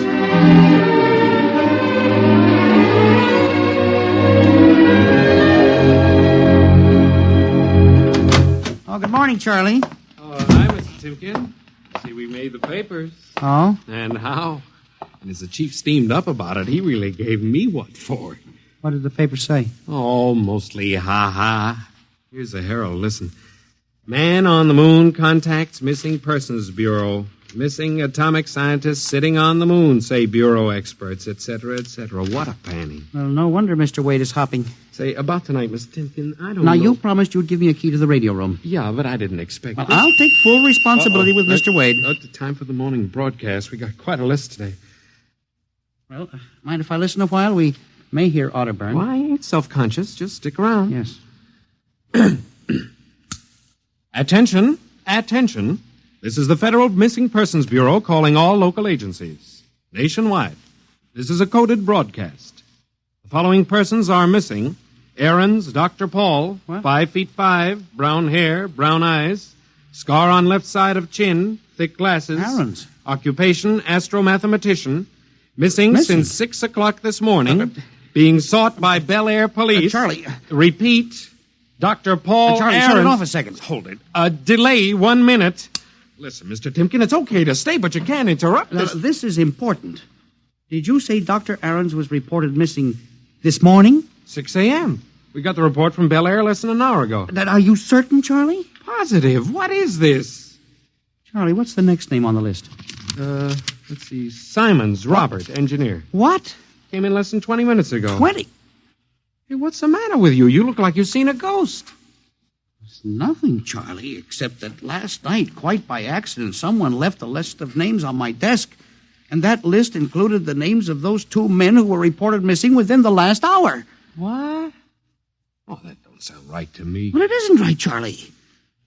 It leaves a big question to be answered. Who would make up a list of missing persons before they were missing, not after?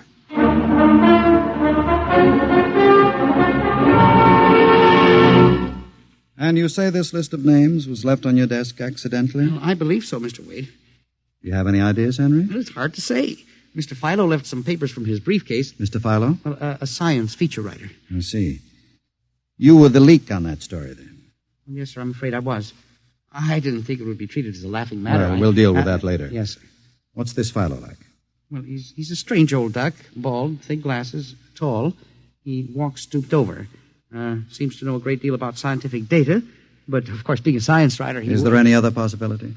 Well, I believe that this is all hooked up with the broadcast from Otterburn. That seems to be a very remote possibility. Well, the Missing Persons Bureau deals in remote possibilities, Mr. Wade. I do not require a statement of policy. Yes, sir. What's the theory? Well, for some time now, it has been my contention that in a country like ours, where even the cleverest criminal can be ferreted out and located eventually, there is no such thing as a missing person. I was afraid of that. Now, for 12 years now, I have kept the central files, where information from all over the country is channeled and recorded. I have made a private study. This is beginning to sound familiar, Henry. And I have discovered that each year, literally thousands of persons vanish, leaving no trace. They are never located. Where do they go? Nobody knows.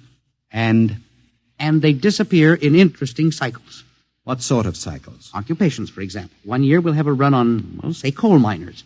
Next year, the proportion of engineers increases. And then scientists. And what do you think happens, Henry? I don't know, Mr. Wade, but I'm beginning to suspect that somebody else has discovered the same phenomenon, even to the point, perhaps, of being able to predict who will turn up among the missing next. Philo? Well, I don't know. But I would like to find out. And you think Otterburn may be a part of this picture? Mr. Wade, I definitely do. Henry, do you honestly expect me to buy an idea like that? It is more than an idea. The two top men on this list are missing, and... Maybe so, but the rest of them aren't. Parker, Watson, Gibbs. Why, I saw Parker in the restaurant where I had lunch today. Yes, but... And if you think I'm going to make myself a laughingstock by accepting such a crack-brained theory... Well, Excuse me. Yes. Hello, Wade speaking. Yes? Yes? I see. What name? Just a moment. Henry, let me see that list again. Here you are, sir. Go ahead. I see. I'll get back to you. I guess I owe you an apology, Henry. Sir? Harold Parker was just reported missing. Parker? Third man on your list. Holy mackerel. Exactly. Henry, for a good many years now, I've ridiculed these theories of yours. I don't know. Perhaps I've underestimated you. Maybe this time you've really stumbled onto something. What do you intend to do, Mr. Wade? I don't know. I haven't thought it out yet. I was planning to listen for another broadcast tonight in the hope that Otterburn might try to contact us again. Good idea. I believe I'll join you. I also invited Mr. Philo, the feature writer. Oh? I'll be glad to meet him. I'm beginning to get interested in you, Mr. Philo. Mr. Wade, you don't think... That he's mixed up in this? Yes, sir. I don't know, Henry. But it suddenly strikes me that we don't know very much about him, really. We ought to contact the police. No, Henry. I think we're better off keeping this between ourselves for the moment. We're dealing with the unknown. And in solving an equation for the X factor, it's often easier to limit the number of terms. You follow me? I don't know, Mr. Wade. There may be more danger in what you have discovered than you are aware of. Let's keep it quiet. Do you agree? Maybe you're right, Mr. Wade. I haven't thought of the danger involved.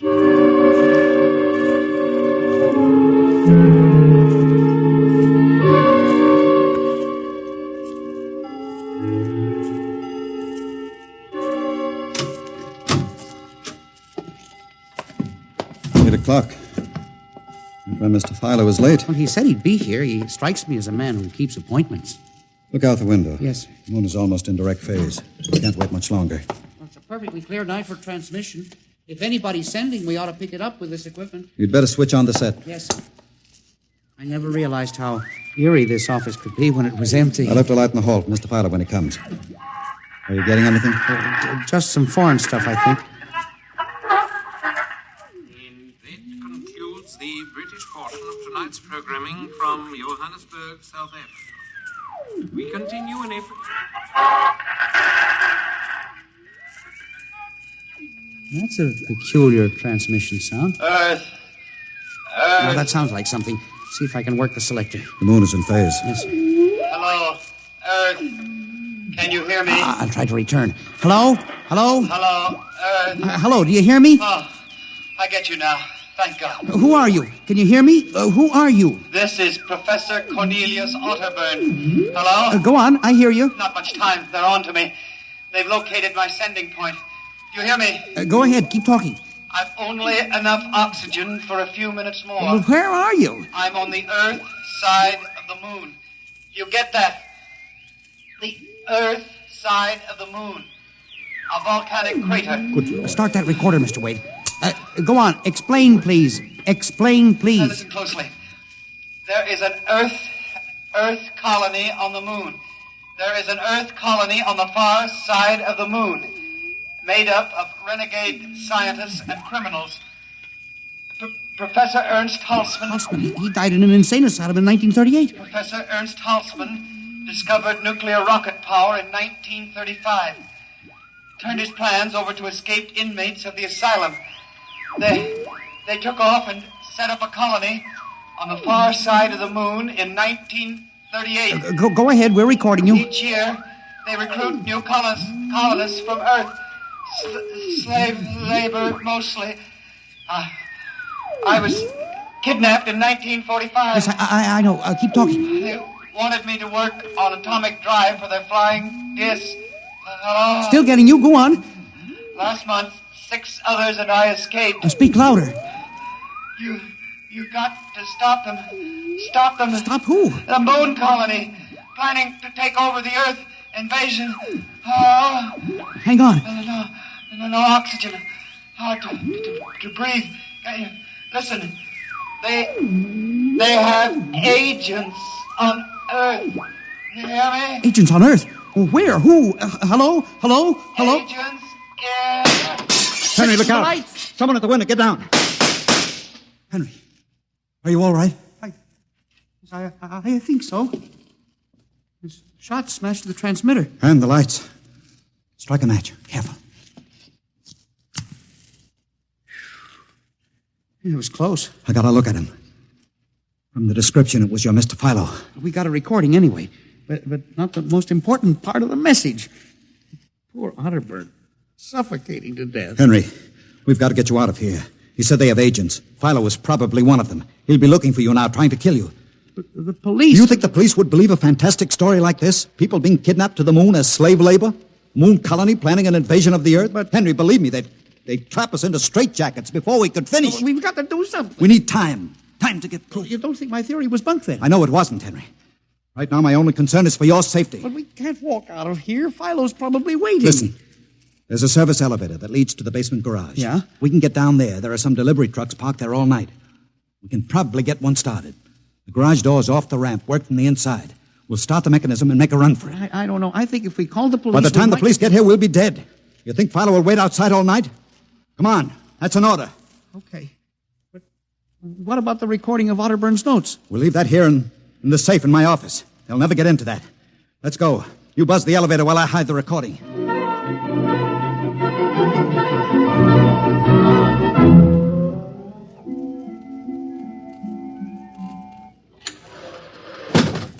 This is the basement. Come on. Keep to the side. Yes, sir. Shh. Let's try that delivery truck over there. I'll get in. All right, Henry. You start the mechanism to open the garage door, then jump onto the truck. Yes, sir. We'll make a dash for it. Where can we go? I have a farm outside Chevy Chase. It's private. Miles from the nearest neighbor and completely hidden by trees. We'll run for that. Go ahead. Start the door up. All right.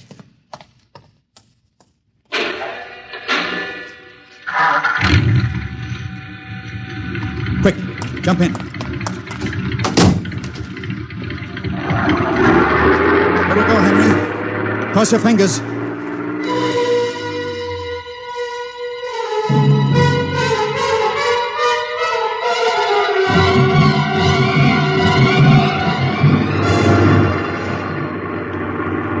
We made it out all right.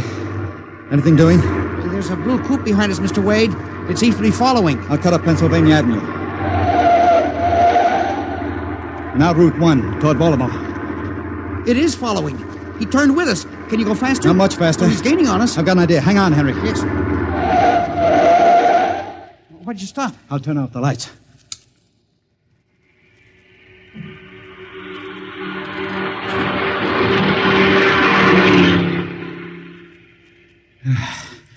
It worked. He shot right past us. Now we'll double back and go out another route.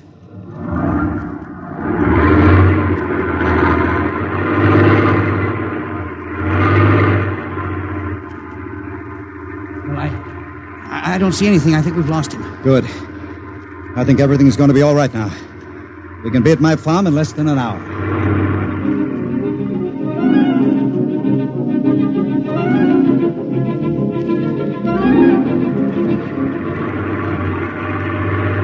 Not much longer now. Is anyone behind us? I thought I saw the blue coupe again, but I was mistaken. Whew. This place is really hot in the wilderness. You can stay here indefinitely till we'll figure out the next move. Now, just up this dirt road now. There's the house up ahead. You're not going toward it. No, I have a better idea. There's a big abandoned wheat silo on my grounds. It's down a hollow where it can't be seen except from the air. And even then, the oak trees shield it. We'll hide you out there. Now, we leave the truck here. It'll never be seen. Come on. Yes.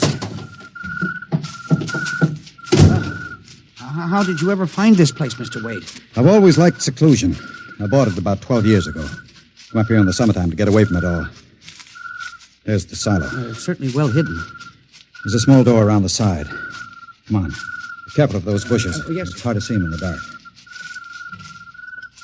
Do you suppose Philo will find us? I assure you, Henry, Mr. Fowler will never find us here. Not in a million years. Here's the door.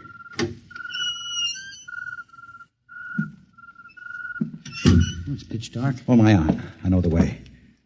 Just a few steps up, and another door. Steel. Well, this is an unusual silo. Double-walled, wood outside and steel inside. Completely fireproof. An army couldn't wreck it. We're inside the inner shell. Careful. Yes. We're in a circular room. Stay here a moment. I'll go outside and see if the coast is clear. In a moment, your eyes will become accustomed to the darkness. I'll bring back some food and water. Don't be long, Mr. Wade. This place gives me the willies. Just a moment.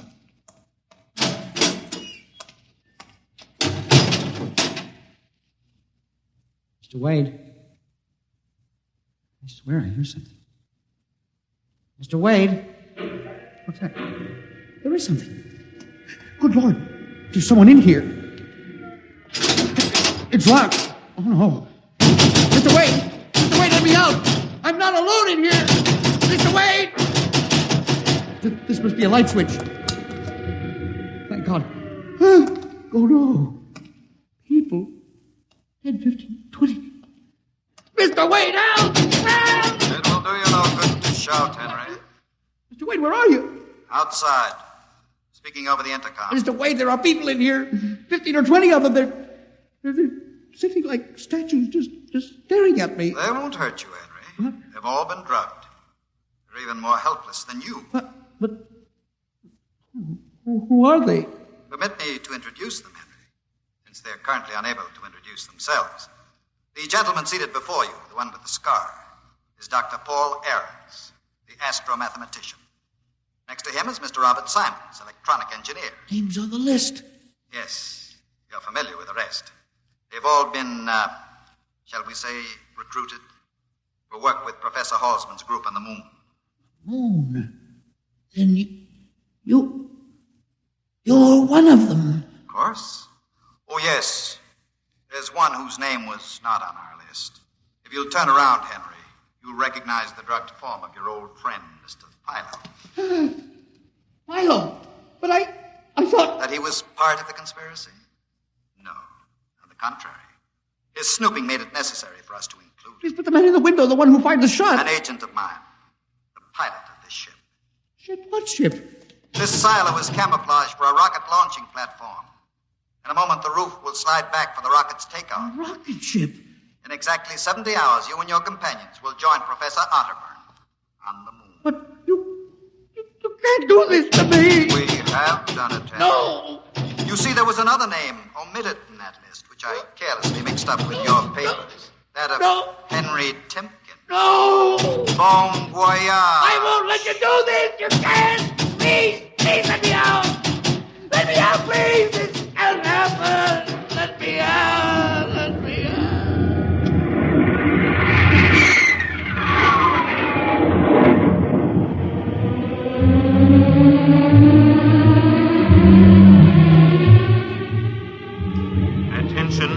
Attention.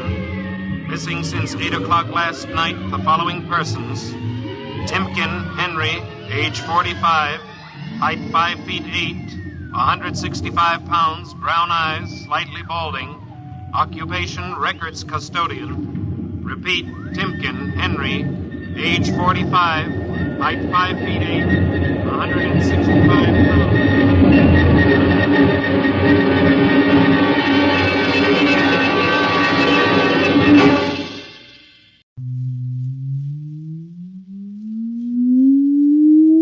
Countdown for blastoff X minus 5, minus 4, minus 3, minus 2, X minus 1.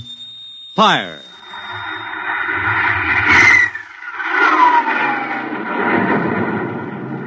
From the far horizons of the unknown come transcribed tales of new dimensions in time and space. These are stories of the future, adventures in which you'll live in 1,000,000 could-be years on 1,000 would-be worlds. The National Broadcasting Company presents X minus 1.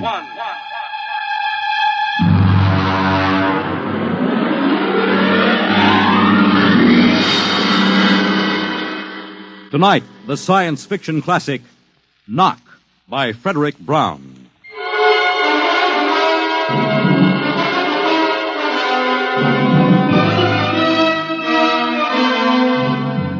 Tonight we have a strange story to tell. A sweet, blood-curdling little story that is really only 2 sentences long. The last man on earth sat alone in a room. There was a knock at the door.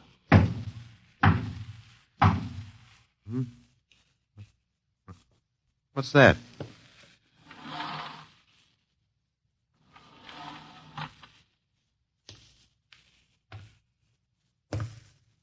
Good morning, man. What? Who are you? You have regained consciousness. Who are you? I am Zan. I'm still asleep, I must be. You are not asleep. Maybe if I close my eyes, it'll go away. I will not go away, man. Oh, I guess I'm awake. What are you? I am a Zan. What's that? A Zan is intelligent life. Look, I don't... What happened? Where are you from? From Planet 7 in the 3rd galaxy in the 4th quadrant. Where? It is not necessary to repeat information which is correct in the original statement. Planet 7, but... You mean I'm not on Earth? You are still on your planet. Then what are you doing here? The Zans have annexed your world. You mean you've conquered Earth? Yes, that is correct. We will now prepare your planet for habitation by the Zan. How about the people? What about the population of the world? You are the population of the world. Hmm? Now, wait a minute. I can't... I don't understand what's happened. The Zan have landed on your planet. We have removed the lower life forms to prepare for colonization by the Zan. When did all this happen? 2 days ago. You have been unconscious until now. You really mean I'm the last man on Earth? That is correct. Identify yourself now. What? Kindly provide data as to your position in the elementary social order of your planet. I'm Walter Phelan, Associate Professor of Anthropology at Nathan University.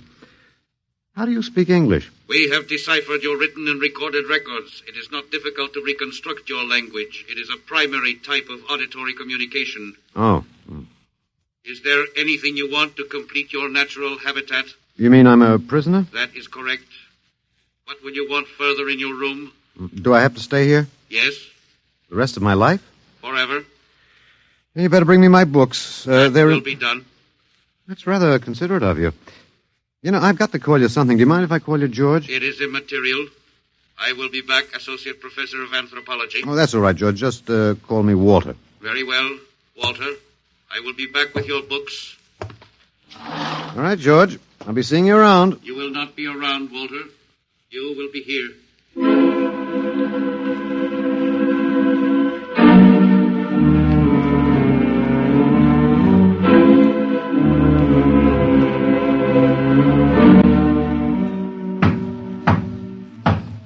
Come in.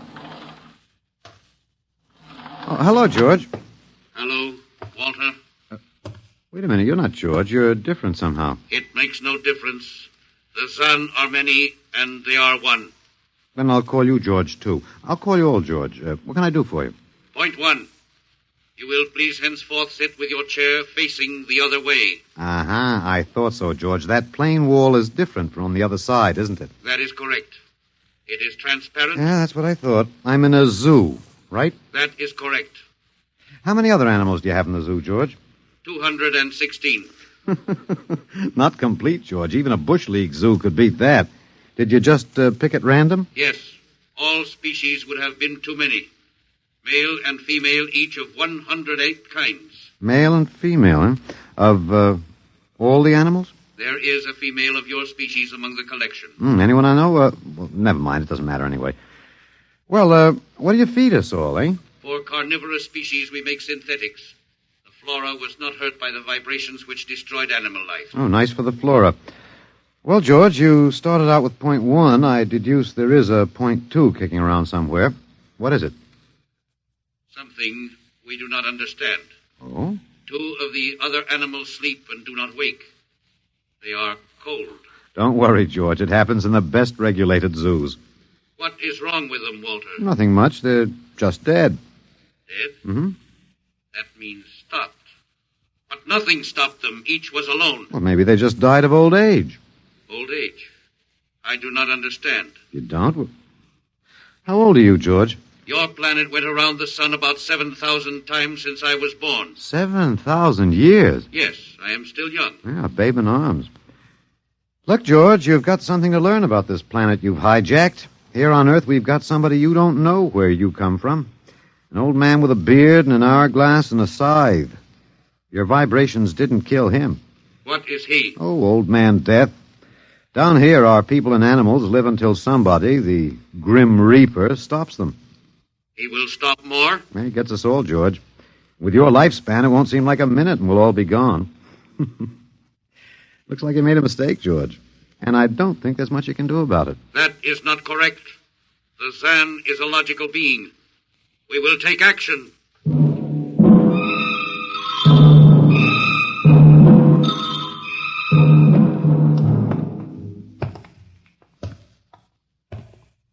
Well, George, where are you taking me? We will be there shortly.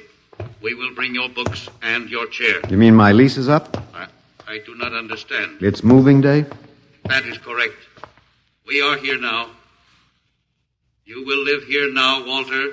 It is a larger room. Well, be it ever so humble, there's no place like home. Go inside. Oh, be careful with those books, George. Don't lose my... Oh, excuse me. Who are you? What are you doing here? I guess George didn't explain. George tries to be polite, but he hasn't quite caught on yet. I'm Walter Phelan. My name is Grace Evans, Mr. Phelan. What's all this about? Why did they bring me here? I think I know why, but let's go back a bit. Do you know just what has happened otherwise? No, not exactly. Well, I've been talking to George. George? Well, that's what I call them, all of them. There's no way to tell them apart anyway. There aren't many of them here yet. They come from outside the solar system, sort of an advanced scouting party. I saw their spaceship. It's as big as a mountain. Yeah, they're moving in on us. They cleaned off the Earth with some kind of vibration. It destroys all sorts of animal life. I don't know whether they did it all at once or if they had to circle the Earth a few times, but they killed everybody. No. I was afraid The cheerful note is that you and I and 200-odd other animals were picked up beforehand as specimens for the zoo. You do know this is a zoo, don't you? I suspected it. But I don't remember anything about being captured. I just woke up here. Well, my hunch is they used the vibrations just low enough to knock us all out. And then they cruised around, picking up samples at random. When they were all set, they turned the juice on full blast. How terrible. Yeah, well, they solved a lot of problems for us. Housing shortage, wars, even the atomic bomb. I don't suppose the human race, you and I, have to worry about anything now. It's awful. Only they made a mistake. They underestimated us. I don't understand. They thought we were immortal. That we were what? Immortal, like they are. Oh, they can be killed, but the Zans don't know what natural death is. They didn't know anyway until they lost 2 of us yesterday. You mean there are more than 2 of us? Oh, not more of our species, no. These were merely fellow animals, a rabbit and a canary. And by the Zan's way of figuring time, the rest of us are only good for a few minutes apiece. It's a joke on them. They figured they had permanent specimens here in the zoo. Well, didn't they even know we'd all die eventually? I don't think so. George, that is the second Zan I saw, told me he was 7,000 years old, and he's young by their standards. When they learned how quickly we die, they were practically shocked to the core, if they have cores. How can you talk that way about it? Academic detachment. I learned it at faculty teas. At any rate, they've decided to reorganize their zoo. 2 by 2. What, are they going to keep us locked up together in this one little room? Yeah, I'm afraid so. There's plenty of furniture, though, and George promised to bring me my chair. We've got to do something. Why? Well, I don't know. It just seems to me we owe it to the human race to do something. Oh, well, perhaps you have a suggestion? There must be some way.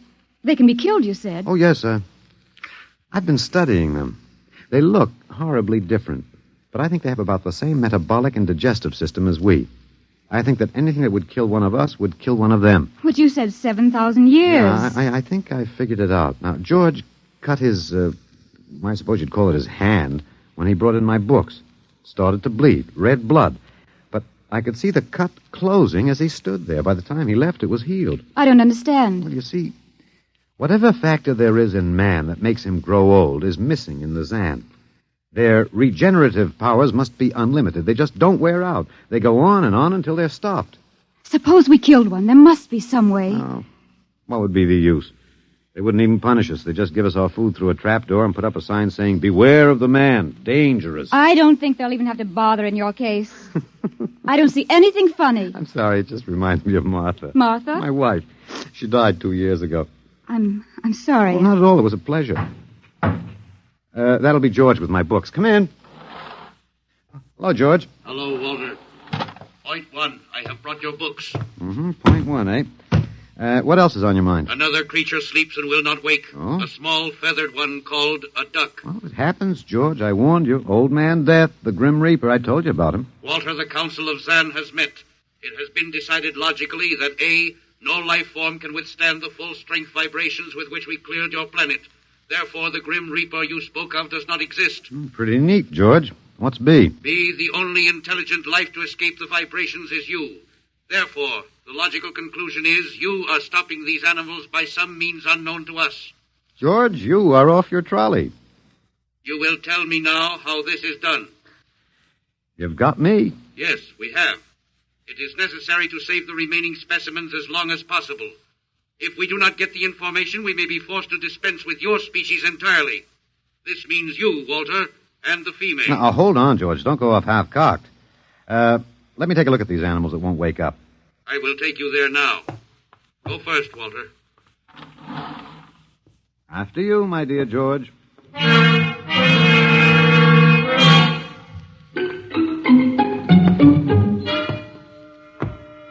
This is the weasel.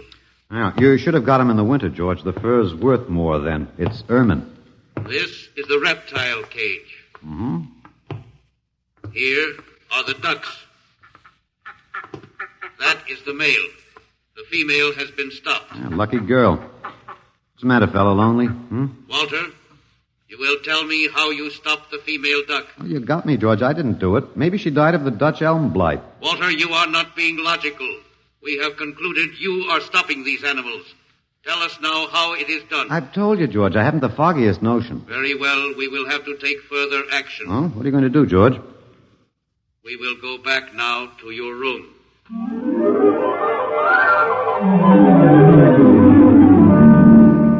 What happened, Mr. Phelan? You might call me Walter. After all, George does. And we have more in common. Please, what happened? Oh, just a duck, a dead duck. George thinks I killed her by remote control. He wants me to tell him how. Did you? Look, I'm just an ordinary anthropologist. There's no telling what those animals died of, just natural causes. But George can't see it that way. He thinks I'm holding out on him. Good. What? At least we can get back at them some way. At least we can do something to them. Well, why? After all, George isn't a bad fellow, if you like an ant mentality. How can you say that? Well, they murdered the human race. I suppose so, but we can't change that now, so why think about it? We just can't sit here and do nothing. I fail to see how we can do anything else. But at least we could be fighting. I can't see the virtue in that. I was more or less content with my books, and we've got George to talk to. Of all the men in the world they had to pick, don't you want to fight back? Don't you want to keep on fighting to the end? It hadn't occurred to me. But we've got to, Walter. Why? I can't really explain it, but, Walter, if there was any good in man, it was that he kept on struggling against nature and, in the end, even against himself. But he kept on fighting for what he thought was right, and we're all that's left. Walter, we just can't end by giving up. We've got to keep on fighting. You know, you do remind me of Martha. There isn't much left for us. We could beat them in this one small thing. We can pretend there's a secret about death. We could refuse to tell them anything. Well, there isn't anything to tell. But they don't know that. Promise me you won't give in. Well, I suppose the worst they can do is kill us. All right, Miss Evans. Hello, George. Hello, Walter. Now you will tell us how these animals are stopped. George, this may come as a shock to you, but I've decided not to tell you. Why? Oh, a romantic attachment to lost causes. My grandfather was a Confederate officer. Walter, you are not being logical. Neither was my grandfather. He charged a Yankee battery with 1 round of ammunition and a corncob pipe. You are not logical, but that is expected in lower life forms. You will come with me now, Walter. Where are you taking him? To the 2nd level. Go now, Walter. You won't tell them. I can't guarantee anything, but as of now, I don't intend to. We've got to fight, Walter. Remember that. We've got to go out fighting. Yes. Yes, I think you're right. Go now, Walter. Goodbye. It's been a pleasure, Miss Evans. I am waiting. Go now, Walter. After you, my dear George.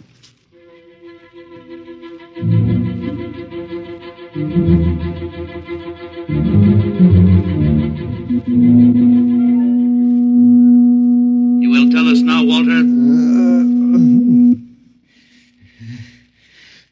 That was the 1st level of vibration. There are many more. However, we have calculated that none of them exceed your threshold of unconsciousness. Very clever, George. Of course. You will tell us now, how do you stop these animals? You will tell us now? As of now, no. However, I'm not very brave, if that encourages you, George. You are not being logical, Walter. You're telling me. We will now use vibration level 2.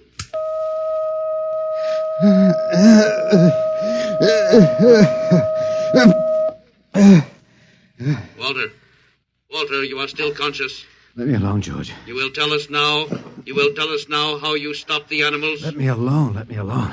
We have had vibration levels 1 and 2. There are still 15 more before your threshold of unconsciousness. No. Let me alone. Walter, listen to me. Another creature sleeps and will not wake. We must know now. It's tough. You better start vibrating again, George. No. What? It would not be logical. We have calculated that no further level of vibration will overcome your irrational psychological block. We conclude you will not tell. Let me go? That is correct. That's real nice of you, George. I appreciate it. We have calculated that the resistance of the female of your species will be lower. We will now place her under the vibrations. No, George, you can't do that. No, listen, George. George, there is no secret. Can you understand that? There is no secret. Those animals died from natural causes. I'm telling you the truth. That is not a logical answer. We will get the woman. I've told you the truth. Can't you understand? We must know now. The female animal cage next to the duck has been stopped. We must preserve the survivor. The animal next to the duck? We will bring the woman here. She will tell us after the vibration. No. Listen, George. You want the truth? You want to know how to save the mates of the animals that have been stopped? You will tell us now? Yes, I'll tell you now. I give up. But you've got to promise to leave the woman alone. You promise, George? If we receive the answer from you, Walter, there will be no further need for the vibrations. Well, I guess that'll have to do. All right. All right. Take me to that stopped animal. I'll tell you how to save the mate. Very well, Walter. You are being logical now. We will go.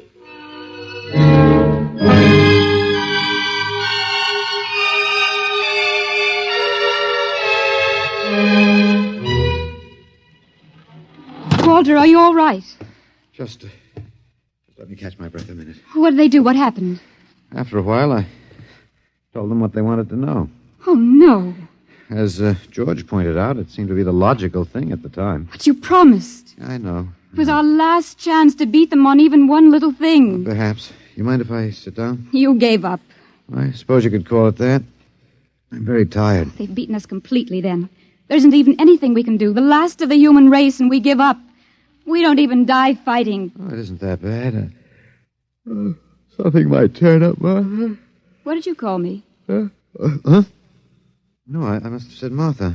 Sorry, she was my wife. She died 2 years ago. What were you saying? Nothing. It doesn't matter. It's too late. It's too late for the whole human race. What now, George? The Council of the Zan has met. No? Something wrong, George? A Zan has been stopped. What? Zan is dead? That is correct. Well, you didn't believe me, George. But you can die. You can really die. You'll have to get used to that if you're going to stay here. The council has decided. A, you have in some way stopped this Zan. B, you and the woman must be eliminated. Walter. No, you've got it wrong, George. The council has decided. This time you will have the full vibration. This time? Walter, what did they do to you? Oh, they have a rather effective third degree. They tortured you, Walter? Yes. And I thought... Oh, Walter, it was all my fault. I wouldn't even have tried without you. I suppose we have a last chance now to end with some dignity. I think you're a very brave man, Walter. No, not very. There isn't much else to do. Do we go now, George? Now, Walter. Wait. What's that? I have been told another Zan has died. Now will you believe me? The council of the Zan meets now. 2 gone already, and you were with me, George. You know I didn't kill this one. What stopped him then? I told you, it's old man Death. You came to the wrong planet, George. Your immortality doesn't go down here. He can stop you, but you can't stop him. And you'll all die if you stick around. What now? The council has decided. This is a place of death. We will leave your planet. Leave? You mean you're giving up? It is not safe for the Zan. Oh, Walter, they're leaving. They're really going. Go on then, George. And don't hurry back. It would not be logical to do so. We are leaving the Earth now. Goodbye, Walter. Goodbye, George.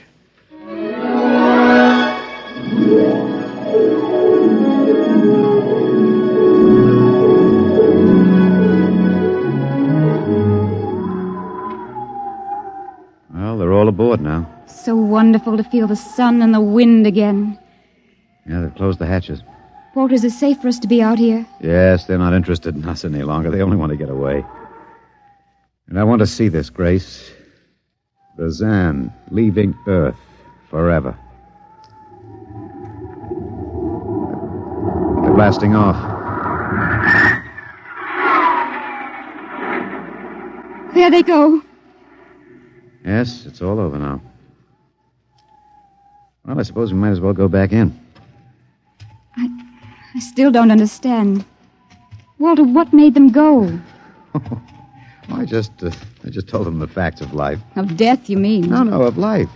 After all, I thought George was old enough to know. At 7,000 years, he was going to be a pretty big boy. I wish you'd stop joking and tell me what happened. Look out for the step.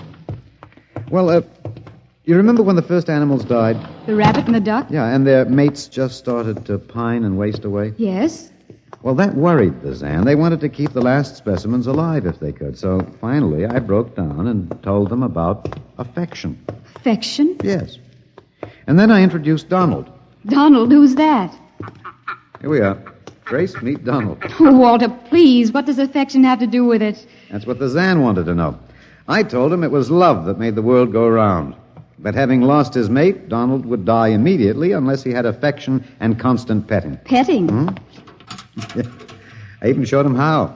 Here, fella, come on. Come here. Yeah. I held Donald in my arms, and I petted him a while. Then I let the Zan take over with the animal in the next cage. What animal? Take a look. You mean this cage? Mm-hmm. Watch out. Don't go too close. Walter, it's a rattlesnake. Yes. Their metabolism made it impossible for them to die of old age, but I had a hunch that they could be poisoned. Then it was the snake that killed the 2 Zan. Mm-hmm. They never even knew what bit them. Then you outwitted them, Walter. Well, I suppose... I thought you'd just given up. Oh, Walter, I'm so ashamed. You don't have to be. I had given up. I probably wouldn't have fought if you hadn't pushed me. Well, we've got a world to plan. A new world, Grace. I know. We'll have to decide which animals to let out of the zoo and which ones it'd be safer to keep in. But first, there's a bigger problem. What's that? The human race. Oh. We've got to make a decision about that. Pretty important one. Yes, but... It's been a nice race, even if nobody won it. Of course, it may go backward for a while until it gets its breath, but we can save the books and all the most important things and get it started ahead once more. No. It's the Garden of Eden all over again. But, Eve, you'll have to watch out for that snake. Now, don't be ridiculous, Walter. Funny, you even blush like Martha. Only you're stronger than she was. Prettier, too. I wish you'd forget about Martha. I think I will, my dear. If you'll give me time. Now, Walter Phelan, you listen to me. If you think for 1 minute that I thought it would never happen to me again. But it is love that makes the world go round. So, Grace, if you could only... No. I wouldn't marry you if you were the last man on earth. But that's exactly what I am. I don't care. I don't even want to talk about it. I'm going out. All right, my dear, but think it over. And please come back.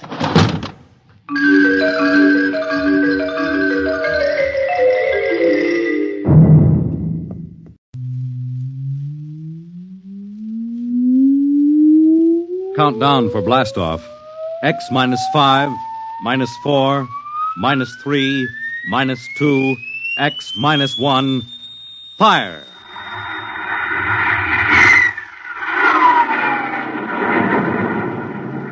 From the far horizons of the unknown come transcribed tales of new dimensions in time and space.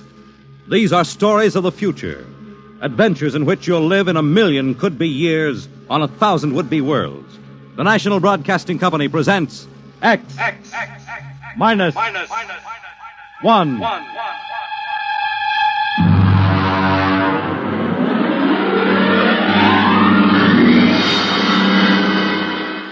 Tonight, Universe.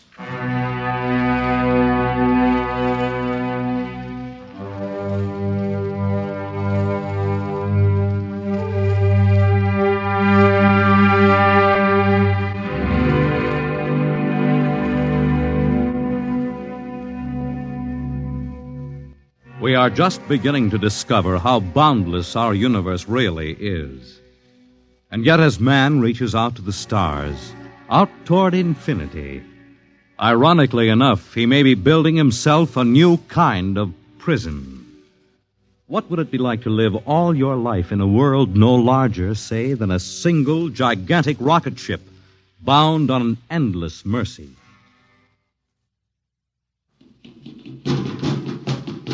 Hugh, look out! You all right? Yes, just missed me. What was it? A mutant with a slingshot, I think. Must have dashed down that passageway. Want to go after it? Oh, we'd never catch it, Alan. It's probably 12 decks above us by now. I didn't think they ever came down this far. Trolls usually get them before they reach this level. Well, they get more daring with each generation. This one looked like a female. Male or female, it might have killed us. I told you this trip was pure foolishness, climbing 24 deck levels to hear a crazy old man rave. All right, Alan, we're almost there now. Let me see, compartment X, 15, level 24. This is the place. This area smelled as if it hadn't been visited by a sanitation crew for generations. This part of the ship is almost deserted. Yes? Is this the compartment of John the Witness?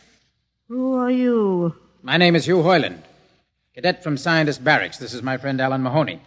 What do you want of John the Witness? Well, only to talk. Are you a believer in Jordan? Naturally. I have heard that there are those among the younger scientists who doubt the word of Jordan. To doubt is death. We're not heretics. Ah, enter.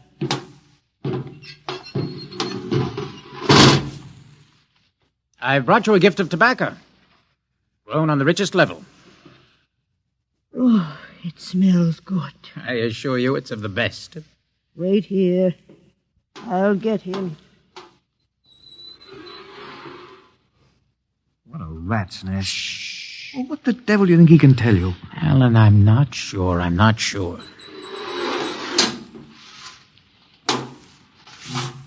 Well? Are you John the Witness? I am. Good evening to you. I'm Hugh Hoyland.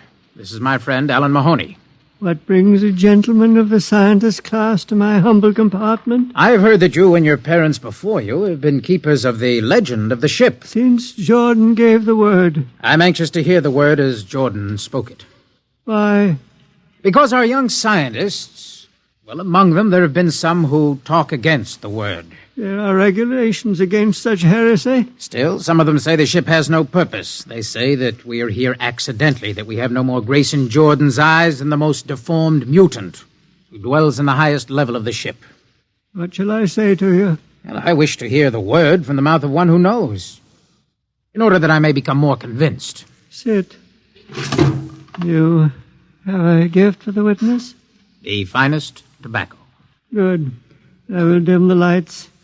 Now pay close attention, for these are the words as my father's father's father gave them to his son's son's son. This is how the ship came into being, how our people were created.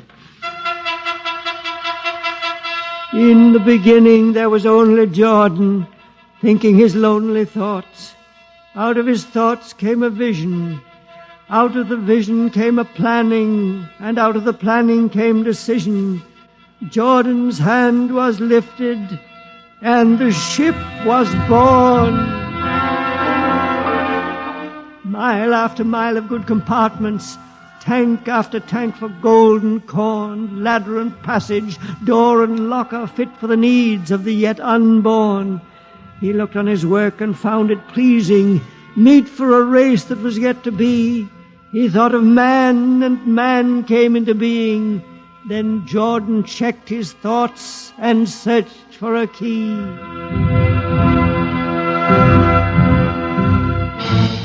Man untamed would shame his maker.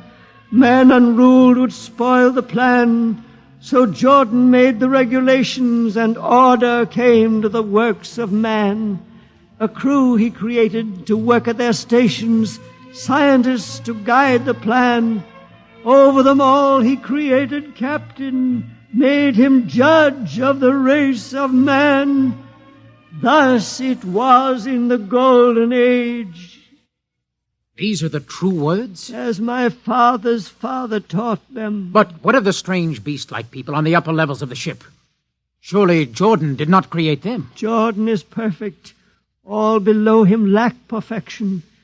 You have heard of the legend of Huff? I have heard that he mutinied against Jordan. Darkness swallowed the ways of virtue. Sin prevailed upon the ship. And before wisdom prevailed in the bodies of Huff and his followers were fed into the converter, some of the rebels escaped and lived to father the mutants. They are tainted with the sins of their fathers. Witness, one more question. Speak. What is the ship? The ship is a great sphere, 25 kilometers wide and 100 levels deep. I know that, but the upper levels. The regulations forbid us to venture into the upper levels, but it is said that beyond the levels of the mutants lies the forbidden place where Jordan's spirit prevails. So I've heard, yet something troubles me.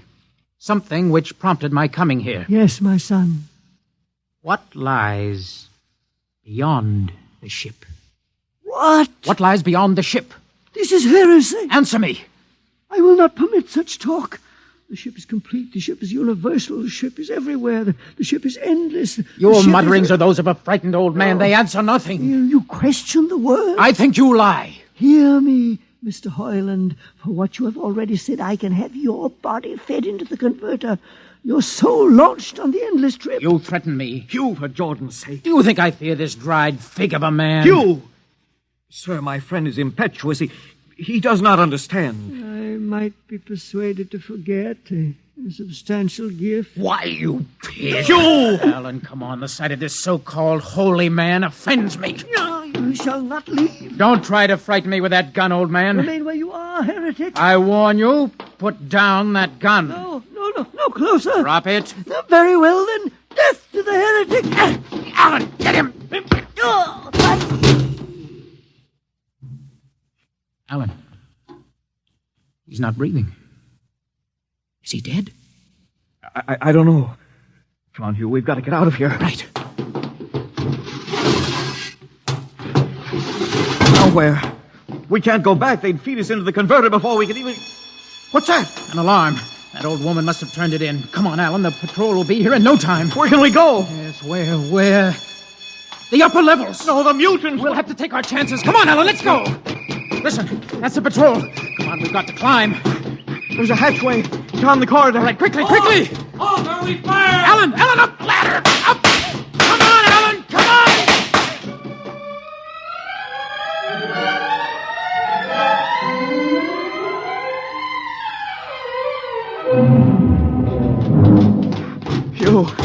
Hugh, wait. Wait. How far are we from the outside wall? Judging by the slope of the deck, about 2 miles. Alan, let's try this passageway here.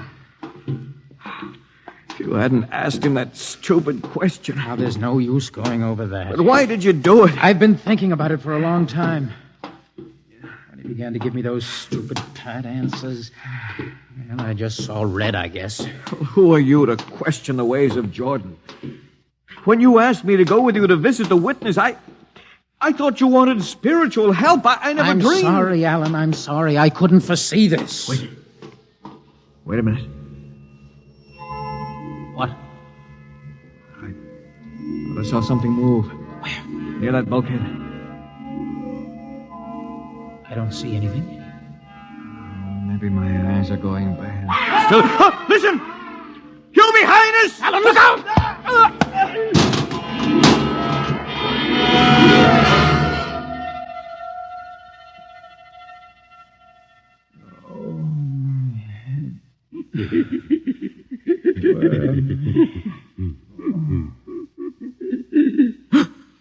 No.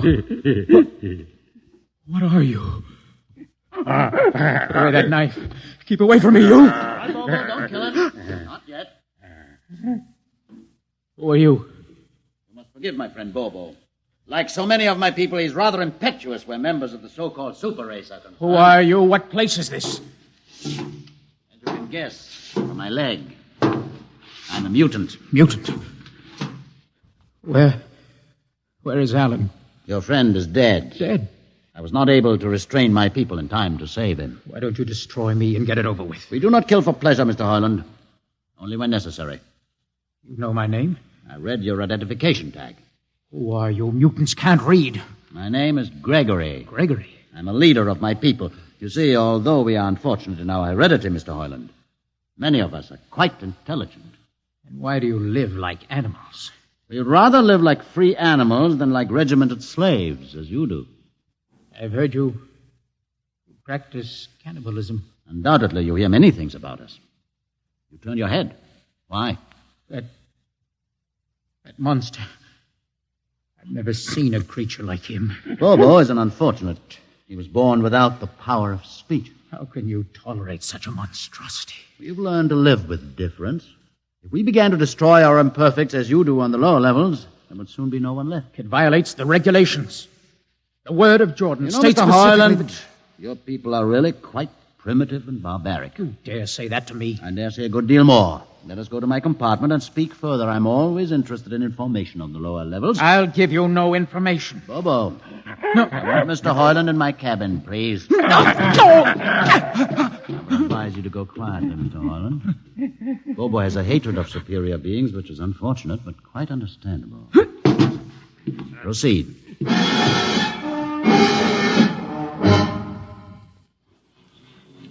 Enter, Mr. Hoyland. This is where you live? Yes. But you have books. Stolen from your libraries, Mr. Hoyland. Compton's Astrophysics, Philosophy of Interstellar Navigation, Celestial Mechanics. You've read these? Most of them. I had no idea that you... Why did you bring me here? What do you intend to do? Do you believe in Jordan, Mr. Hoyland? There is no other belief. And the trip? I suppose you believe in the trip, too. What else is there to believe? When you die, your remains are fed to the converter, and your soul makes the trip. And where does the trip take you? Why, to Centaurus, of course. Ah. And where or what is Centaurus? Centaurus is... Mind you, I'm just telling you the orthodox answer. Centaurus is where you arrive when you've made the trip. A place where everybody is happy and where there's always good eating. And you believe this? Well, the peasants believe it literally, but many of the younger scientists, like myself, know it is figurative and symbolic. Why do you ask? Did it ever occur to you, Mr. Hoyland, that the trip is exactly what your peasants believe it is. What? And that the ship and all the crew were actually going somewhere, moving. The ship can't go anywhere. It already is everywhere. Imagine a place bigger than the ship. Much Bigger? With the ship inside it, moving inside it. There can't be any place bigger than the ship. There just wouldn't be any place for it to be. Oh, for half's sake, listen. You know the lowest level? Of course. If you started digging a hole in the lowest level, where would that hole go? It's forbidden to think such thoughts. Where would it go? I can't think about it. Bobo, we're going to take Mr. Hoyland to the place. No. Where are we going? To the top level. But that's certain death. Nonsense. I've been there 1,000 times. Come along. No, I won't. I won't. You can't make me. I think we can. Please. Now, shall we proceed peacefully, or shall I have Bobo persuade you?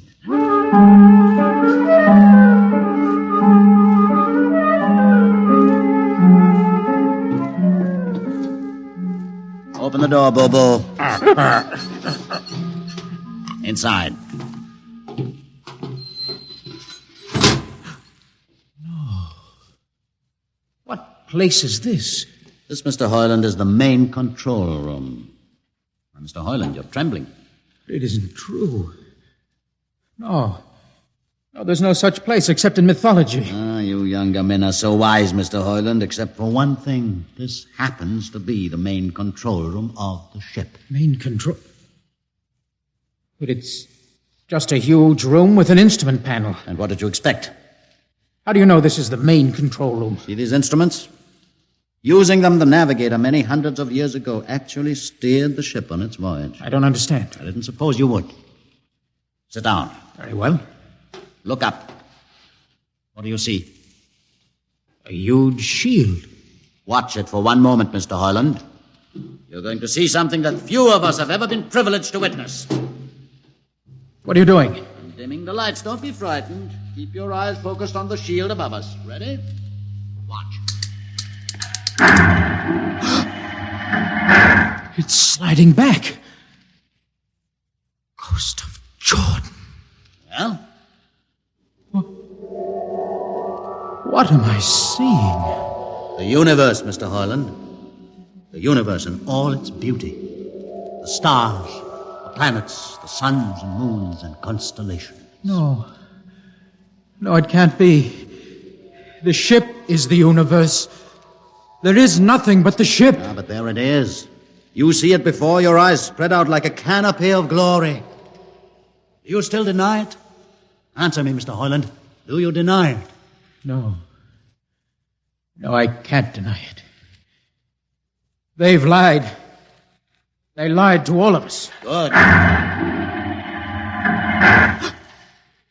have showed this to others of your people whom we captured, and though they saw it before their very eyes, they would not believe it. Please tell me all about it. Tell me the truth about the ship and about the universe. What are these things? How did this come about? Many thousands of years ago, on a planet like those you have just seen, a planet called Earth, a scientist named Jordan decided to build a ship that would carry men from one planet to another. For many years, Jordan and thousands of others studied and planned. And when they were finished, they built the ship. A ship so large that it had to be assembled in its own orbit beyond a place called the Moon. 60 years it took them to construct.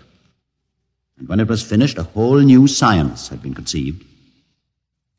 Then the trip was begun. The trip that was to land a colony of Earthmen on a far-off planet called Centaurus, millions of light years beyond the furthest planet ever reached before. How do you know these things? Among my books are the log, which Jordan himself kept, and the records of the journey for the first 40 years. What happened? There was a mutiny. A man named Huth led a rebellion of those who wanted to turn back. In the struggle, the navigators were killed. The crew fell into a state of anarchy. In the years to follow, small groups of men tried to organize the ship for navigation, and each time they failed. Finally, the whole idea was abandoned. And so, for centuries, we have swung in space, unmanned, undirected, living in a lost world of our own making, without purpose, without direction. Why have you told me this? Can't you guess? You want to finish the trip. Yes. But I can't. You can't? Look at me, Mr. Hoyland. You see, a mutant. A man with a twisted leg. My people are outcasts, condemned to death if we so much as set foot in the lower levels of the ship. The main drive is in the lower levels where my people are forbidden to go. No. It would mean that both our people would have to work together. Our differences encouraged rather than denied. All right. I'll see the captain himself. I have an uncle on the central board. I'll tell him what I've seen here. And do you think he'll believe you? Send one of your people with me. That's asking a good deal. I'm risking a good deal by going back. Very well. Bobo will go with you. Bobo? He can't talk. There will be no need for talk. I will write a message guaranteeing safe conduct for a group of unarmed scientists to visit the main control room. Bobo will take you safely through our territory. What happens when you reach your own level is up to you.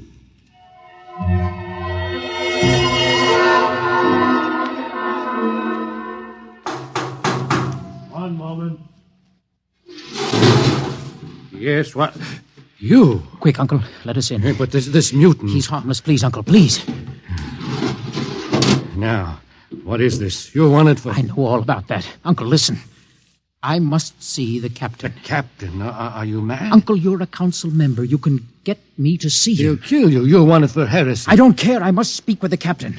Now, Uncle, you're close to him. You can arrange it. I don't understand. Listen to me. The ship is moving. I can prove it. Do you understand?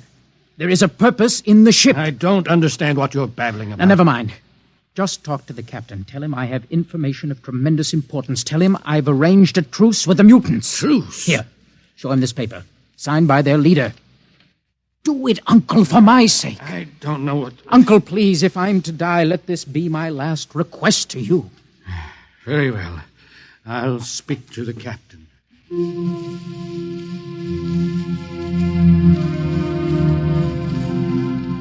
And you say, Mr. Hoyland, that you saw this with your own eyes? I swear it, Captain. I swear it on the word of Jordan. Let me see the paper again. Commander Erst, what do you think?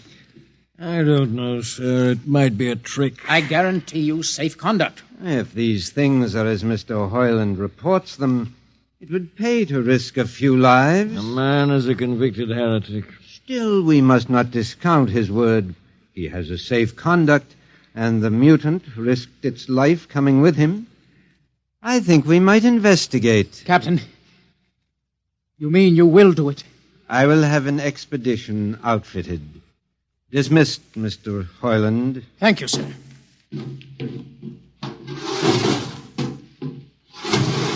Captain, Commander Erst. Sir.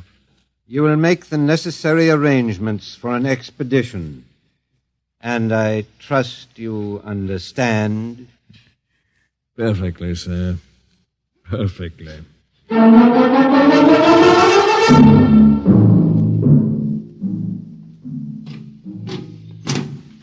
Lieutenant. Mr. Hoyland? You better halt your men here. This is the spot. Patrol! Halt! Well, I see no welcoming party of mutants. There'll be none. Their leader will meet you inside the main control room. You don't say. And just where is this main control room? Beyond that door. I see.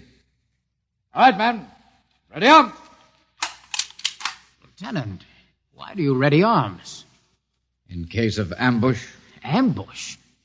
Now, wait a minute, Lieutenant. What are those men doing with that ray gun? Just aiming it at the door. Are you mad?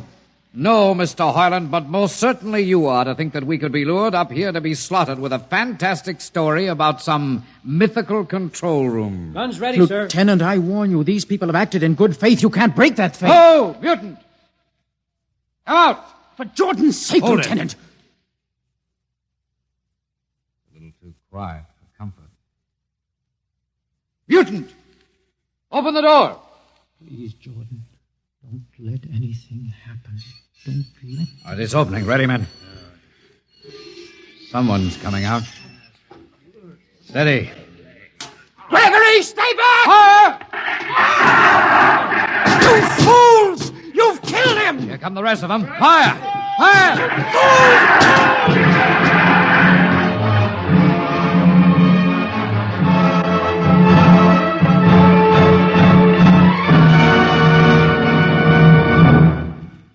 That should teach them a lesson they won't forget. All right, men, inside the room. Come along, Harlan. You're under arrest as a conspirator in this ambush. Ambush, you fool. You blind, stupid fool. All right, that'll be enough. You've been inside this place before? Yes. What's this machinery? These are the controls he would have used to steer the ship. Gone out of his mind, Lieutenant. Steer the ship? Who? The leader, the one you killed. This ugly mutant? This ugly mutant happened to be a man of true genius. Why, you're mad. Am I? Lieutenant, this man had a vision which would have saved you, but you chose to kill him because you couldn't stand the sight of his difference from you. Shut up, Highland. Don't listen to him, man. You can't shut your eyes, and you can't shut your minds, and you can't shut your ears to this! The roof's moving back! Yes, look! Let the vision of this confound your ignorance and blind your eyes. This is the heritage of stars and open skies, for which men have yearned for centuries. Try to destroy this, and you will only destroy yourselves. Death to the heritage. But I say to you that you can't keep this from our people. They will seek it out. The ship will be manned, and the ship will be steered, and there will be freedom, purpose, and respect for ourselves. This is your heritage. Look upon the universe. Kill him.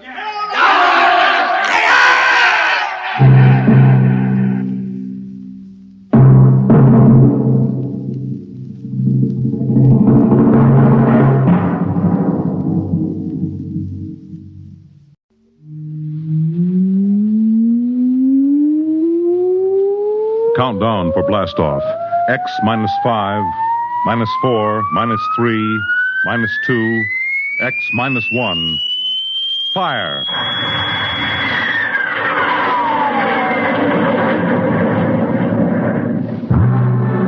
From the far horizons of the unknown come transcribed tales of new dimensions in time and space. These are stories of the future. Adventures in which you'll live in 1,000,000 could-be years, on 1,000 maybe worlds. The National Broadcasting Company presents X minus 1.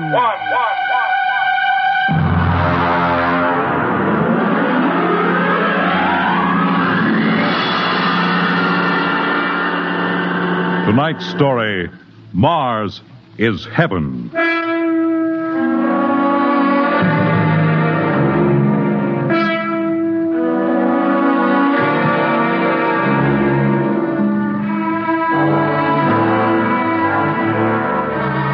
When the first space rocket lands on Mars, what will we find? Only the ruins of a dead and deserted planet? Or will there be life? Intelligent life in some strange form that we can only imagine? Will we be welcomed with open arms?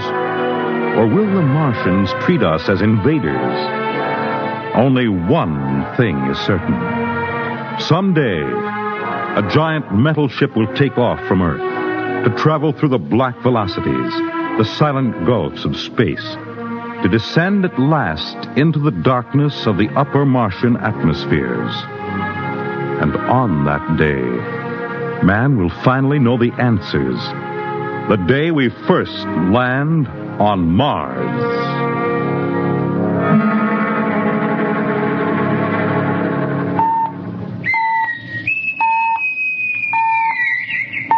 Now hear this. Now hear this. Approaching critical deceleration. Fasten gravity suits. Stand by to land.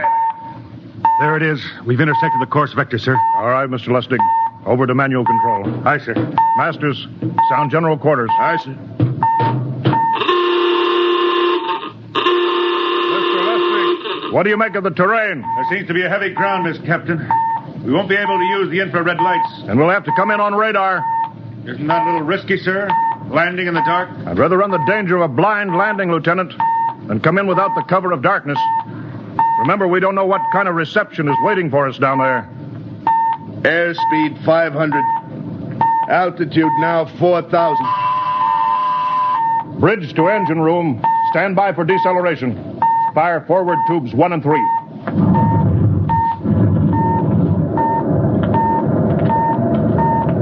Steady as she goes, Mr. Lustig. As she goes, sir. Airspeed 100. Altitude 1,000. Radar indicates a level stretch dead ahead, sir. Skids down. Skids check. Altitude 500. 4. 350. 3. Up a point now. All right. Let's set her down.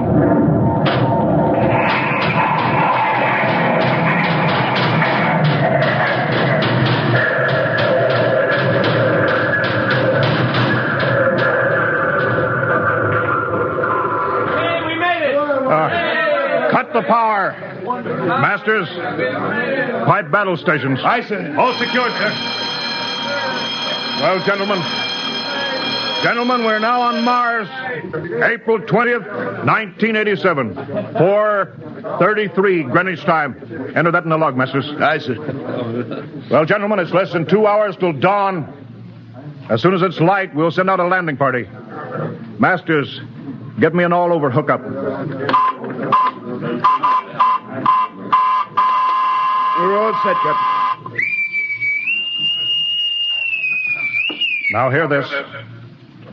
All right, men. The smoking lamp is lit. Well, we're on Mars. The first man shipped from Earth to land here. We don't know what we're going to find or what dangers we may face. We're 17 men on an alien world, and it's up to us whether we ever get home again. The next few hours should tell the story, and I want instant obedience to all commands. I'll court-martial the first man who doesn't jump to when he's ordered. And one other thing. We may be on Mars, but this is still a United States naval vessel. Officers will conduct a personal and weapons inspection in 1 hour. That's all. An inspection, Captain? Now? Mr. Lustig, we've got an hour and a half to sweat out before we find out what's outside that airlock. I'd rather have a man worried about his stripes than about what's waiting outside on Mars.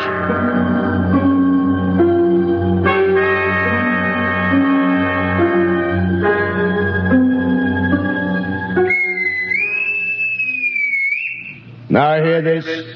Landing party report to forward airlock. Captain Black, Lieutenant Hingston, Lieutenant Lustig, and Dr. Horst report immediately to forward airlock. There's now landing time -5. Well, they're paging us. You ready, Dr. Horst? Yes, Mr. Lustig. As ready as I will ever be. Come on, let's get in the lock.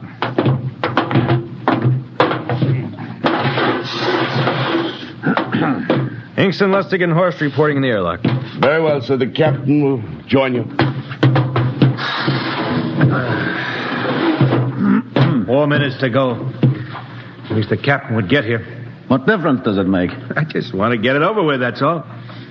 Anybody got a cigarette? Yeah, I think you're smoking too much, Lieutenant Lustig. Are you nervous? Lay off, will you, Horst? Wondering what's hidden outside underneath that ground mist? I've been giving it some thought. It'll be very interesting to find out. A very unusual planet, Mars. Why? It has an atmosphere. A wonderful thing, an atmosphere. Where you find one, you find life. You mean Martians? What do you think they'll look like? Who knows? Intelligent life can take many forms. You mean they may have green skins and eyes on stalks or something? The comic book conception is possible, of course. Or they may have developed far beyond us. Perhaps they have a science that can produce weapons far more dangerous than our atomic missiles. You think we may have to fight our way out? After all, We are invaders. Now hear this. Landing time -2. All right. We heard this. You know what I'd like to find outside that airlock? Good old Illinois. Ever been there, Lustig? Only Chicago. Well, you ought to see my hometown. Green lawns, big white houses. Sounds like my hometown. My grandmother used to have one of those iron deer on the lawn. Every Halloween, we'd paint another color. One time, we painted it black and white like a Holstein cow. Where does your family live, Dr. Horst? I have no family. When I was a child, they were gassed to death in the Dachau concentration camp. Tough. No, it has its advantages. I have no ties on Earth. Nothing to lose now. I imagine I'm the only one on board who is free to enjoy our present peculiar position. All right, Masters, you can button it up now. Aye, sir. Well, gentlemen, check your sidearms. In 1 minute, we'll be the first men to set foot on Mars. Quite an honor, eh? As long as the medals are not rewarded posthumously. Still uneasy, Dr. Horst? Captain Black, I've been uneasy ever since I can remember. On Earth and on Mars. Well, 30 seconds. Give me the intercom phone, Lustig. Yes, sir. Masters? Aye, sir. Battle stations are to be manned till we return. If we're not back in 2 hours, I want no rescue party sent out. Blast off and save the ship, you understand? Aye, sir. All right. 5 seconds. 4, 3, 2, 1. Lustig, open the outer airlock. Aye, sir.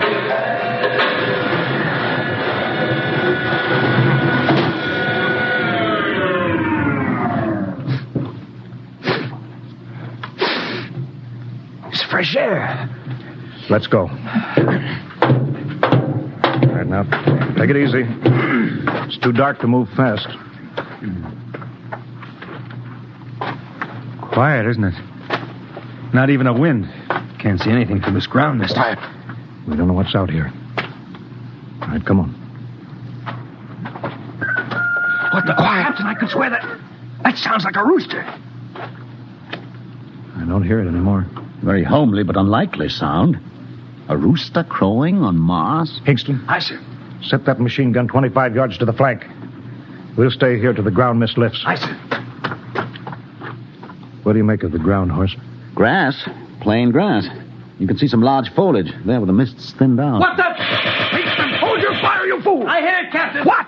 Some kind of wild animal. I hit it. I could see the tracers, but it's still standing. Come on, Horst. Doctor, where are you? Up ahead. Admiring the wild animal. Careful, Horst.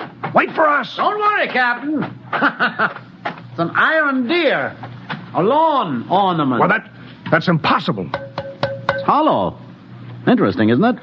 A whitewashed Victorian iron deer sitting on a lawn in the middle of Mars. I don't understand. Look around. The mist's lifting. Hey, Captain, look there. It's a house. A regular old-fashioned house. But, sir, on Mars. Good Lord. I haven't seen carved scrolls and gingerbread like that in years. Look at that port swing. The geraniums. There. I told you it was a rooster, Captain. Give me the glasses, Lustig. I want to take a look through that front window. Well, there's an upright piano. Some sheet music on it. Lustig, it's beautiful Ohio. It can't be, sir. Horst, do you think that civilization of two planets could be identical? I don't know. That specific variety of geraniums is only 50 years old on Earth. Is it logical that they should develop in Mars? How about that port swing and the piano and beautiful Ohio?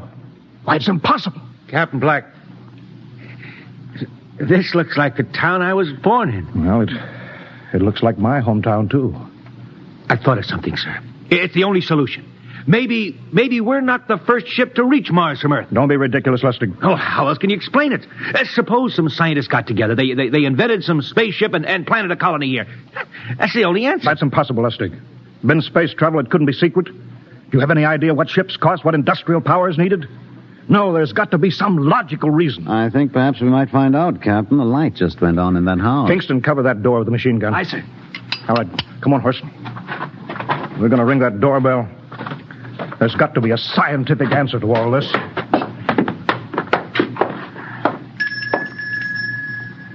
And there's something moving in there. Stand back, Horst. Give me a clear shot. Are you sure a bullet can stop a Martian? Steady now. Can I help you? Will we... If you're selling anything, it's much too early. No, wait just a minute. What town is this? What do you mean? Are you census takers? No. We're strangers here. We want to know how this town got here. Is this a game? No, it's not a game. We're from Earth. From where? From Earth. Do you mean out of the ground? Are you sure you're feeling well? Madam, we came in a flying ship across space. We're from the third planet, Earth. This is Mars. Now do you understand? Mars. You go away now, you hear? I'll call my husband from upstairs and he'll chase you. Go on. But this is Mars, isn't it? This is Green Lake, Wisconsin, in the United States of America.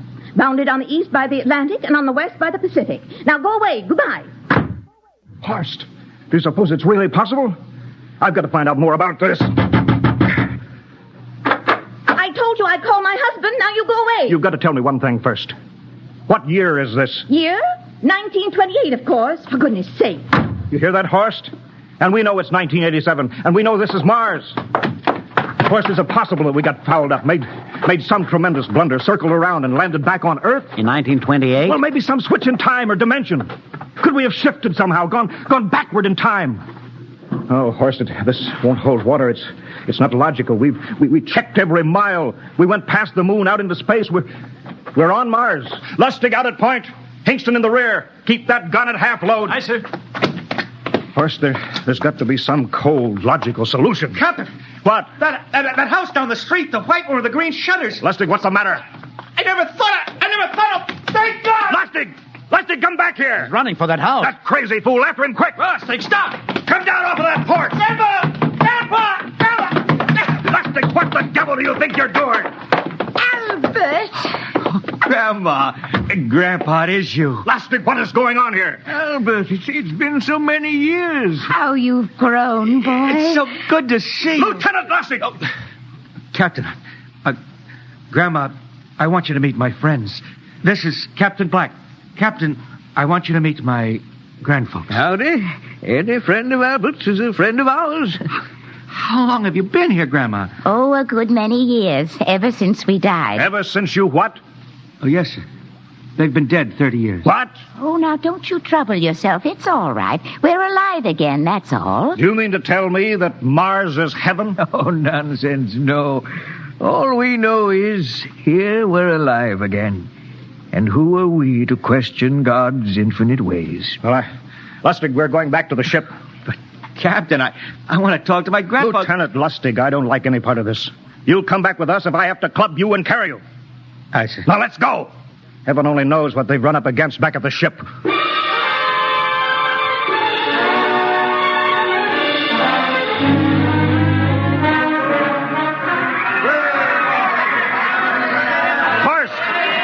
Crowd around the ship. Looks like we're being welcomed with a celebration, Captain. Celebration? We've abandoned ship. Every port is open. No guard set. You masters! Hiya, Captain.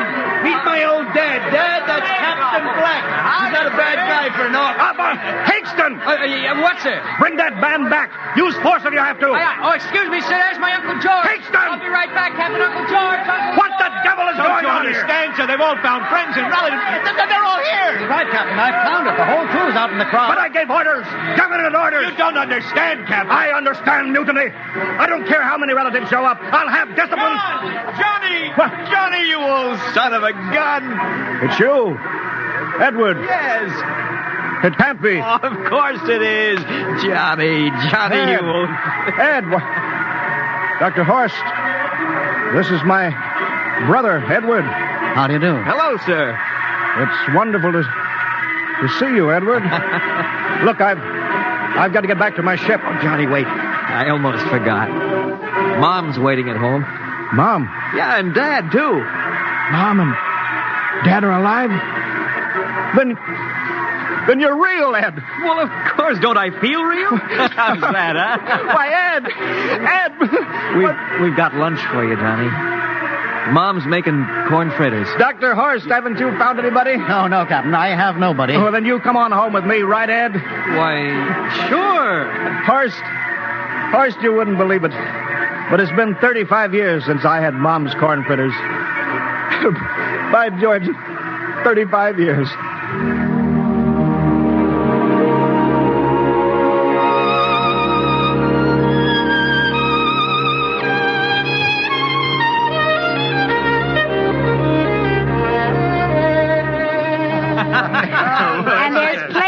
in the kitchen, so don't hold back, Johnny.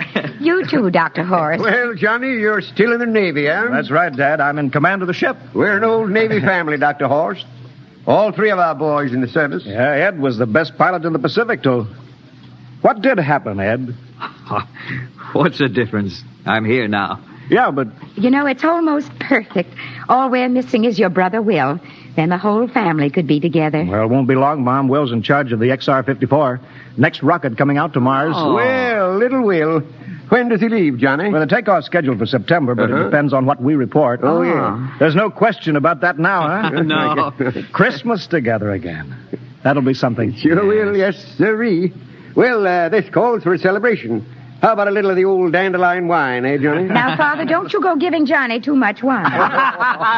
He's a big boy now, Mother. Well, sir, isn't everything just fine? Just fine.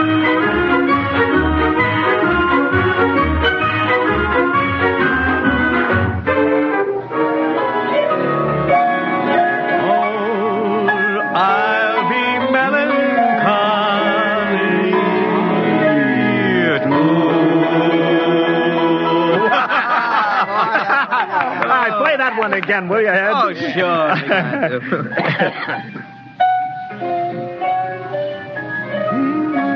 Well, Dr. Horst, what are you doing sitting over here alone? What do you think of my little family? Very nice. You know, I can't understand why you didn't find any folks here, Dr. Horst. It's just a shame everybody else is so happy. Well, I never remembered my family, Mrs. Black. All I know is they were gassed at Dachau during the Second World War. When I was liberated, I was in delirium 3 months. I cannot remember anything before then. A psychiatric phenomena. Well, that's terrible. Isn't there anything anybody can do? I don't want to remember. I have not had a pleasant life. I prefer to be free of emotional entanglements. They interfere with a scientific approach. Oh, I'm sorry, Dr. Horst.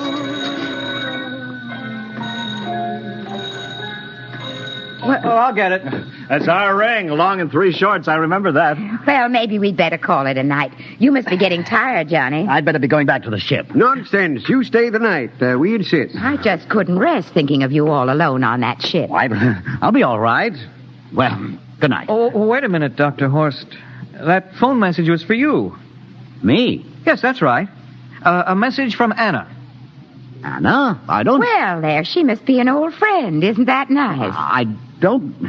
You sure it was for me? I don't remember any Anna. Well, she asked if you were better. Perhaps she's someone who knew you at Dachau. Anna? She said she's coming over here first thing in the morning. So you'll have to stay over. Yes, well, but... that settles it, then. You stay here, Horst. You can bunk with me in my old room. Yeah, but, Johnny, we thought you'd like to be with Edward. So you could talk the way you used to. Well, we can't put Dr. Horst on the daybed. I think we better share the room tonight. Be plenty of time for talking, Ed. Yes, I guess so. I suppose I better drop back to the ship. You know, Ed, security check. What? Why do you have to do that here? I don't know, Mom. There's no good reason, I guess. Suppose we skip it tonight, huh? Well, good night, everybody. Oh, it's good to have you home, Johnny. It's good to be home, Mom.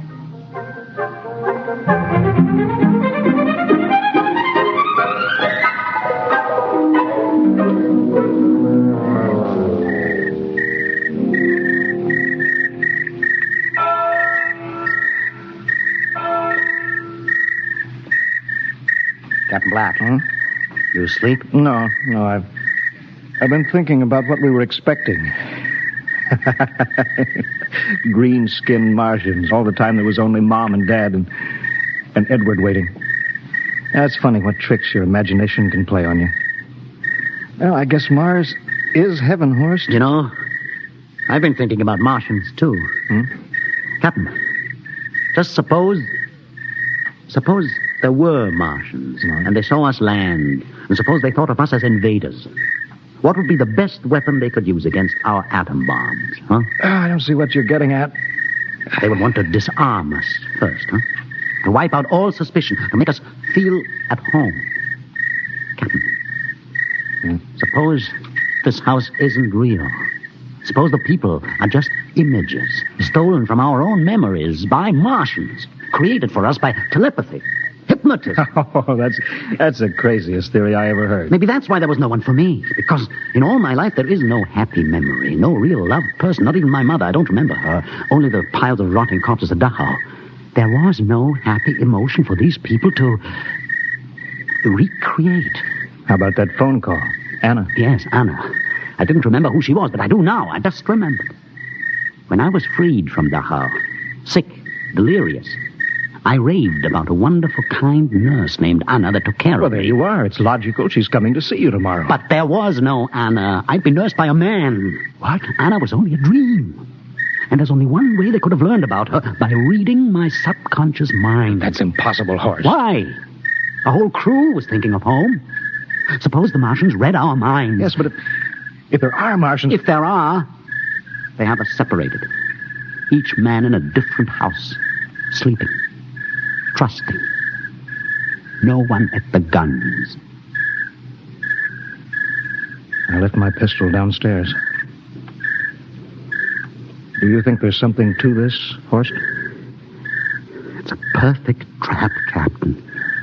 Who would suspect his own mother, his grandparents? How easy. Just a knife in the heart of each sleeping man. That's impossible, Horst. But we've got to get back to the ship. Listen. The crickets have stopped.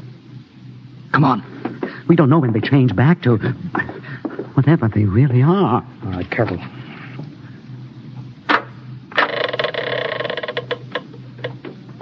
Where are you going, John? Ed, we wanted a drink of water. That's all, Ed. You're not thirsty, John. You don't want a drink. Look out! You don't want a His drink. face! It's changing! He's a Martian! Run, horse! Run! You can't get away, John. This way, horse! Horse, where are you?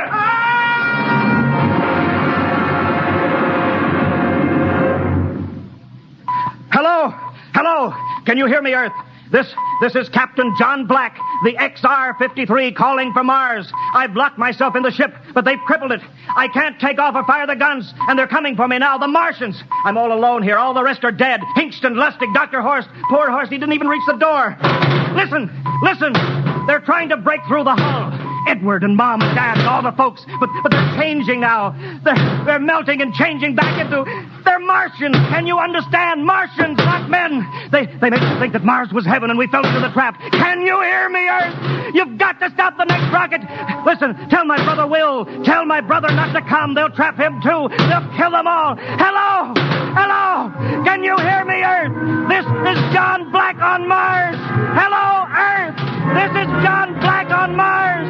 Hello, Earth. Hello, Earth.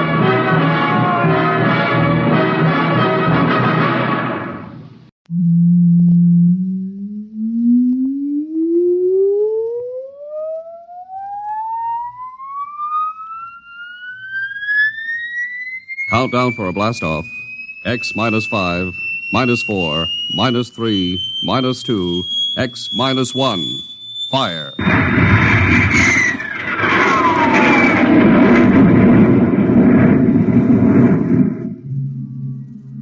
From the far horizons of the unknown come transcribed tales of new dimensions in time and space. These are stories of the future, adventures in which you'll live in 1,000,000 could-be years on 1,000 maybe worlds. The National Broadcasting Company presents X -1.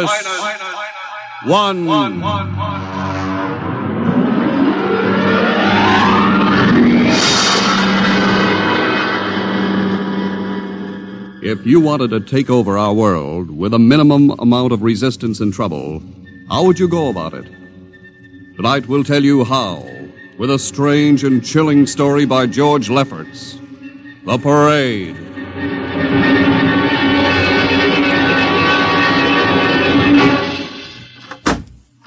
You are Mr. Sid Ryan. The same.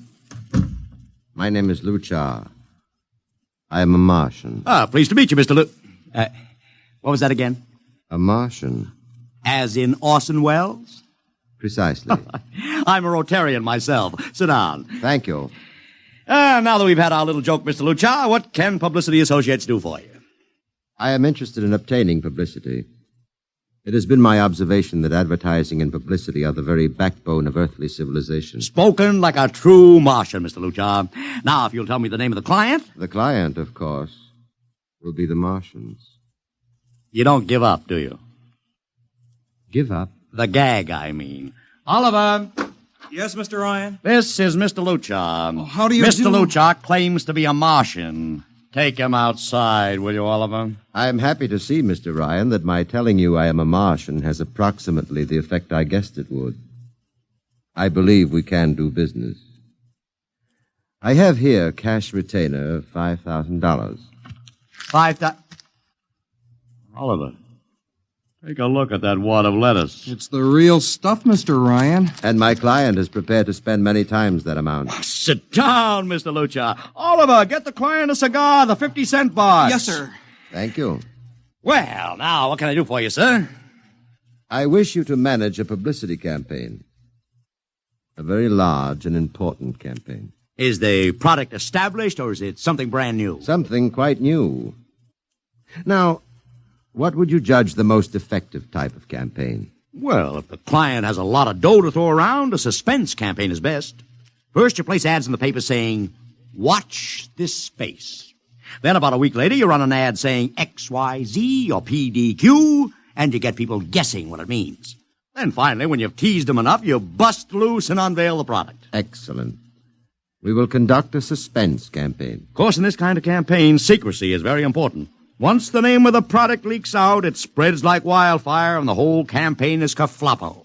Quite so, quite so. The utmost secrecy. You realize, of course, these things cost like crazy. Would, say, $1 million cover expense? Come again? I said, would $1 million cover it? Why, yes, I am. You did say $1 million. I understood that you have handled some very large accounts. Of course, if this is too big... No, not at all, not at all. As a matter of fact, I seldom touch anything less. Right, Oliver? Huh? Oh, of course, that's right, Mr. Ryan. Absolutely right, yes.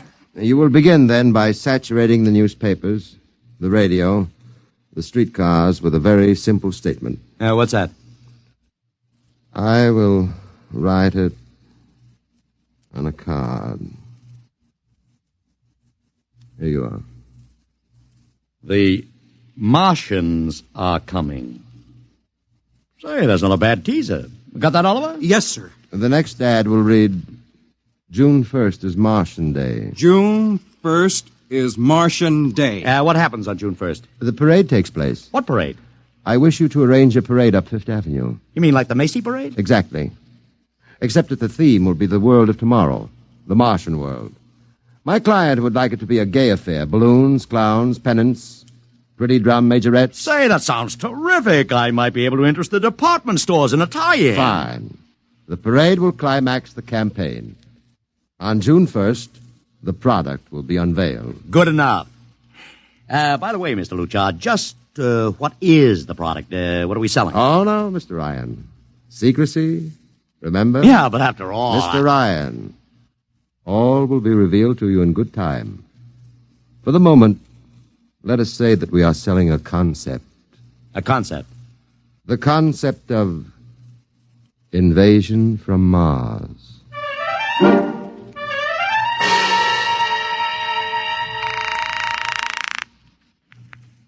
Sorrel Talent Agency. Sammy Sorrel, please. This is Sammy. This is Sid Ryan over at Publicity Associates. Listen, Sammy, how you fixed for midgets? I got midgets. Fine, I need 40 midgets for a parade. 40. June 1st. And listen, Sammy, I want them dressed in little spacesuits. In little... You know, like men from Mars. Mars. Okay? And I want some movie extras, maybe 50 of them. 50. Also rigged up like men from Mars. Make them look gruesome. Got that? Gruesome. Also, I need some horses with pretty girls on top of them. Maybe you can get that bunch from Maroney's Traveling Circus, the one we booked for the Fireman's Parade in Albany last year. Yeah, I'll try, Sid. Never mind the expense. Just get me the talent. It sounds like you landed a big client there. Who is it? It's a secret. I gotta hang now. Call me back, Sammy. Right. How you doing, Oliver? Oh, fine, Mr. Ryan, just fine. I got 100 small boys pasting little stickers. The Martians are coming on the subway platforms. Good. We got full-page ads in all the dailies. Good. And 10-second spot announcements on every local station. Good. It's costing a fortune. Good. The more it costs, the bigger our percentage. Spend like you were going to the electric chair, Oliver. Yes, sir. How are you making out in the parade? If it comes off, it'll be the biggest thing since Barnum invented the midget. I've got Macy's, gimbals, and sacks to contribute floats. Everything is built around the Martian theme, see? Even the horses will have long feelers attached to them and funny-looking extra legs. It'll be sensational. That sounds fine, only... Only what? Mr. Ryan, we don't even know what we're selling. Oliver, my boy, do you think old Sid Ryan has been sitting here spending all this moolah and not putting two and two together? You mean you know who Luchar represents? Just by accident, understand. I have learned that Century Pictures is making a big new epic. One of those expensive pictures they make in secret and then spring on the public because they don't want the other studios to get the jump on them. What's the picture? A space opera titled Invasion from Mars. Get it? Oh, I begin to see. Also, by mere coincidence, it's supposed to have its premiere sometime around June 1st. You follow me? Yes, but, Mr. Ryan, Century has an exclusive contract with New Features Syndicate for all their publicity. Suppose Century Pictures doesn't like the way New Features is handling their stuff. They want to get out of the contract, but New Features says no, so they have to get around the contract. A man named Luchar, client unknown, starts publicizing the Martian invasion. Need I go further? Oh, I don't know, Mr. Ryan. Sounds pretty far-fetched to me, but I don't know. That's what I like about you, Oliver. You're so innocent.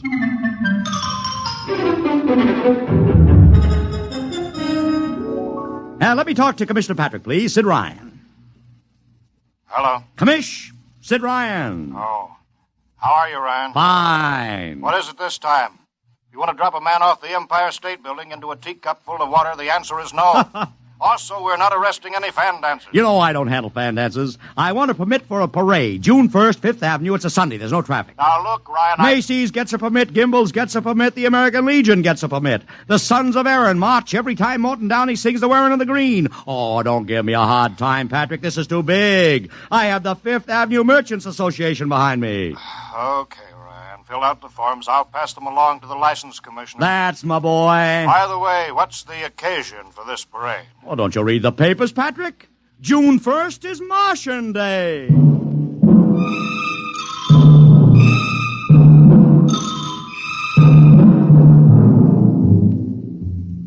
How is the campaign going, Mr. Ryan? Like wildfire, Mr. Luchar, like wildfire. Everybody and his brother is going along with the gag. Yesterday, we distributed 50,000 Martian hats to school kids. I got some of the merchants doing World of Tomorrow displays in their windows. Every big novelty manufacturer in town is climbing on the bandwagon. They want to get into the parade with floats, giveaways, anything. Everybody smells a buck to be made.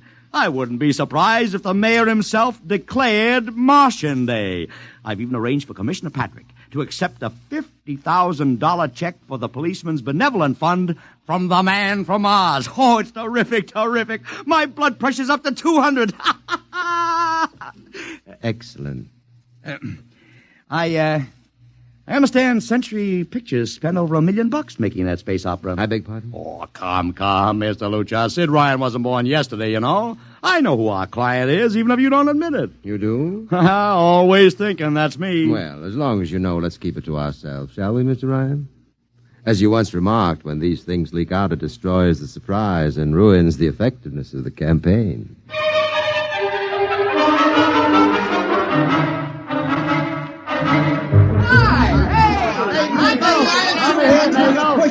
Ladies and gentlemen, this is Ken Daly speaking to you from our portable transmitter atop the reviewing stand for the much-heralded Martian Parade on Fifth Avenue. It's a beautiful sunlit day here in New York, a perfect day for a parade, and the streets are packed with thousands of spectators all eager to find out what this is all about. There's an air of shrill expectancy. Some of the kids and their parents have been camped on the curbstone since early this morning to be sure of ringside seats when the so-called Martians pass by. I've just had word from Saul Brown up at Central Park Mall that the Martians have landed from big pink balloons.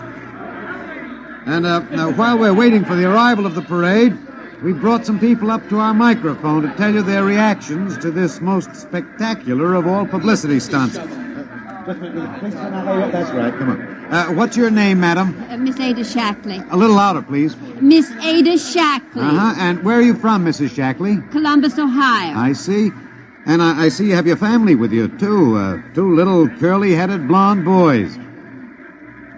Are you in New York on vacation? We came for the Shriners Convention with their daddy. What do you think of Martian Day, Mrs. Shackley? Well, it all seems very strange to me, but the boys have been pestering me to watch it, so we've been standing here 2 hours. I can't make head or tail of it. Well, neither can a lot of other people, Mrs. Shackley.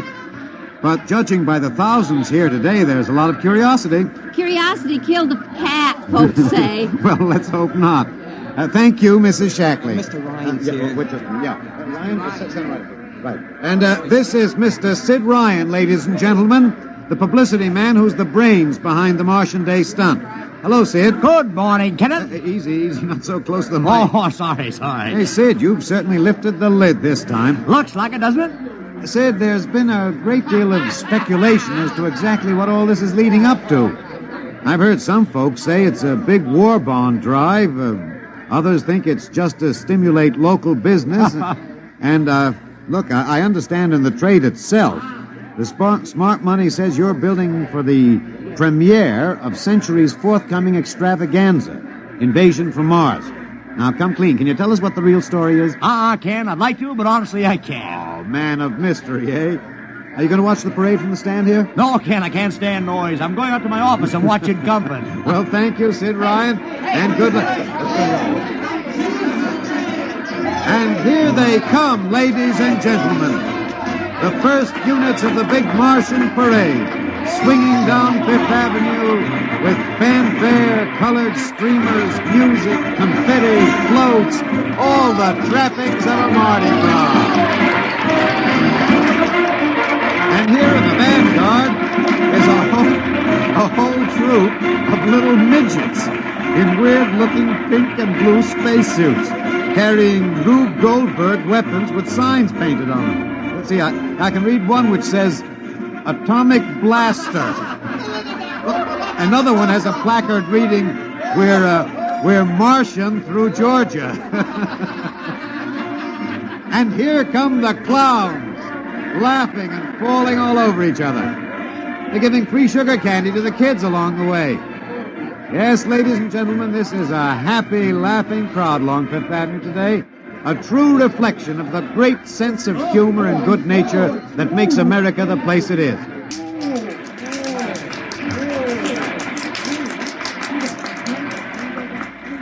This is promised as the climax of the show. And now a great hush has fallen over the crowd. It's quite a sight to see these thousands of people standing here expectantly, hearing only the great regular sigh of their mass breathing. And now here they come, ladies and gentlemen, the Martians, marching in booted, helmeted ranks, row after row of them. My, this is an impressive sight, ladies and gentlemen, and a rather serious contrast to the rest of the joyous slapstick parade we've witnessed. There are perhaps, 200 tall, broad-chested men dressed in metallic gray spacesuits with thick glass visors drawn across their faces. Each is holding an ominous-looking ray gun at the ready position. They're marching in absolute silence, keeping step perfectly, as though some mute, unspoken command were marking time for them. The crowd seems rather grim and serious now. Perhaps they're reminded of the actuality of war and possible invasion. They stand solemnly, silently, watching. Even the children are awed. And now the first ranks of the Martians are moving past us down Fifth Avenue toward the reviewing stands at the square. No one moves. What's that? What's happening? There, a woman, ladies and gentlemen. She dashed out into the street. For what reason, I don't know. She attempted to lift the visor of one of the Martian spacesuits, but just as she reached the Martian, she fell forward in a dead faint. tell you, I've never felt such mass tension in a crowd as we're experiencing here right now today. All sorts of rumors have begun filtering back through the audience. There are excited whispers of she's dead, she fainted, and now an undercurrent of... what? They're really Martians. This is an example of how a single incident can precipitate mass hysteria, ladies and gentlemen. I tell you, it's a mighty reassuring sight to see the blue uniforms of New York's finest spaced every 10 feet or so along the avenue. Somehow, I can't explain it. This incident has begun to work on what was a moment ago a happy, carefree crowd, and the complexion is changing.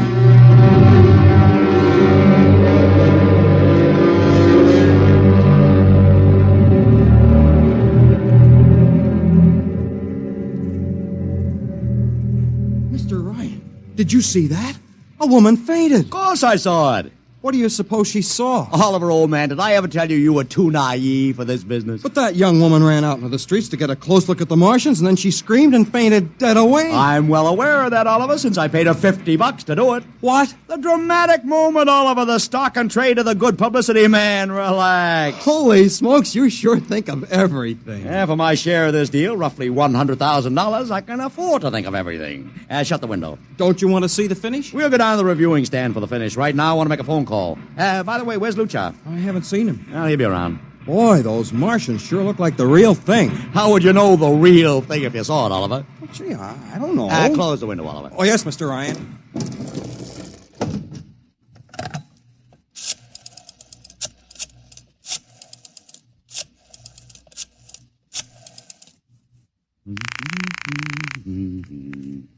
Sorrel's Talent Agency. Sammy, this is Sid Ryan. Say, listen, Sid, I was going to call you. I'm awful sorry about those Martians. What do you mean sorry? They're terrific. No, don't joke, Sid. I mean it. Well, I mean it too. They're great, great. Are you in the bag? Never felt better. You mean it, don't you? Of course I mean it. What is this? There are Martians in the parade? About 150. Of course, I only ordered 50, but Sid. under the circumstances... Sid. Well, what is it? Sid, don't you know? I couldn't get you a single movie extra. There's a studio strike in New York. I was going to call you, but I figured... Hey, wait a minute. Where'd these guys come from if you didn't hire them? I don't know. Maybe Oliver... Oh, hold on. Oliver? Yes, Mr. Ryan? Did you hire those Martians? No, sir, Sammy, this is on the level, isn't it? Honest, Sid, Okay, Sammy, I'll call you back. What's the matter, Mr. Ryan? I don't know. I just don't know. I've got to locate Lucha. What's Century Pictures number? Mr. Ryan, this is Sunday. Oh, yeah. Well, get me their publicity director, Marty Sanford, at home. Oh, yes, sir. Yeah. 2, 4.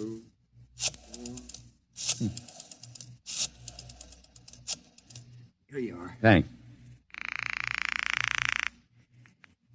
Sanford. Marty, this is Sid Ryan. Oh, hello, Sid. How's the big Fine, promotion? fine. Listen, Marty, this is dead serious. On the level. Get it? What's wrong? I've got to locate Lucha. Lou who? Lucha, come on now, Marty. This is life and death. The guy you sent over to hire me for the invasion picture. Invasion picture? Invasion from Mars, the space opera. Are you batty? Marty. That picture was shelved last month. What? Sure, back in the can. Too expensive and too fantastic. The big shots decided you can't sell a Martian invasion to the American public. And I never heard of a guy named Lou... Mother heaven. What is it, Mr. Ryan? You look terrible. That's too fantastic. What's too fantastic, Mr. Ryan? Is something wrong? Open that window. I want another look at those Martians. Yes, sir.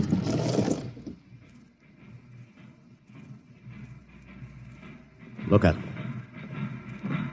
Oliver, you were in the Army. Could 150 movie extras learn to march like that in, say, 24 hours? Not in 24 days, Mr. Ryan. Not a second's hesitation. Not one other step. Look at the way they carry those ray guns at the ready. The only other time I've seen troops march like that was in a film of the Nazi stormtroops marching through the streets of Paris. See those chests, Oliver? That's pride. Sheer, arrogant pride. Look at those chins. That's contempt.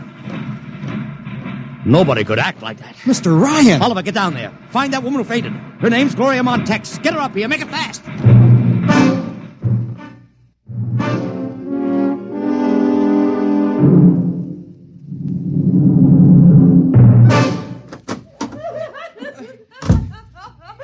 Here she is, Mr. Mr. Ryan, I can't get much sense out of her. Stay away from me. Gloria, it's me, Sid Ryan. Oh, don't kid me. You're a Martian. Gloria, settle down.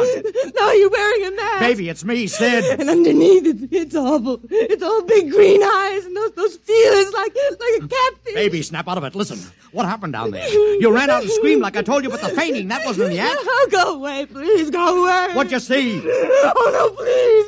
It's too awful. Please. Just one question, baby. Inside that helmet, what'd you see? You won't get anything out of her, Mr. Ryan. She needs a doctor. Okay, Oliver, I've heard enough anyway. You take care of Gloria here. Get her a drink. Where are you going? To see the commissioner. We gotta stop this parade before things begin to happen.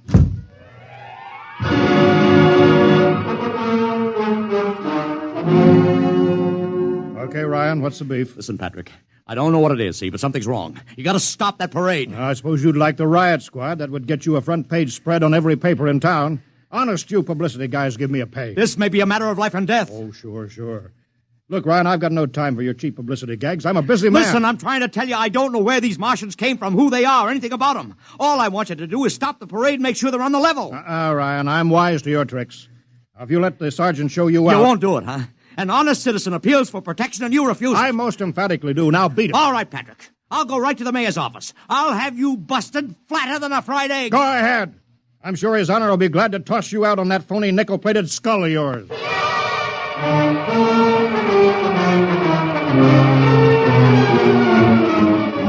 You heard me, Ryan. You cannot see the mayor. Adolf, please. This isn't a gag. I don't want publicity. All I want to do is maybe prevent something horrible from happening. In case you don't know it, wise guy, something horrible is already happening. A couple hundred little kids are in the hospital with ptomaine poisoning from that phony Martian candy you passed out. Or didn't you know? I didn't. We've got to stop that parade. Sure, you'd like nothing better than to start a panic now. Maybe a few hundred people would get trampled to death. Think of the newspaper space that would get you and your product. I won't stand for this, Adolf. You won't have to, because you're going to get out of here right now. Go on, beat it. Get out. You and your publicity stunts make me sick to my stomach.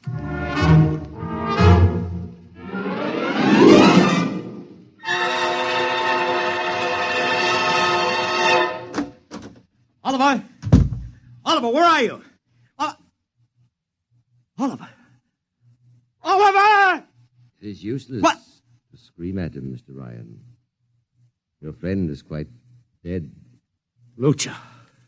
He wanted to run to the police with some story about a Martian invasion. I found it necessary to restrain him. Restrain him, you stinking murderer. Now, Mr. Ryan, collect yourself. After all our planning, it wouldn't do to have everything spoiled, now would it? Lucha, start talking and talk fast, because when you get through, I'm going to take you apart piece by piece. What's this all about? But surely you know, Mr. Ryan, after all, you've been publicizing it for months. Listen, you... Please, do not interrupt. You see, before colonizing your planet, we Martians sent advanced scouts to study your habits, your weaknesses. We found that the people on Earth are predominantly conditioned by advertising and publicity, and so... we conceived the idea of treating our entire invasion as a vast publicity stunt. Clever, huh? After all, Mr. Ryan, who would suspect an invader who advertised his invasion in the newspaper, invited the public to his surprise attack, and spent millions publicizing his plans? Holy jumping catfish. You've done very well. Then there was no product. Ah, but there is a product.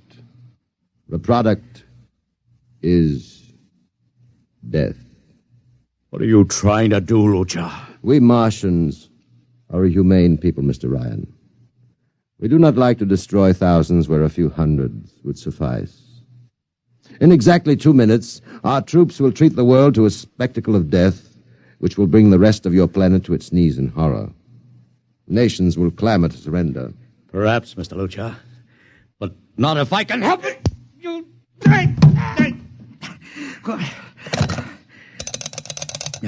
Yes, please. Operator, this is Mr. Ryan. Get me the field telephone on the reviewing stand of the Martian Day Parade. Hurry. Anyone in particular? Just hurry. Reviewing stand, Sergeant Cassidy. Get me Commissioner Patrick. Hello. Hello. You'll have to talk louder. I want Commissioner Patrick. Oh. Patrick! Wait a minute. Things are quieting down. Now, what was it you wanted? This is Ryan. I have to talk to the commissioner. It's a matter of life and death. I'm sorry, you can't talk to him now. The chief Martian is presenting the PBA check to him. The Martians are going to fire a salute. Listen, you got to stop him. What? Stop him! I'm sorry, Mr. Ryan. You idiot! The works is going up!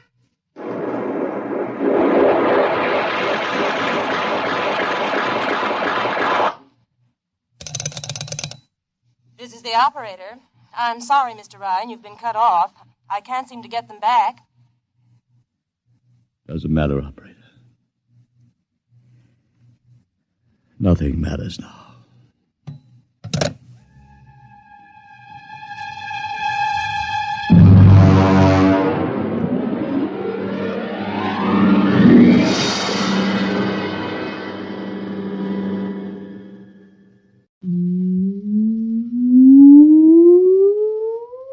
Countdown for blast-off. X -5, -4, -3, -2, X -1. Fire.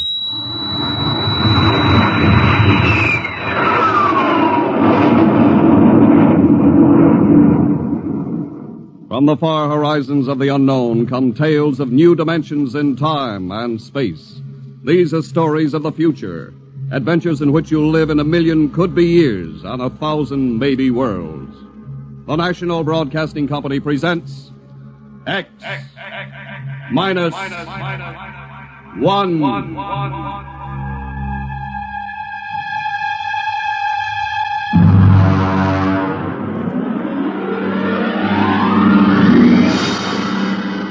Tonight's story, No Contact.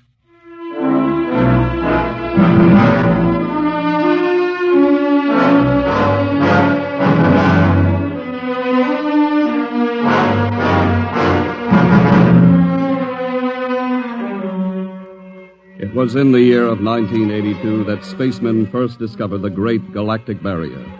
In the past 10 years, rocket travel to the moon and the nearer planets had become commonplace. And then men fixed their sights on a more distant star, the remote planet known as Volta. 5 exploratory ships went out, and none came back, each in turn disappearing mysteriously at the same vanishing point, at an invisible wall somewhere in the vast outer reaches that became known as the wrecker of spaceships, the Galactic Reef. And yet, the explorers refused to admit defeat. It was on June the 2nd, 1987, that the rocket Star Cloud made ready for takeoff, the 6th to attempt to crack the barrier and win through to Volta. Now hear this. Condition green. 2 minutes to blast off. Condition green. 2 minutes to blast off. Well, Lewis, this is it. I don't suppose you'll be needing the ship's doctor up here on the bridge during blast-off. I think not, Smitty. There's little chance of acceleration bends in these new overdrive ships. I'll be in my office then, counting vitamin pills if you need me. It's only a few steps. Good luck, Lewis. Thank you, Smitty. Lieutenant Collier. Yes, sir? You're relieved. You'd better get down to navigation control and take over. Yes, sir. Lieutenant. Yes, sir? We've never flown together before. This is your first flight in a space vessel as big as the Star Cloud. Yes, sir, but I was trained in oversized jobs at the Naval Academy. Well, if you're half as good a navigator as your father was, you'll do fine. Thank you, sir. Did you ship out with my father? I served under him on one of the first rocket runs to the moon. I see. I almost went along on his last trip to the barrier. Too bad about that. Yes, sir. That's all, Collier.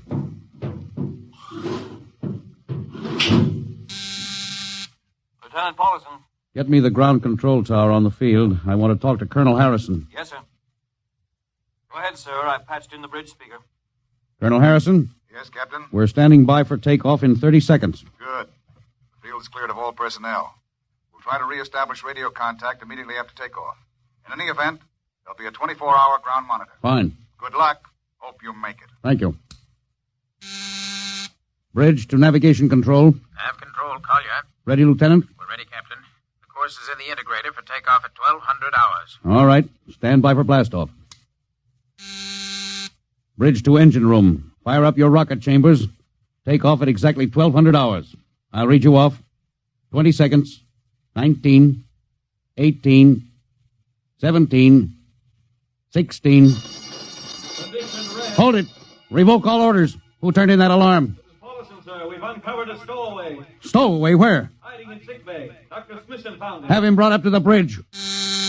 Engine room, kill your rockets and stand by. Thorson, this is Colonel Harrison in ground control. What's holding you up? Trouble. What's the matter with you? What's the matter with you? There's a stowaway aboard. Stowaway? Yes, I thought your men were supposed to police this base. What's the matter with you? Captain, take it easy. You know what this delay can do to us, don't you? 1 minute later takeoff can throw us 1,000,000 miles off course. We'll have to reintegrate the whole works. Well, look, how long do you think it'll take Don't bother for me for a while. I'm busy. Stupid idiot. Captain Thorson? Yes, come in, Smitty. Here's your stowaway. Now, court-martial... Oh, Charlie. Can you use a good radio man, Skipper? Well, I see you two have met. Met. Skipper and me made 50 trips to the moon together. Didn't we, Skipper? Charlie, if you wanted to come along, why didn't you volunteer? I did, Skipper. They turned me down. Well, what's wrong with you? Acceleration bends. They said my arteries wouldn't stand another trip. Oh, I'm sorry to hear that. But they're wrong, Skipper. I got one more good trip in me. Listen, Skipper, you know that these green kids, they don't know the first thing about space radio operation. Now, you put a man like me on, and I'll be getting you bedtime stories from Mars. Charlie, you know the regulations as well as I do. I can't take you much as I'd like to. Colonel Harrison will murder me for this. Well, I'm sorry, Charlie. I'll have you put aground. I'll tell you what, I'll ask Harrison to put you on as ground radio contact, and it'll seem as if you're right here with us. He won't do it, sir. Well, he'd better. I'll have him busted to corporal for letting you sneak aboard. Look, Charlie, you better be off. Paulison. Yes, sir. I'm sending this man aground. Give him time to clear the launching platform. Yes, sir. So long, Charlie. I'm sorry. Good luck, Skipper. I thought you were going to have him drawn and quartered. If it had been anyone else, I would have, Smitty. But Charlie, well, he's kind of special. He's been with me since my first command when we began the regular run to the moon. And if he wanted to come along this time, well, it's only through loyalty to me. You know, Lewis, I didn't realize it before, but you're almost human. Captain Dawson, nav control, call you. Oh, yes, Lieutenant. How badly are we fouled up? Can you recalculate the course, or shall I cancel the takeoff? I've already plotted a new course on the integrator, sir. If we take off in exactly 30 seconds, we'll need to correct for only a 1-degree deflection. I can do that before we breach the stratosphere. That's quick work. Are you sure? Yes, sir. Positive, sir. All right, Collier. I'm putting it in your hands. We'll blast off on your signal. Bridge to engine room. Prepare to blast off on navigator's signal.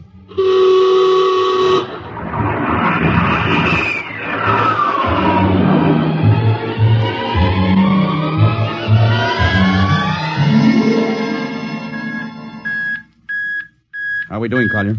Coming on the bearing, sir. That's 4, 3, 2, 0. We've intersected the course vector. Good work, Collier. Course is corrected, sir. We're ready to go into atomic overdrive anytime you say. All right. Stand by. Yes, sir. Now hear this. Now hear this. Prepare for maximum acceleration. Bridge to engine room. Kill your rockets. Rockets out. Fire up number 1 cyclotron.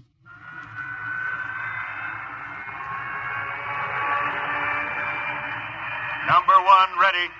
Fire up number 2. Number 2 ready. Withdraw your dampening rods. Fission chamber ready. Blast tubes cleared. All generators operating at capacity. Take it over, sir. Go into overdrive at the count of 0. 3 seconds, Mr. Collier. 3, 2, 2, 1, 1, 0. 0.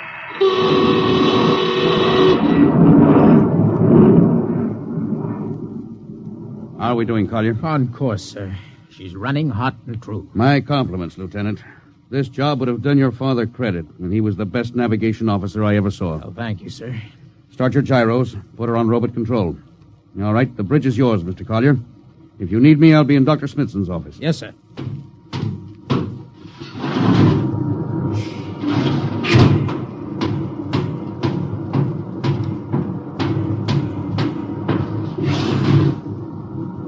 Lewis, I see you got us off the ground. You can thank young Collier for that. Chip off the old block. You knew his father? As a matter of fact, I knew him very well. First-rate spaceman. Oh, is he the one Yes, who... yes. He was lost in the galactic barrier on the second ship we sent out to Volta. Lewis, just what do you think this galactic barrier is? Oh, your guess is as good as mine, Doc. All I know is that 5 ships have gone into it, and none of them have come back out. You think it's a nit? How about Mestrovic's theory that it's a time warp in space? That the ships reach it and slip into another dimension. I think that's a lot of rubbish. My theory is that the galactic barrier is nothing more than a radioactive layer of some kind. Why do you say that? Well, we know that radar signals bounce off it like they were hitting an invisible glass wall. And we know that it destroys our ships and crews in some way. There's no other logical explanation. What makes you think we can get through it, Lewis? Because we're ready for it. The others weren't. The entire hull of this ship is completely shielded with lead. We can crack through any radioactive cloud ever detected. Besides, we're equipped with some new UHF radio devices that should enable us to maintain radio contact with Earth. Nothing can happen. Absolutely nothing. Now, who are you trying to convince? Myself, I suppose. Lewis, you've had your share of glory. First skipper to reach the moon back in 1962. You could have retired. Why are you risking this trip? 5 ships are missing. Men like Prentice, Margetson, young Collier's father. I'm tired of seeing good men fed into that meat chopper. Then why are we going to Volta? We haven't any choice, Smitty. We're in a race, the kind of race where men and ships are expendable. According to the Interspace Code, the first nation to reach Volta can claim it. Well, personally, I want no part Now, of it. Doc. I'll have to play physician, morale builder, and mother substitute for 112 slightly nervous men. And your morale doesn't sound too good, Doc. As morale officer, I can state without fear of contradiction, it is terrible. And something tells me as we approach that galactic barrier, I'm not going to be alone.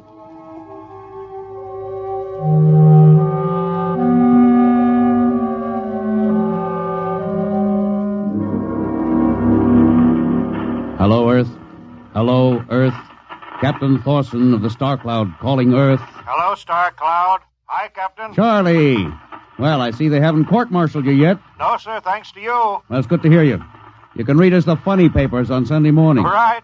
How's our signal? Strong. Clear as a bell. Now, here's our log report for Colonel Harrison. You ready? Shoot. June 2nd, 1987. 4 weeks out from Earth. Running true. No radiation. Operation normal. Still making our approach to the galactic barrier. That's all, Charlie. See you later. Good luck, Captain.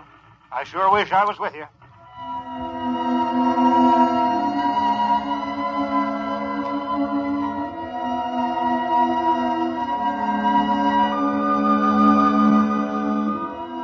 How's the morale, Smitty? The men know we're getting closer to the barrier. They're beginning to show a little tension, Lewis. Oh, how's their physical condition? Any sickness? About half the crew has come down with space blues. I was afraid of that. Are they bad? Same as usual. Lips and hands with a bluish cast. Eyes are sensitive to infrared. I don't know. When I first started flying these tin cans, nobody ever heard of space blues. Well, now there's a theory it's caused by the terrific acceleration of atomic overdrive. Change in gravity affects the circulation. What do you think? I think it's psychosomatic. I've noticed that the same men who get space blues under tension on a ship tend to get blue coloration back on Earth when they're upset. I guess it's just an occupational disease of space navigators. You think it's just nerves, then? Well, young Collier's got a bad case. I think it's tension from overwork. Maybe he needs some vitamins. Lewis, when will you realize that vitamins are not a panacea for all the troubles of mankind?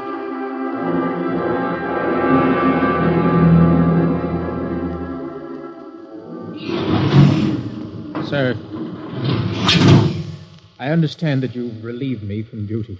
Well, Dr. Smithson says you aren't looking very well, Collier. I'm giving you a rest. Sir, I feel perfectly able to continue. Your lips are as blue as Minnetonka. Captain, I'd like to remain at my post. Don't be foolhardy, Lieutenant. I'm not being foolhardy, sir. I have a special, personal reason for wanting this expedition to reach Volta. Your father? Yes, sir. You think he might still be alive? I have to find out what happened, sir. I think I understand. Very well, Collier. Report back to duty.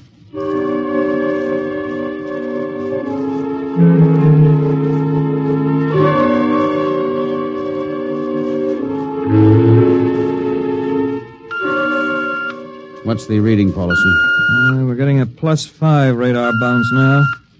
Coming off the barrier almost as fast as we sent it out. What's the interval? 2 seconds.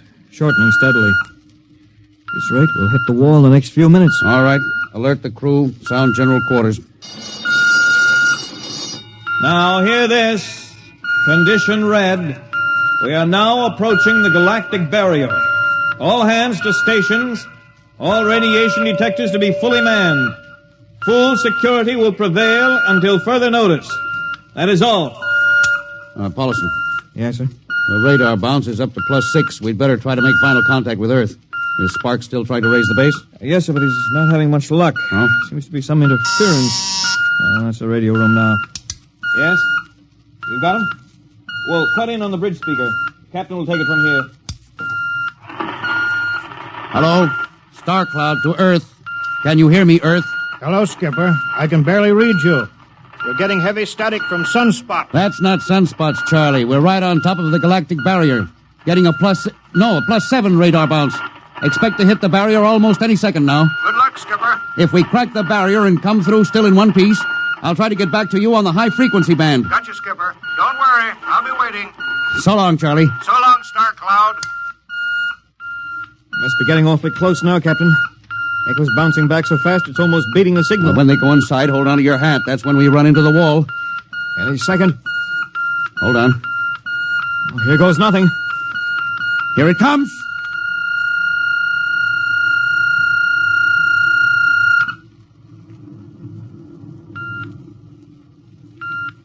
Captain. Nothing happened. We made it. We made it, Captain. No radiation, no time warp, no nothing. Now, the crew's gone crazy, sir. Let them. They've earned it. Doc, can you break out a few bottles of snakebite serum for medicinal purposes? I sure can, Lewis. This calls for a celebration. How's your morale now? It couldn't be better. How's yours? Couldn't be better. What the... Condition red. Condition red. Radiation detected. Condition red. Radiation detected. Holy mackerel. Look at the needle on that indicator. Paulson. Yes, I see it, Captain. Picking radiation like crazy. What's it like? Well, it's a strong impulse. What kind? I don't know. It's too long for a cosmic ray, too short for UHF. Whatever it is, sir, the ship is lousy. Well, track it down, triangulate it, and make it fast. I want a directional fix. Yes, sir. Engine room. Yes, sir. We're picking up radioactivity. Is the fission chambers? No leak here, sir. Check your gauges. Nothing here, Captain. Must be coming from outside. Damage control. Is our lead shield leaking radiation? Well, keep at it. Paulson, how are you doing? I've got it fixed, Captain. Well, what is it? Well, I'll have to recheck my figures. Well, hurry it up. The angle is correct, but Come on, man, for Pete's sake. Where's the radiation coming from? Sir, it's coming from inside the ship. That's impossible. No, sir, I've checked it twice. Well, it's got to be the engines, then. If it is, sir, we're finished. Engine room. Yes, sir. That radiation must be in the overdrive pile. No, sir, it isn't here, sir. Are you certain? Yes, sir. All right, keep checking.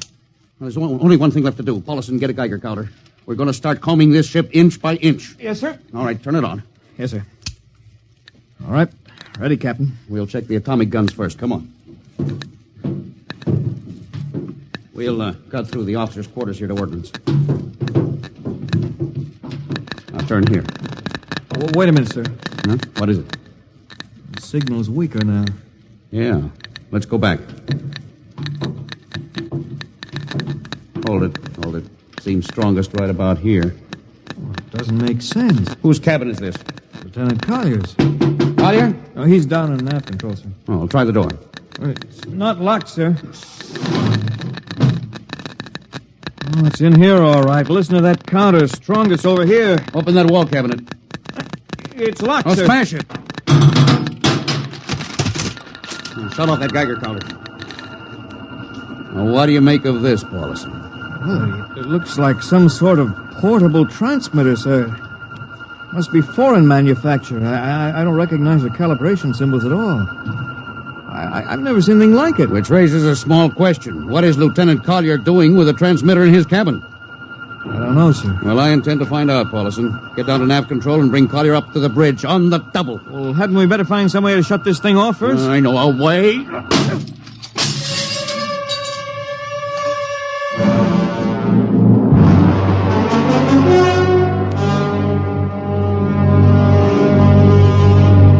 Lieutenant Collier, I'm going to ask a few simple questions, and I want a few simple answers. Yes, sir. What were you doing with a transmitter in your cabin? Transmitter, Captain? Oh, you know nothing about it? Oh, no, sir, I don't. Do you recognize these calibration symbols? No, sir. Can you think of how it might have been placed in your cabin without your knowing it? No, sir, unless someone came in while I was on duty. Would that have been possible? I suppose so, if someone had a key. I found your cabin door unlocked. Well, I meant a key to the wall cabinet. I didn't say the wall cabinet.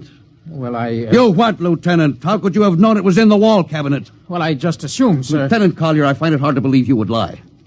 Having known and respected your father, having observed the way you handle your job. However, I intend to get to the root of this thing. May I have your wristwatch, Lieutenant? Sir? Your wristwatch.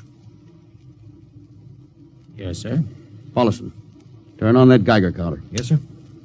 Hold this watch next to it. Yes, sir. That's all. Lieutenant, if you hadn't any close contact with that transmitter, how do you explain the radioactivity of this watch? Well, I don't, sir. I think you'd better. To whom were you sending those signals? Condition red. Condition red. There's your answer, Captain. What is this, Collier? Alien spaceship approaching. Alien spaceship approaching. Collier, who's aboard that ship? All right, now talk! Very well, Captain. My mission seems completed. Your mission? Are you admitting that you're an agent of a foreign power? I am stating it. What nation? No nation, Captain. What? I am an agent of the Voltan government. What? The government of the planet of Voltan. You're crazy. Are you so stupid, Captain? Did you think your people are the only ones who can invade another planet? What do you mean? We've had agents operating on Earth since 1945. I don't believe you. What do you think happened to those 5 ships, Captain? Where do you suppose we got our information? Your language, your culture, family background. Your appearance, you look like... Like Commander Collier? Well, is that so surprising, Captain? You see, Captain, we had a living model. I ought to kill you. That would be very foolish, Captain.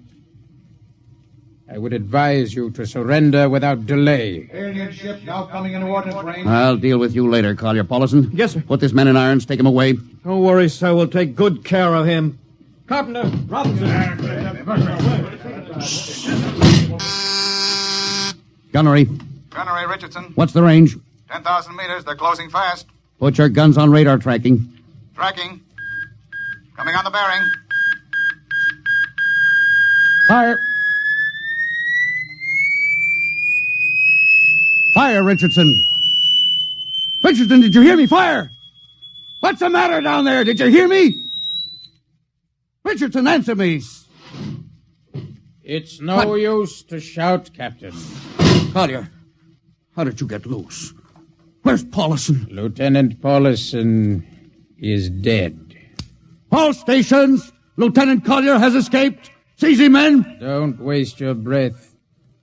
Your men can't hear you, Captain. What? Those still alive are my men. You're lying. No, Captain. Every ship that has ever left Earth was controlled by a Voltan crew. That's impossible. Those were hand-picked men. Hand-picked by us. I don't believe you. No? Then why not call for help? Carpenter, Robinson, Haley, report. You see, Captain? Carpenter, Robinson, Haley. It's quite useless, Captain. I would advise you to sit very quietly and do nothing. Very well, Collier. You've beaten us. What now? The ship will be taken to Volta for, shall we say, further experimentation. I see. Of course, there's one thing you hadn't counted on. Just what is that, Captain?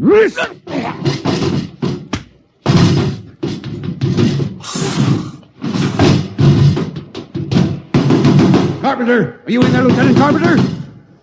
They can't all be dead. There must be one alive. Smitty, Dr. Smithson! Smitty, what have they done to him? Louis, Dirty. Don't talk. I must lean closer. There's not much time. Louis, space blues. Space blues? What is it, Smitty? What are you trying to tell me? All men with space blues. Voltans. Let me help you. No, Louis. Get message back to Earth. Veldt and fifth column. Watch out for space blues. Smitty. Oh, Smitty. Captain Thorson, you can't hide from us now. Come back to the bridge and surrender, or my men will come and get you.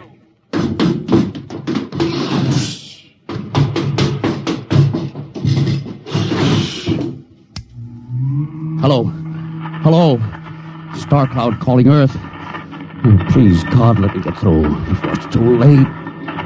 Hello. Starcloud to Earth. Come in, please. Come in, please.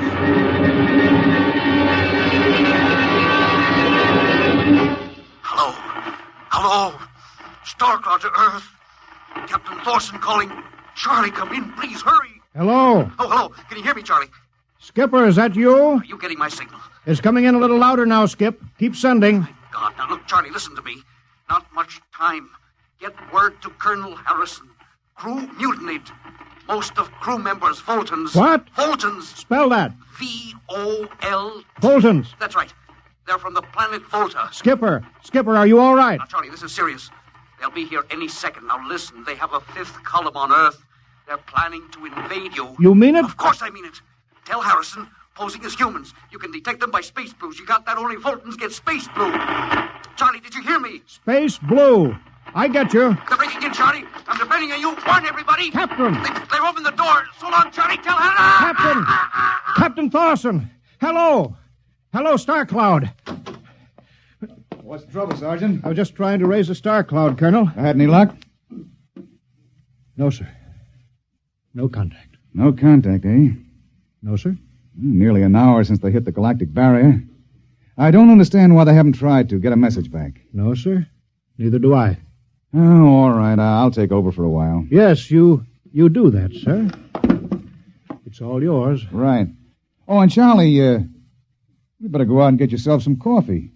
You look a little blue around the gills.